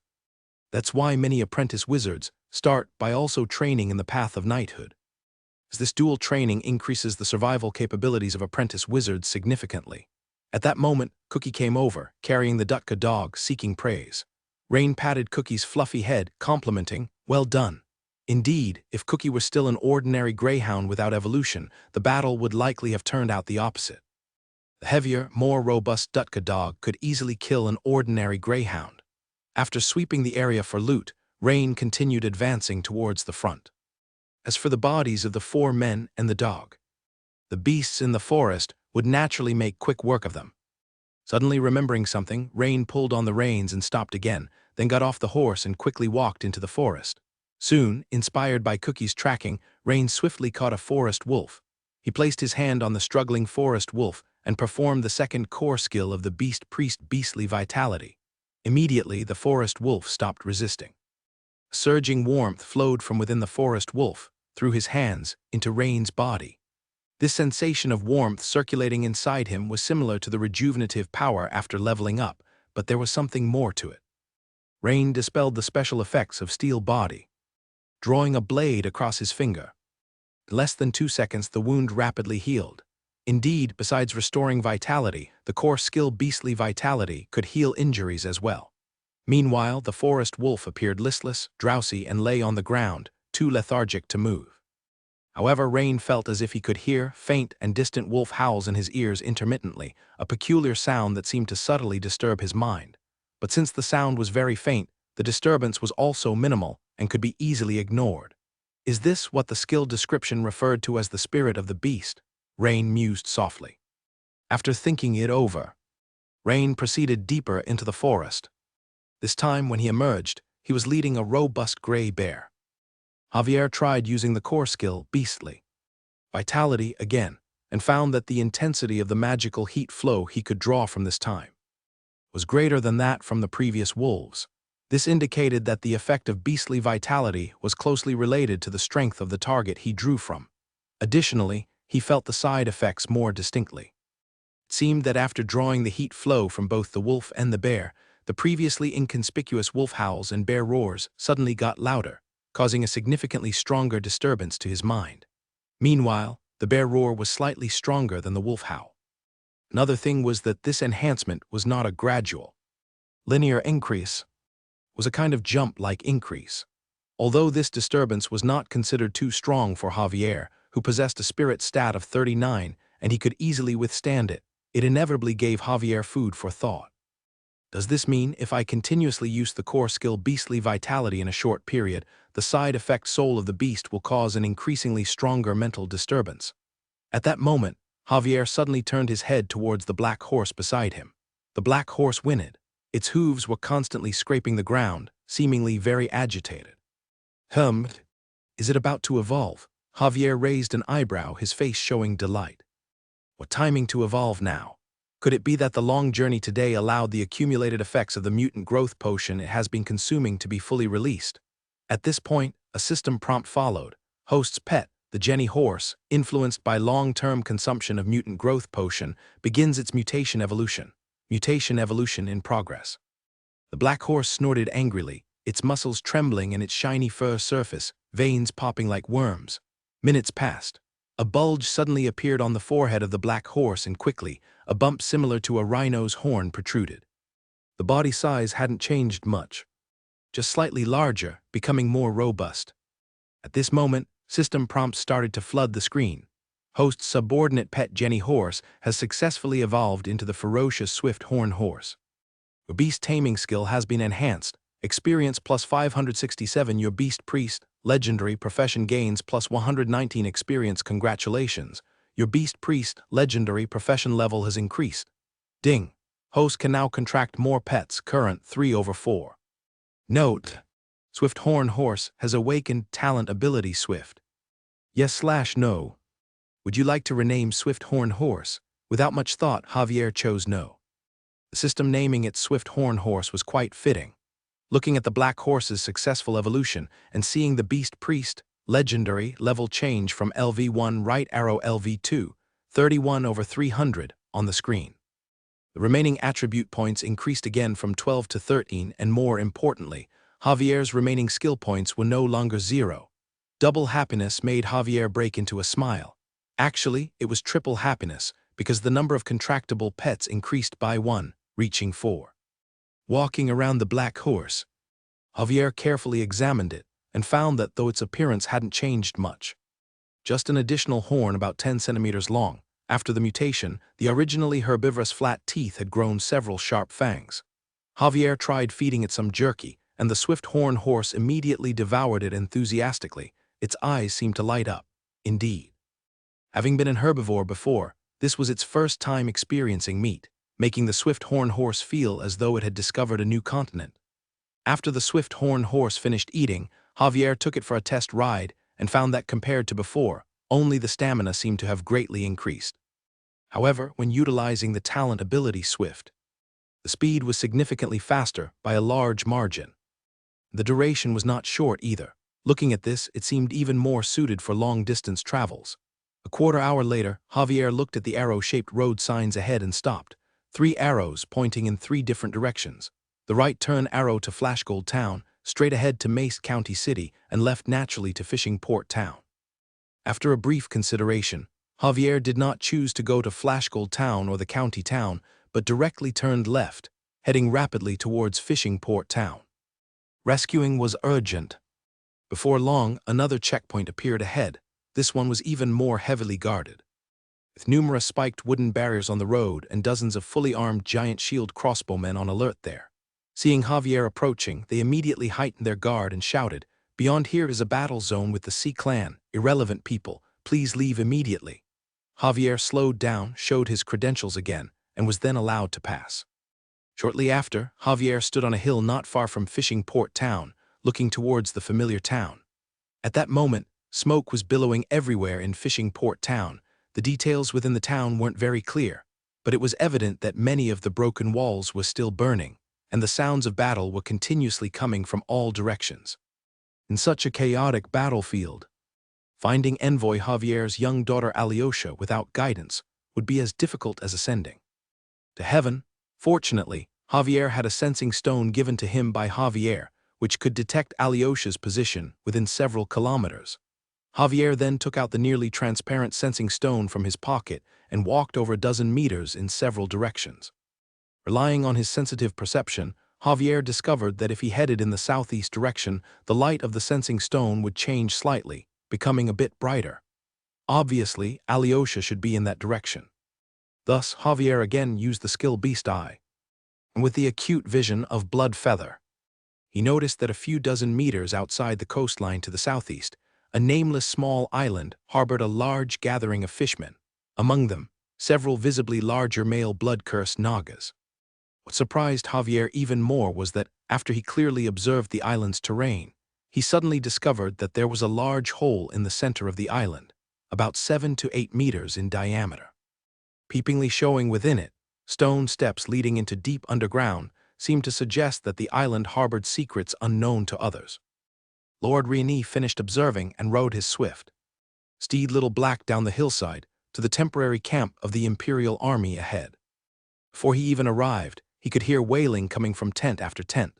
After passing inspection, Rene entered. He found that most of the tents were sheltering soldiers of the Empire who had been seriously injured in the battle. At the same time, Rene saw the few town residents who had been rescued from the Fishing Port Town's ruins. Rene's mood sank as he asked a soldier nearby, "Are these just over a dozen survivors from Fishing Port Town?" "Yes, my lord," the soldier replied, his expression equally grave. By the time they arrived, they discovered that the Sea Clan had been utterly despicable, almost completely destroying a small town, and some sea creatures were still gnawing on human corpses, a sight too horrible to bear. As if recalling something, the soldier immediately said, "Oh my lord, however, the sheriff of Fishing Port Town, Cornet Lehman, luckily survived." "H.M., the sheriff of Fishing Port Town, take me to him." Rene's eyes lit up. He had thought that only a dozen or so survivors were left, meaning the Riemann brothers must have fallen victim to the blood-cursed Naga. But he hadn't expected the younger brother to have survived. That was a piece of good news among the bad. However, it seemed that because of the severity of his injuries, the bed arranged for Cornet was located towards the inner part of the camp. As Rene walked into the inner tent, suddenly, he saw a familiar face among the number of beds lying there, the younger of the Riemann brothers, Cornet Lehman. Cornet's eyes were closed, and his brows were tightly furrowed, his face in pain as if he was recalling something. Upon closer inspection, Rini noticed that Cornet's right hand had been cleanly severed at the elbow, and his chest and abdomen were wrapped in thick bandages, on which 3 distinct dark red bloodstains were apparent, but fortunately, all had missed the heart. To have survived such injuries was truly fortunate. Cornet. Hearing this familiar voice, Cornet's eyes suddenly widened in an expression of disbelief as he turned to look over. The next second his eyes reddened, and with a tearful voice he wailed, "Lord Rieni! Lord Rieni, my brother is dead. Fishing Port Town is all gone." Finding a familiar person to talk to, Cornet's tears and snot whooshed down. Rieni walked over, firmly grasping Cornet's remaining left hand, comforting him. "Cornet, recover well." For a moment, Cornet cried noisily, and then he intermittently recounted the events of last night's sudden attack to Rieni. Only then did Rieni learn that last night, Fishing Port Town had been attacked almost completely unguarded. Because the combat skill of the blood-cursed Naga was too strong, and the patrolling night watchmen couldn't even raise an alarm before being killed on the spot. Even when Cornet and his brother joined forces, they could only resist for less than a minute. His brother Cobra was killed on the spot, and Cornet passed out due to severe injuries. It was lucky that he had passed out, mistaken by the blood-cursed Naga to be dead as well, which allowed him to narrowly escape with his life. The death and injury of the Riaman brothers was unexpected for Rieni. Before coming, Rieni had thought that even if the Riaman brothers couldn't win, he should have been able to lead some elite night watchmen in a fighting retreat, but now it seemed the vast difference in strength made such hope a luxury. As Cornet's emotions steadied, he looked at Rieni and asked, "Lord Rieni, you came this time to? I'm here to undertake a mission in that direction." The seaside? Cornet's eyes widened. Rieni nodded. "Lord, you must be careful. At the seaside, you will surely encounter the blood-cursed Naga. Their strength is truly terrifying." Cornet, reliving his encounter, nodded, and fear briefly flickered in his eyes. He fell silent for a while before saying, "Strength. Their strength is simply too great. Just one strike with their trident pierced through my brother's steel shield. A second strike sent me flying, and then with 2 more stabs, they killed my brother on the spot and left me seriously injured and unconscious." The strength they demonstrated throughout was terrifying, but for himself, light flickered in Rieni's eyes and an eager thrill rose in his heart. "Because I also happen to be good at strength. By the way, does the opponent know water-based witchcraft?" asked Rain on the verge of departure. Suddenly thinking of a question, he turned back and asked again. "This, no. Of course, maybe it's because we are too weak, they simply disdain to use it against us. Lord Rieni, you still need to be careful and cautious," Knight Cornet said with a crestfallen expression. He and his brother, one dead and one severely injured, have yet to ascertain the enemy's combat power, which is indeed too embarrassing. "Have a good rest, Knight Cornet." After leaving the camp, Rain quickly arrived at the front line. Looking out at the battlefield in front of him, he saw a multitude of fish people, lobster people, various other exotic marine creatures, almost covering the beach densely. Although there were many of them, their battle organization was far less efficient than the Empire's troops, so they couldn't inflict heavy casualties on the Empire's army. Although the Empire's forces were few, they were relatively elite. Therefore, the overall battle situation was in a state of tense equilibrium. From time to time, fierce battles broke out along the long defense line, lasted for a while, and then subsided again. From a distance, Rain saw a blood-cursed Naga whose stature was clearly taller than the surrounding fish people. As soon as it appeared, the Empire's army immediately suffered heavy casualties. At these times, a matching force had to step up to confront it. Otherwise, it often required a large number of casualties before it was possible to repel them. The captain of the shield crossbowmen at the first line of the battlefield was a seasoned knight. He took a deep look at Rain, although he didn't know what mission the young Imperial Baron had, which required him to go to the small island on the front. But he thought about it and felt it was necessary to give a reminder. "Baron Rain, you might not know this. While the fish people's strength is average, look at their dense numbers," the captain of the shield crossbowmen said, pointing to the front. "When dozens, or even hundreds of these Nemefin fish people, blackgill fish people, and deep-sea bluegill fish people surround you, even a great knight of humanity will have moments of exhaustion. The island you want to reach requires breaking through their dense defense line. And do you see, behind the group of fish people, those huge creatures? Those are male blood-cursed Nagas, along with their ferocious sea beasts under their command. Just the sea beast's strength alone is no less than that of a great knight, As for the ancient species blood-cursed Naga, Baron Riani, might not have fought them yet and don't realize how formidable they are.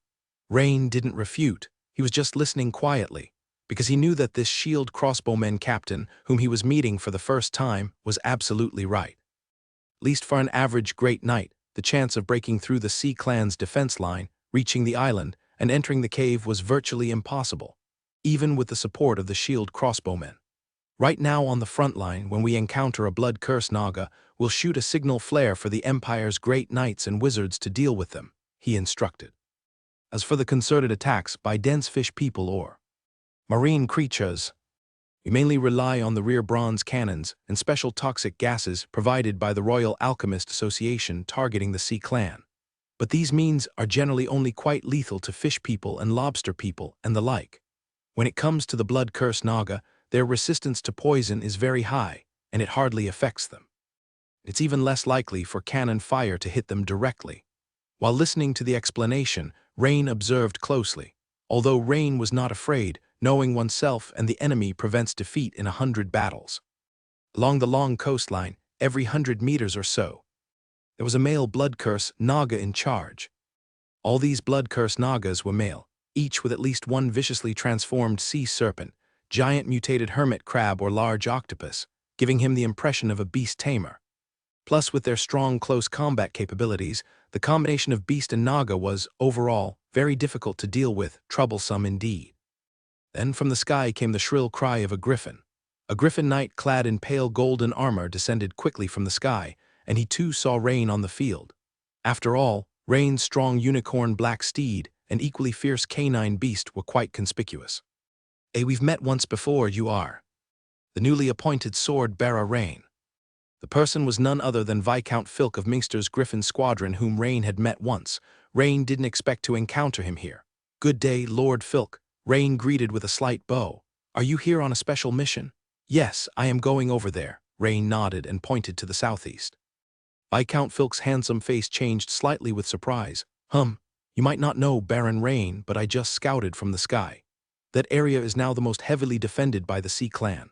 There's a huge cave on the nearby island that seems to have emerged out of nowhere, and it is strictly guarded by the Sea Clan. Rain nodded to show he was aware. He had previously investigated from the air using beast sight through the perspective of Bloodfeather. Baron Rain, I know your strength is formidable, but consider the dense numbers of the Sea Clan before us and the blood-cursed Nagas mixed amongst them. Even I find those ancient creatures a headache to confront. Even if you fortunately make it near the cave, how much strength will you have left to charge into the cave and conduct your investigation? Moreover, we're in the dark about the situation inside the cave. There are a fair number of fishermen specialized in net throwing stationed at the entrance of the cave. I tried just now, but there was no chance to get a clear view, said Viscount Felk. So I don't recommend you go right now. Heading over now is no different from courting death, added Viscount Felk. Rain didn't say a word. What Felk said wasn't wrong. But the problem was, this was a rescue mission. If he delayed too long and Alyosha, the target of the mission, died, then this mission would be meaningless. Besides, he was different from the other great knights. His confidence came from the 13 remaining attribute points he still had. Don't forget, every time he added an attribute point, he could recover to his peak physical condition. That is to say, he could recover his physical strength a total of 13 times. No matter how numerous the enemy was, they would all become fodder for his experience. As for getting injured, putting aside whether they could injure him, who possessed the intermediate steel body, even if he did get hurt, with his new legendary profession Beast Priest, he could recover from his injuries using the core skill, Beastly Vitality. In short, what was considered an impossible mission for others, Rain felt he could at least give it a try. Rain, just then a clear and familiar female voice rang out. Vinica. At the sound, Rain was taken aback and immediately turned to look. There stood Vinica in a pale blue robe, excitedly waving her hands a short distance behind him. Vinica, what are you doing here? Just like you, shortly after you left Minster, I received an urgent assignment from the Sword Bearer's branch. The front line needs a third-level wizard apprentice specializing in avian scouting, she said. So, here I am. Vinica's golden pigtails bounced as she spoke with a joyful expression. Obviously, she was very happy to encounter Rain here. Rain too smiled. After a brief exchange of greetings, Vinica also learned about Rain's mission destination. "Rain, perhaps I can give it a try," she said. Vinica was seen chanting quietly, apparently fully focusing on controlling the seagulls. A flock of dozens of seagulls gathered above Vinica's head, and at her command they swiftly flew towards the nearby island. Just as the seagulls were about to circle down near the cave, suddenly, a dozen bluegill fishermen emerged and threw their nets. Instantly, the seagulls were caught en masse, leaving only 4 or 5 that made it into the cave. This couldn't help but bring pain to Vinica's heart. Luckily, there were still these 4 or 5 that had gone down. But less than half a minute later, Vinica clutched her head, her pretty face showing pain. "Rain, all my seagulls are dead. It's a deep cave inside. My seagulls flew in about 100 meters or so, but still couldn't see the end," she said, sounding a bit tired. Although there are far fewer Sea Clan members inside than outside, the proportion of blood-cursed Nagas is clearly higher, and the fishmen inside are not like the ones out here. They are much stronger. "Rain, I know you're strong, but maybe you shouldn't take this risk," said Vinica with a worried look on her face. Rain walked up and ruffled Vinica's hair. "Don't worry, if it really doesn't work out, I won't force it," he reassured her. Vinica looked into Rain's eyes earnestly, and after a long gaze, she lowered her head and took out a sorcery scroll from her waist pouch, saying, "This is an invisibility technique scroll which can last for about a minute. It was given to me by my mentor. I'm relatively safe here, Rain, so please make sure to take it," she insisted. Rain was taken aback for a moment, then he began to consider. If he used it while rushing to the cave entrance, he could avoid being attacked by several blood-cursed Nagas at the Sea Clan's defense line. After all, he was here for a rescue, so naturally, the best approach would be to enter the cave with as little commotion as possible. Thus, Rain didn't refuse. He took the scroll and said, "Thank you, Vinica." Seeing that Rain was determined to go and that even his girlfriend could not dissuade him, Viscount Filk couldn't help shaking his head and said, "Baron Rain, since you insist, then may the goddess of luck truly be on your side. If you manage to come out safely, then fire this signal flare. I'll restrain some of the enemies for you in mid-air. Of course, if you happen to fall in battle, I ask for your forgiveness. I'm sorry, but I can't send anyone to look for your body. So, Baron Rain, I hope you consider everything carefully before you act." "Thank you," Rain said, taking the arrow-shaped signal flare that Felk handed to him. Obviously, Felk didn't have high hopes for Rain's venture. After giving the signal flare, Felk quickly took to the sky on his griffin to attend to other matters. Rain left Cookie and Little Black behind. In the sky above, the presence of the blood feather was enough to guide him.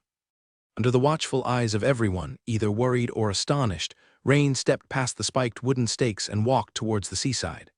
Ahead, dozens of deep-sea bluegill fishmen, towering a head taller than the grayfin fishmen, were wading in the shallow water. The water came only up to their knees. Some of them held steel harpoons, while others carried transparent bottles filled with pungent blue-green smoke. At the same time, a few bluegill fishmen carried throwing spears on their backs and wielded sturdy nets. When they noticed a human knight clad in light silver armor slowly walking out of the densely packed human line, they all turned their attention to Rain.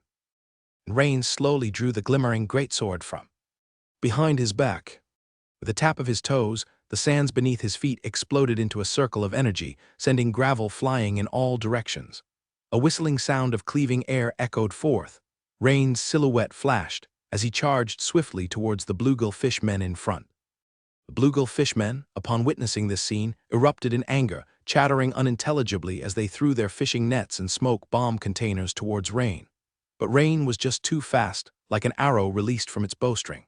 These nets hadn't even come close to touching him before he left them trailing in his wake. As for the containers, they fared no better. Thus, in their panic, quite a few bluegill fishmen ended up throwing the smoke bomb containers right at their fellows. Instantly, the beach between Rain and the target island, including a stretch of shallow sea several meters wide, was blanketed in dense smoke. Rain, like an arrow that knew how to turn corners, zigzagged to the left and right, passing through the smoke and the group of bluegill fishmen. Seconds later, as the smoke cleared, Rain stood at the edge of the island, sword in hand, pointing downward, shaking off the blue blood that stained his glimmering greatsword. A series of dense thuds of heavy objects hitting the ground sounded behind him. A group of elite Imperial crossbowmen with massive shields watched the scene in shock. Just moments before, they had been preparing to provide crossbow support to Rain, but his speed was so great they were afraid of hitting an ally. So, at present, They stood with their crossbows ready, still aiming. What they hadn't expected was that within the blink of an eye, the dozens of bluegill fishmen had all collapsed to the ground decapitated, bisected at the waist, or split vertically in half. It seemed that the vanishing life force of a considerable number of the Sea clan under his command drew the attention of the male blood-cursed Naga that was dozing at the cave entrance. The creature rose quickly to its feet. This was a towering male blood-curse, Naga over 2.5 meters tall. Upon seeing the fallen bluegill kin behind Rain, he burst into a furious rage. Raising his voice in a roar, he twisted his thick, serpent-like body, charging at Rain alongside a vast, ferocious mutated hermit crab. The hermit crab, carrying a massive conch shell on its back, moved surprisingly fast, its long stalk eyes suddenly erect, staring viciously at Rain. All the while, it snapped its huge pincers with a clack-clack, appearing terrifyingly fierce. This caused everyone, including Vinica, to tense up once again. Many couldn't help but shout, "Lord Rain, be careful." Under the captain's command, the crossbowmen with giant shields aimed at the mutated hermit crab and fired in unison. Although they had predicted the hermit crab's trajectory and speed in advance, even standing still and taking a volley of bolts wouldn't penetrate its shell, nearly 7 or 8 centimeters thick. To it, such a barrage might as well have been a tickle. The mutated hermit crab used one of its giant pincers to shield its eyes momentarily and then rushed towards Rain, undeterred. Meanwhile, the crafty male blood-cursed Naga followed about 5 or 6 meters behind the hermit crab, charging towards Rain as well. At that moment, he held a massive trident, fashioned from metal, in his upper body, readying himself for a charging thrust. In the blood-cursed Naga's estimation, given his subordinate's mutated hermit crab's double pincer attack, this seemingly formidable human great knight would surely be forced to stand his ground and defend with all his might. By then, all he had to do was leap high and pierce repeatedly with his trident in a crushing assault. After a flurry of blows, the opponent would undoubtedly be caught off guard. Perhaps, if fortune favored him, he could even slay this recklessly courageous human great knight on the spot. That would surely intimidate this band of human soldiers. Before him, maybe he could seize this opportunity to break through the human army's defense line. Should that succeed, he would undoubtedly receive praise from the high priest of his clan. With this thought, a hideously triumphant smile appeared on his dragon-like face, so human-like in its self-satisfaction. However, suddenly, something unexpected happened. The hermit crab in front of him suddenly started to grow in size. After being stunned for a split second, he realized that his hermit crab was actually sent flying back towards him. What happened? Just half a second ago, Rain had exchanged his greatsword for the pig-headed hammer on his back, and went head-to-head with the ferociously transformed hermit crab's giant claws, while executing the intermediate secret technique, Shockwave. With just one swing of the hammer, Rain shattered the giant claws of the hermit crab before him. At the same time, he sent the creature's nearly 1-ton heavy body tumbling back like a cannonball. Rain, under the cover of the hermit crab's body, pointed his toes, leaving an afterimage in his original spot, and attacked the blood-cursed Naga. The towering male blood-cursed Naga, facing the incoming pet hermit crab, naturally couldn't bring himself to deliver a deadly stab, and instead had to change from a piercing stance to one of lifting the trident to divert the attacking hermit crab to one side. In an instant, he suddenly felt a searing pain in his lower abdomen. Looking down, he saw a dark hammer with a sharp tip plunged into his waist and abdomen, creating a bloody cavity. His pride, the shell armor, his body tough as iron, seemed like thin paper under this dark hammer. This level of lethal force caused the male blood-cursed Naga to panic for no apparent reason. He stifled the intense pain and barely managed to thrust his trident at Rain with all his might. But the force exerted from his severely injured waist wasn't as strong as he imagined, and he saw Rain deflect the thrust with a swing of his heavy hammer. That was something else the blood-cursed Naga did not anticipate. His opponent's strength was unexpectedly immense. In his view, even in a wounded state, it should not have been so easy for the short human before him to deflect his stabbing attack. The next second, Rain once again executed the intermediate secret technique, Shockwave. This time it hit the blood-cursed Naga's forehead, who couldn't dodge in time. With a bang, there was a crisp sound. Perhaps due to the excessive strength of the shock, the entire head of the blood-cursed Naga burst open, with white, red, and some sticky tissues splattering around in a radial fan-shaped area. The 2-meter-6 tall blood-cursed Naga, with his robust body, swayed for a moment before collapsing with a crash. And at this moment, the battle had lasted for less than 10 seconds from the start. A blood-cursed Naga, stronger than an experienced Great Knight, had just died at Rain's hands. The giant shield crossbowmen on the coast couldn't help but exchange puzzled glances, and Vinica was excitedly covering her mouth. She had always thought Rain was formidable, but she didn't anticipate him to be this formidable. It seemed that during his time in Minster, Rain's strength had advanced again. But soon, her heart was in her throat again. The battle on the island had already drawn the attention of the Sea Clan nearby. This moment, a large group of fishmen, lobstermen, and 4 or 5 male blood-cursed Nagas were rushing towards Rain from all sides. The cave was right before Rain's eyes. Watching the Sea Clan charging at him from all directions, Rain pulled out the scroll of the invisibility spell given to him by Vinica and tore it open, and he vanished into thin air on the spot. For a moment, Rain felt as if he were enveloped by some strange energy. At this moment, he was able to clearly see the movements of the nearby fish people and the few blood-cursed Nagas that had surrounded him, but they, in turn, couldn't see him. The fish people's bubble eyes were staring in confusion, utterly at a loss. The blood-cursed Nagas were also stunned for a moment. But soon, as high-intelligence beings like humans, they quickly realized that the man must have used some form of witchcraft. Without hesitation or delay, Rain swiftly made his way down the stone staircase of the cave, taking advantage of about a minute of invisibility. The stone steps, arranged in strips, wound around the edge of the circular cavern, spiraling down. The stair surfaces were light bluish-green and covered with a fair amount of moss, suggesting a rather ancient history. As Rain rapidly reached the bottom, the interior of the entire cavern came into view. He discovered that a fierce battle seemed to have taken place here long ago. The evidence was the normally constructed passageway of bluish-green stone slabs which had been shattered by some tremendous force. At this point, the whole passageway was broken and collapsed, including several Doric-style columns around it that had also fragmented and fallen to the side. Next to the original passage, there was a newly dug hole, about 4 or 5 meters in diameter. Following the dark tunnel seemed to lead somewhere within the ruins. Rain noticed that inside this newly dug tunnel, the walls were haphazardly embedded with pearls and glowstones of various sizes, which emitted a faint luminescence. However, for Rain, the presence or absence of illumination didn't make much of a difference. With dark vision, he saw everything clearly. About several dozen meters away, he could make out the faint shadows of humanoid creatures flickering. From the large size of their figures, they seemed to be male blood-cursed Nagas patrolling with their beasts. This was consistent with what Vinica had previously detected using a seagull. However, just then, a rustling sound like that of a giant serpent crawling came from behind Rain. Clearly, it must be those blood-cursed Nagas from the beach coming down to inspect. Rain scanned the surroundings and promptly spotted a shattered column wide enough to embrace a head, which afforded a perfect hiding spot. With a swift motion, Rain ducked into this alcove. After the sound of the rustling of the blood-cursed Nagas and the patter of the fish people's footsteps went back and forth twice, finally, the entrance to the passage became quiet again. It seemed that they had given up the search for him. But the blood-cursed Nagas were not dumb. It was very possible that they had intensified their guard within the passage. To this, Rain was indifferent. He glanced at the system prompt, and seeing the golden lettering caught his eye, he paused, then looked more closely. The system prompt read as follows.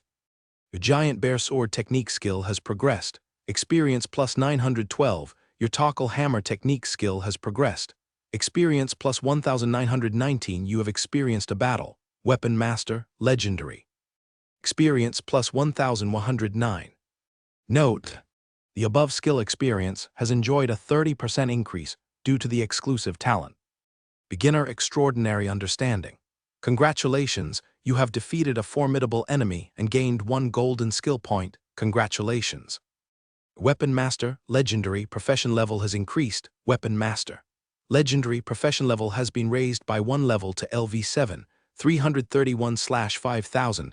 This also granted Rain another attribute point and 1 skill point. He now had 14 remaining attribute points and 2 remaining skill points. What delighted Rain even more was that the battle had brought him 1 golden skill point, bringing his total golden skill points to 2. The use of golden skill points was critical. For instance, they could be used to upgrade to a secret technique. The thought of this sent a surge of excitement through Rain. At that moment, when he looked up again towards the faint and towering figures in the dark tunnel, his eyes shone with anticipation. If I could kill him completely, I wonder how many golden skill points I could get. Nevertheless, Rain had not forgotten his rescue mission. Calming his emotions, he once again took out the sensing stone from his pocket and noticed that its brightness had increased by a notch from before. He knew it was not due to the dimness of the cave. A few steps forward, Rain could feel a slight increase in brightness, indicating that he was getting closer to the target, Alyosha. Since the tunnel often reverberated with roars from large, ferocious sea beasts and occasionally the chatter of fish people, the cave was not quiet. Noises were constant. This created favorable conditions for Rain's stealthy infiltration. Even if he encountered patrolling fish people midway, as long as he kept the noise of the combat down, it would not attract a swarm of the Sea Clan.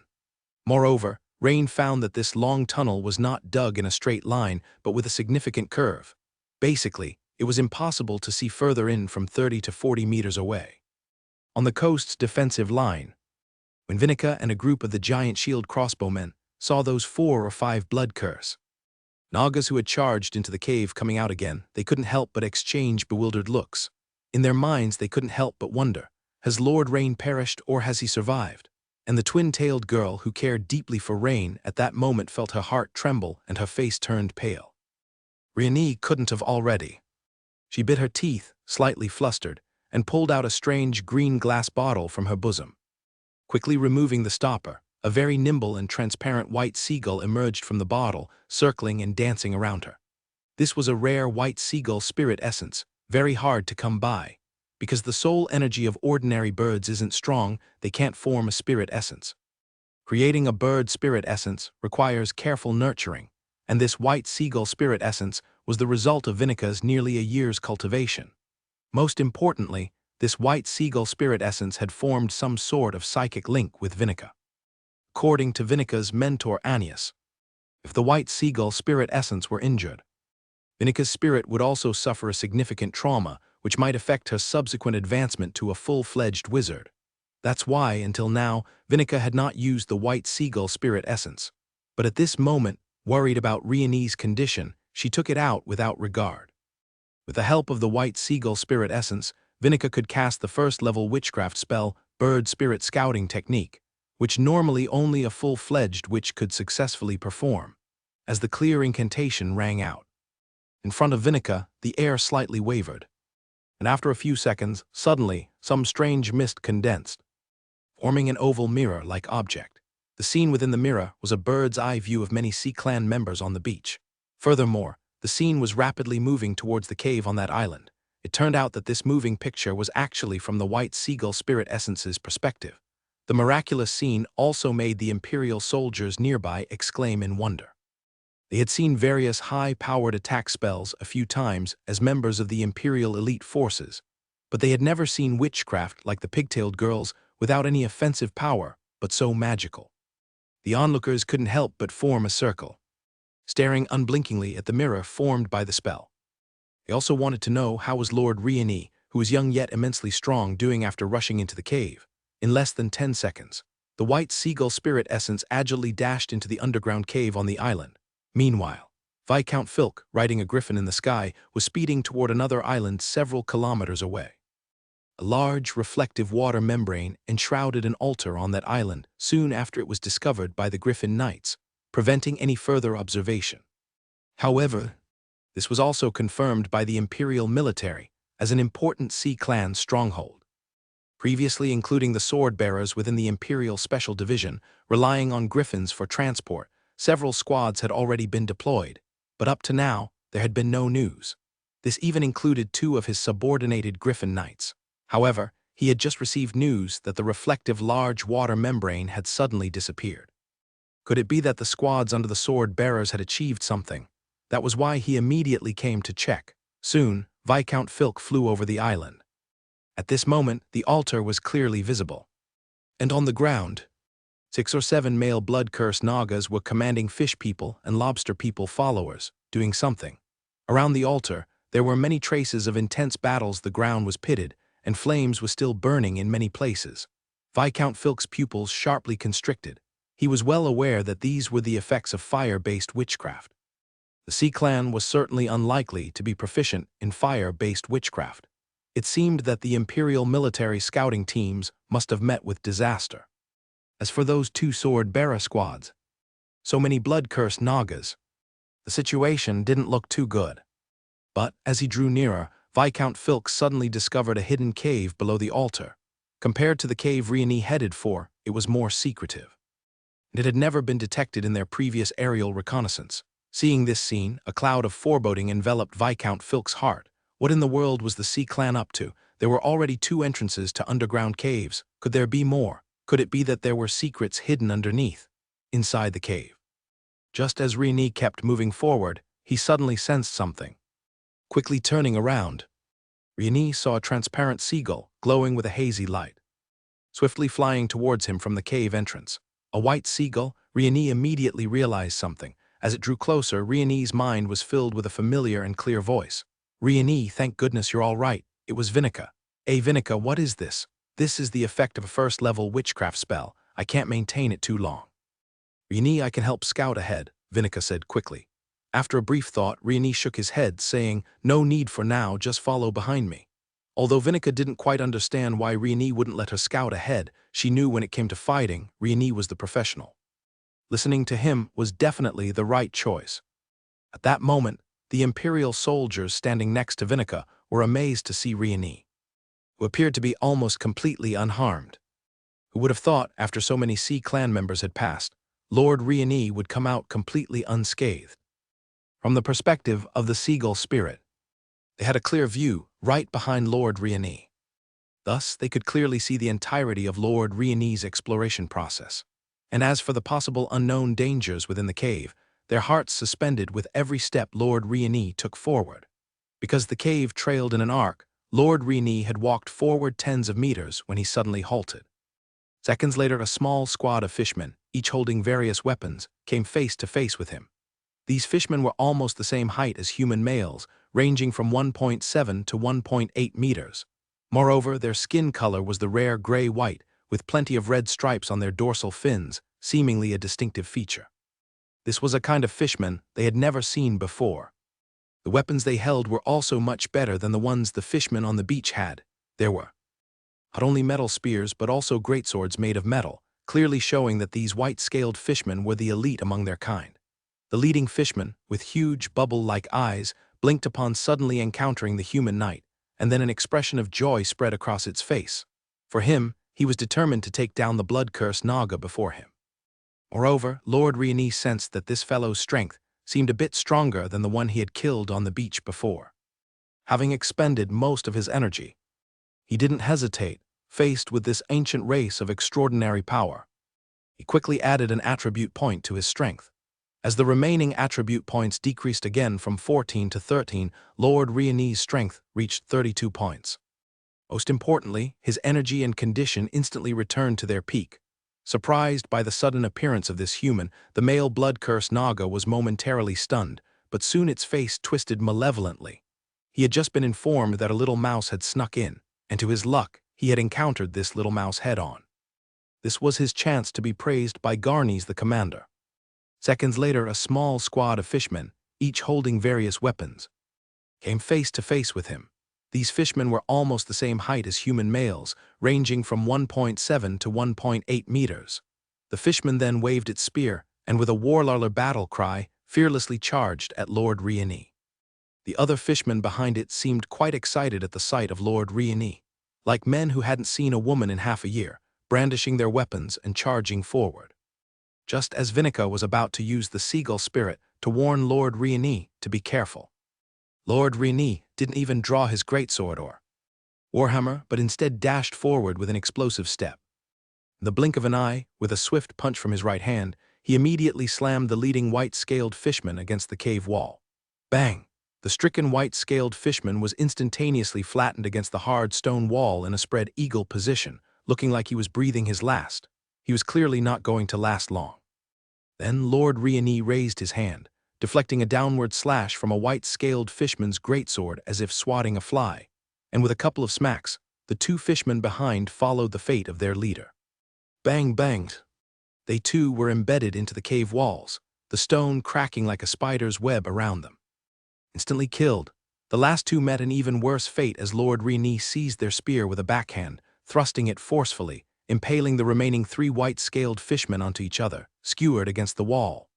Although their hearts were punctured, the fishmen's muscular nerves were still active, their webbed limbs twitching.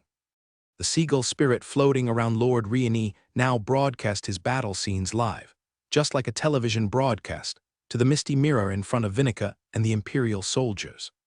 Instantly, everyone at the front lines was agape in amazement. He was incredibly powerful. It was as easy for him as chopping vegetables. The group was immediately stirred up, and whispers among them gradually grew louder. However, many soldiers were worried that although Lord Rini was truly strong, people were not made of iron and would eventually get exhausted. It was unknown how many more enemies there were in the cave. In a short while, an increasing number of Imperial soldiers had come to watch, and the hubbub at the front lines attracted Cobert, who was still recovering in the infirmary of a nearby camp. Clutching his still healing wound, he walked over and quickly saw something mirror-like that everyone was gathered around. Viewing with curiosity, upon seeing the live images inside, depicting Lord Rini carrying out his mission up ahead, Cobert's eyes instantly widened, watching intently. He got excited quickly, because he saw a robust male blood-curse Naga appear in front of Lord Rini, bearing a circular scar about 20 centimeters in diameter on its bare chest.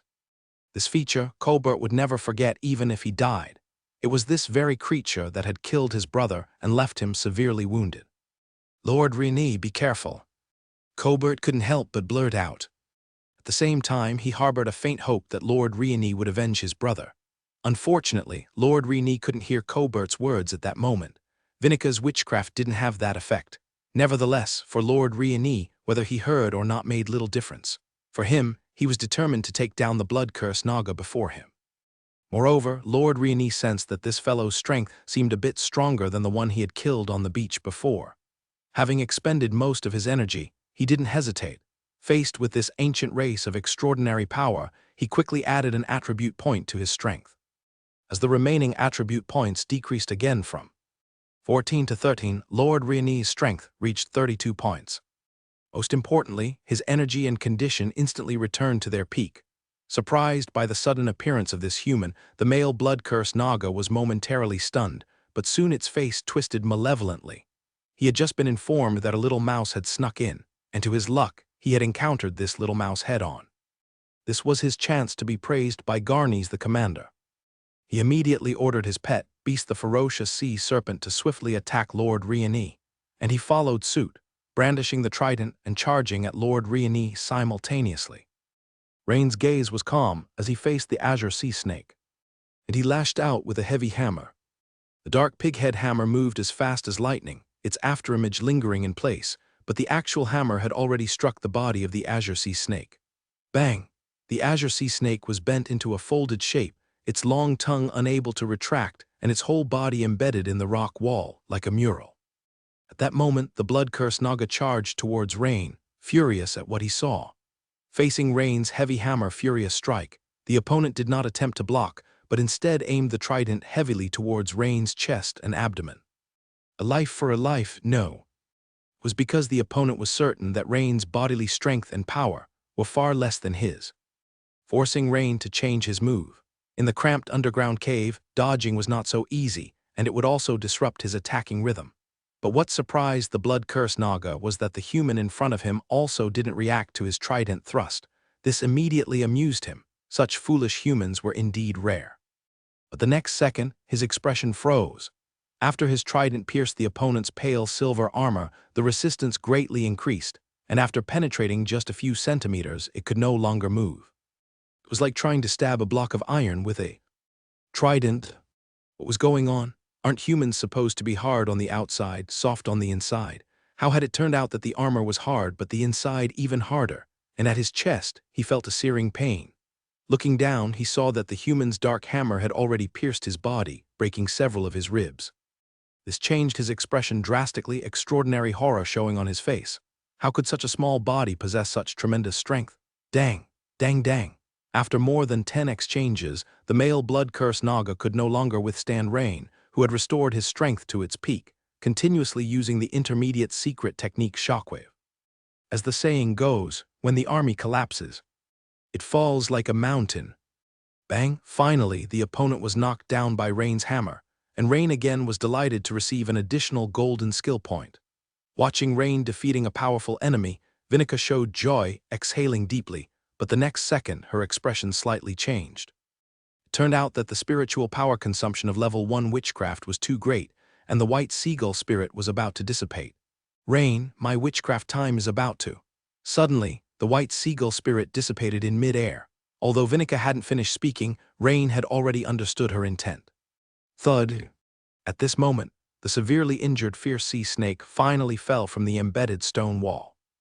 Looking at the still alive azure sea snake, then glancing at the 3 small holes just made by the blood-cursed Naga in his own body, after a brief consideration, Rain walked over, placed his hand on it, and began the core skill of the Beast Priest Beastly Vitality.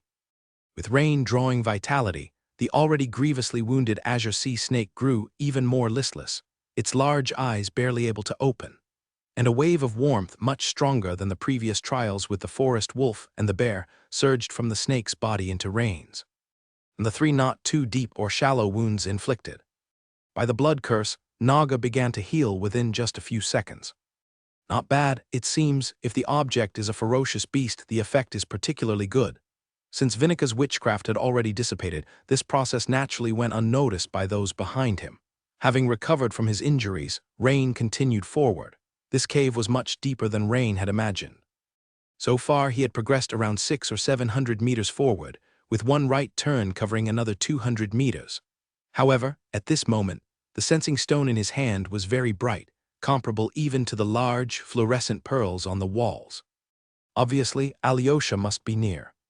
Just then, Rain suddenly stopped because right in front of him was a fork. One was the direction he was currently heading straight ahead. The other, however, was a right turn. Somewhat pensively, Rain held the sensing stone in front of him, moving slightly in both directions. Soon, he determined that he needed to turn right. However, just as he was about to turn right, the direction straight ahead suddenly echoed with the sounds of weapons clashing and human cries of alarm. This caused Rain's expression to change slightly, wondering if there were other people inside the cave. Rain paused for a moment, then decided to complete his preset mission first, rescuing Alyosha before anything else.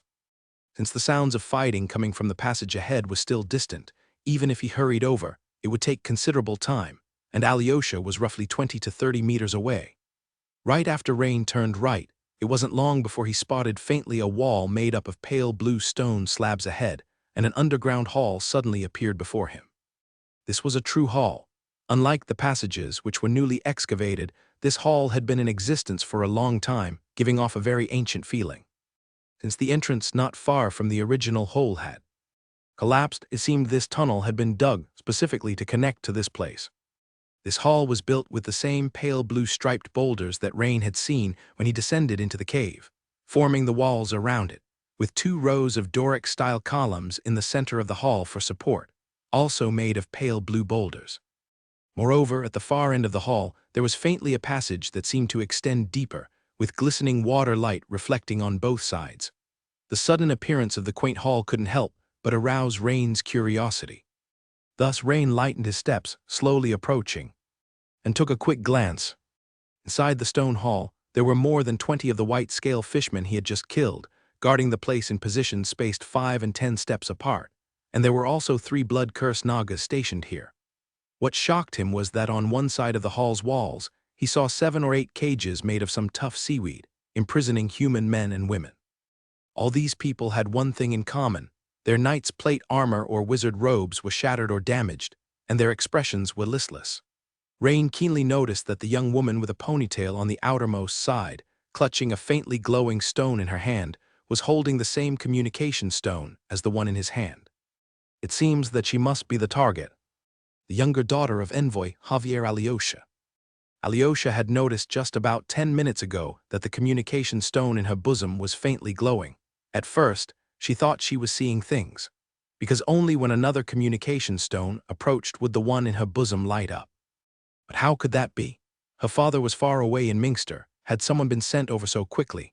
Just thinking that the rescuers her father sent were about to arrive, Alyosha's originally listless, beautiful eyes immediately widened, suddenly becoming spirited.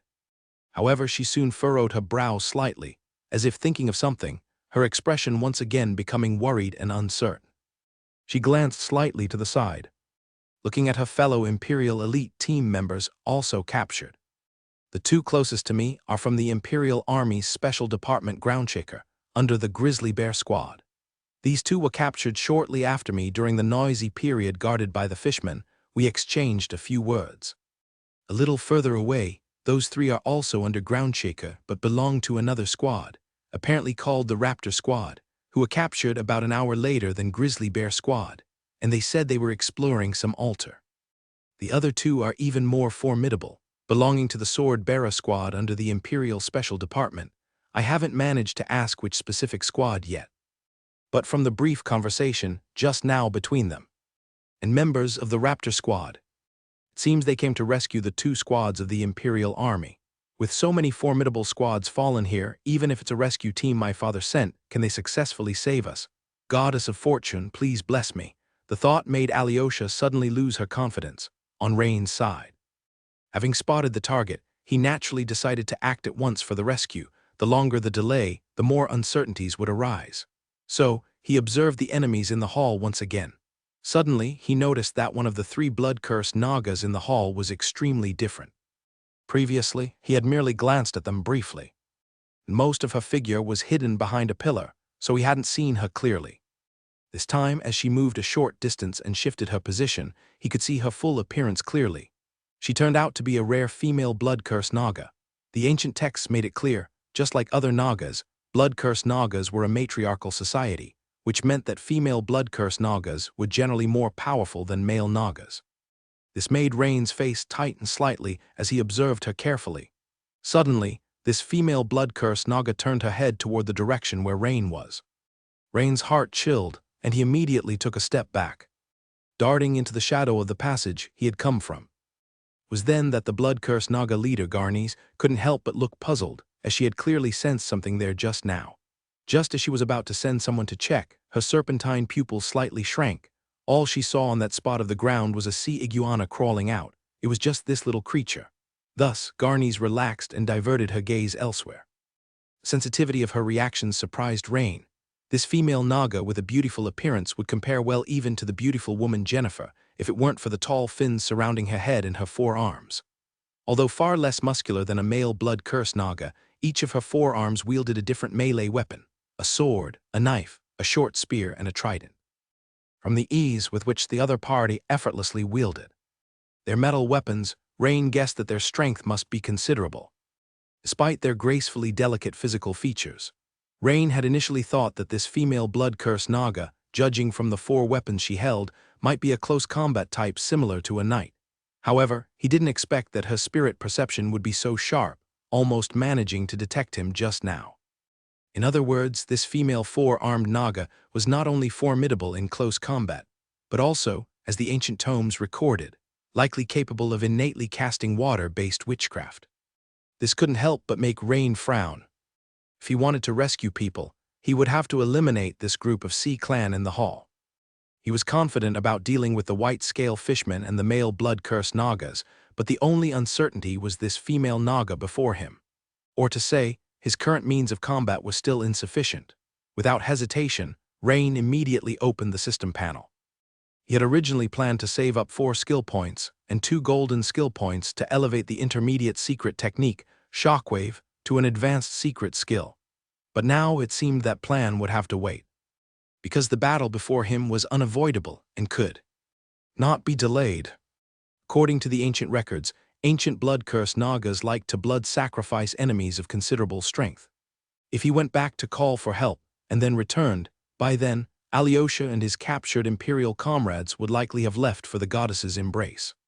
Just as well, the first extraordinary battle technique on his path as a knight, the giant bear sword technique, was already half a step away from reaching the comprehension of a secret technique. Rain was quite certain that with just 1 golden skill point, he could grasp the secret technique that followed the glimmering greatsword's secret move, Roaring Strike. And the secret technique derived from the giant bear sword technique's secret move, Roaring Strike, also filled Rain with anticipation and Conjecture, ever since encountering the blood-cursed Naga, if nothing else, Rain might not have gained much, but his efficiency in acquiring golden skill points was indeed high. In less than a quarter of an hour, he had already earned 2 golden skill points. Thus, Rain used them without the slightest reluctance. Additionally, having the experience of comprehending the secret technique, Shockwave, Rain knew that executing a secret technique required fulfilling 2 conditions. Years of accumulated origin force was the first condition, necessary for reaching the minimum origin force required to execute a secret technique. However, that condition had already been met by Rain when he previously comprehended Shockwave. At this moment, his Bear King breathing technique had reached LV-14, far exceeding that condition. So now, Rain only needed to further deepen his comprehension of the giant bear sword technique's secret move, Roaring Strike. And finally, to combine both exquisitely, he would be able to successfully grasp and execute the subsequent secret technique. With the investment of the golden skill points, Rain felt as though he had entered a mysterious space, where he underwent years of training for the giant bear sword technique's secret move Roaring Strike in just an instant. When Rain came to his senses, the system prompt arrived as expected. Congratulations, you have comprehended the basic secret technique of the giant bear sword technique, Roaring Battle Cry. Secret technique Roaring Battle Cry. A slight smile emerged on Rain's lips, which was almost what he had anticipated. After all, the previous secret move of the giant bear sword technique, Roaring Strike, could be said to be more of a sound wave attack than a sword technique. But there was nothing bad about that. Perhaps, in this stone hall, filled with numerous enemies, a sound wave attack might be even more effective. Immediately after, the delighted Rain found a new icon located right above the giant bear sword techniques. Secret move Roaring Strike in the Weapon Master Legendary panel. The icon depicted the head of a brawny man with both hands spread wide, letting out a roar to the sky. Around the widely open mouth was several curved lines, seemingly representing the sound wave attacks rushing outward, looking extremely ferocious. The icon was a bear head for the secret move, and now that it's a secret technique, it's turned into a brawny man's head. Is this an improvement in system aesthetics? Rain was a bit confused for a moment, as he couldn't make sense of the system's aesthetic standards. He continued to read further.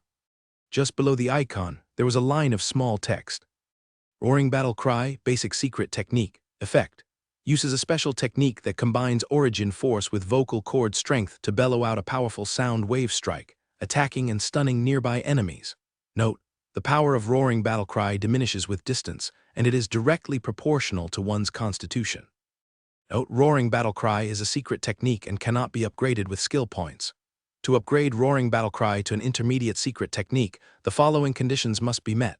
1. Bear King breathing technique LV-14 or higher. 2. Constitution of 30 points or more. 3. Spend 2 golden skill points. Rain squinted his eyes and immediately fell into contemplation. That last sentence is quite interesting. No wonder the icon has nothing to do with the giant bear anymore. The upgrade from the basic secret technique, Roaring Battle Cry, to an intermediate secret technique doesn't require further advancement in the giant bear sword technique at all. It seems that Roaring Battle Cry has been refined and elevated to a purer form of sound wave secret technique. Realizing this, the smile on Rain's face became even brighter. This meant that while executing the Toggle Hammer technique, he should be able to utilize the newly acquired sound wave secret technique, Roaring Battle Cry, without having to be limited to using the glimmering greatsword. An unexpected joy indeed. The key issue was that the conditions for advancing to an intermediate secret technique, when compared one by one, were completely met by him. Requires 2 golden skill points. Seeing that it took 2 golden skill points to advance to an intermediate secret technique, Rain's brow furrowed slightly. He remembered clearly before, when enhancing the hammer skill Shockwave to an intermediate secret technique, it only required 1 golden skill point, but now Roaring Battle Cry needed 2. Could it be that there is a difference between self-realization and point-based breakthrough? Or do different secret techniques require different amounts of golden skill points to advance? Suddenly, a flash of inspiration struck Rain. Could it be related to weapon proficiency? Because my hammer proficiency is at level 3 while sword proficiency, if counted by the Weapon Master's exclusive talent Basic Weapon Mastery, is only at level 1, could this be the reason? but the current sample size is too small to determine. 2 golden skill points, and I happen to have them. Should he save his golden skill points to enhance the hammer skill's shockwave to an advanced secret skill? No. Rain slightly shook his head. In the tunnel hall, those blood curse Nagas were walking golden skill points. The female blood curse Nagas clearly looked much more troublesome to deal with than the males. This time to hoard golden skill points would be foolish. With a powerful enemy before him, the natural course of action was to improve his strength wherever possible. So, as Rain invested another 2 golden skill points, in an instant, a torrent of training memories about the sound wave-based intermediate secret technique roaring battle cry flooded into Rain's mind. In these memories, it was as if another Rain was in a mystical space, roaring within the vast forest, the boundless sea, the extensive desert, and even from the summit of mountain ranges. Once Rain regained his senses, he noticed a system prompt that had quietly appeared. Congratulations, you have comprehended the sound wave-based intermediate secret technique. Roaring battle cry. Intermediate secret technique. It's done. Rain was quite delighted in his heart. At the same time, the icon for roaring battle cry, now advanced to an intermediate secret technique, had undergone subtle changes. The arcs emanating from the mouth of the brawny man in the icon became denser and thicker, seemingly indicating that the power of the sound waves had grown stronger. In the bottom right of the icon, the small text had also changed. Roaring battle cry, intermediate secret technique. Effect. Use a special technique combining primal force and vocal cords to let out a roar with a powerful sound wave, attacking and stunning surrounding enemies. Note, the power of roaring battle cry diminishes with distance and is directly proportional to the user's constitution. Note, as roaring battle cry is a secret technique, it cannot be enhanced through skill points. To elevate roaring battle cry to an advanced secret skill, the following conditions must be met. 1. Bear King breathing technique LV16 or higher. 2. Constitution of 35 points or higher. 3. Spend 3 golden skill points. To elevate to an advanced secret skill requires 3 golden skill points. Indeed, it is different from the conditions for advancing shockwave. At this moment, Rain's feelings were like going hunting hoping for a bow, but accidentally getting a gun, and upon closer inspection, discovering that the gun was actually a freaking 6-barrel Gatling. Now, Rain's golden skill points were exhausted, leaving him with 2 regular skill points. Without much thought, the Toggle Hammer technique was his most powerful means of attack at the moment, and it was also needed for subsequent advancement to advanced secret skills. Immediately, Rain started adding points consecutively to Hammer skill. With the first point invested, no problem, a vast amount of Toggle Hammer technique training memory surged into Rain's mind. However, when he invested the second skill point, his expression turned to one of surprise. The system prompt read as follows. Ding, point addition failed. Your Toggle Hammer technique has reached level LV15. To continue enhancing, you must use golden skill points. This, I see. Regular skill points can only raise a skill to LV15, at least that's the case with Hammer skill. And I've discovered the second use for golden skill points. They are meant for enhancing skills beyond LV15. In that case, the last skill point should be put on Bear King breathing technique. Rain quickly made his decision. As the Bear King breathing technique also advanced to LV15, Rain distinctly felt a slight increase in both the generation speed of primal force and the total amount of primal force within his body. The breathing technique was like this, with the changes to the body being gradually enhanced, not achieved overnight, but it had the advantage of daily accumulation. Point addition complete. Just when Rain was about to move forward, suddenly he stopped, retracting the foot he had stepped out. He broke off a piece of glowstone from a nearby stone wall and threw it into the hall's half-empty space, while calling out in a deep voice. Close your eyes. Since everyone present was from elite squads of the Empire's various special departments, they reacted immediately to the human voice, faces showing surprise, knowing that someone was coming to rescue them at this time. So, when they heard clearly Rain's instruction for them to close their eyes, most of them immediately did so. Meanwhile, the fish people and Nagas were still gazing at the glowstone passing swiftly overhead, shining like a shooting star. Even after hearing Rain's voice, they were momentarily baffled, unsure whether to observe the flying stone or to look for the source of the voice. This made the blood-cursed Naga leader Garnes feel both speechless and furious. These fools under my command. Idiots. That human is over there, kill him, in Naga language. Just as the white-scale fishmen were about to make their move, suddenly, at one end of the dim hall, a burst of intense light flared up. This was Rain casting the witchcraft spell, Blazing Light. The sudden appearance of the extremely bright light instantly blinded the fishmen, leaving them seeing nothing but a blinding white. The two male blood-cursed Naga and the Naga leader Garnis also couldn't help but cover their eyes with their hands to avoid the damage caused by the strong light. The next second, the hall returned to its dim state. Although it lasted only a second, it was enough. Rain's goal was to create the effect of a flash grenade with the witchcraft Blazing Light. Giving him the opportunity to stage a surprise attack, the sound of swishing swords filled the air. Cries of anguish rose continuously from the white-scale fishmen in the hall. The constitution of the ancient blood-cursed Naga was extremely strong. In less than 2 seconds, their vision had returned. Angered by this sight, the two male Naga quickly charged forward, followed by the other white-scale fishmen converging on Rain from all directions, their vision now gradually restoring as well. Seeing this, including Alyosha inside, the 7 elite warriors hanging in the net cages began to worry. Initially, they had thought Rain was merely the vanguard and that there must be an elite Imperial squad or even several squads following him. But a few seconds passed, and there was still only Rain in the center of the hall. Clearly, there were no elite Imperial squads. The reinforcement was just the young man alone. "Young man, you're way too reckless." Anxious shouts erupted from many. "Watch out, the blood-cursed Naga are charging. If it doesn't work out, get out of there quickly." "Young man, go back and report to the Empire. You can't save us alone." "Cover your ears" in response. This is what Rain said when they heard Rain say this. The captive Imperial elites were stunned at first but quickly did as told, because the last time they didn't listen to Rain to. Close their eyes, 2 of them had ended up with tears streaming down their faces, so this time, when Rain shouted, "Cover your ears," they all covered their ears without hesitation. Rain's chest swelled like a balloon. His neck veins bulging like an enraged cobra, his mouth wide open roar. A fierce wave of sound, along with a turbulent airflow, swept around like a tsunami at once. The group of white-scale fishmen had their massive fish faces violently distorted by the strong wind, shaking wildly with expressions of shock. Their eardrums burst instantly, their heads buzzing. All of them, still in the midst of swinging their weapons, were frozen in place.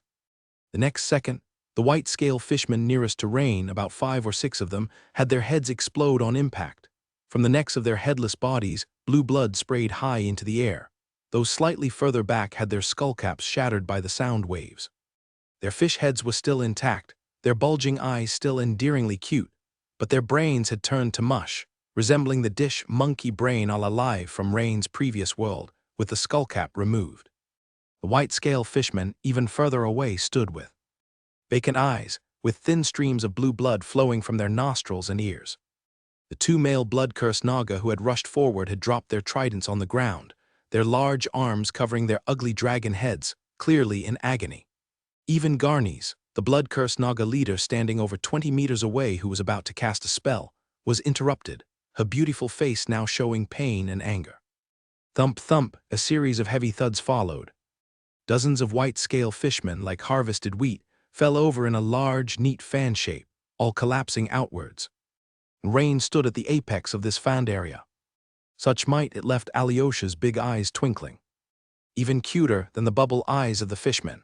Compared to Alyosha, the pharmacist and second-level wizard apprentice, the other captured Imperial elites, mainly being official great knights, made Rain's standard all the more evident.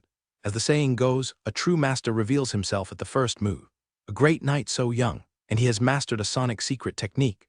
A group of Imperial elites exchanged surprised glances. While everyone was in astonishment, Rain's forward rush didn't slow in the slightest. All they saw was him charging towards a male blood-cursed Naga that had been affected by the intermediate secret technique, roaring battle cry, passing by with a swift gleam of his pale silver figure. A brighter silver light instantly pierced through the opponent's neck. Only then came the sound of hiss. The male blood-cursed Naga, who hadn't had time to react and was holding his head with both hands, shook violently, then dropped his hands from his head and frantically clutched the wound on his neck that was gushing blue blood.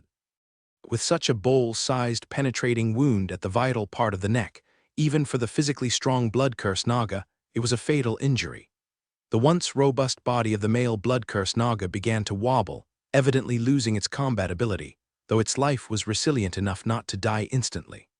Confronted with Rain, who had killed her subordinates one after another, Garnes, the Naga leader, knew she had to face him. Firstly, at this moment, due to her witchcraft being interrupted just now, her spiritual power was in shock, leaving her utterly unable to cast spells and forced into close combat. Secondly, those male blood-cursed Nagas, her subordinates, were not only her troops but also one of her numerous mates. Dying was certainly regrettable. Although Garnes's close combat skills were slightly weaker than her witchcraft, she naturally had no fear against a frail human. As for Rain, he didn't even glance at his recent victory, but immediately turned 45 degrees and dashed towards another nearby male blood-cursed Naga. With a tap of his toes, he leaped high into the air. And a bright silver arc like a new moon struck towards the opponent's ugly dragon head. Needed to quickly eliminate this last male blood-cursed Naga so that he could calmly face the more powerful four-armed female Naga. This male blood-cursed Naga, stimulated by the death throes of its comrade nearby, had already reacted and attempted to block Rain's fierce leap slash with a trident raised in both hands. Clang! After the violent collision, Rain's glimmering greatsword was knocked high into the air by the rebound force. However, the opponent fared even worse. Confronted with Rain's powerful leap slash, his palms suddenly burst open. The trident instantly slipped from his grasp and clang as it fell onto the blue stone pavement. But in the face of such an unfavorable situation of losing his weapon, the male blood-cursed Naga's ugly dragon face revealed a stroke of lucky smile. Because at that moment, Naga leader Garnes had already charged over. This human would no longer have a second chance to attack him. Meaning he had survived. This scene was also witnessed by the Imperial elites hanging in cages nearby, and those with abundant combat experience immediately spotted the problem. The youth before them, from the first flash of light witchcraft to the rare sonic secret technique, had unquestionably strong capabilities. First killing the most numerous white-scaled fishmen, then two male blood-cursed Nagas. Finally facing the female four-armed Naga, his battle decisions couldn't be more meticulous. But there's a lapse in every perfect plan. The male blood-cursed Naga before them had survived the youth's strike and thus lived on. Soon, with a bit of adjustment, he could join forces with the female four-armed Naga to besiege the young man. The power of the female four-armed Naga was far superior to that of the male blood-cursed Nagas, making her extremely difficult to deal with. If another male blood-cursed Naga joined the assault, no matter how strong the young man was, he would likely meet his demise on the spot. Just as everyone was thinking this, whoosh! To everyone's surprise, Rain, who had been knocked into mid-air by the rebound force, suddenly hurled his dual-handed greatsword towards the Naga, as if throwing a spear with lightning speed. At that moment, he was extremely close to the male blood-cursed Naga, and his throw was fiercely powerful. Suddenly, the greatsword pierced through the heart, the vital part of the male blood-cursed Naga's chest. The male blood-cursed Naga's eyes widened in disbelief as he looked at the young human before him, seemingly asking, "You throw your greatsword to kill me, but what will you use to ward off the leader?" Rain, who had just landed, felt several strong gusts coming from behind. Of course, he knew who the attacker was. Although he had been attacking the white-scaled fishmen and male blood-cursed Nagas the entire time, most of his attention was always on the female four-armed Naga. He quickly turned around and simultaneously drew the two-handed warhammer from his back, lifting the heavy hammer high above his head, arching his body slightly, and whoosh, creating a whirlwind with a mighty swing combined with a spin. The swing even incorporated the special power delivery of the intermediate secret technique Shockwave. Boom! Facing Rain's hammer strike that engaged nearly all his muscle groups. Garnes intended to cross the weapons in two of her arms to block the attack. Then, her other pair of arms would launch a surprise counterattack. But upon contact, Garnes's pretty face instantly became pale.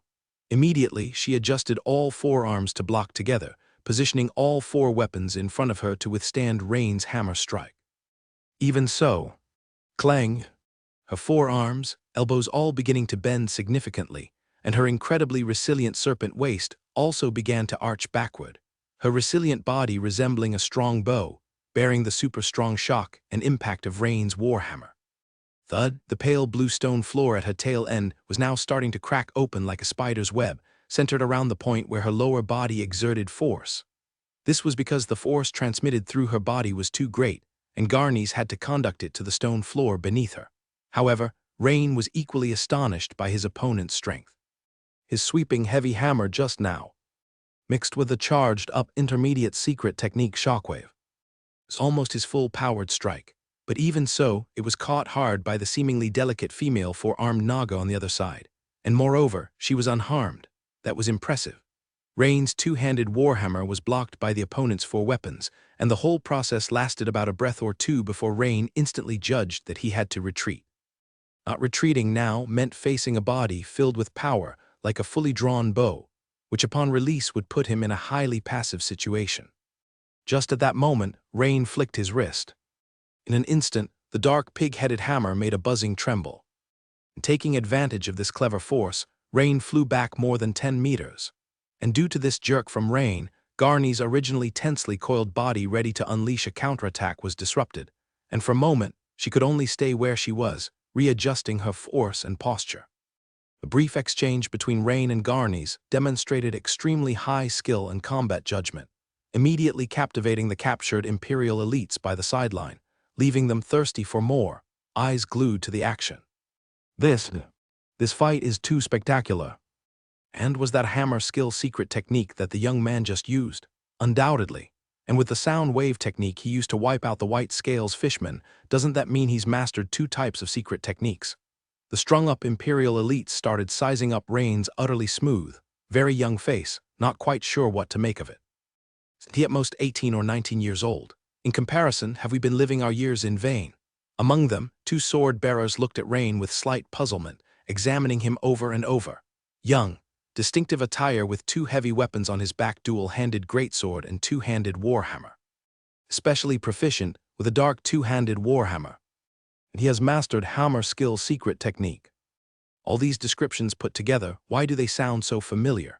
One of the sword-bearers had a sparkle in his eyes as if he had thought of something. Right, isn't he that newcomer, the one who ranked first among the new sword-bearers, code-named Meister Siegehammer? It's that Rain with the code-name Meister Siegehammer. He immediately turned and said to a companion beside him. So it's him, no wonder he's so strong. Another sword-bearer exclaimed, suddenly enlightened. Hearing the cryptic conversation between the two sword-bearers, the other few Imperial elites from the Special Department Groundshakers looked on with a blend of bewilderment and curiosity. Clearly, they were hoping that these two colleagues from sword-bearers could shed some light on who this young man really was. Could it be that the young man is also from the sword-bearer organization? But this is being excessively impressive, isn't it? The single ponytail girl Alyosha also listened curiously, her ears perked up. What was that about a siege hammer? Such a domineering codename, and his real name is Rain. The girl deeply etched this name in her heart. Cough. Actually, I don't know him personally, just heard that among our batch of new sword-bearers, there was an incredibly strong newcomer who, during the qualifying assessment, knocked down a defensively powerful obsidian giant with a single hammer blow, skipping the retest and becoming a bronze-level sword-bearer team captain. A newcomer. The five groundshakers' expressions turned even more astonished. Few had disbelief written all over their faces. What kind of newcomer could be this amazing? You're not just trying to give yourself a pat on the back, are you? Don't forget, both of you old sword-bearers like us are hanging in this net cage right now. There's an old saying, fellow practitioners are rivals. While they belonged to different special departments and had no issues working together under the Empire's unified command to complete missions, the competitive spirit was always there. As members of special departments of the Empire, Groundshakers actually didn't rate sword-bearers that high, thinking, you sword-bearers are indeed powerful. But that's only because you have been established much longer than us Groundshakers. After gaining the upper hand with the explosion of secret technique, Rain didn't plan to give his opponent a chance to breathe. Maintain this advantage, the only way was to attack, and attack again. Keeping the opponent busy with defense would render them powerless to counterattack. This is the essence of the saying, offense is the best defense. Rain sprang from the tips of his toes, the pale blue stone floor splintering with a crack, and he shot forward like a silver lightning bolt toward his opponent. This time, his two-handed warhammer was held horizontally to the right side of his body, slightly behind him, with his body leaning slightly forward, the starting position of the heavy hammer sweep. Clang! The intense sound of metal colliding once again echoed through the hall. Since every one of Rain's hammer strikes was mixed with the intermediate secret technique Shockwave, Garnies found it exceedingly difficult to block Rain's warhammer with just 2 weapons. She needed all 4 weapons to simultaneously block to catch the high-frequency shock and impact contained in Rain's hammer without injury. So in the hull, only to see streaks of silver constantly converging towards the point where Garnies stood. Each intersection was accompanied by sparks and a loud boom. Using secret techniques consecutively, can he really continue fighting this way? The elite of the Empire hanging nearby naturally had extraordinary eyesight and noticed immediately that each of Rhaenys' swings contained a secret technique. But such a great consumption of strength would exhaust even a great knight after a dozen or so swings. However, this kind of attack had been sustained by the young man for over 20 strikes. Although he's suppressing the blood-cursed Naga leader and seems to have the upper hand, there must be a point when he runs out of stamina, right? Yeah, each blow is almost at full strength, the stamina consumption is too great. The other side is different. As an ancient race, the physical robustness of the blood-cursed Naga is at least 2 levels higher than humans. Do you think we should remind the young man? I think there's no need, Alyosha blurted out. Everyone immediately looked over. Seeing all the eyes focused on her made Alyosha feel a bit embarrassed and nervous. She had no particular reason, just a feeling that Rhaenys would win. Nevertheless, Alyosha quickly thought of an excuse. Her face blushing slightly as she said, "Right now. Lord Rhaenys is in the heat of battle. What if he gets distracted if we shout out?" That makes sense. Everyone suddenly realized and nodded in agreement. In the center of the hall, being continuously on the receiving end of hits made blood-cursed Naga leader Garnies increasingly furious. She had intended to wait for this human's outburst to end and then immediately counterattack. But where could she have imagined that his stamina could compete with theirs, the blood-cursed Naga, continuing to burst out for so long and still bursting? Since when did frail humans possess such strong stamina? Extraordinary talent. She could consider capturing this human boy later, adding a collar, modifying his body and making him one of her spouses. But now she must win. Garnies' snake-like eyes suddenly narrowed as she shouted in anger. "Ha!" She seemed to slightly swell up, her entire body turning red, apparently exerting some kind of explosive ability. Even more formidable, the velocity of her 4 weapons increased suddenly. Rhaenys' expression grew stern. He immediately added 1 point to his strength attribute, and with the addition, not only did Rhaenys' strength increase, but his condition instantly returned to its peak. Thanks to the burst, Garnies finally didn't need to stay in one place and take hits passively, but instead engaged in rapid movement and exchange of blows with Rhaenys. The battle went into a white-hot phase. Clang, clang, clang.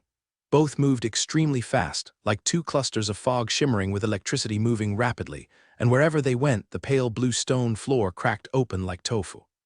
Even the Doric columns that 2 people could embrace were either deeply gashed or directly cleaved in half as the 2 figures flashed by, crashing down. Suddenly, dust rose everywhere. The more Garnies fought, the more alarmed she grew. Initially, she could rely on her explosive power to dominate temporarily, but soon, as her stamina rapidly declined, the human youth's warhammer remained just as steady and powerful, and even seemed to grow stronger than at the start of their fight. She quickly realized that this human youth had some secret techniques or special talents. Moreover, this youth's hammer skill was extremely practiced, as if honed through decades of hard training, leaving her no room to exploit any weaknesses. Fortunately, as time passed, her headache had also subsided. That meant Garnies could now use witchcraft. Immediately, Garnies clashed her 4 weapons against Rhaenys' 2-handed warhammer with a heavy impact. Under her intentional push, Rhaenys was suddenly forced back by over 10 meters. The hard bluestone floor was plowed by Rhaenys' armored boots, creating 2 furrows nearly 10 centimeters deep. The next second, Garnies' beautiful face suddenly smiled and she began to whisper quickly.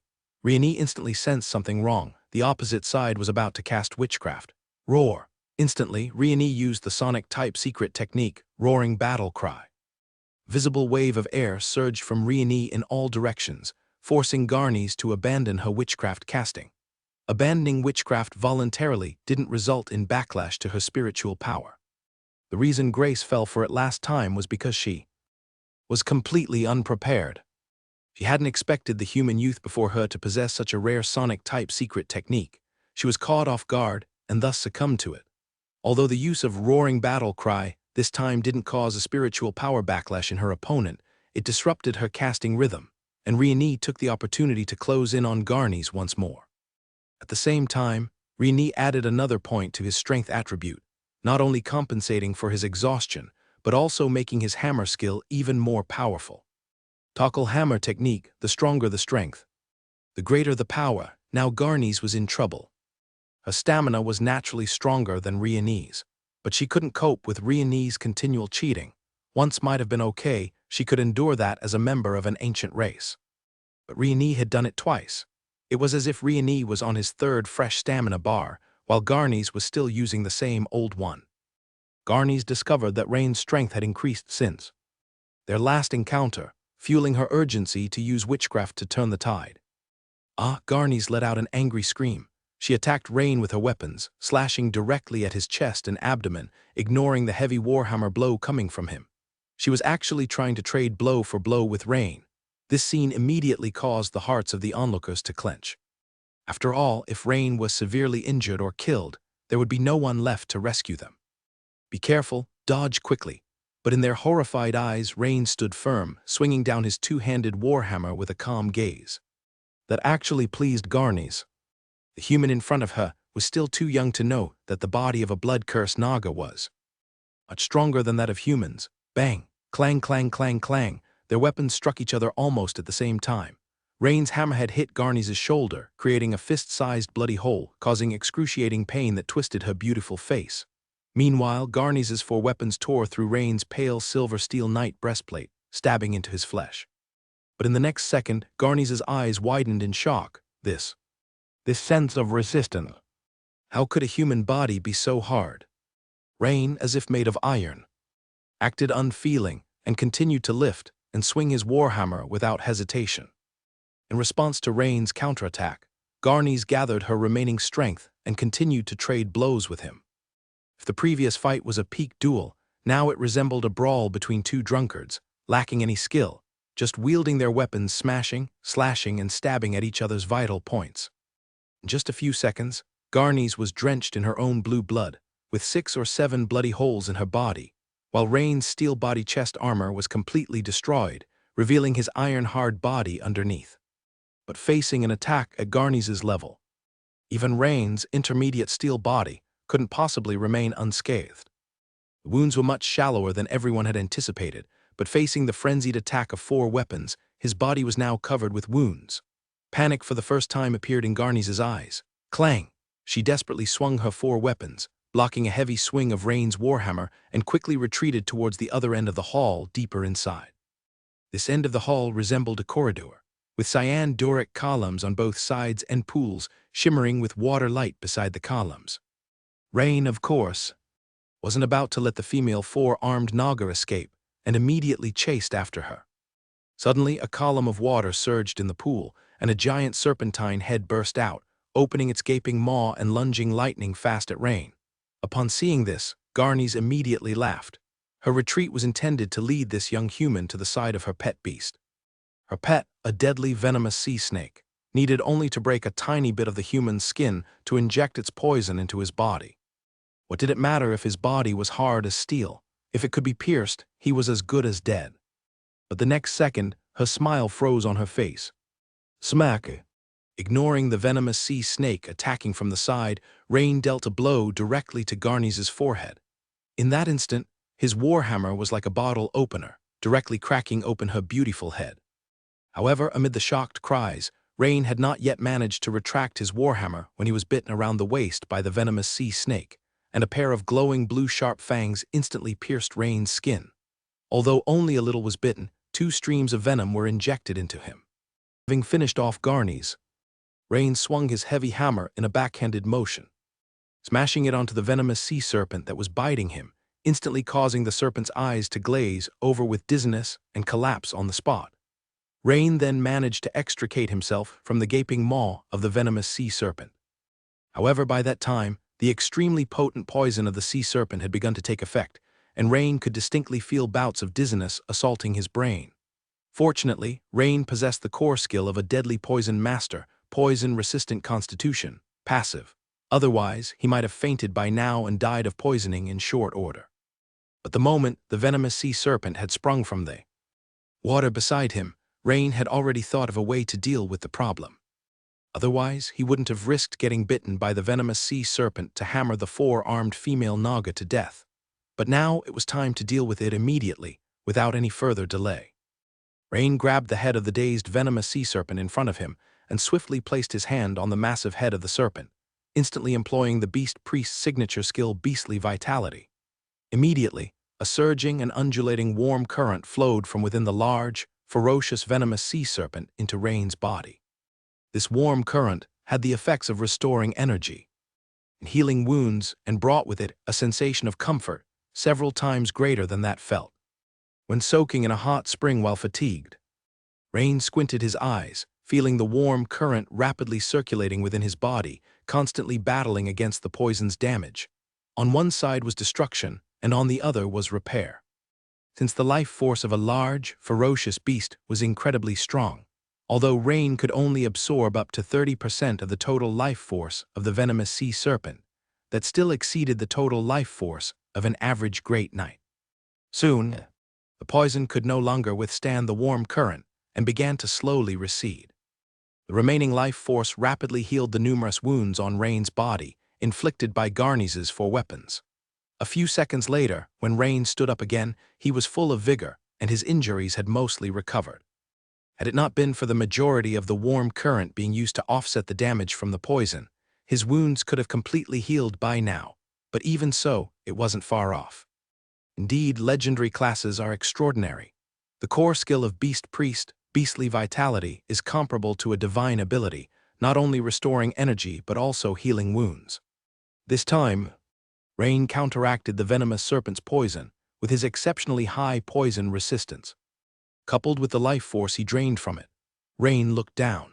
The venomous sea serpent was still alive but lay there listlessly, incapacitated and gasping for breath after being hit in the head with a hammer and having a significant amount of life force extracted.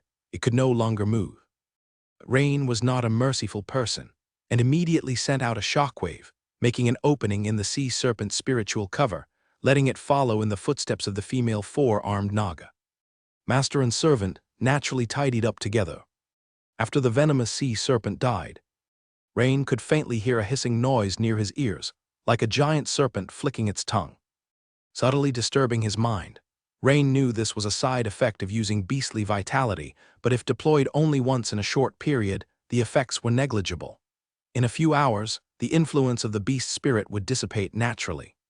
Furthermore, since he was at the other end of the hall, far away from Alyosha and the others, in the dim environment, they could at most make out that he had bent down, likely mistaking his actions as searching for spoils of war and not realizing he had used some strange power to heal his injuries. Without hesitation, Rain turned to rescue Alyosha and the other Imperial colleagues who were also hanging. However, just as he was turning around, Rain suddenly discovered. Not far ahead of him was a long corridor of bluestone walls extending deep into the cave, and roughly 100 meters away, there was an almost transparent, faintly glowing blue membrane. This membrane seemed to insulate sound. Otherwise, Rain's two exceedingly loud roaring battle cries would have definitely carried over there. Moved by curiosity, Rain immediately squinted, focusing his gaze.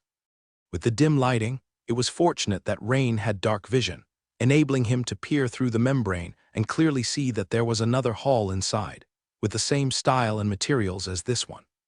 What shocked Rain was that at the far end of that hall appeared to be a bronze metal gate several tens of meters high. Seemingly adorned with intricate patterns and designs. Were those designs shells and conchs? In front of the metal gate was an altar with an unknown purpose. Around the altar stood a brazier at each corner, burning some sort of pale green flame, and in the middle was a 7 or 8 meter tall statue of a stone multi-armed Naga. To Rain's surprise, those busy around the altar were humans, not fishmen or blood-cursed Nagas. Moreover, these humans' robes were embroidered with strange marine life designs such as 100-eyed sea stars, giant thorn squids, and other ferocious sea beasts. Could this be the attire of the Sea God sect? Rain recalled the general education courses he had taken, where the instructors had taught several typical cult attire styles. But then, Rain's ears twitched as he heard noises of commotion and combat growing louder behind him. Are they the people from the straight passage earlier? They've come over. This made Rain immediately realize that the battle from the straight passage before had likely spread to this place. Thus, without continuing to observe, Rain immediately turned around, dragging the body of the female blood-cursed Naga, and walked towards the row of hanging cages. He planned to first rescue the targets Alyosha and the captured Imperial colleagues hanging in the net cages. As for the bronze doors and the statues, although he was curious, he had no intention of exploring them at this moment. He was very clear about the mission's objective, to rescue Alyosha. Of course, rescuing the Imperial colleagues along the way could possibly improve the mission rating or bring other rewards. As for why he was dragging the body of the female Naga, that was because Rain intended to ask if it was worth any merit points or something of the like. After all, he felt that this female blood-cursed Naga was very strong and should be valuable. At this moment, Rain glanced at the system notification. Your skilled giant bear sword technique has improved. Experience plus 1,121. Your skilled tackle hammer technique has improved.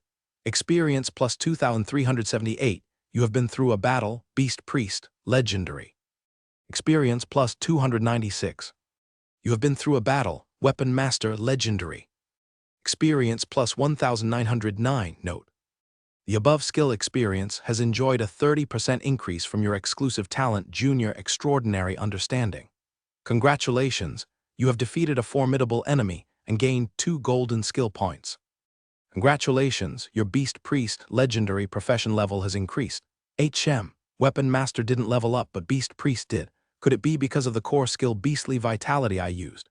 The target being large and ferocious sea creature, so the experience is especially high, Rain vaguely guessed. Rain checked the system panel and found that the Beast Priest Legendary profession level had gone from LV2 right arrow LV3. 12 over 500, while the Weapon Master Legendary was more than halfway through level 7. The upgrade to Beast Priest Legendary also gave him another attribute point and a skill point. Having used 2 points in the previous battle, he now had 13 remaining attribute points, 1 remaining skill point, and 2 golden skill points. When Rain appeared from one end of the hall, dragging a corpse in his hand, the people hanging there cheered. Although they couldn't see clearly from a distance how Rain defeated the powerful Naga leader, they knew they were saved. Even though dying for the Empire was an honorable thing. If they could survive, none present would choose to be martyrs. Alyosha in particular clenched her small fists with flushed cheeks and excitedly muttered to herself, "Lord Rain is really amazing. I have no idea where Father found such a formidable young person." At the entrance of the hall, which was the straight passage where Rain had heard the sounds of fighting before, the rock team from the Sword Bearers branch in Minster were fighting while retreating, with the defense core of the team being a shield-bearing, injured man and a young staff-wielding man. If Rain had been there, he would have certainly recognized these 2 individuals. These 2 were the sword bearers who had come to Meister on a griffin to handle the cult the last time. Behind them were 4 men and women in different attire, who seemed to belong to the same team as the shield bearer. However, like their captain, all of them appeared to be in bad shape. Either their armor was damaged or their clothes were tattered and their faces were haggard. In stark contrast to the exhausted state of the rock team, their opponents, led by a female blood curse Naga similar to Garni's that Rain had killed, wore relaxed smiles on their alluring human female faces, uninjured. Unlike Garni's, this female Naga also had 4 arms, but only wielded a gray wooden staff about 1.5 meters long with a spiral top in one hand. She would occasionally swing the staff, directing an array of white-scaled fishmen, various sea creatures, and 7 or 8 male blood curse Nagas to attack the rock team. With such strong opponents, it was no wonder the rock team was in such a dire state. However, the Sea Clan, led by this female Naga, seemed to be hurting the rock team rather than attacking with full force, leisurely launching their attacks. "Captain, there's a fork in the road ahead. The missing Imperial military personnel should be there," said a man in gray robes holding a crystal ball, rapidly speaking at the front of the team. "You 4 go and check it out. Ramil and I will hold them here," the shield-bearing strongman said in a deep voice. At the moment, his face was tinged with purplish bruise, looking poisoned. The Ramil he called out to was the young man with the wand whom Rain had met once. The 4 team members nodded solemnly upon hearing Batista's words, knowing the captain was creating an opportunity for them. The entire team was exhausted, though none had fallen yet. Their mission was originally to investigate the condition of an island altar, as well as the fate of several elite Imperial teams sent before them. But unexpectedly, the Sea Clan had laid a heavy ambush around the altar, and beneath it lay a deep cave concealed there. Moreover, around the entrance of the cave were signs of fierce fighting, suggesting that the Imperial teams had ventured deep inside. They had finally fought their way here. Thankfully, based on the witchcraft tracking they had just performed, the Empire's elites should be nearby. Following Captain Battista's orders, several people immediately rushed towards the hall where Rieni was located. Seconds later, as the four of them quietly entered the hall and carefully looked around, they were all instantly stunned. After exchanging bewildered glances, they cautiously stepped into the hall. What shook them to their core in the great hall was the sight of a semicircular formation of neatly lying white-scaled fishmen on the ground. At least 20 or 30 of them. As for their state of death, it could only be described as spectacular. The scene before them made them all inhale sharply in shock. My goodness, what kind of attack caused this? Even harvesting wheat isn't this tidy. Then they saw the two male blood-cursed Nagas with very different postures in death. One had both hands clasped around its neck, head bowed, kneeling towards the entrance of the hall as if repenting. The other one's death pose was even more exaggerated. A silver dual-handed greatsword had pierced through the creature's chest, with the tip embedded in the hard bluestone floor. Perhaps the sword had pierced so quickly that most of the blade had passed clean through the chest, leaving only the hilt outside. This also meant that the Naga's body didn't fall to the ground but was instead propped up at an angle, with the greatsword and the creature's upper body forming two sloping sides of a triangle, creating a stable support structure. As Rieni walked over from the other end of the hall, dragging the body of Garni's rock team's four members were already completely gobsmacked. Is this the Naga leader? 4 arms, it's a female blood-cursed Naga. Certainly no mistake. It seems all these Sea Clan on the floor were killed by this young man before us. The white-scaled fishmen are one thing, but those 2 male blood-cursed Nagas, and even the Naga leader he's dragging. That's the Naga leader. Even our own captain might not be a match for him. How terrifying is this young man's power? And also, how did he get here? We struggled greatly and with great hardship to reach this place. In an instant, dozens of questions and doubts surfaced in the minds of the four. Rieni just glanced at them, nodded, but said nothing. Seeing Rieni nod at them, they couldn't help but feel pleasantly surprised, as if they had received affirmation from a significant figure, and hurriedly nodded back vigorously. Rieni found it odd why these new faces were so deferential to him, but he didn't dwell on it and retrieved his greatsword, quickly moving to the cages along the wall.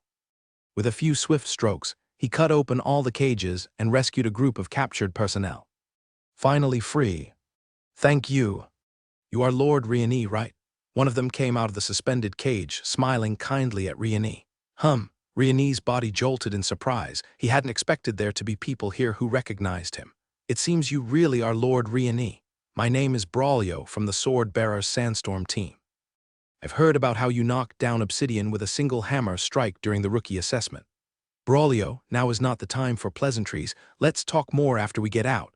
Another person who seemed to be his teammate smiled at Rieni, tugged at Braulio's sleeve, and jerked his chin towards the entrance of the hall. Look who's coming. Braulio turned his head, froze for a moment, then said with surprise and delight. It's Alvis and the others from Rock Team. I told you, even if Lord Rieni is incredibly strong, he'd still need help, right? Rieni was slightly taken aback. Although he did not recognize the 4-men Rock Team, that name sounded familiar.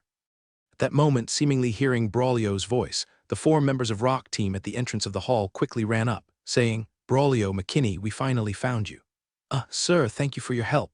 A young man named Alvis, struck by the imposing aura of Rieni dragging the Naga leader, bowed respectfully and said, No need for thanks, it was a trifle. Rieni nodded and replied, Alvis, don't you recognize Lord Rieni? Braulio and McKinney, the 2 brothers in trouble saved by Rieni, exchanged glances with each other, clearly puzzled. Both of them were hit by the same realization. Alvis doesn't recognize Lord Rieni. Does that mean Lord Rieni wasn't here to rescue us? At that moment, Rieni walked up to Alyosha, who was rubbing her wrists, stopped and asked with a smile, You are Alyosha, right? Yes, Lord Rieni, thank you for saving me. It's my father, Alyosha asked, her large, curious eyes surveying Rieni, revealing her doubt. Yes, stick close to me when we leave and we'll talk more. Rieni smiled. He noticed that the girl in front of him had a bright, round face with thin lips and a small black mole just below the left corner of her mouth, which gave her an endearing look, like the girl next door. "Okay, Lord Rieni." Alyosha smiled sweetly and nodded vigorously. "Feels so good to be saved from a desperate situation." Accidentally overhearing the conversation between Rieni and Alyosha, the 7 elite members of the Empire who were incidentally rescued all felt astonished. They looked at the 4 ragged allies, and then at Rieni, who was talking to Alyosha, and suddenly understood these 4 were probably the proper rescue team, and Lord Rieni was actually there to rescue Alyosha. And they were merely incidental. For a moment, a wave of indescribable emotion swept over them all. Having a badass father was great, able to send such badass people for a rescue. If Lord Rieni hadn't come, even if these 4 blockheads had made it in, they'd probably end up just like the others, all hanging in cages. Damn, forgot the captain is still at the entrance of the hall. Alvis slapped his thigh forcefully. It only then dawned on him that in his shock, he had forgotten that Captain Battista and Ramil were holding back the enemies. Just as Alvis was about to signal everyone to leave, he immediately thought of something and quickly ran to Rieni, saying, "Lord Rieni and you, Miss, let's get out of here right away. Our captain is holding off the Sea Clan in the corridor. He won't last much longer." Of course, Rieni nodded. He was of the same mind. After all, the place gave him a bad feeling, an oppressive feeling in his soul. Meanwhile, within the hall where the bronze doors stood, middle-aged man dressed in the sea god sex style of robe respectfully approached a 6-armed female Naga who was presiding over ritual, slightly bowing as he said, "High Priest Selines, the witch circle has just shown that Garni's leader's life flame has suddenly extinguished. What do you think?" Wasn't Garni stationed in the Hall of Omens? "Raljats, you go take a look. If there are indeed invaders, you should know what to do." "As you command, High Priest." A deep voice rose from a corner of the bronze hall. Then the owner of the voice slowly emerged from the shadows. It was a colossal male blood-cursed Naga, his thick serpentine tail swaying as he passed through the water membrane. Meanwhile, inside the Hall of Omens, the rescued Imperial elites immediately picked up weapons from the bodies of the dead white-scale fishmen and blood-cursed Naga, then clustered around Rieni and hurriedly made their way to the hall exit. Suddenly, an explosion sounded ahead. A brawny man wielding an axe and shield, and a young man with a staff stumbled back into the hall rather awkwardly. They whispered in anger, "Alvis, what are you lot messing about at? After scouting for so long." Realizing something was amiss, Battista sharply turned his head to look, only to find a group of people escorting a somewhat familiar young man out of the hall. Staff in hand, Ramil was even more astonished, his eyes wide as he pointed at Rieni and exclaimed, You're Rieni, what are you doing here?" Battista then remembered, this young man was the one they had encountered during the affair with the Meister cult. As the leader of the blood-cursed Naga, Stasha naturally knew this hall was under Garni's responsibility. These humans were unaware that they had stepped into a trap and would soon be caught in a pincer attack by her and Garni's. That was why, initially, she had ordered her kin to attack fiercely, but in the corridor they reduced the ferocity and frequency of their assaults. This band of humans was formidable, and a direct confrontation would be costly. But now they were exhausted. Once they entered the hall and saw Garni's waiting for them, despair would set in, and then she could easily capture them. However, when Stasha led her kin to the entrance of the hall, she was stunned. The scene before her eyes dumbfounded not only her but all her kin as well. Where was Garni's? How did the elite humans previously captured to be used as sacrifices manage to escape? Now the tables had turned. Their planned encirclement had failed to materialize, and instead, this already weary human squad seemed invigorated, the worst part being that they had acquired reinforcements. Stasha was hit with a wave of revulsion, as if she had swallowed a live fly, and facing the Sea Clan that now appeared at the entrance of the hall. The group was not fearful in the least, but seemed ready to avenge their earlier disgrace. After all, it's as if they had 2 Imperial Shaker squads and 1 Sword-Bearer squad here. The odds of defeating this group of Sea Clan were quite high, especially with the enigmatic and highly skilled Lord Rieni present. At that moment, Rieni's brow furrowed, and he immediately turned to look behind him. Battista and Ramil also whirled around to look back. But Naga leader Stasha revealed a sly smile. At the other end of the Hall of Omens, a huge figure slithered out, instantly filling the air with a strong and unsettling presence. In front of them was an exceptionally tall and robust male blood curse Naga. Standing at least 3 meters high, most striking was his left hand, on which appeared to be a 2-meter-long spiked tail of a conch. Lord Rionese, exceptionally high spiritual power, allowed him to clearly perceive that the male Naga in front of him possessed strength far surpassing that of a typical male Naga, which was evident from the creature's size. A typical male Naga only reached up to his chest in height and was smaller in build by 2 sizes. Moreover, the domineering presence of the opponent, which intimidated everyone present, was something Lord Rionese had never felt even among human peak knights. It was evident that the opponent's strength far surpassed everyone here, including him and Captain Batista. The commotion among the Sea Clan also confirmed Lord Rionese's speculation.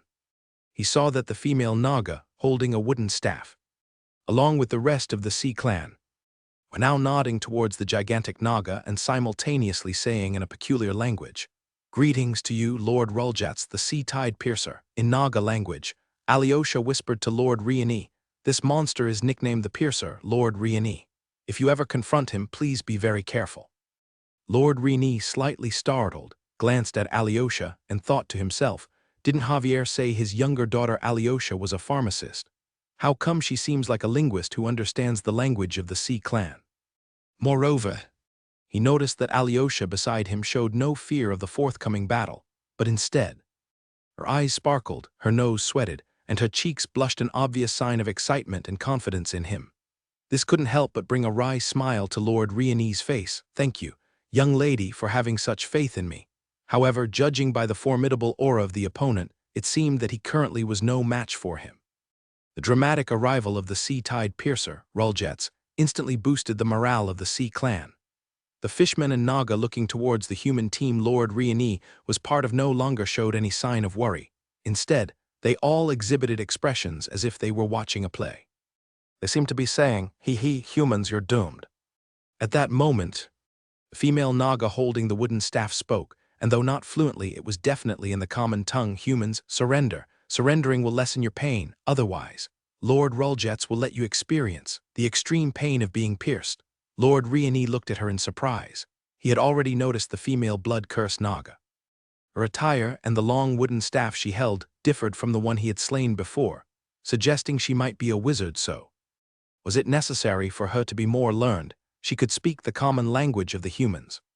The scene in front of him made Captain Batista's already solemn expression turn even graver. He watched intently as the massive Naga meandered closer and said in a deep voice, "Ramil, take everyone and break out. I'll hold off this creature." "Captain, let me stay with you." "Yes, Captain, with so many of us here, we might not necessarily lose, especially since we still have Rionese." Alvis, seeing the resolute look on his captain's face, immediately understood his intent.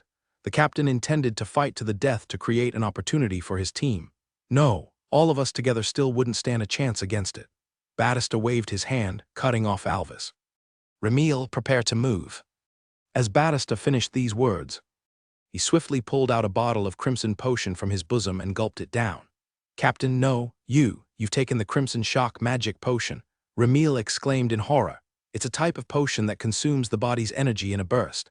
Even under normal circumstances, it causes severe illness, leaving one weak for at least a week. Considering the current physical condition of our sword-bearer captain, taking this potion is no different from committing suicide." Although young, Alyosha was already an advanced pharmacist and instantly recognized the potion Batista had consumed. She promptly explained it to Lord Rionese in a hushed voice. Hearing what Alyosha said, Lord Rionese raised his eyebrows, his face showing a touched expression. His heart was deeply moved at that moment, regardless of Batista's reasons, for the glory of the Empire, for the team's mission rating, or something else. Although Lord Rionese himself would not choose to do so, he respected Batista for doing it. The opponent was a true knight. At that moment, Lord Rionese also sighed deeply. Since that was the case, he too should do something. The 2 golden skill points he had just been rewarded would not be reserved. After all, there was no reason to let a teammate fight alone. He planned to try and see if he could break the current stalemate. 2 golden skill points were not enough to upgrade either of the 2 intermediate secret techniques to an advanced level. Shockwave needed to first consume 2 golden skill points to upgrade both the Tackle Hammer technique and the Bear King breathing method to LV16, plus an additional 2 golden skill points required for upgrading, totaling 4 points. The roaring battle cry similarly required one golden skill point initially to upgrade the Bear King breathing method to LV16, with an additional 3 golden skill points for the upgrade, also totaling 4 points. In both scenarios, the Bear King breathing method needed to be upgraded. Hammer skill remained his strongest extraordinary battle technique. Thus, without any hesitation, Lord Riani used the 2 golden skill points to upgrade both the Tackle Hammer technique and the Bear King breathing method to LV16. In an instant, 2 overwhelming streams of training memories flooded into Lord Riani's mind. Although the upgrade didn't allow Lord Riani to advance Shockwave to an advanced secret skill, it notably increased the power of the Shockwave. Now that the skill points have been allocated, it was naturally time to take action. Just as Ramil was anxiously pondering how to break through the blockade of the Sea Clan in front of him, he noticed a figure wielding a hammer suddenly burst forth at his side. Ramil's pupils shrank as he was momentarily stunned. A bolt of lightning flashed across his mind. This is Rain, isn't it? Is this guy looking for death? Before Ramil could come to his senses to figure out how to save Rain, he heard Rain's voice already coming through. Cover your ears. Hearing Rain's words, Ramil was completely at a loss as to what he meant. But to Ramil's surprise, everyone beside him obediently did as told, covering their ears, leaving him the only one standing there dumbfounded without any action. The next second, he regretted it. Roar. The sound was like hundreds and thousands of Bear Kings roaring at the same time as one could visibly see the shockwave of air emanating from Rain, spreading outwards in all directions. The scene reminiscent of Rain single-handedly annihilating a swarm of white-scaled fishmen in the Hall of Forewarnings unfolded once again. Except this time, there was one more spectator, Ramil. However, at this moment, Ramil was covering his ears in pain.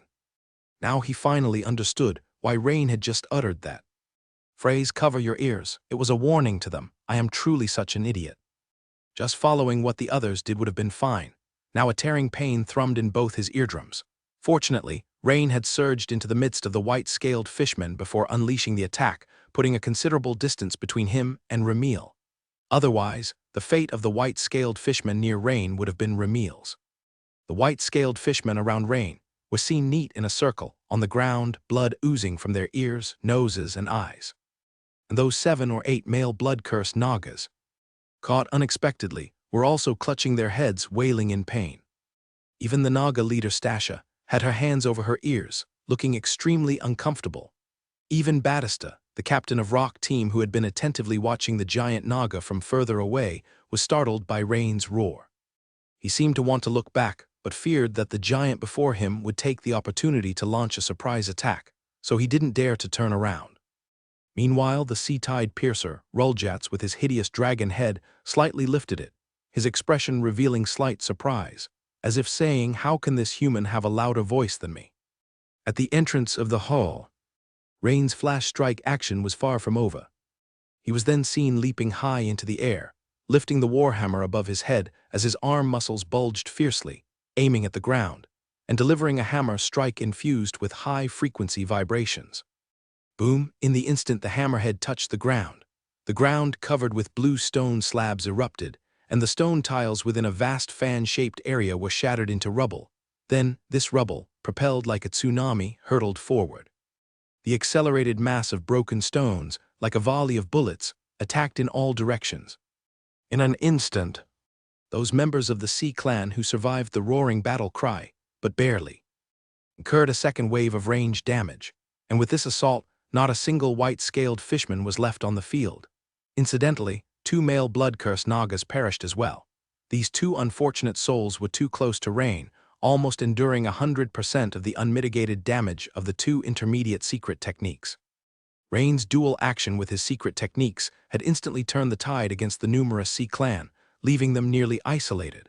Now, only the Naga leader Stasha was slightly injured, whereas the other 5 surviving male blood-cursed Nagas were all severely hurt.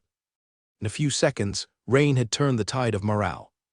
Although Ramil's eardrums were in severe pain, his eyes shone with hope.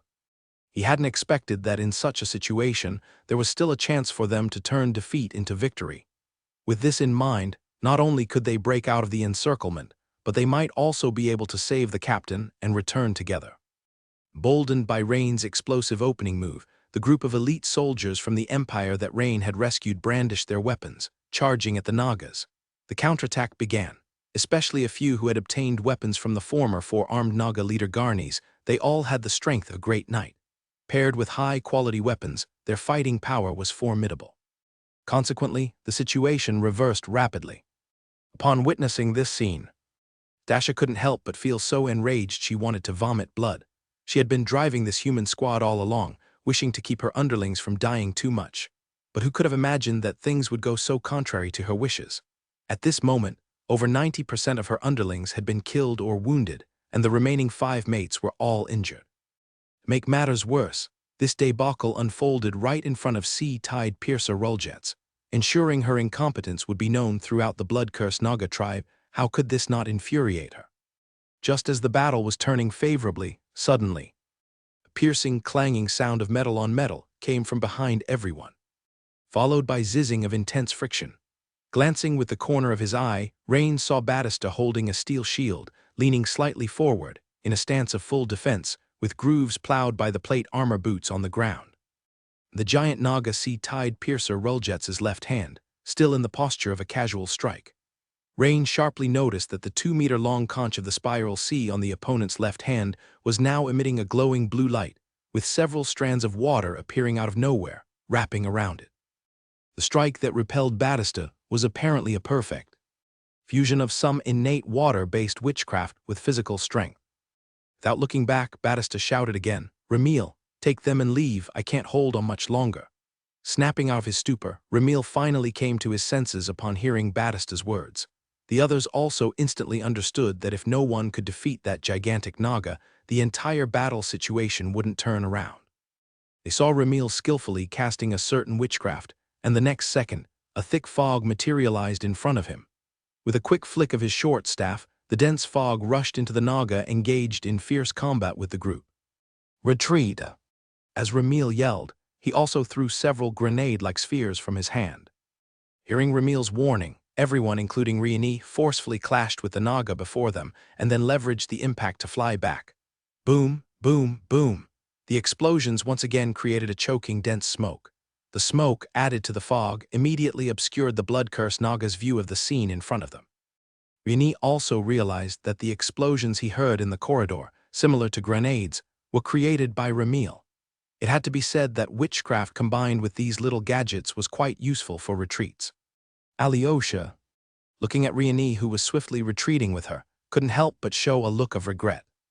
Even Lord Riani can't turn the tide and claim victory. Reality is not a fairy tale after all. The young girl, devoted to her studies, couldn't help but sigh. Even while carrying Alyosha, Riani's speed was extremely fast, and he quickly reached the front of the team. However, when they came to a turn not far away, Riani halted immediately after turning the corner. "You all protect Alyosha. I'll be right back," said Riani to the others following closely behind him.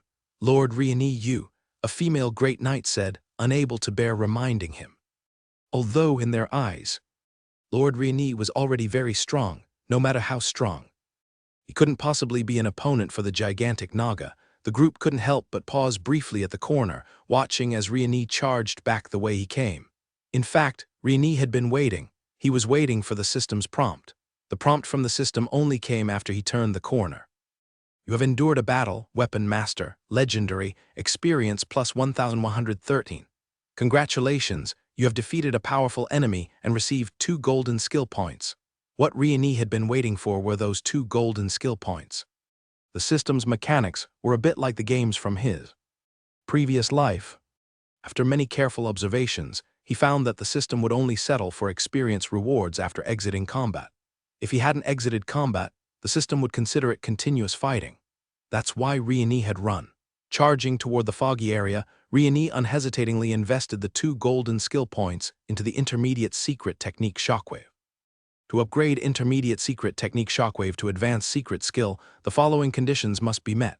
First, Toggle Hammer Technique LV16 or higher. Second, Bear King Breathing Technique LV16 or above. Third, spend 2 golden skill points. The first 2 conditions had already been met by Riani. Now the third condition was met as well. Instantly, A torrent of shockwave training memories flooded into Rion's mind, as if he had spent over a decade diligently practicing the hammer skill's secret technique shockwave in some mysterious space. System prompt appeared again. Congratulations, you have comprehended the advanced secret technique of hammer skill. Crushing hammer, advanced secret technique. A smile couldn't help forming at the corner of Rion's mouth. On the Weapon Master Legendary panel, the hammer skill secret technique shockwave had been updated to crushing hammer. The icon had also changed. The new icon showed a dark hammer smashing a boulder, with half of the boulder turning into small stones that scattered, vividly depicting the process of crushing. In the small text at the bottom right of the icon, the description had also changed. Crushing hammer, advanced secret technique, effect. Utilize a unique hammer swing technique that combines primal force with ultra-high frequency vibration to deliver a blow that can crush the majority of tangible objects. Note: to elevate the crushing hammer to top secret technique, the following conditions must be met. First, any extraordinary hammer technique LV18 or above. Second, Bear King breathing technique LV18 or above. Third, strength 45 points, agility 38 points, constitution 40 points or above. Fourth, spend 4 golden skill points. This is already starting to deviate from a specific hammer skill. Rioni astutely noticed the difference in the notes. The advanced secret technique crushing hammer no longer required the toggle hammer technique specifically, but instead mentioned any extraordinary hammer technique, LV18 or above. Furthermore, advancing to top secret technique now included physical attribute requirements. Rioni glanced at his system attribute panel while running at full speed. Name: Rain Carlin. Constitution: 32 strength, 33 agility, 32 spirit, 39 remaining attribute points, 13. Remaining skill points: 1 golden skill points, 0. Just as Rioni returned to his original spot, he saw a wounded male blood-cursed Naga burst out of the fog, fiercely intent on chasing after the group. Without the interference of the fog, he also immediately noticed that the human youth who made him fearful hadn't run away, but was instead charging towards him. This instantly changed his expression. He was very fearful of the combat strength Rioni had previously demonstrated. However, he thought to himself that as long as he could withstand the human youth's strike, his brothers would arrive soon, and by then it would be impossible for the other party to escape. If that's the case, Stasha would probably reward him with additional favors, maybe as many as 10 times. But as good as the idea was, reality was cruel. When he swung the trident with all his might, trying to block the hammer that Rain hurled at him, he suddenly realized that Rain's hammer, seemingly slow but actually fast, had already touched his forehead before his trident could be raised above his chest. How could it not have been blocked? This was his last thought before death, his face still wearing an expression of confusion. The next second his entire body shattered, indeed, the whole person. From head to toe, every part of his body. Hard bones, tenacious cartilage and fascia, and solid muscle tissue all burst apart, turning into a splash of small, scattered chunks of flesh and blood. Looking at the effect of this strike, Rain couldn't help but be startled. The hammer skill, terrifying to this extent, even the extremely resilient fascia shattered, Rain found the force of this shattering too overbearing to the point of being unreasonable. However, Rain also distinctly felt a feeling of weakness coming from his body and soreness in his muscles and fascia. He found that the use of the advanced secret skill smashing hammer required a particularly high physical quality, but this made sense. After Rain arrived among the sword bearers, he had heard that not every peak knight had mastered an advanced secret skill. His current situation was the classic case of biting off more than one can chew. He had mastered an advanced secret skill, but his physical quality was barely at the level of a seasoned great knight. That's why the current situation had arisen. Rain could feel that with his current physical condition, he could at most perform 2 strikes, and would not be able to execute the smashing hammer a 3rd time. At this time, the second male blood-cursed Naga also charged out boldly. However, when he saw Rain and a pool of blood mist on the ground, not yet understanding the connection between the two, he followed in his brother's footsteps. With a bang, he too turned into a pool of bloody fragments. Facing the feeling of physical exhaustion, without any hesitation, Rain added a bit of strength to his body. His body's state returned to its peak once again. Afterward, Rain followed the rhythm of 2 hammers plus a point. Bang, bang, bang. After several consecutive sounds, he killed all the male blood-cursed Nagas. 1 hammer per Naga, no need for second.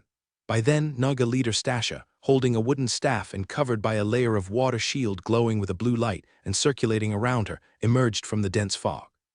But when she saw the 5 pools of flesh and blood on the ground and the absence of her mates, she suddenly became somewhat confused. The next second, as she came to her senses, she pointed at the flesh on the ground, her face a mix of shock and rage, and screamed, You killed them all?" Faced with Stasha's question, Rain's response was a smashing hammer right to the head. Boom! In an instant, the water shield's pale blue light was dimmed by his strike. Such a powerful hammer blow turned Stasha's face pale. She knew too well the defensive capability of her shield. Her mates must have fallen to Rain's deadly blows. Moreover, Stasha was almost certain that if Rain struck with the same power as before, he would surely break her water shield technique. Thus, her heart was filled with indescribable terror. Indeed, if he were an average great knight, even one who had mastered an advanced secret skill, the power would not be as exaggerated as Rain's was at this moment. The main reasons were twofold. 1. Not everyone had a hammer specialization on the level of Rain's LV3. And second, Rain also had the bonus of a talent called Intermediate Giant Force. The combination of these factors made Rain's hammer skill notably astonishing. With a snap, the water shield shattered like an egg. Stasha screamed in horror. A somewhat rushed spirit attack hit Rain. Almost at the same moment, Rain's heavy hammer also, after breaking Stasha's water shield, struck her head. Stasha fell down limply. Rain frowned, his body swaying slightly, feeling a wave of dizziness in his brain. Bang! Suddenly, a sturdy human knight came flying out of the dense fog. It was carried by the tremendous impact, sliding all the way to a few meters before Rain's feet before he came to a stop, immediately coughing up mouthfuls of blood. It was none other than the leader of the rock team, who stayed behind to cover their retreat, Batista. And at this time, as the fog gradually dissipated, the giant figure of the sea-tide piercer, Ruljats, appeared, emanating waves of dangerous aura, still approaching with that unhurried speed, slithering along. Hurry! Leave! Feeling someone behind him, Batista struggled to say. Upon hearing Batista's words, Rain didn't say anything but took a step forward, positioning himself at the front. This immediately caught the attention of the sea-tide piercer, Ruljats. When his serpentine eyes gazed at Rain, in an instant, Rain felt as though a natural predator had locked onto him, causing his hair to stand on end. Only then did Rain realize why Batista, as a peak knight who had even taken drugs, had been defeated so badly. Although Batista's previous injuries had an effect, more importantly, it was the staggering strength of this sea-tide piercer. He must have surpassed the level of a great knight, hadn't he? But I'm also not the same as I was a few minutes ago. Now, I possess the high-level secret technique hammer of shattering in my grasp. Even if Batista wasn't injured, Rain considered himself to be almost equal with his opponent. If Batista could hold on for a while, then there was no reason for Rain not to swing his hammer and instead choose to flee. Rain weighed the hog-head hammer in his hands, his gaze burning brightly towards Ruljats as the flame of battle intent within him grew stronger. Lacking strength compared to a peak knight. No, to be precise, not for long. Rain leaned forward slightly, positioning the two-handed warhammer at his body's right side, angled downwards. Boom! With a tap of his toes, the flagstones shattered and a ring of shockwaves burst forth. Rain, like an arrow released from a bow, charged straight at Ruljats. Thump, thump, thump. With each step, Rain silently added points to his strength attribute. Warm current pumped from his heart. With every step, Rain's aura soared. This caused the giant Naga sea-tide piercer Ruljats' expression to slightly shift, halting his previously nonchalant slithering. Ruljats' left-hand conch emitted a dull buzzing noise. And suddenly, massive amounts of water energy particles began to swirl and gather, quickly forming several python-like streams of water dancing on the surface of the white conch. Opposite. Taking 5 steps, having increased his strength by 5 points in a short duration, Rain now felt as though a live volcano was about to erupt inside him. About to ignite, about to explode. Rain urgently needed to roar, needed to swing this hammer furiously and liberatingly. Ah! Rain roared as he came not far in front of sea-tide piercer Ruljats and suddenly leaped into the air. In mid-air, Rain held the warhammer high above, his whole being taut like a drawn bow, fiercely swinging down the hammer as if channeling all his strength in that one moment.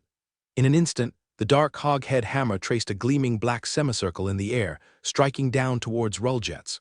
When Ramil, who had returned to the scene, arrived, this was the scene he saw. Ramil's pupils contracted instantly. Clang! Rain's hoghead hammer collided with Ruljets's spiked conch.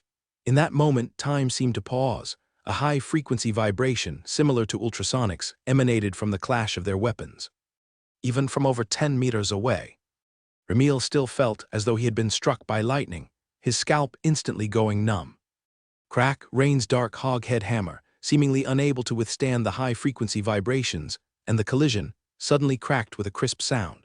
However, the immense force from Rain's swing propelled the sharp, jagged fragments of the hammerhead, sweeping towards Ruljets like cannonballs. Rain was suddenly blown back by the huge recoil force, sliding over 10 meters to stop beside Ramil. Ah! The sea-tide piercer Ruljets suddenly screamed. A piece of the hoghead hammer's tip was embedded in his left eye. The hammerhead had exploded earlier because they were so close and the fragments moved so fast. Ruljets's water sphere defense hadn't had time to activate, allowing a spiked fragment to pierce his eyeball. Gurgle, gurgle. Suddenly, 6 or 7 smoke bombs rolled onto the ground near Ruljets. Bang, bang, bang. In the next second, all of them exploded. Immediately, acrid smoke filled the corridor, engulfing Ruljets's tall figure within it. Move fast. Ramil, having cast the light body skill on himself, helped up the pale-faced Captain Batista. Hearing Ramil's words, Rain also turned and quickly retreated. After all, with the hoghead hammer shattered, continuing to fight this overpoweringly strong sea-tide piercer would not be bravery, but folly. Yet the loss of his beloved hoghead hammer brought a wave of desolation to Rain. This was still something Lagaray had crafted for him. Seeing Rain, the one who had blinded his eye, trying to escape, Ruljets naturally wouldn't let him get away easily. Immediately, he burst out of the smoke, rushing towards the group of 3 much faster than before. Rain glanced back at the opponent's left arm, still wrapped in several blue streams of water around the giant spiked conch. My own hard essence gold-crafted hoghead hammer was shattered, yet his spiked conch remains unblemished. Is this the power of witchcraft-enhanced strength? Rain couldn't help but feel envious. This made him even more eager to master the metal morphing spell. If I could control metal transformation, then even if a weapon breaks, it should be able to quickly reassemble. It can even change the shape of the metal to attack directly, combined with the secret techniques I've mastered. Human, you will pay for your actions, came the thunderous, angry voice of sea-tide piercer Ruljets. Immediately after, the sound of something crawling rapidly could be heard from behind the trio. By the sounds of it, it was moving very quickly, not at all leisurely, like Ruljets had been previously. This caused Ramil's heart to race with panic. Rain glanced at the passageways on either side, only about 4 meters in diameter, and considering Ruljets's height of over 3 meters so. Rain ran while quickly swinging his greatsword at the cave ceiling above them. ZZZT, ZZZT.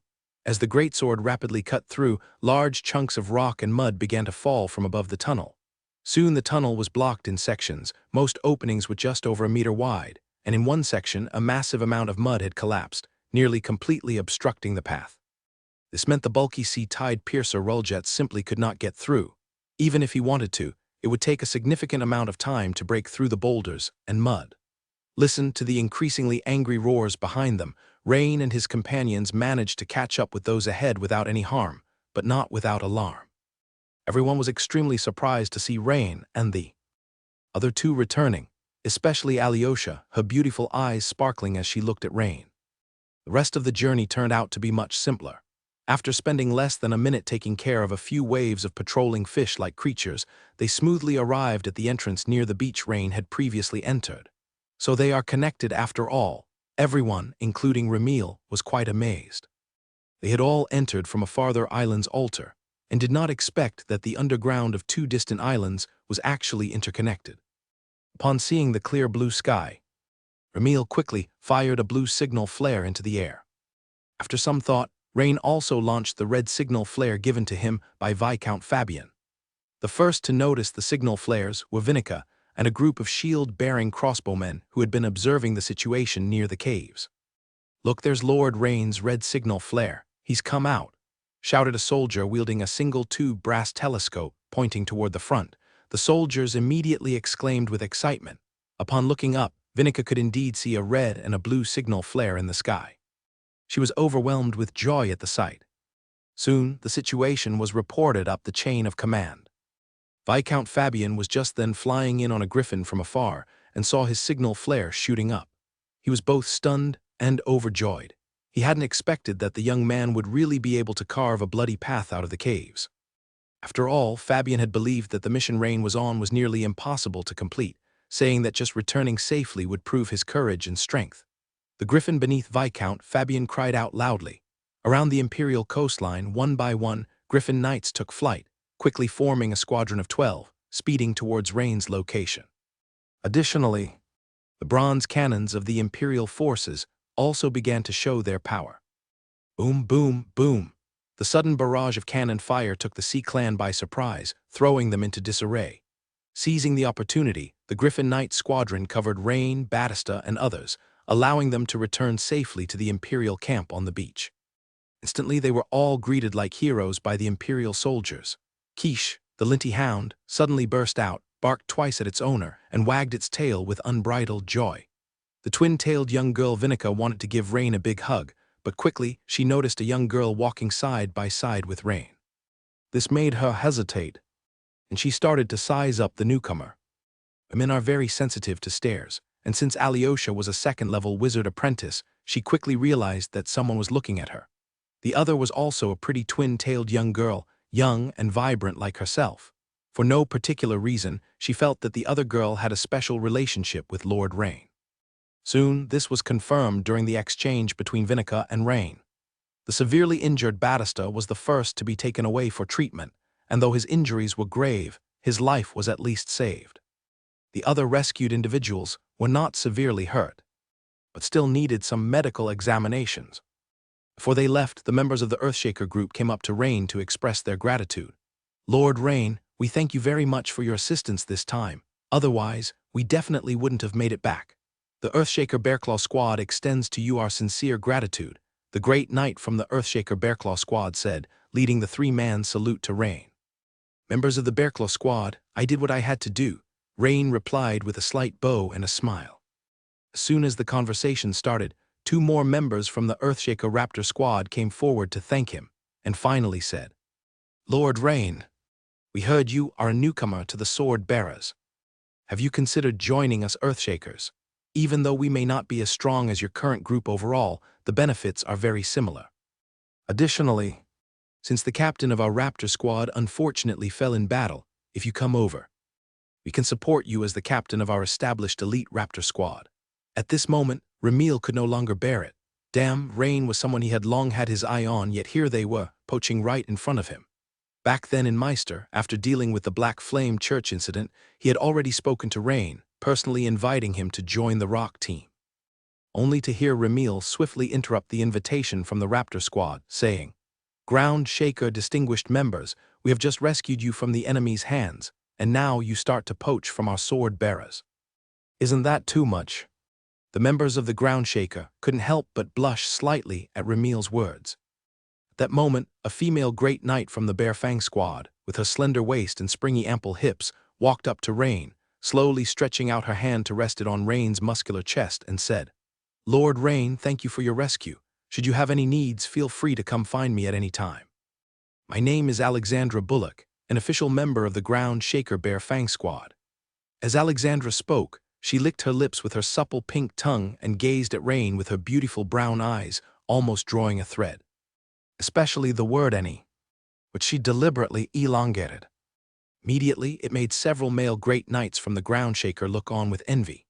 After all, Alexandra was one of the 3 roses of the Ground Shaker, and even though they were in the same squad, Alexandra didn't really bother with them most of the time. Faced with Alexandra's remarks, Ramil didn't quite know what to say for a moment.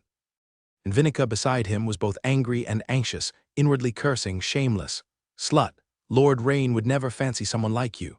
In Alyosha's heart at this moment, 3 words also floated up, "truly shameless."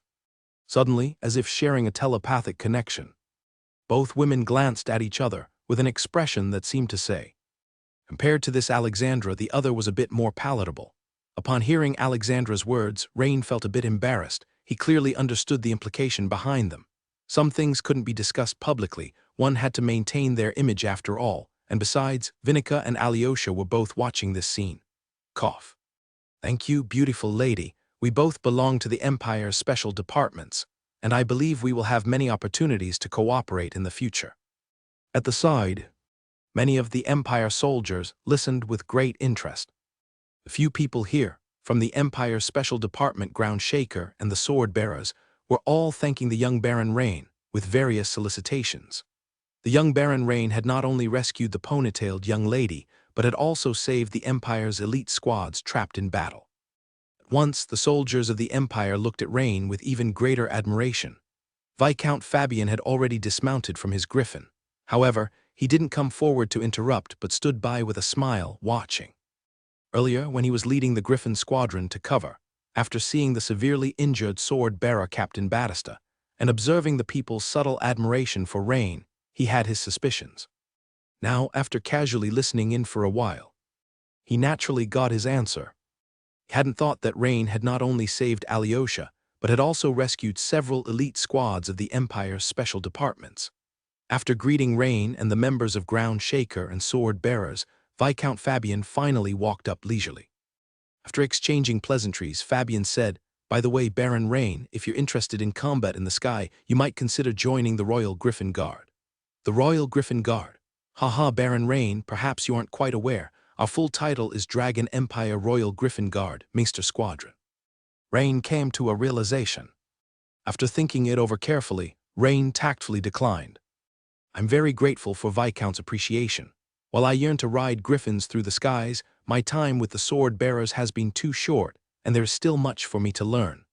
Viscount Fabian nodded, not pressing further with his recruitment efforts, because some things are best left implied and enough had been said. He had great admiration for Rain, who at such a young age possessed such strength. Additionally, he felt that Rain's character for his age was relatively composed.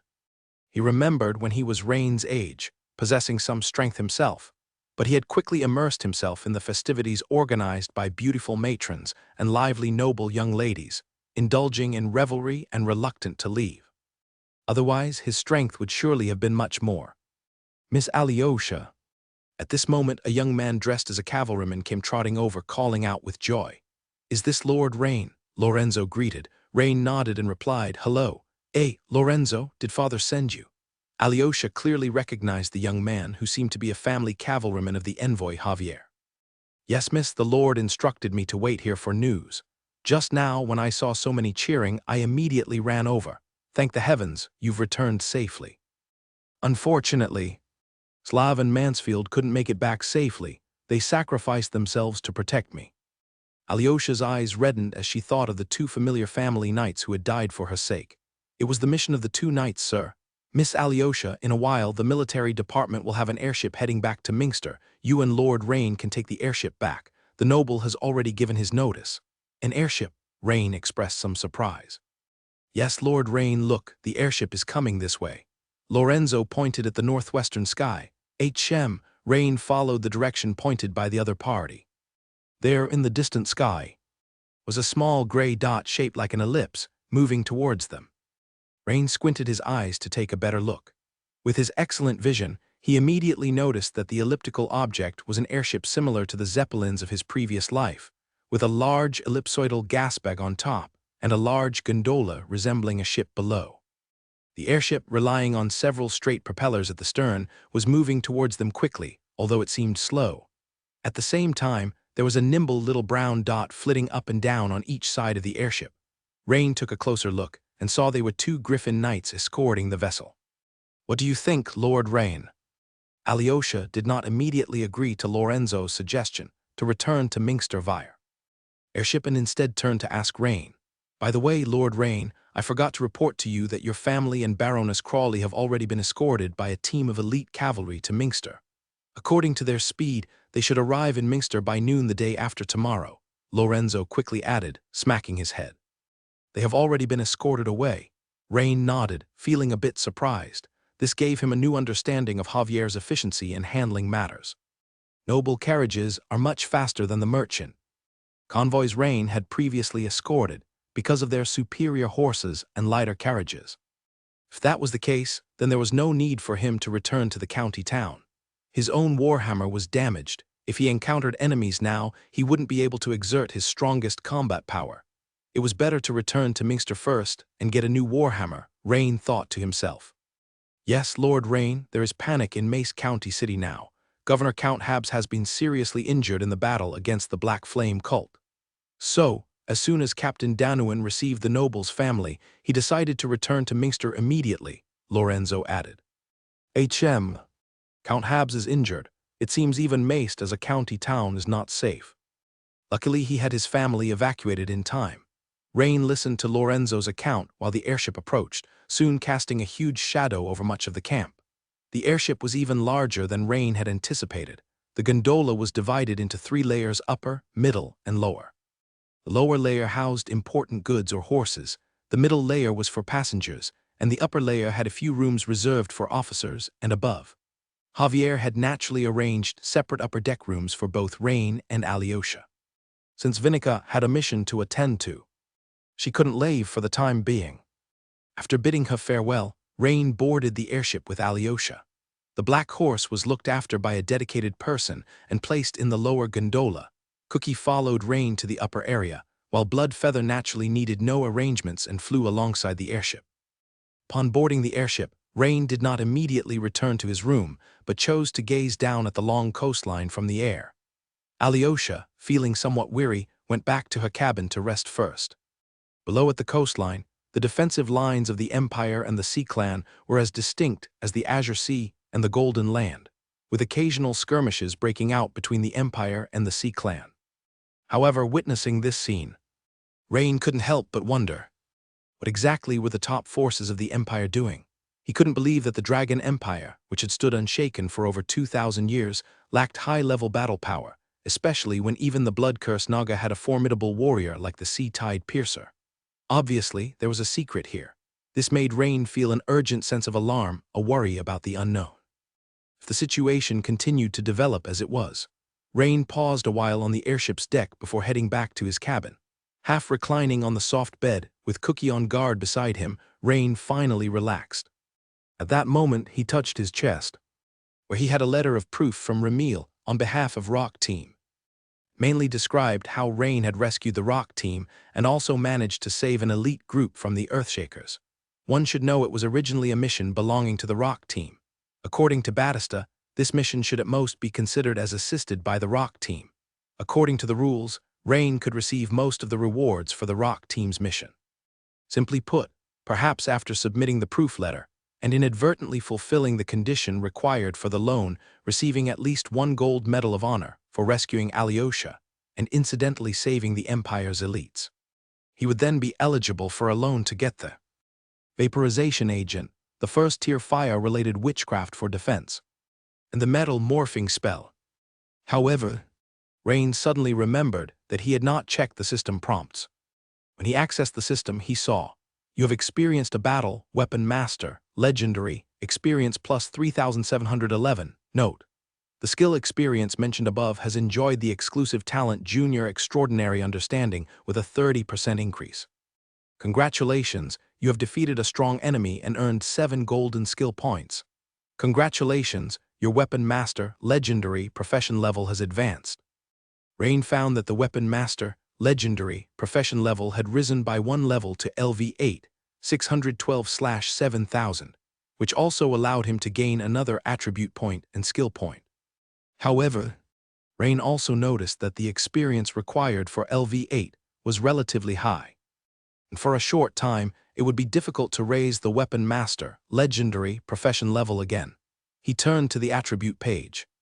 Name: Rain Carlin, profession Weapon Master, Legendary, LV8, 612/7000/Beast Priest, Legendary, LV3, 12/500/Wizard Apprentice, Transcendent, LV6, 792/3000/Deadly Poison Master, Transcendent, LV6, 69/3000/Armorsmith, LV6, 211/3000, Constitution, 35. Strength, 38 Agility, 32 Spirit, 39 remaining attribute points, 6 remaining skill points, 2 golden skill points, 7 basically. Aside from Beast Priest Legendary, which can be improved in a relatively short time, the other professions are quite difficult to advance. It seems that I need to include job transition matters in the plan immediately. There shouldn't be any problem with transitioning into a wizard, as for the follow-up to the deadly poison master and the armor smith. Rain mused, but soon his expression cleared as if he had thought of something key.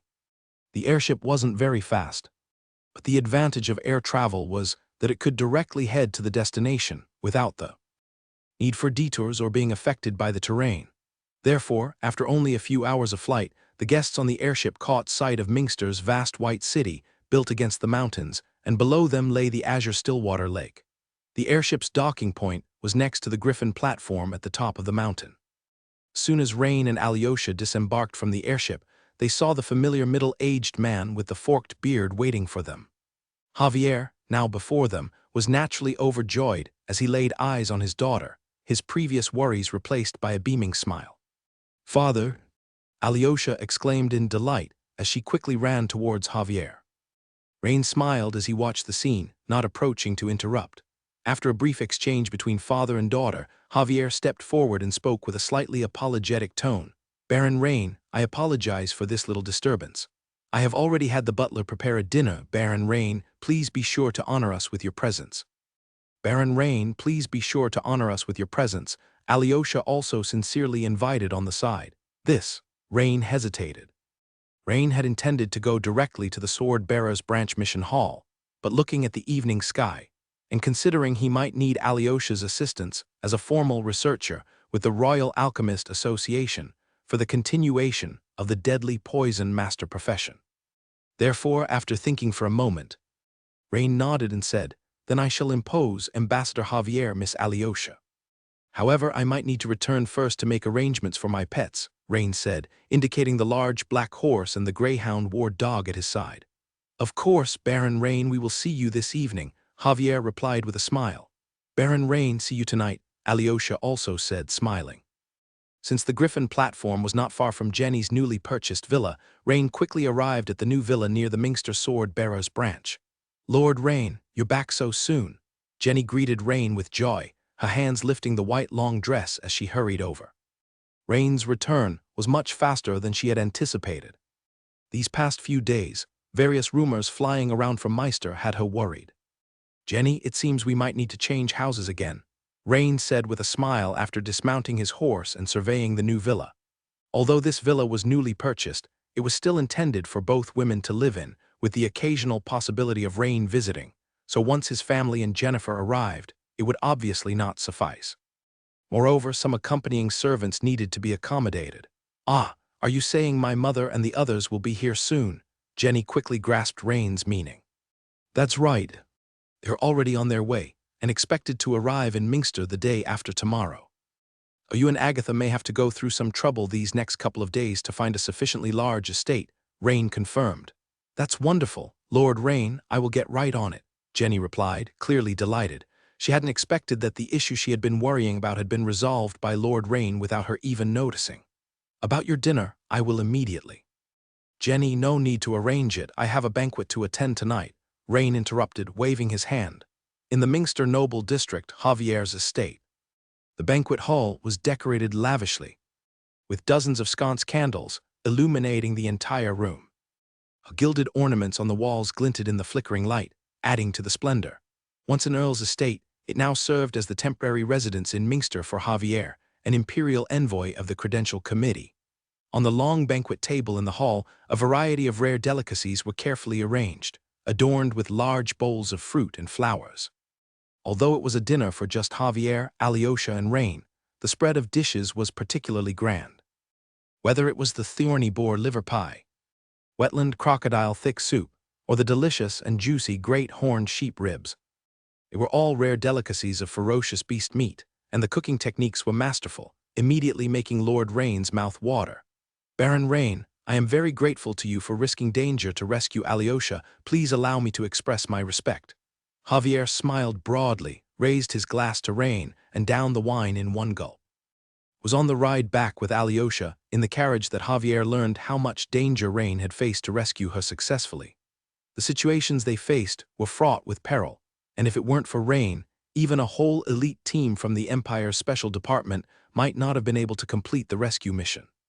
This made Javier feel fortunate for choosing the right person, and on the other hand, he was astonished at the rapid growth of Rain's strength. Your Excellency the Envoy, you flatter me. Rain also raised his glass in response, drinking it in one go. Baron Rain, thank you for rescuing me this time. Your outstanding strength has left a deep impression on me. Alyosha said with a smile, raising her glass. Thank you, Miss Alyosha. By the way, I heard from the envoy that you are now a senior pharmacist at the Royal Alchemist Association. Such talent is truly admirable. Rain said with a smile, lavishing praise. Thank you, Lord Rain. That's an overstatement from my father. Compared to your talent on the path of knighthood, Baron Rain, mine is nothing special. By the way, Lord Rain, if you have any needs regarding potion creation, perhaps I can offer some minor assistance. Alyosha offered proactively, seeming to think of something. That would be wonderful. A great knight's cultivation indeed requires quite a number of potions. Moreover, Miss Alyosha, I am actually very interested in potion crafting too. Unfortunately, I've never really had any pharmacist friends. Oh, Lord Rain, you've studied potion crafting as well. Alyosha's beautiful eyes shone brightly, looking at Rain with great surprise. To be honest, she found it hard to believe. Because in her eyes, even if someone was extremely talented as a knight, to achieve the level of strength Rain had, they would have to train hard every day and delve into a variety of extraordinary battle techniques. How could there be time and energy to spare for pharmacology? Lord Rain, have you crafted any potions recently? After giving it some thought, Alyosha looked at Rain with inquiring eyes, indirectly trying to probe with her question. This question left Rain at a loss for words for a moment. The fact was, he hadn't personally made many potions. The variant growth potion was naturally something he couldn't reveal. That left only poisons. But the few poisons from Maxwell's rare poison crafting secret manuscript were also not suitable to mention, like the gas-type poison lavender hallucinogenic agent, which was more suited as a secret skill. So after some thought, Rain spoke, albeit with reservations. Last time I used a nightcrawler spider's poison sac and mixed it with a certain ratio of scorpion tail venom, creating an enhanced paralysis poison that is about 20 to 30% more effective than the average paralysis poison. The key point is, listening to what Rain had said. The banquet hall suddenly quieted down. You could hear a pin drop. Alyosha's beautiful eyes widened as she stared at Rain as if she had seen a ghost. She wondered if she was hallucinating. But Alyosha knew, with such clear formula and crafting details, Lord Rain had to have at least the skills of junior, no, even a mid-level pharmacist. Even Javier, who was worldly and knowledgeable, showed a stunned expression. Was Rain not only a great knight, but also a rare poison master? The surrounding servants froze in place, their expressions instantly becoming blank. Baron Rain, I had no idea. You, not only are you a great knight, but also a rare poison master. Alyosha stammered, overwhelmed with surprise. Haha, I wouldn't say poison master, it's just that occasionally during battle I need some poison, so I self-studied a bit. This time I was about to ask you, a certified pharmacist, for advice on how to further advance in poison making. Rain seized the moment to inquire. After the dinner, on the way back, Rain wore a smile on his face. He had received a letter of introduction from Alyosha for the Minster branch of the Royal Alchemist Association. The main content of the letter was that Alyosha, as the recommender, acknowledged Rain's commendable accomplishments in the field of pharmacology, suggesting the Minster branch take Rain on as a part-time researcher. Because Rain himself was a baron of the Empire, and with his identity as a sword-bearer, it was not too difficult to arrange this matter, especially since the Royal Alchemist Association was also an organization under the Empire. The most difficult part, which required an existing member's recommendation, was effortlessly played by Alyosha. After returning to the sword-bearer's branch, night had fallen. Rain, who had been tired out from the day's events, naturally fell into a deep sleep rather quickly. The next morning, as daybreak awoke him, after a quick wash, he headed straight for the mission hall. First, he needed to complete the verification process and claim rewards for acting as the security advisor in the trade zone and the rescue of Alyosha. The necessary communications and evidence of mission completion had already been arranged by Javier. However, the final reward claim still required Rain's personal visit to the mission hall. As for the Rock Team's rescue mission, that would be a bit more troublesome. Even with proof letters, the sword-bearer's branch would likely still take some time to review and verify. Soon, Rain had expertly navigated through the splendid garden, arriving in front of the circular statue fountain. Right behind the fountain was the Sword Bearer's Branch Task Hall. As he entered the hall, Rain noticed that the number of people coming and going was significantly larger than last time, presumably due to the increased number of tasks issued by the branch following the attacks by the Sea Clan and the cult. Naturally, there were also more personnel handling the task handovers. Despite the crowd, the hall was not noisy or chaotic. Most acquaintances simply nodded to each other or exchanged a few words in hushed tones, looking either solemn or in a rush.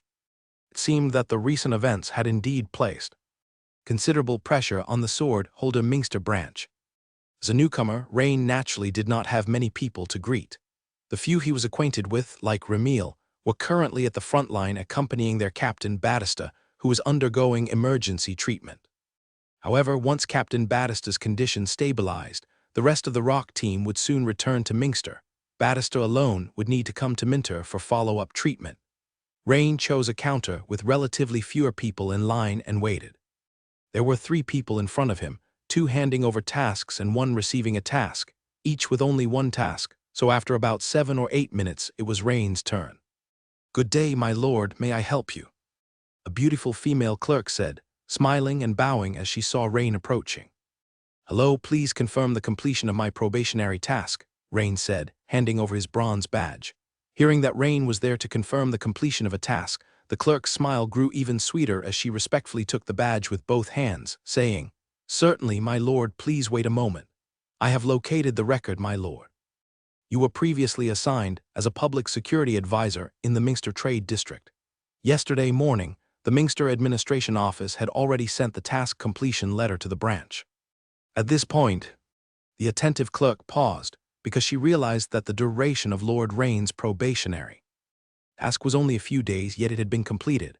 This was very uncommon, as most sword-bearer tasks lasted a month. However, there were exceptions. Certain distinguished sword-bearers would have situations like this. The branch's evaluation of your task is A. 3 bronze medals and an additional 500 merit points. The clerk's eyes widened in astonishment. Normally, isn't it just 1 bronze medal? A slight variation was uncommon, and 2 medals were rarely heard of, especially since it was a task for newly appointed lords. But this gentleman in front of me. The clerk double-checked the information and reviewed the task completion report. Only then did she realize that the young lord before her had killed a native whose strength was suspected to be comparable to that of a great knight. That explains it. Is there a problem? Rain furrowed his brow slightly, looking at the clerk. Could it be that Lord Javier had not properly coordinated with the Mingster Administration Office on his behalf? If there were issues with his first task, it would be, "No, no problem at all, my lord. It's just that your task evaluation is exceptionally high, which is quite rare. Your probationary task reward totals 3 bronze medals and 500 merit points. Please confirm." The clerk respectfully stood up, handed a document to Rain to sign. Rain nodded. He had already been informed of the task evaluation beforehand. "My lord, you have earned 3 bronze medals, which qualifies you for an upgrade from the bronze badge to the silver badge. Would you mind waiting for 2 minutes while I process your badge upgrade?" "An upgrade to a silver badge?" "Yes, my lord. Upgrading does not consume any medals, but I need to go to the Deputy of Affairs to activate your silver-level permissions, enabling you to take on subsequent silver-level tasks. So, I ask for a few minutes of your patience here." Very well," Rain nodded. The female clerk quickly took the documents and briskly walked to an office behind the counters. 2 minutes later, the clerk returned at quick pace, slightly out of breath, as she handed Rain a badge slightly larger than his bronze badge, shining with a silver glow, and said, "My lord, it has been arranged.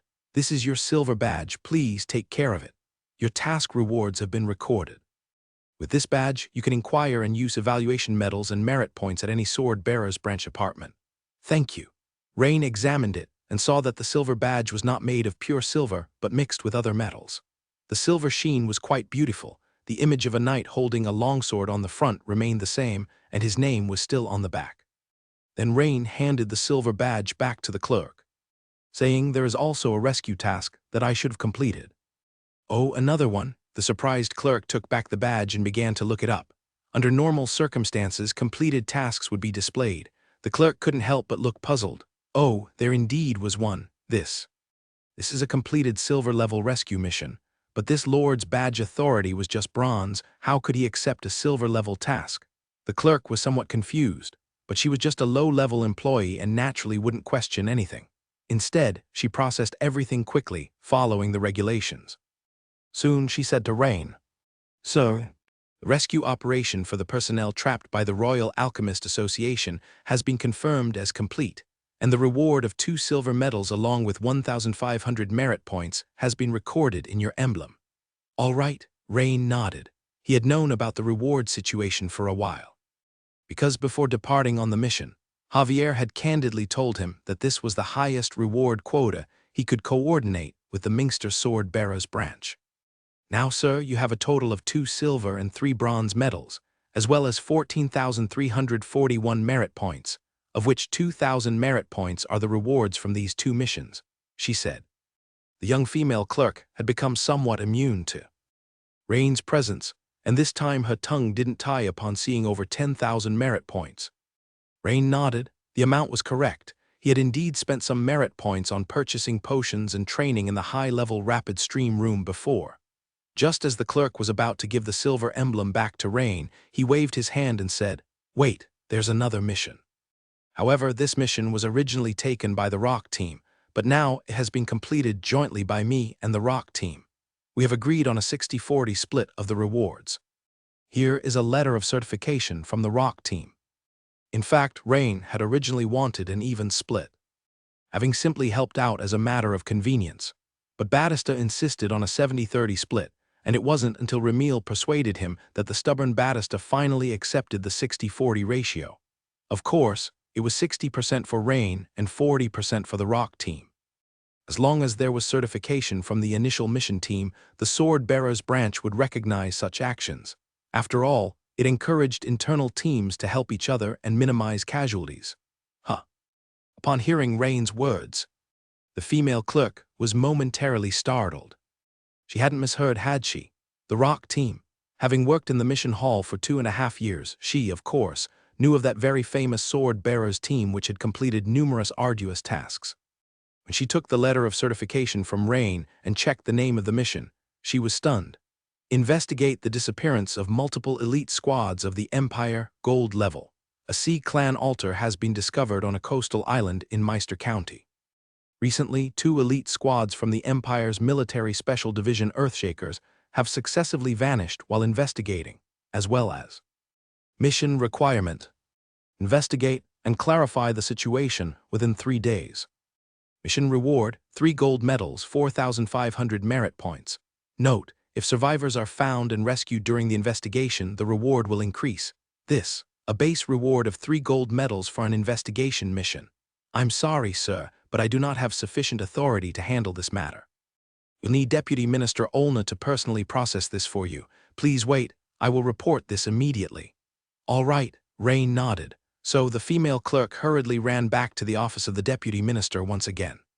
Meanwhile, a burly sword bearer standing in line behind Rain was virtually speechless.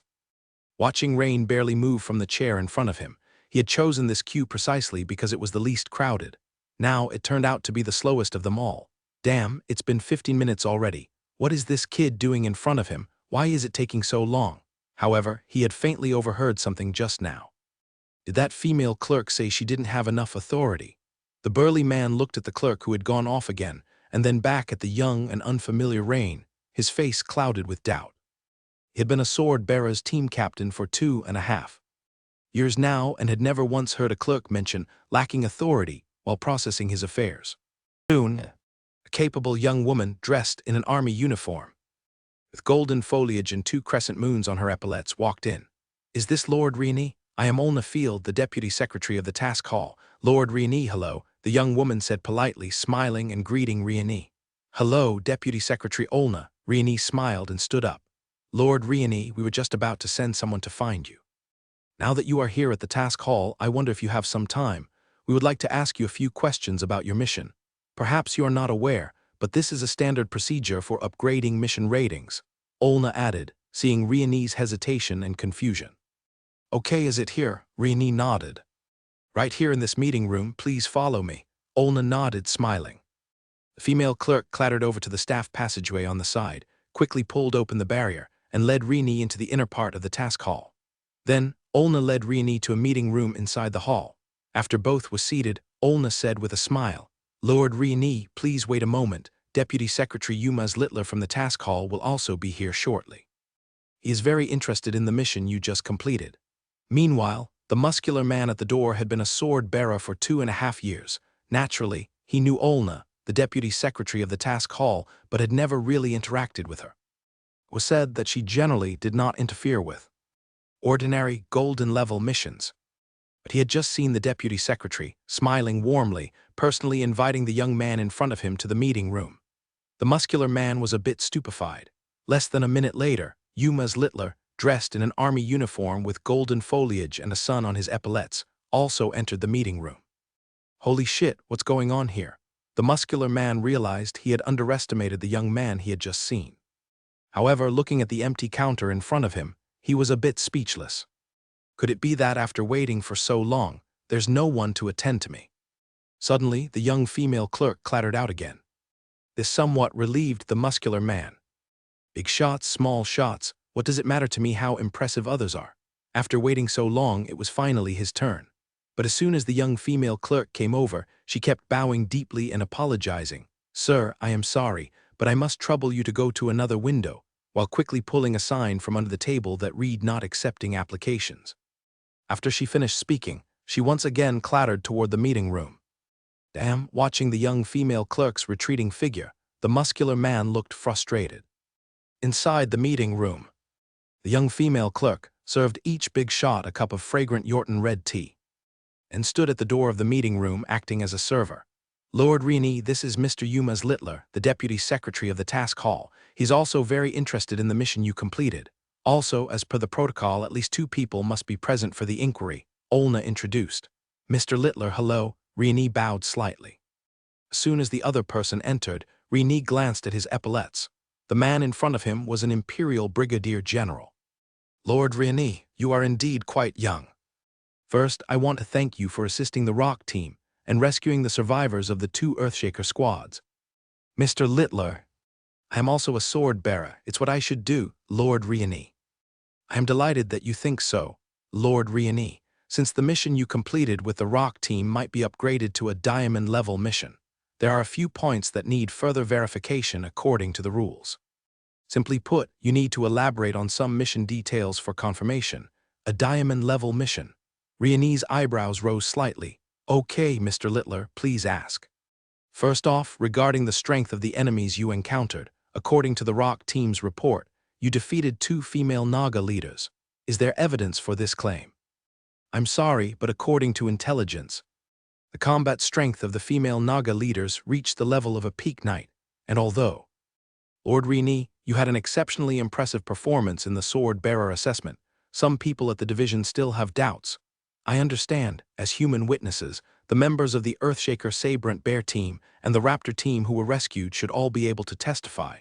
Yumaz nodded and said, "I have already sent out letters to these individuals you mentioned." "Anything else?" Miss Alyosha from the Royal Alchemist Association should be able to as well," Rini added. Yumaz was slightly taken aback and looked at Olna, who nodded. "Okay, Lord Rini, Mr. Littler means to ask if you have any physical evidence." Olna asked. "Sorry, the situation was quite urgent at the time, and I didn't have the opportunity to bring back the bodies of the 2 4-armed Nagas." Rini shook his head. "Well, that's indeed a pity. It could have increased more." Yumaz shook his head, feeling slightly regretful. Knock, knock, knock. At that moment, knocking sounds came from the door. "Come in." The same young female clerk who had received Rini quickly ran in, holding a box, came to Olna's side, and whispered, "Madam, this is an image stone brought back by a Griffin Knight from the Earthshaker Sabrent Bear team. It's a recording of some visual fragments from when Lord Rini was rescuing them. The provider is Alexandra Bullock, a formal team member of the Earthshaker Split-Tooth Bear Squad. According to the Griffin Knight, Alexandra initially did not want to provide it. She wanted to keep it for her own viewing," the female clerk said, her fair cheeks coloring slightly. Rini was slightly surprised as well. He had not expected that someone from the Split-Tooth Bear Squad had recorded his battle at that time. Alexandra, that big-bottomed peak knight? Well, as the playback continued, although the Shadow Stone had no sound, the recorded images were very clear. when Yumas and Olna saw dozens of white-scaled fishmen falling outward in a neat, fan-shaped pattern like harvested wheat. Both were astonished. Such might no need to see more, only. The Baron in front of them was known for his hammer skills. When did he master a sonic-based secret technique? He truly concealed his skill well. There should be no problem then, Lord Riani, in regard to you killing 2 Naga leaders, Yuma said with a smile. The second issue is, the Rock team mentioned that in the end, you encountered a giant Naga with the strength of a titled knight, didn't you? Titled knight. Is that a level above a great knight? Riani frowned slightly and quickly replied, Lord Yumas. I am not quite clear about the definition of a titled knight, but that giant Naga was significantly larger than a normal male blood-cursed Naga. Moreover, according to Miss Alyosha's translation of the Sea Clan language, this giant Naga seems to be called Sea Tide Piercer Roljets. Yumas nodded, saying, Sea Tide Piercer. That's right.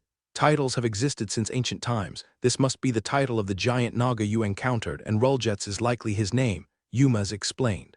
A titled knight, for example, can be likened to your Meister Siege hammer, which can be considered a localized title, Olna explained with a smile.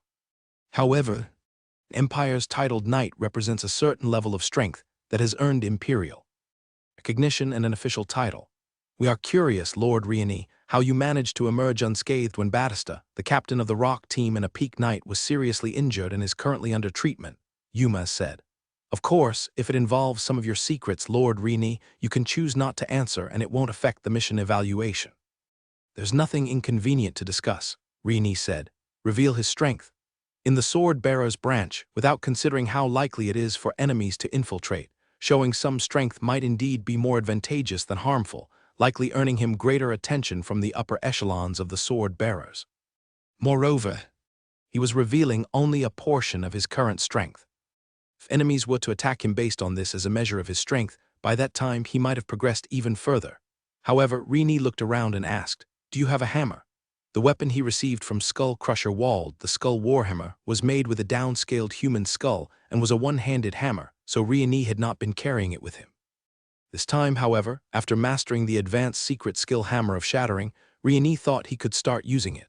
Because the advanced secret skill Hammer of Shattering had moved beyond the framework of the Tokkul hammer skill, a two-handed hammer technique, reaching a level where any hammer, whether two-handed or one-handed, could be used. Are you speaking of a combat hammer? No. No. You don't need to demonstrate, just explaining will suffice, Olna said, suddenly startled. Haha, Lord Riani, even the Obsidian Titan couldn't withstand your powerful hammer, much less this conference room. Yumas couldn't help but laugh heartily. This did make Riani realize his misunderstanding. He candidly said, That's because I've grasped the advanced secret of hammer skill. What? Yumas's previously cheerful face suddenly stiffened. Advanced secret skill? Olna, too, widened her beautiful eyes in shock, her lips parting slightly. Both had seen many night prodigies. But according to the records, the Baron before them was only 16 years old. He had grasped an advanced secret skill, truly an unparalleled talent. At least in Mingster, within the Sword-Bearer's branch, they had never heard of such a gifted young man. Seconds later, regaining his composure, Yumas asked, Lord Riani, when did you grasp the advanced secret skill? During the Sword-Bearer's examination, you probably hadn't yet, or else the Obsidian Titan would have been more than just toppled over. Yes, Riani replied. It was during this battle that I grasped it specifically while fighting the Naga leader. I see, with the advanced secret skill indeed. There was a chance to match the strength of a titled knight, Yuma said, suddenly enlightened. Olna was hurriedly and seriously recording something on the side. I've asked all my questions. Lord Riani, in terms of the mission, do you have anything else to add? Yuma said with a smile. Currently, we have the report submitted by the Rock team, the sharp-witted Olna added. If Lord Riani, you have any other information, and if it's verified to be true and significant, the reward can be increased, she said. Riani listened, his face thoughtful. He was aware of Rock team's report content. Ramil had roughly spoken to him about it, and there were more details in the proof letters. He was now hesitating should he mention the Bronze Gate. After all, he had seen it through a water membrane, and he couldn't be sure if it was the true scene inside. However, he felt he could mention it, and as for its authenticity and importance, he would leave that to the higher-ups to judge. But at least once the information proved useful, the reward amount could be further increased. Thinking it over, Riani spoke. At that time, I also saw some special scenes, but I cannot guarantee their authenticity. Of course, Lord Rini, please go ahead. As for the authenticity of the information, we have dedicated personnel to verify it. Yuma said with a smile on his face, even more appreciative of Rini since he had mastered an advanced secret skill. Rini nodded his head. That was naturally for the best. Deep inside the cave, I saw a nearly transparent layer emitting a faint blue light. Through this membrane, I saw another hall inside, he continued. Yuma's nodded. Such conditions were very normal. Most ruins had multiple halls. Inside, there was a group of people busy. From the patterns on their robes, it seemed to be the Sea God sect, Rieni continued. Indeed, the Sea God sect. We've also received this news through other channels. Lord Rieni's information further proves this message is accurate, Yuma said with a focused expression. Lord Rieni, if it's just this information, it's not sufficient to increase the reward. You know, we already have the related information, Olna said apologetically, thinking Rieni had finished speaking. There were also followers of the Sea God sect around an altar, with braziers at each of its four corners burning green flames, and in the center of the altar, there was a stone multi-armed Naga about 7 or 8 meters tall. Oh! Yumas and Olna looked at each other, their expressions suddenly serious. The situation had not been mentioned by previous exploration teams. Moreover, I personally feel that the altar was meant for towering bronze metal gate at the end of the hall, he added. A metal gate? Both of them looked surprised. Lord Rieni, did you see any patterns on the gate? Olna quickly asked. The patterns were quite complex. What I could recognize seemed to be shells and conches. You know, the distance was quite far, I could only just make them out. Rieni nodded as he spoke. Shells and conches, Yumas exclaimed, standing up involuntarily. I understand now. Yumas muttered to himself. Several minutes later, Yumas sat up straight, his face smiling, and said, Lord Rieni, the information you provided this time is extremely valuable. Previously, we always knew that the Sea Clan's recent attacks were actively backed by the Sea God sect, but the true purpose of their attack was not very clear. The information you provided might point us towards a very likely purpose. They are trying to unlock an ancient seal from an era long past, a seal of the monsoon and ocean goddess, which we generally refer to as the Sealing Gate. The Sealing Gate? Rieni looked puzzled. Yes, there's more than one Sealing Gate. But they are all legendary, sealed by the true gods. Actually, I really want to know what exactly is inside this Sealing Gate this time. However, it's not something to look forward to, because, as usual, most of the time when the Sealing Gate is opened, it causes some undesirable consequences, even triggering certain disasters. Now, let's talk about the branch's evaluation of your mission this time. Since you encountered an enemy of the Sea Tide Piercer rank, the mission reward has been increased from 3 gold medals and 4,500 merit points to 4 gold medals and 5,500 merit points, Yumas announced. With the Sealing Gate information you just provided, the reward is increased again, totaling 6 gold medals, plus 7,000 merit points. Lord Rieni, according to the distribution agreement between you and Rock Team, you will receive 4 gold medals, plus 4,000 merit points, Yumas said with a smile. 4 gold medals? Rieni's eyebrows raised, his heart overjoyed. This meant that he no longer needed a loan to pay in full for the exchange of the vaporization agent, the first-level defensive fire witchcraft, and the metal morphing spell with medals and merit points. He hadn't expected that the news about that mysterious metal gate would be so important. Of course not, thank you, Lord Yumas. Rieni bowed slightly, expressing his gratitude. Lord Rieni, your authority has also been elevated to the gold level, Olna said with a smile, gesturing with her hand. A female employee quickly walked over holding a tray, and on the tray there was a child's fist-sized golden, shining round insignia. Rieni was slightly taken aback. After all, the silver-level insignia in his hand hadn't even warmed up, and now it had changed to a gold-level insignia. The speed was indeed a bit too fast. Rieni took the gold insignia from the tray and handed the silver insignia back to the female employee. The heavy gold insignia. With its even more lifelike patterns, of course, the gold itself was not important. What mattered was the honor and authority this insignia represented. By the way, Lord Rain, I heard that all your weapons were damaged this time, Yumas asked. Yes, I suggest, Lord Rain, that you could visit the exchange hall later where you can contact Master Forgers to order custom weapons. Although it takes some time, the earlier you place the order, the sooner you will receive your weapon. Thank you for the reminder. Then if there is nothing else, Lord Yuma's, Lady Olna, I shall take my leave," Rain said as he stood up. After leaving the task hall, Rain immediately headed for the exchange hall. After all, Rain had long been anticipating the mist catalyst, the defensive first-grade fire witchcraft, and the metal morphing spell. After making 2 consecutive left turns, Rain arrived at the specialized item exchange hall of the division, in front of a towering and majestic 3-story building made of white strip stone. As Rain entered the spacious and lofty exchange hall, he found that, like the task hall, there were slightly more people coming and going than last time. It wasn't long before it was Rain's turn. The young girl stood up with a smile and said, "Hello, my lord, how may I assist you? I need to exchange a few items." Saying this, Rain handed over his freshly minted golden emblem to her. The girl was slightly startled, seemingly surprised at Rain's youth yet possession of a golden emblem, but she quickly accepted it respectfully with both hands and placed the emblem into a specially crafted slot.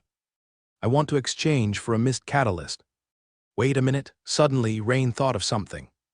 In his haste to come here, he seemed to have overlooked one point. His authority level had increased now. That meant he could check for higher-level exchange items. So, could it be possible that there were better witchcraft spells available for choice? First, look up for me all the first-grade fire witchcraft spells I can exchange with a defensive orientation. Of course, my lord.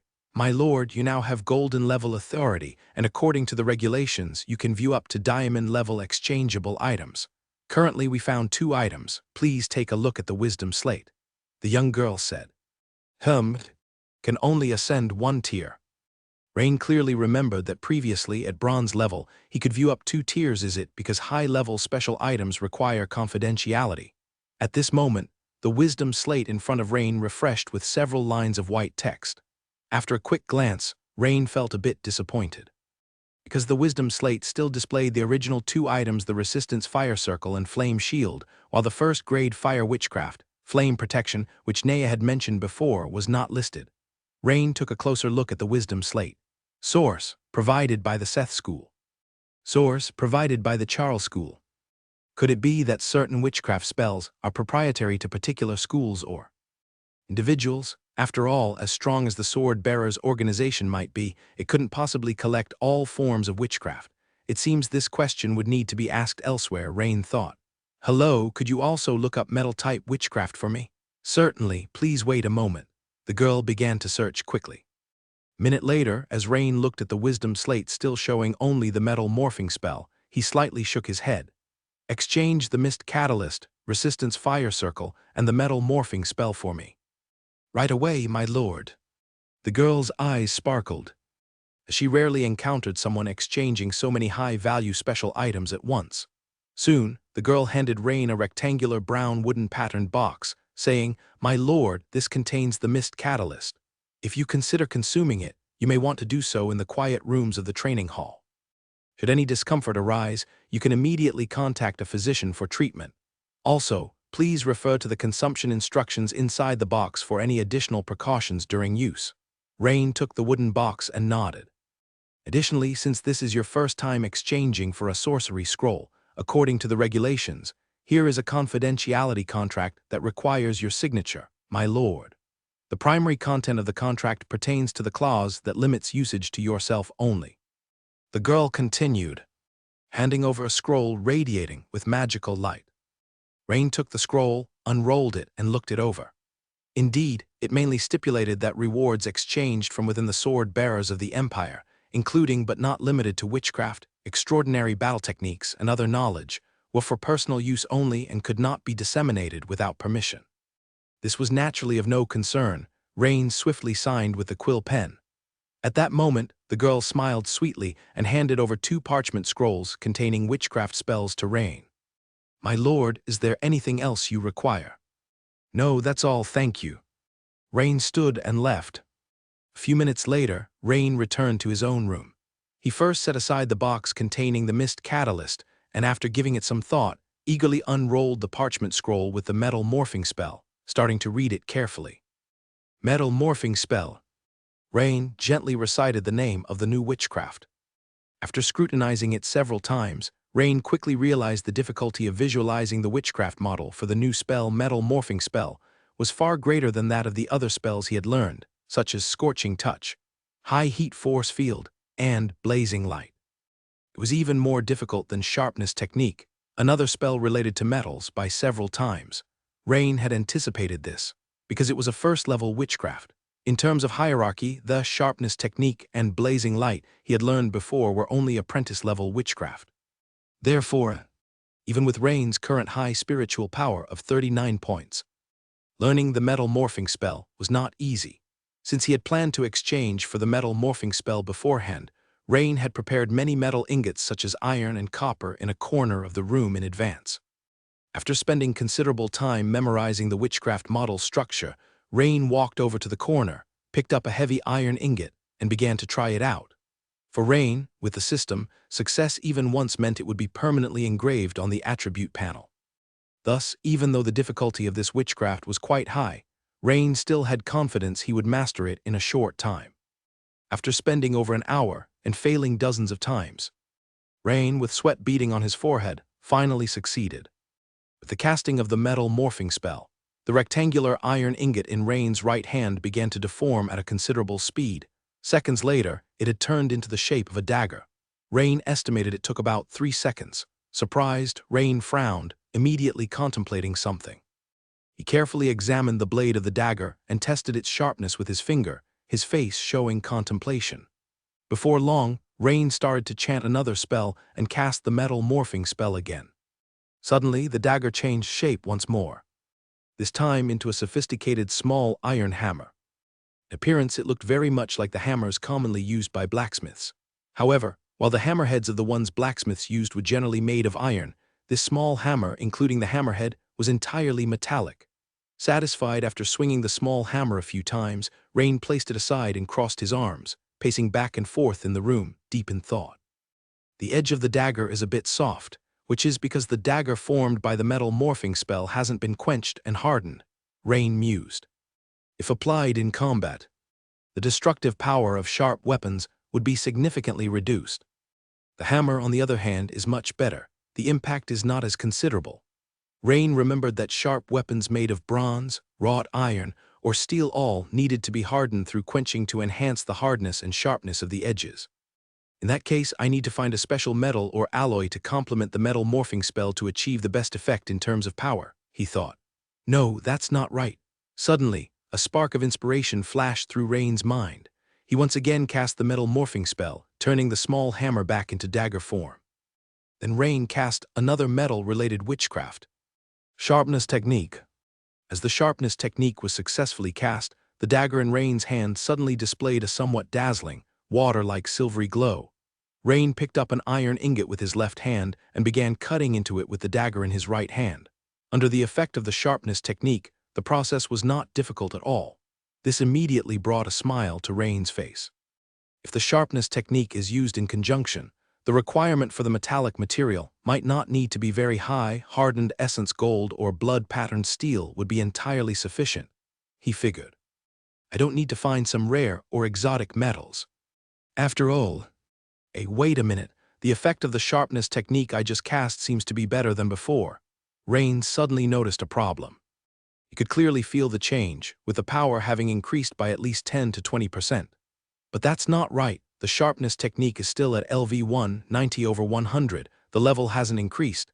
Rain glanced at the Wizard Apprentice Transcendent attribute panel. Could it be because of the increase in my spiritual power? But that's not right either. My spiritual power has been at 39 points for quite some time now. Rain furrowed his brow, puzzled, and started flipping through the system attribute panel for a detailed review. When he saw the talent, Intermediate Steel Body, Rain's eyes narrowed, and he suddenly thought of something. Could it be because of the upgrade of Basic Steel Body to Intermediate Steel Body? Rain muttered to himself. He remembered clearly. When Basic Steel Body was upgraded to Intermediate Steel Body, his body had emitted a metallic silver halo.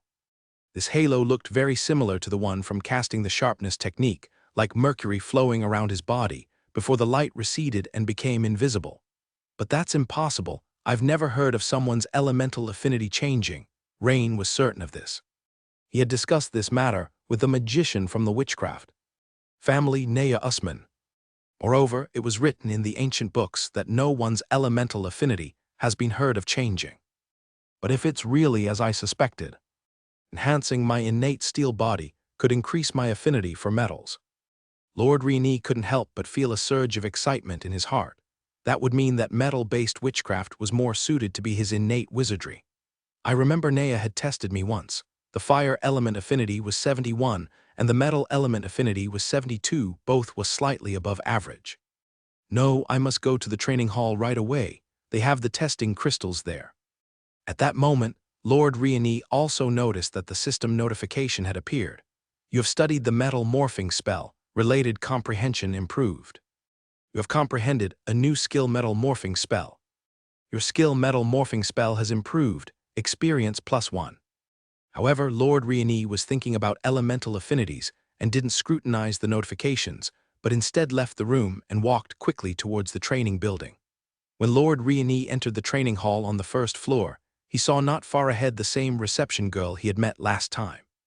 When the reception girl saw Lord Riani come in, her eyes lit up and she approached him enthusiastically, asking, "Lord Riani, hello, how may I assist you?" "Hello. This time I would like to perform an elemental affinity test." The girl's beautiful eyes immediately widened. Could it be that the very impressive Lord Riani was also planning to delve into the path of wizardry? It's not that the sword-bearer's branch had few who practiced both knight and wizard paths. On the contrary, such cases were not uncommon. However, it was very rare to see someone like Lord Riani, who possessed extraordinary knight talents and also practiced witchcraft. "What's the matter?" Nothing, Lord Riani. The elemental affinity test is on the 3rd floor. I'll take you there." The reception girl quickly recovered and said with a smile. "Good." Lord Riani followed the reception girl, ascending the spiral staircase along the wall. "By the way, what is this on the 2nd floor?" Lord Riani asked casually. He had only been on the 1st floor's rapid stream rooms and advanced rapid stream rooms last time and didn't really know what was on the 2nd floor. "Sir, the 2nd floor rooms are primarily used for small group teachings by instructors, guiding sword bearers to master various types of extraordinary battle techniques. Additionally, there are massage rooms and attack power testing rooms and so on." "There's also a massage room." Lord Riani was slightly surprised. "Yes, sir." "Well, Lord Riani, actually my massage skills are quite good too." The reception girl, seeing Lord Riani's expression and thinking that he was interested in massages, blushed and volunteered herself. Next time I have matters to attend to this time." Lord Riani didn't think too much about it. This time he was focused on testing elemental affinities and naturally had no time for massages. "Of course, sir." This left the reception girl a bit disheartened, but thinking that Lord Riani did not outright refuse, her mood quickly lifted again. "By the way, you mentioned an attack power testing room." Lord Riani asked again. "Oh, that's where sword bearers test the power of the extraordinary battle techniques they've mastered. The 3rd floor also has rooms for testing wizardry powers," the girl quickly explained. "So that's how it is." Lord Riani nodded. He now had a rough understanding of the entire layout of the training building. The 2nd floor mainly catered to sword bearers on the night path, like the small group teachings. Different instructors responsible for teaching different extraordinary battle techniques. Pretty good. Lord Riani had already decided that next time, if he wanted to improve his Rocken's axe shield combat skill, it might save some skill points to come here. As for the 3rd floor, it was probably prepared for sword bearers on the wizard path. Soon Lord Riani arrived on the 3rd floor with the reception girl. "Sir, this is the room for testing elemental affinities. A specialist inside will attend to you, so I'll leave you here," the girl said with a smile. "Good, thank you."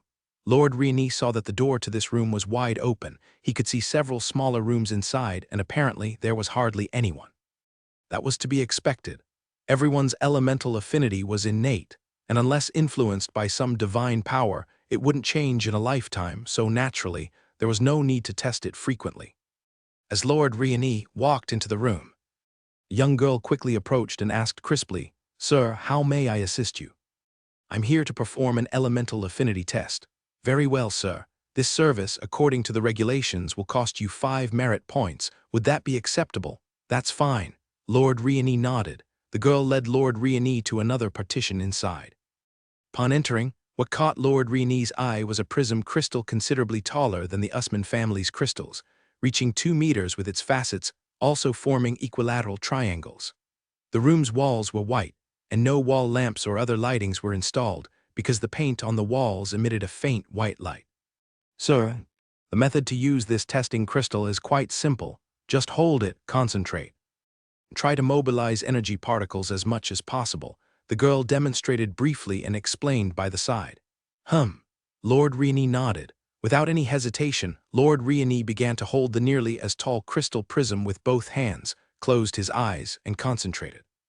As Lord Rini's spiritual power flowed in, the prism quickly emitted a shining white light, and simultaneously, the originally transparent prism began to swirl with multicolored lights. The light gradually stabilized. Rain opened his eyes and looked. He saw a silver mist at the top layer of the prism crystal, while the middle contained a red mist, the length of the silver clearly longer than the red. At the bottom of the crystal was some mixed colors that could be ignored. My lord, you actually have an extremely rare metal element affinity, and it has reached an upper class level, the girl exclaimed in surprise, clicking her tongue in wonder. Upper class? Rain's heart shook. Indeed, his affinity for the metal element had changed. Before Rain could ask, the girl volunteered the data. My lord, your metal element affinity is 84.2, belonging to the upper class, truly rare. Ranking second is the fire element affinity at 71.8, which is above the middle class, also very good. Metal element affinity 84.2, Rain remembered clearly. When Naya had tested him before, his metal element affinity was only 72, but now it had reached 84.2, no wonder his wizardry power had improved so much. The higher the affinity for a certain element, the stronger the wizardry power under the same conditions. In other words, now if Rain cast Metal Series wizardry, it would be significantly more powerful than before. The key question was, he might still possibly be able to obtain innate wizardry points in the future and improve his steel body talent. This also meant that his metal element affinity could potentially reach higher levels, which would make the power increase of Rain's Metal Series wizardry quite considerable. It should be noted that advancing the mastery level of witchcraft only increases the casting speed and does not improve the potency of the witchcraft. To enhance the power of witchcraft, the simplest means is to improve spiritual power. But the problem is that the improvement of spiritual power requires the meditation practice accumulated over months and years. Moreover, among wizards of the same level, such as a level 1 wizard, the difference in spiritual power is very small. The enhancement of wizardry power through element affinity becomes especially precious. Now, Rain faced a delightful dilemma, a dilemma that no one else would have. He had originally planned to study the defensive level 1 wizardry resist fire ring along with a fusion agent to advance to a formal wizard. But now, it would be a real pity not to follow the path of Metal Series. My lord, the girl saw the young sword-bearer lord standing there in a daze and couldn't help but softly remind him. Oh, it's nothing, Rain replied. My lord, do you need to conduct any other tests? Like total spiritual power, comprehension of wizardry models, and so on, the girl asked on her own initiative. No, thank you, said Rain. Right now, Rain was focused on choosing his witchcraft path. These tests could be conducted next time he wanted. They were available any time. My lord, regarding the study of Metal Series wizardry, the branch here does not have an instructor who specifically offers related teaching. However, there are 2 instructors for Fire Series wizardry, the girl said. Next time, Rain waved his hand and left the 3rd floor.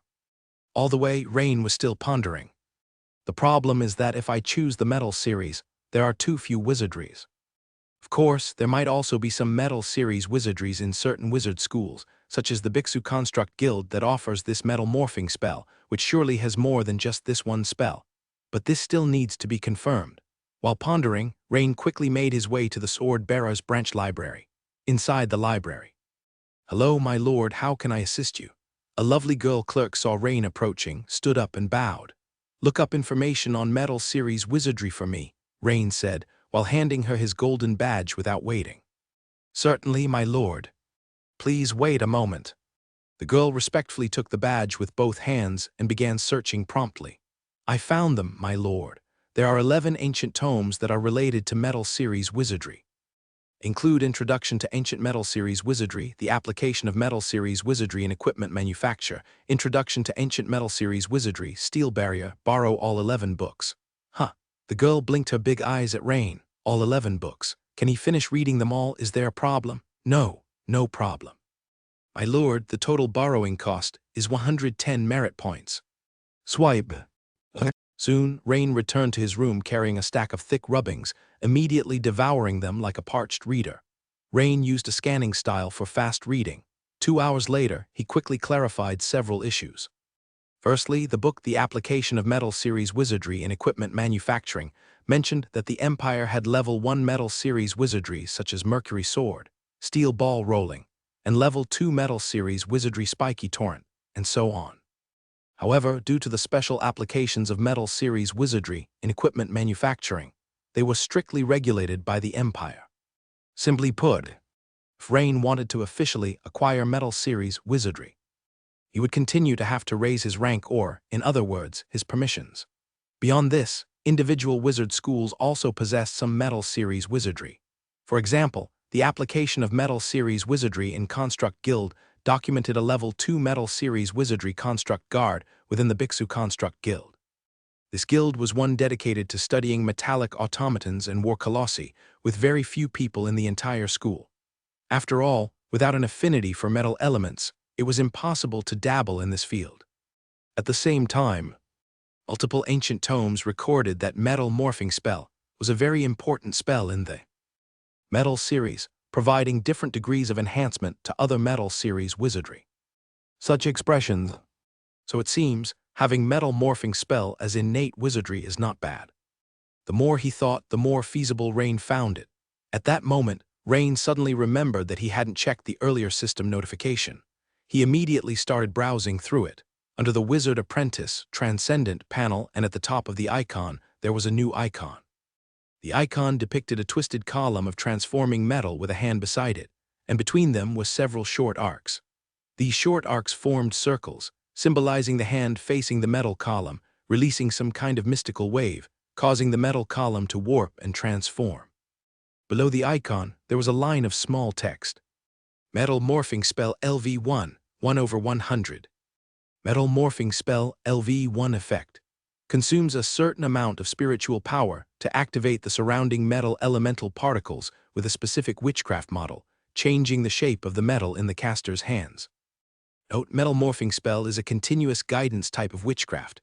The speed of transformation and the level of control are directly proportional to spiritual power, and inversely proportional to the total amount of metal being transformed and the type of metal.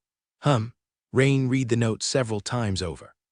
The correlation between transformation speed and control level was something he had anticipated. Being directly proportional to spiritual power was also nothing special since the few apprentice-level spells he had mastered were also directly proportional to spiritual power. However, the type and total amount of metal being inversely proportional is a bit annoying, Rain muttered to himself.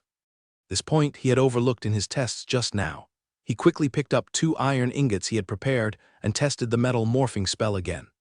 Indeed, transforming them into a hammer shape took about 4 seconds now, compared to about 3 seconds before because of the increased number of iron ingots. This immediately made Rain furrow his brow. Thinking it over, Rain took several iron ingots approximating the weight of a 2-handed warhammer and commenced a transformation test. The result took a full 10 seconds to transform the numerous iron ingots back into the shape of the original warhammer. The situation before him suddenly made Rain's expression turn a bit ugly. It was just at LV1 and upgrades were possible later on. But even though each upgrade reduced the casting time by 20%, so LV2 would be about 8 seconds. LV3 would be over 6 seconds, LV4 just over 5 seconds, LV5 4 seconds. LV8 2 seconds. Rain did some mental calculations. He discovered that even at LV10, it would still require about 1.3 seconds. It seemed fast, but the problem was, it was still quite far from what Rain envisioned. Previously, Rain had imagined that during combat, weapons would transform instantaneously, like a greatsword suddenly turning into a scythe, catching the enemy off guard and hitting them instantly. Or a warhammer in hand instantly transforming into a tower shield to block a sudden attack from an enemy, etc.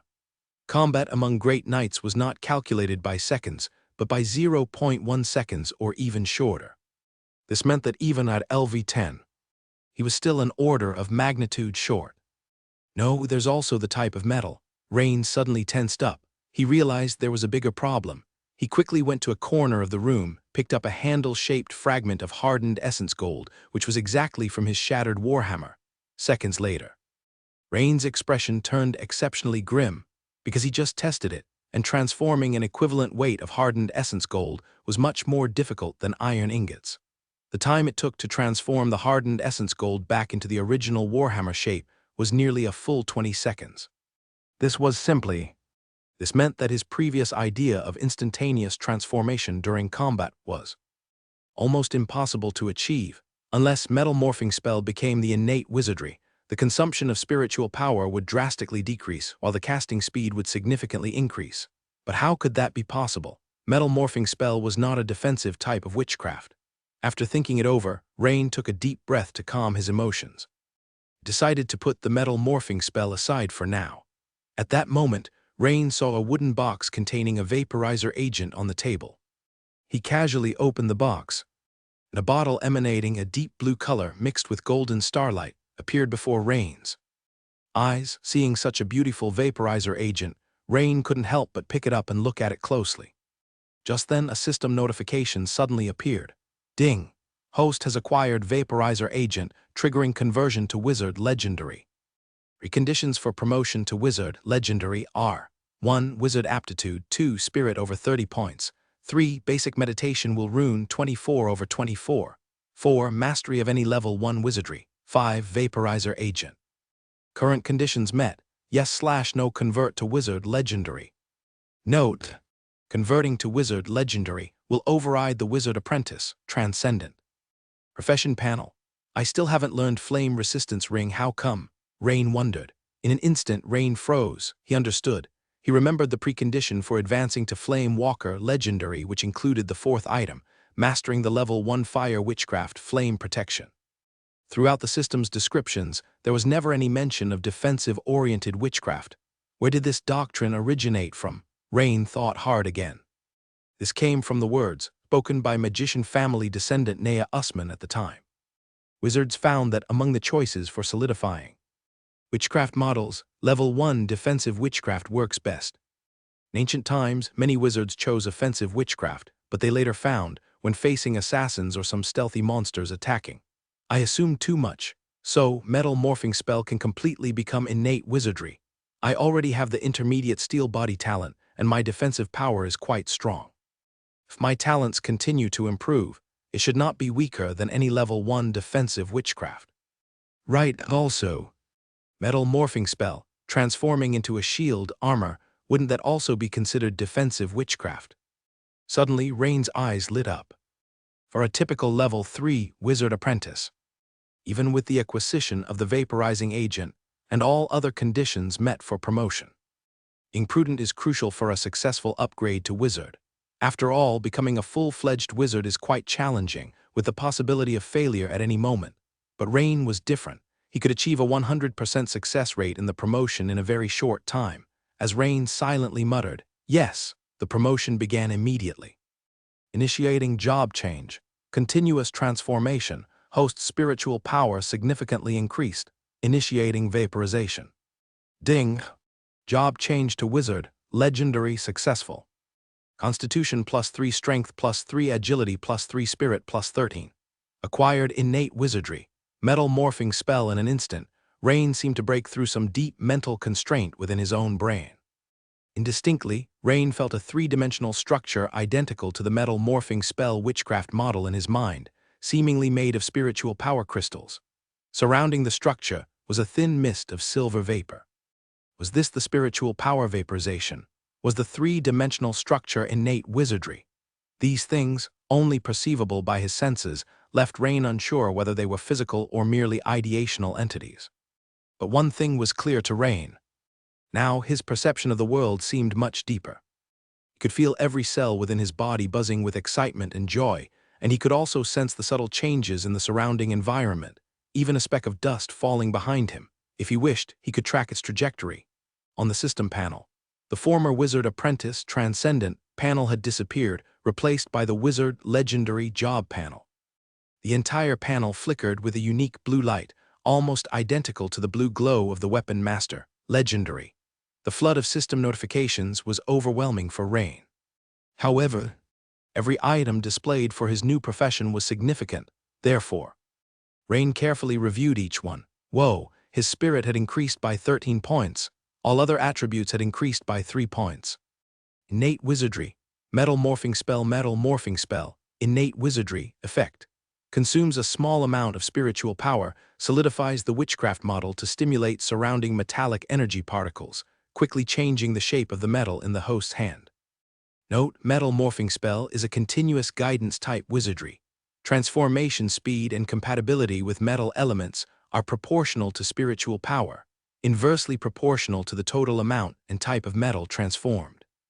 Rain focused on a few keywords: small amount of spiritual power quickly, his face lighting up with joy.